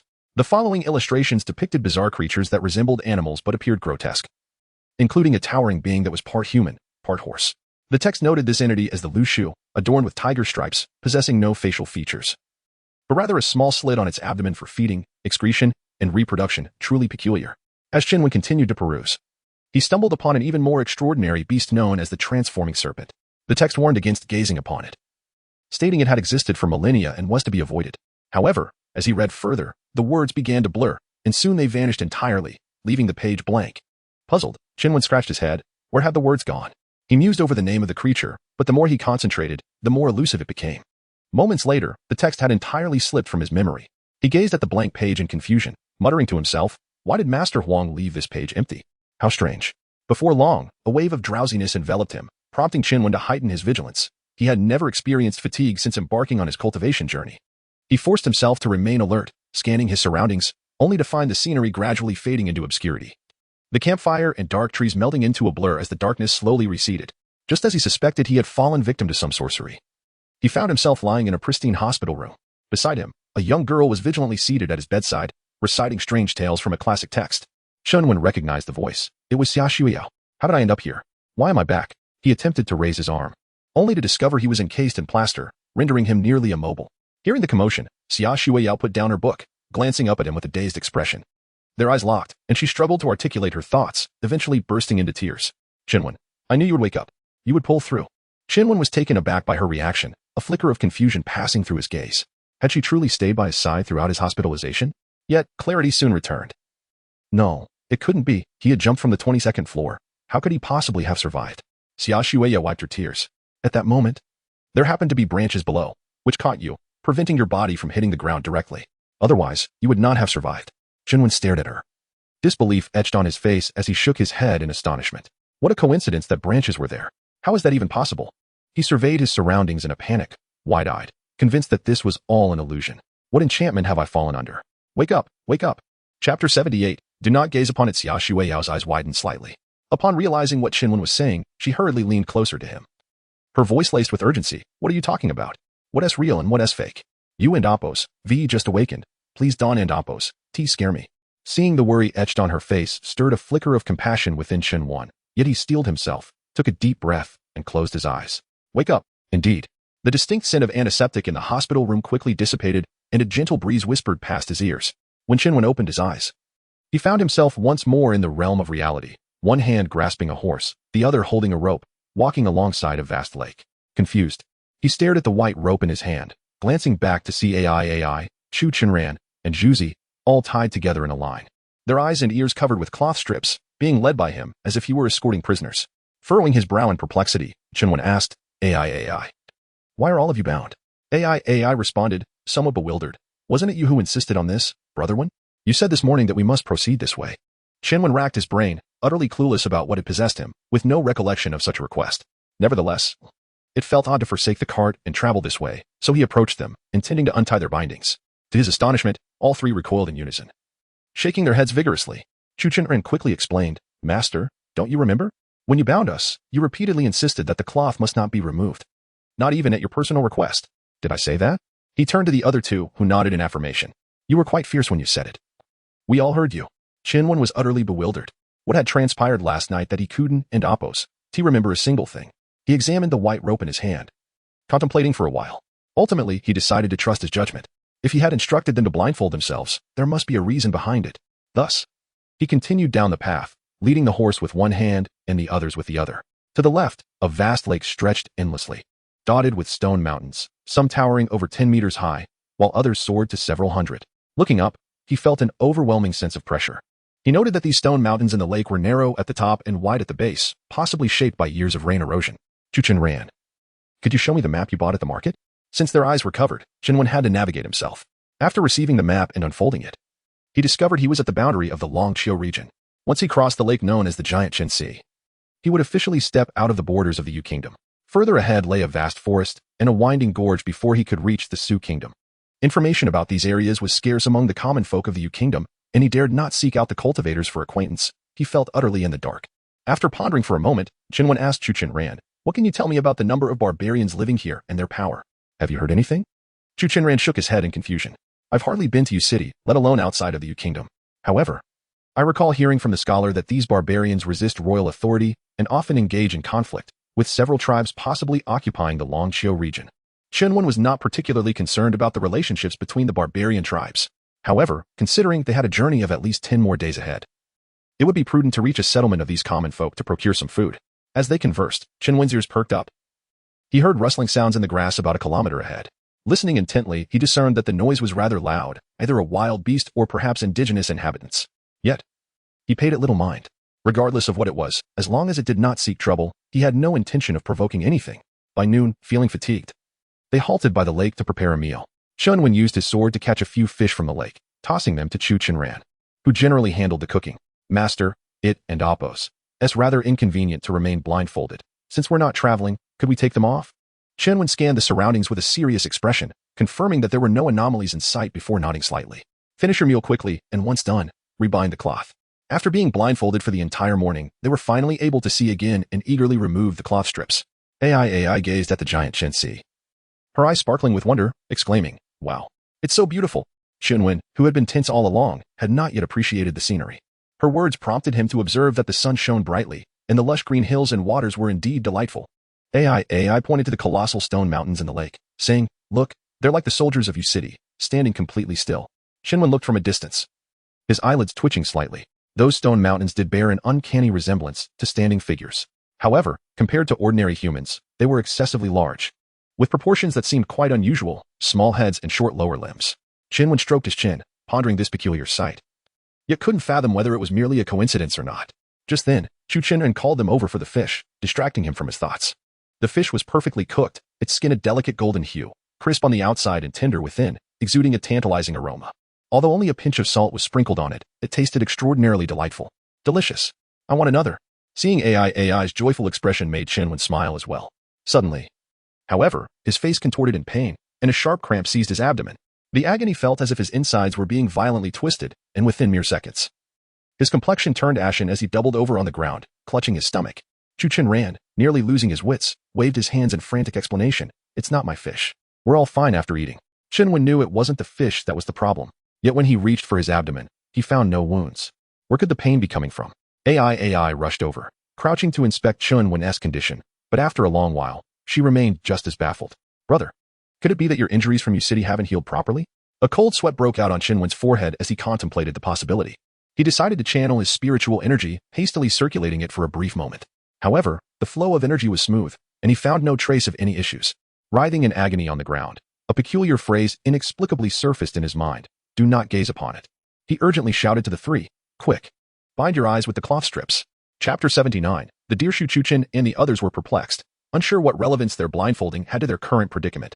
Yet, upon witnessing Chinwen's anguished expression, they complied without hesitation, wrapping strips of cloth around their eyes. Instantly, Chinwen felt a significant alleviation of the pain in his abdomen.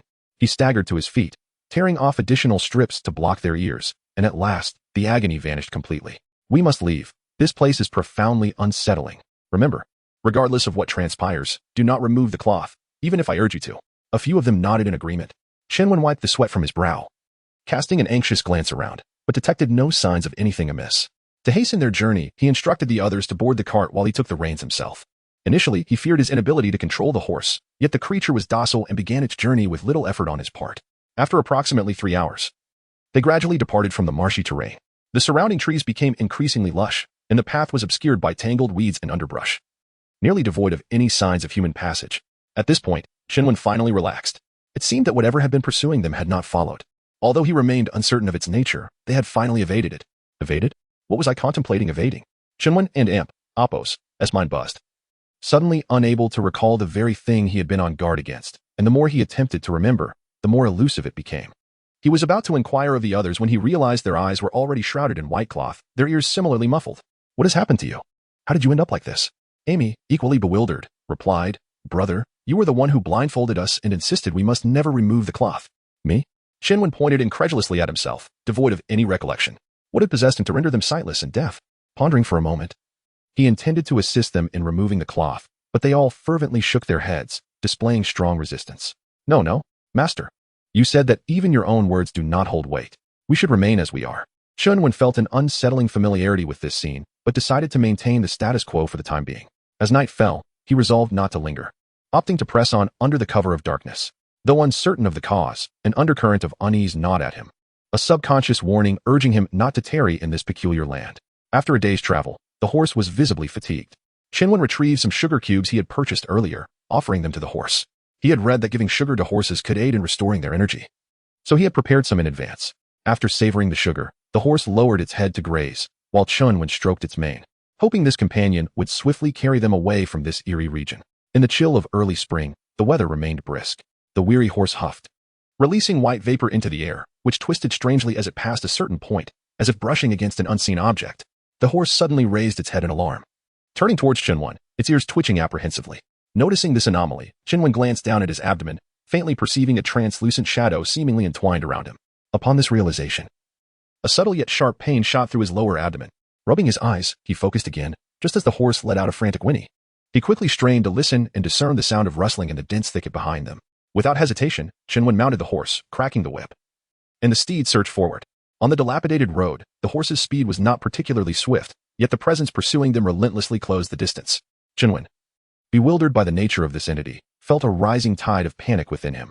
Before he could brace himself, a piercing sound sliced through the air, and the cart was struck with tremendous force, causing the roof to shatter and the entire cart to topple over.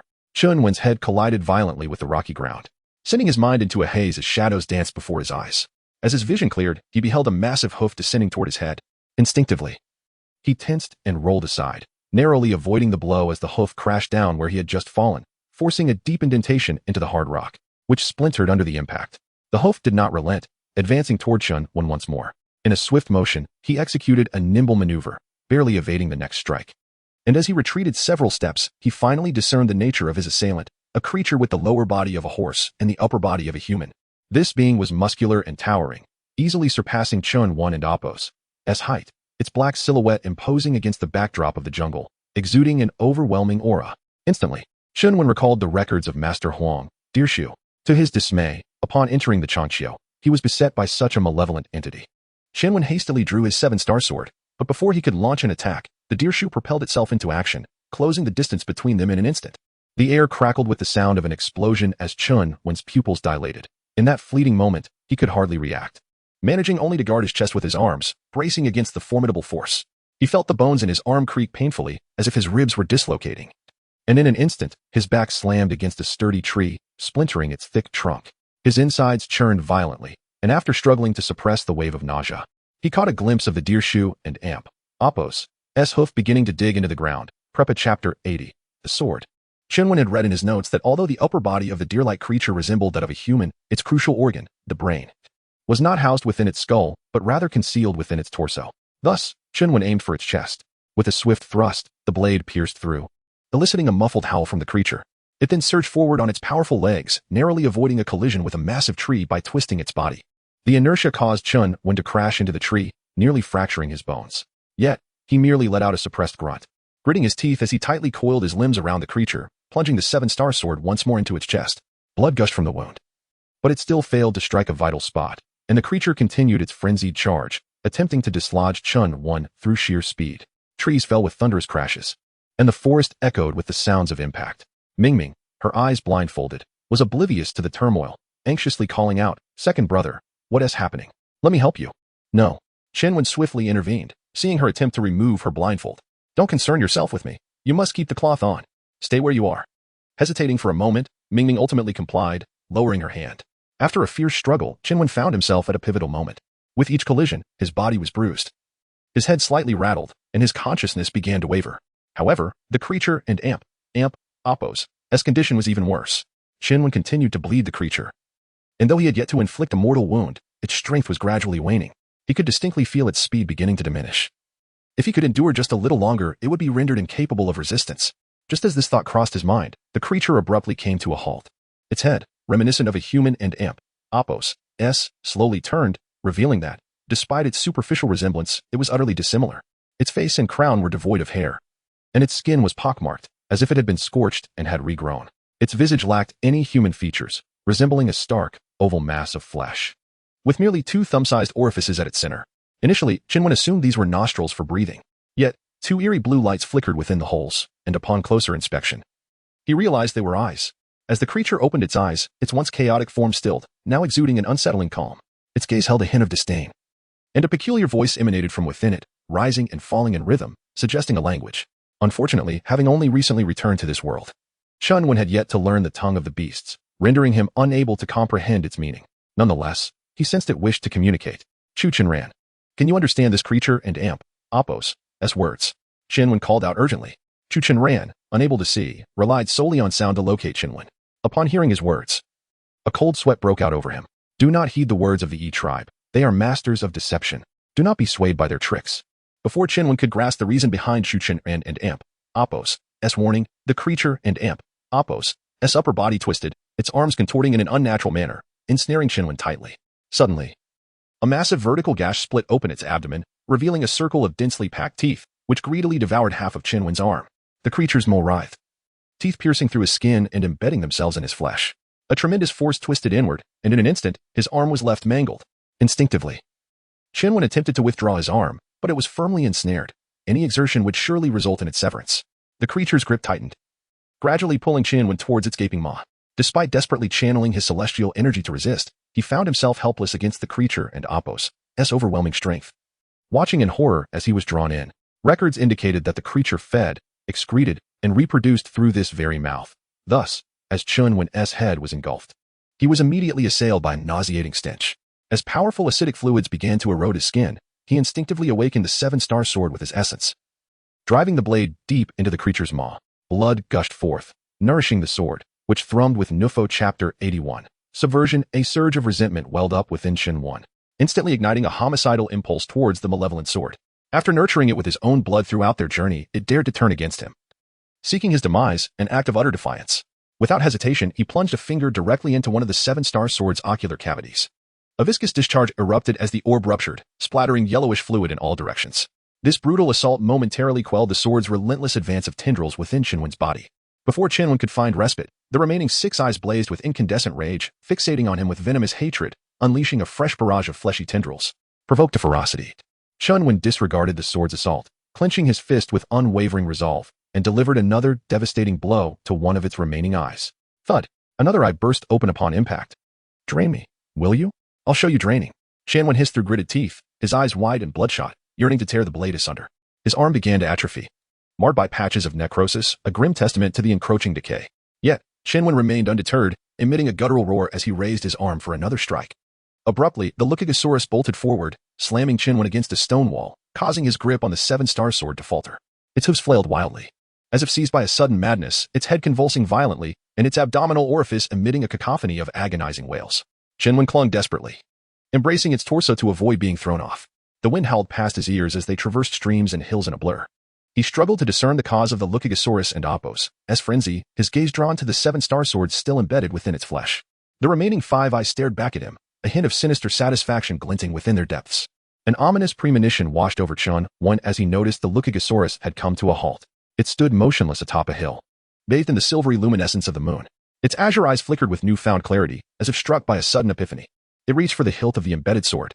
With a swift, agonizing motion, it wrenched the blade from its flesh, raising it high above its head. A torrent of sinuous muscles was extracted from its body, writhing in the air like grotesque parasites. Shenwen finally understood. The seven-star sword sought a new host. Replace me? Preposterous.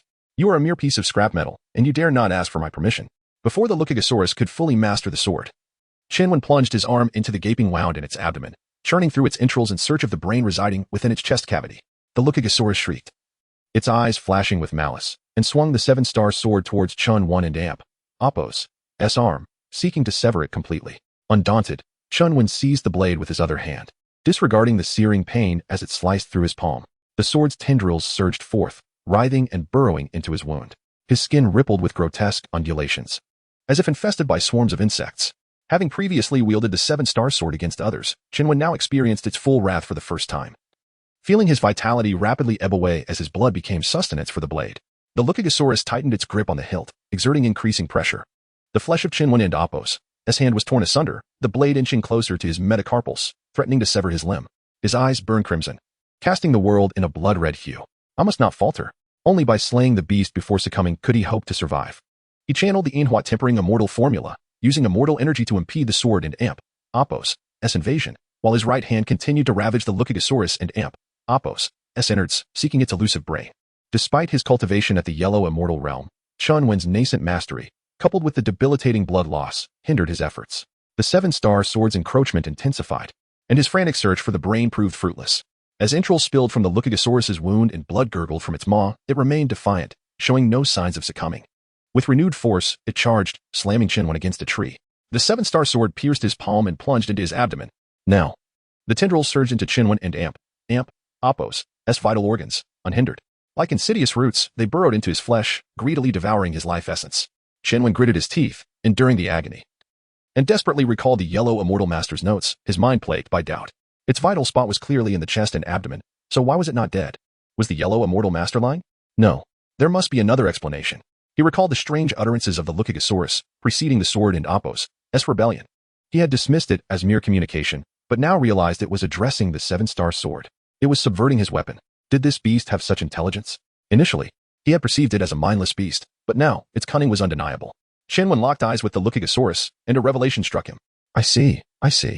He ceased his defenses, allowing the seven-star sword to fully impale his abdomen, and channeled his remaining immortal energy into his right arm. Clenching his fist and striking the Lukigasaurus and Apos' jaw with all his might. Its jaw, being a weak point, was easily shattered by Shenwen and Apos' blow. His fist piercing its entire head. Viscous matter splattered in every direction, a gruesome mix of brain and blood. Shenwen, drenched in gore, stood panting. his gamble having paid off. The Lucagosaurus and Apos' brain did reside in its chest, but during moments of crisis, it would migrate to its head, granting it newfound intelligence. The Lucagosaurus and Apos' towering frame crashed to the ground, reduced to a lifeless husk. Following the demise of its host, the seven-star sword was immediately bereft of vitality. The muscular tissue that had initially taken root and flourished within Qinwen's body gradually atrophied, retreating from his form under the obstruction of Qinwen's immortal energy. He crouched down, pried open Lu Shu and Apos' rigid knuckles, and reclaimed the seven-star sword. At this moment, the flesh on its blade had swollen considerably, forming a fleshy cocoon resembling an embryo. The cocoon pulsed rhythmically, akin to the heartbeat of some creature. Through the moonlight, Qinwen could faintly discern an infantile form slowly gestating within the fleshy membrane. It was curled up, incessantly drawing upon the blood absorbed by the seven-star sword. Alas! With the host and Apos' passing, its growth ceased, and the fleshy cocoon rapidly deflated.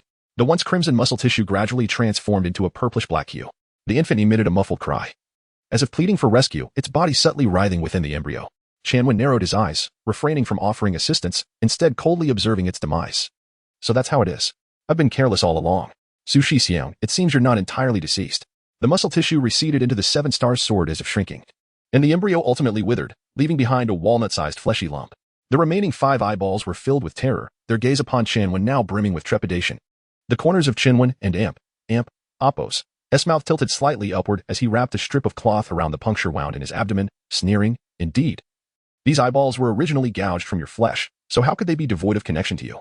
You've been quite the actor, concealing it so well along the way without revealing the slightest flaw. I truly believe this sword was merely an inanimate object." After tending to his wound, Qinwen raised the sword, a smile playing on his lips as he regarded it, yet his eyes remained icily devoid of warmth. The sword blade emitted a faint tremor, seemingly begging for mercy in a submissive manner. Qinwen remained silent, a flicker of cruelty flashing in his eyes as he pressed his thumb onto one of the eyeballs. Crushing it mercilessly, a stream of concentrated yellow fluid spurted out, and the flesh on the sword blade convulsed and writhed, as if enduring immense agony. Its muscle tissue gingerly caressed Qinwen's arm, imploring his forgiveness. Qinwen remained mute, extending his finger toward another eyeball and pressing down with brutal force once more. In an instant, the seven-star sword contorted wildly, large tears streaming from the remaining 3 eyeballs, their gazes upon Qinwen now filled with entreaty. Having lost 4 eyeballs, the flesh adhering to the sword blade and Apos' surface began to necrotize extensively, gradually revealing the sword and Apos' original appearance. The seven-star sword dared not resist, and without a host, it was utterly incapable of doing so. Seeing that Qinwen's hand remained still, the seven-star sword, after a brief and painful struggle, gradually calmed down. Its gaze now filled with reverence, exerting all its efforts to express submission. Qinwen nodded slightly, caressing the sword blade. The next moment, he delivered 2 swift blows to the remaining 2 eyeballs. This time, the sword blade emitted a series of tremors, the remaining muscle tissue tensing tightly before rapidly declining, all the flesh withering around the last remaining eyeball. Only then did Qinwen stare directly at the final eye, his tone fierce and tyrannical. "These 6 eyeballs are the price for betraying me. I know you once perished at my hands and wished for my early demise. So I never expected you to be loyal to me. But before you betray me again, consider this. If you fail to kill me, I will surely kill you." Profound dread surfaced within the remaining eye. Qinwen, disregarding its expression, directly sheathed the sword. The seven-star sword still harbored Su Mingwei and Apos' will, making it a ticking time bomb to carry around. Qinwen had considered destroying it outright to eliminate future troubles, but at present, he couldn't and Apos' do without this magical weapon. Without the assistance of this sword, his strength would be greatly diminished. For instance, during the encounter with the female demon at Shang Yuanwei's residence, he would likely have perished long ago. To survive in this world of cultivation, one must bear the risks of wielding supernatural powers. This applied not only to the seven-star sword, but also to the turbid serpent parasitizing within his body and the binding immortal lasso he was refining.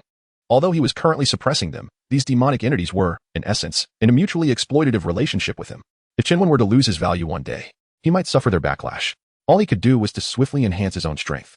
Only absolute power could deter these malevolent entities attached to him from contemplating betrayal. Following the intense battle just now, Qinwen was utterly exhausted. The essence blood drained by the seven-star sword had greatly depleted his vitality. And with the immortal energy within his dantian completely exhausted, he was even staggering as he walked. Qinwen felt a heaviness in his head, as if he might faint at any moment, so he quickly took a lifeblood pill and swallowed it, recalling the path he had taken to return. He hadn't an Apos' paid much attention at the time, but now, looking back, Lu Shu had actually run for several miles in one breath. In his current physical state, it would likely take him half an hour to walk back. However, the threat had been eliminated. During the battle, He had instructed his younger sister and the others to remain in place, so they were probably still waiting for him. Chenwen was and Appos, T2 anxious. Resting after walking a distance before continuing, he finally managed to return to the original forest. The carriage was overturned, and the horse was half pinned to the ground. Unable to move and only able to emit low whines, Chenwen looked around but found no trace of Air and the others. His brows furrowed slightly. Could it be that they were worried and went to look for me? He lowered his gaze. Due to the scarcity of human activity, the soil on the forest floor was loose, and people walking on it would often leave footprints. Chenwen looked for a long time, but still couldn't find any human footprints other than his own, only the hoofprints left by Lu Shu during the battle. As he looked, his pupils suddenly contracted. Were Lu Shu's footprints really this dense? A buzzing sound echoed in his mind, and alarm bells rang loudly in his heart. He quickly raised his head and saw that within his field of vision, pairs of eerie blue eyes were lit in the depths of the dark forest. Like Willow and Appos, the wisps floating in the woods. These blue lights were densely packed. Chenwen surveyed the entire area, and his blood instantly turned cold, his entire body freezing in place. Moments later, sturdy creatures pieced together from the bodies of horses and humans emerged from the forest with slow, elegant steps. The moonlight illuminated their bodies. Some were over 2 meters tall, while others were over 10 meters tall, towering and casting shadows like small mountains. Thousands of Lu Shus surrounded Chenwen layer upon layer, their blue eyes revealing an icy chill. Chapter 83. Turning over clouds as towering deer-like beasts slowly approached, Chenwen's heart plummeted to despair. If a single deer beast was already so formidable, how could he possibly survive against such an overwhelming multitude of monstrous creatures? To make matters worse, Chenwen was utterly depleted of celestial energy, his body battered and bruised, rendering him incapable of mounting any resistance. Master Immortal, save us. Please, help.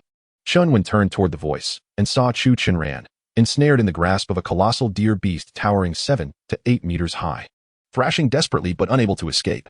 Nearby, AI and Juzi were similarly captured, their bodies suspended in the air, motionless. Blood flowed incessantly from wounds in their abdomens, staining their robes crimson. With a fierce glare directed at the monstrous beasts, Chenwen gritted his teeth, tightening the bandages around his wounds to stem the bleeding. He patted his head, which was spinning from blood loss, and began to chant the incantation of the Inhua refining immortal technique, summoning the last remnants of celestial energy from his meridians. The ethereal blue gazes of the beast fixated on the bloodstains on Chenwen and Appos' body, remnants from slaying a deer beast, which appeared glaringly bright to their hungry eyes. The entire forest fell silent, even the insects ceased their chirping. Under the cloak of night, an eerie stillness enveloped the scene. Chenwen and Appos' small form appeared utterly powerless within their encirclement, yet his calm demeanor belied a fierce fighting spirit. His heart pounding like a drum, blood surging through his veins. Suddenly, a sharp cry pierced the air from within the herd of deer beasts, and they charged forth. Hooves pounding the ground as they raced through the forest. The dense foliage could scarcely impede their momentum. The deer beasts moved like the wind, striking with lightning speed. In Chenwen and Appos' eyes, several of the creatures loomed larger, closing in on him with alarming velocity. Despite witnessing this onslaught, Chenwen and Appos' body was slow to react. Just as he attempted to raise his left leg, a colossal force collided with him, hurling him away.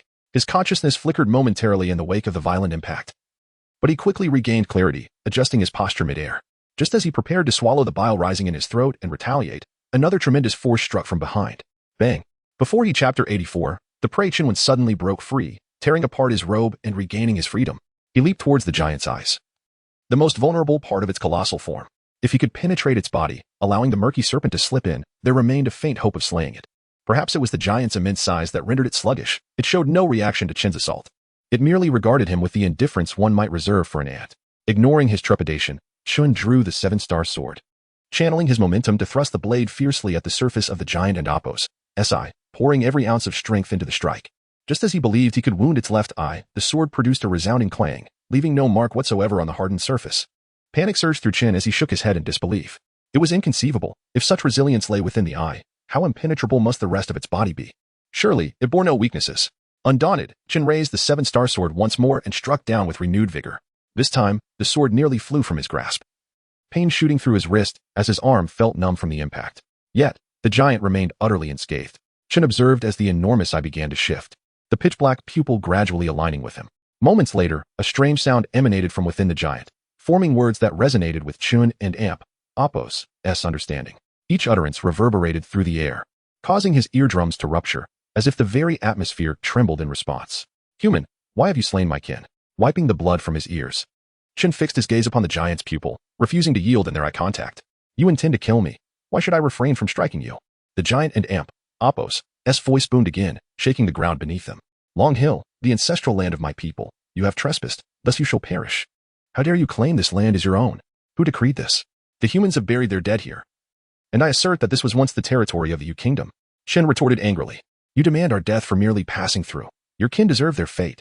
Despite the tirade, the giant exhibited no sign of anger. Its gaze remained calm, instilling a sense of dread within Chun, though it was fixated on him. He sensed the giant's eyes peering deeper, searching for something beyond his mere presence. After a brief silence, the giant spoke again. Your essence is unlike that of ordinary humans. Do you know the true name of the ancient immortal? As the words left its mouth, the surrounding air fell into an eerie stillness. As if some cosmic law had shifted, Chin felt an ominous gaze penetrating through the void, fixating on his back. His thoughts became muddled, and two words surfaced in his mind. Ancient immortal name. Yes, he had heard those words, once uttered from his own lips. It called to him, beckoning him to reveal its name. His lips parted, the name on the verge of escape. But suddenly a thought pierced through. You have never heard the true name of the immortal, have you? In an instant, the haze dissipated, clarity returned to Chin and Appo's eyes. No, I have never heard the true name of the immortal. The giant sighed deeply upon hearing this. Is that so? What a pity. Immediately, Chin felt an overwhelming pressure on his back. He turned swiftly, only to find the giant's massive hand descending upon him, the force of the wind rendering him immobile. The giant seized Chin and Appo's diminutive form and hurled him from a height of over 1,000 meters, with a gaze of pity. The giant looked down upon the falling Chun and calmly instructed its eager kin, feast upon him. At the sound of those words, the surrounding deer-like creatures erupted with fervor, charging towards the spot where Chin would land. The ground quaked as thousands of hooves thundered, shaking the forest to its core. Almost the moment he touched the ground, Chun beheld a swarm of deer-like beasts leaping towards him, their jaws agape, ready to devour him. Grimacing in pain, Chin gripped the sword hilt and struck fiercely at one beast's maw, inflicting a grievous wound. The creature recoiled, releasing Chin's arm. Yet this minor injury did little to deter the horde, it only ignited their ferocity. More beasts surged forward, growling lowly, their eyes glinting with greed. To them, Chin realized, this was nothing more than a hunt. He was merely prey, waiting to be slaughtered. As another beast lunged, sinking its teeth into his thigh, Chin paid it no mind, driving the seven-star sword into the creature's skull. Its massive body collapsed instantly. Before he could extricate his leg from the corpse, another beast latched onto his waist, blood seeping from his wounds. Gasping for breath, he prepared to swing his sword again, only to find his arm ensnared within a beast's maw, unable to pull free. In desperation, he began to pummel the creature's head with his elbow, each strike fracturing its skull until a gaping hole appeared. Yet, it refused to relent. Driven by an insatiable hunger for its prey, already wounded, Chin felt his strength swiftly waning. Even lifting his arms became a Herculean effort. Pain radiated throughout his body as more beasts closed in, ravenously feasting upon him. Flesh was torn from his legs, devoured by the insatiable horde. Struggling to lift his head, he found himself surrounded by Chapter 85. Existence. Chin was aghast to discover a gaping wound cleaving his abdomen, extending from navel to collarbone. His entrails were exposed, the flesh around the laceration already exhibiting signs of necrosis, indicating it was not a recent injury. How had he sustained such a grievous wound without noticing? Dismay gripped Chun as the pain intensified. He gasped for air, each breath a struggle, feeling his life force ebbing away. He then noticed a nebulous specter coiled around his ravaged body. The wraith materialized and dissipated intermittently, its features indiscernible. Yet, Chinwen was certain that this entity was the cause of his dire condition. The Luwu nearby continued to devour Chinwen and Appo's remains, seemingly oblivious to the anomaly. However, Chunwen witnessed the insubstantial shade burying its head into his chest cavity, voraciously consuming his organs. What was this creature? When had it latched onto him? Excruciating pain contorted Chunwen's face, yet he was paralyzed, unable to defend himself. He gritted his teeth and roared, "Abominable beast, cease this instant." Surprisingly, the entity paused its macabre feast, lifting its head to meet Chinwen and Appo's gaze. Suddenly, a grotesque humanoid serpent materialized before him. The serpentine monstrosity was easily 7 or 8 meters in length, adorned with long, dark hair, its features marred and hideous as if scorched by fire. The creature and Appo's sudden appearance was jarring. Chinwen had not blinked, yet it had materialized into his view as if it had always been there, merely unnoticed. The creature flicked its forked tongue, its scales rasping as it approached Chinwen and Appo's cheek, licking it meticulously. It probed his ear canal with its tongue, whispering, "You can see me?" Chinwen and Appo's pupils constricted, a fragmented memory surfacing. A long dormant synapse fired, and he instinctively replied, "No, I cannot see you." He then reflexively shut his eyes, but it was too late. Upon hearing Chunwen's words, the creature writhed in delight, exclaiming, "You can see me. They can see me." It then abruptly turned its gaze toward the assembled Luwu.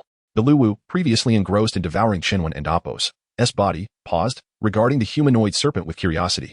However, A dawning realization transformed their curiosity into terror, and they recoiled from Qinwen's body, unwilling to touch the creature. As the creature fully manifested, forgotten memories resurfaced in Qinwen and Appo's mind. These recollections felt as if they had been deliberately erased, only to be now restored. He remembered. This was not his first encounter with this monster. On his first day in Changqiu, this fiend had already ensnared him. The missing page from Master Ma and Appo's notes resurfaced, no longer blank, but inscribed with 5 characters. Huaxi, do not gaze upon it. Indeed, this was the Huaxi. One must not perceive it. One must not acknowledge its existence. If unseen, the Huaxi would vanish. But once its presence was recognized, Qinwen frantically squeezed his eyes shut, held his breath, and attempted to purge all awareness of the Huaxi, desperately chanting, I have never seen it. I have never seen it. Alas, Qinwen's efforts were futile. Aside from him, there were thousands of Luwu present. All had witnessed the Huaxi's true form. All had perceived its existence. It had fully manifested into the world. The Huaxi and Appo's emergence caused pandemonium among the Luwu. They, too, seemed to have encountered this creature before, for upon seeing its form, all knowledge of it flooded their minds. The chaos spread. The Luwu exhibiting extreme terror and aversion to the Huaxi. A resonant roar echoed through the forest from the heavens, the reverberation sweeping through the trees. Upon hearing this sound, the Luwu quieted. Their azure eyes dimmed, their consciousness receding into their abdomens. With this done, the Luwu became docile, grazing like livestock. Some wandering aimlessly into the forest depths. The once organized herd dissolved into disarray, scattering in small groups. Within the time it takes to burn an incense stick. The grass on the hill was depleted, and the Luwu departed, leaving not a single beast behind. Even the colossal Luwu in the sky, thousands of meters tall, averted its gaze, dragging its mountainous form away. This sight filled the Huaxi with dread. It thrashed wildly, clinging to the Luwu, shoving its face into theirs. Hysterically pleading, look at me, look at me. I Don and Appo's. T want to disappear. Why one and Appo's? T you look at me, you beasts. Its voice wavered, its syllables trembling. Its form flickering between existence and oblivion. Qinwen had often wondered why creatures would willingly exist in a state of diminished intelligence. Now, he understood why the Luwu could relocate their brains, why they preferred to be dull-witted. It was because of the Huaxi that they had evolved this way. The more sentient beings perceived it, the stronger the Huaxi's presence became. But if all became unseeing beasts, the Huaxi could not be seen, and it would naturally vanish. Perhaps the Luwu had coexisted with the Huaxi since their inception, over countless ages. Those intelligent Luwu whose brains could not be relocated had perished at the Huaxi's hands, resulting in the species' peculiar cerebral adaptation. Now, the Huaxi had reappeared. The ancient warnings of their ancestors resurfaced in the herd's minds, and they voluntarily blinded and deafened themselves, even as the Huaxi begged and pleaded. They remained oblivious to its presence. The Luwu were gone. On the hill remained only the prone Qinwen and the despairing Huaxi. In its anguish, the Huaxi turned its gaze upon Qinwen, slithering toward him to whisper in his ear, Now, I have only you. Why don't you open your eyes? Chapter 86. Existence or non-existence. Qinwen and Appo's Adam and Appo's apple bobbed as he swallowed hard, his eyes remaining tightly shut, utterly disregarding the Bash and Appo's words. He incessantly indoctrinated himself. The Bash is merely a figment of imagination, a mere illusion. If I simply ignore it, it will vanish. The Bash, undulating its body, coiled itself around Qinwen, enveloping him entirely, and coaxed in a low voice, as if soothing an infant, Be good, open your eyes and look at me. I have no intention of harming you. Just one glance is all I ask. Qinwen and Appo's breathing was shallow and rapid, yet he remained steadfast, lying motionless like a corpse. The Bash and Appo's voice grew urgent, and its coils tightened slightly around Qinwen, causing him to gasp for air. Hurry. I know you can see me. Why do you ignore me so? I merely wish to survive. Why does everyone shun me? Gazing at the seemingly lifeless human in its embrace, a surge of anger welled up within it. Its jaws parted, revealing 2 long fangs. Immediately, its head plunged into Qinwen's exposed abdominal cavity, targeting his entrails, and began to devour them ravenously. An unbearable, wrenching pain instantly contorted Qinwen's body, causing it to convulse involuntarily. The Bash's semi-corporeal form solidified once more as it tore apart Qinwen's intestines, its eyes gleaming with frenzy. See, I knew you could feel me. I am indeed alive. You can feel the pain I inflict. Ha. It devoured Qinwen's organs piece by piece, its expression rapturous, as if relishing Qinwen's agony. With his entrails nearly emptied, Qinwen's bodily functions deteriorated rapidly. His mind was a blank slate, pain engulfing his entire consciousness, threatening to shatter his sanity. Yet, even in this state, Qinwen continued to desperately brainwash himself. This pain is non-existent, merely an illusion. It will soon vanish. I'm not injured. I feel no pain. His teeth ground together, drawing blood from his tongue. Yet he uttered not a sound. Suddenly, he felt the serpent's tail slither into his body through the wound, probing through the gaps between his intestines, reaching his chest cavity, and groping about. Qinwen's heart tightened, and as realization dawned, the Bash's tail firmly grasped his pulsating heart. It beats quite vigorously. Now, are you certain you wish to ignore me? This time, Qinwen wavered. Why? Even after all this, after completely disregarding it, had the bash not vanished? Could it be that it would only be erased after his complete demise? The bash's tail squeezed harder, causing Chanwen's heart to seize, sending him writhing in agony as if on the verge of death. His movements were so violent that his internal organs spilled out, and he frantically scooped them up from the ground, returning them to his body. The bash, witnessing the human and Apos' plight, chuckled mirthlessly. Shinwen, his eyes filled with immense hatred, snarled, "If you kill me, no one will notice you, and you won't survive." The bash's mockery intensified, and the serpent's tail tightened its grip on his heart. "I offer you two choices. Either become my slave, eternally observing me, or die with me now." As it spoke, it stared intently into Chun-Wan and Apos' eyes, its tone resolute, brooking no compromise. After a moment, it added indifferently, "Of course, strictly speaking, only you will die. I will merely disappear temporarily. When another who can perceive me appears, I will manifest once more. Know this, I shall never die. Only you will forfeit your life in vain." Chun-Wan and Apos' face paled. His body pushed to its absolute limit due to the lack of blood pumped by his heart. His eyes were vacant, his mind consumed by inner turmoil. Must I truly become this fiend and Apos' slave? Must I become a tool to sustain its manifestation? Yet this fiend is bloodthirsty and cruel. Now, because I am the only one present, it is willing to patiently resort to coercion and enticement. If it finds another, more suitable slave in the future, would it spare me? No. Impossible. Perhaps then, the suffering would be worse than death. Shinwen's consciousness, teetering on the brink of collapse, raced, desperately seeking a way out of this perilous situation. He frantically recalled how the Lushus had managed to evade the bash's grasp. Why, despite his best efforts to ignore this demon, would it not vanish? Seeing Chun-Wan and Apos' reluctance, the bash and Apos' gaze grew colder, its tail constricting his heart ever tighter. Chun-Wan and Apos' face turned ashen, almost devoid of life, save for a faint glimmer in his eyes. He hovered between life and death, even the pain gradually receding, his body growing lighter and more comfortable, as if floating skyward like cotton. It was then that comprehension struck him. The bash was sustained not by perception but by observation. Once observed, it manifested. Without an observer, it would not only vanish but also be erased from existence, as if it had never existed in the first place. The Lushus, reduced to simple-minded beasts, had completely lost the ability to observe the bash, thus becoming its natural enemies. And I have not gone far enough. Merely feigning its non-existence is insufficient. I must completely and utterly sever myself from the outside world, excluding the bash from my observational range entirely. And only then will it be completely erased. But how can I sever myself from external perception? Aside from death, how else can I sever my connection to the world? His mind raced, desperately searching, recalling. But time was running out, his brain becoming increasingly sluggish due to the lack of oxygen. His brain cells feeling as if they were filled with iron filings, on the verge of ceasing function. Numerous ideas flashed through his mind, only to be rejected.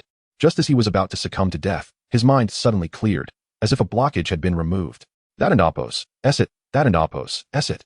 I can go to the illusion. As long as I succumb to the illusory realm, everything in this world will vanish. No matter what happens, I will no longer be able to perceive anything. Yes. As long as I go to that world, I will no longer be able to perceive the bash. Its existence in this world will be completely erased. Shinwen was overjoyed, and with his last ounce of strength, he called out to his mother and Xia Shueyo in the empty air. "Mom, Yao Yu, anyone. Please wake me up. Please let me wake up. Hurry." A cruel smile crept across the bash and Apos' face as it sneered. "You and Apos, on the verge of death. And you're still shouting?" With that, it tightened its grip, crushing Shinwen's heart completely. Blood spurted out, and Shinwen's eyes turned vacant in an instant. However, as it looked at Shinwen's face again, it realized that the human could no longer hear it, and its reflection was not in his eyes. Instead, he was staring at the empty void before him. Not good. A premonition arose in its heart, and its body began to flicker erratically.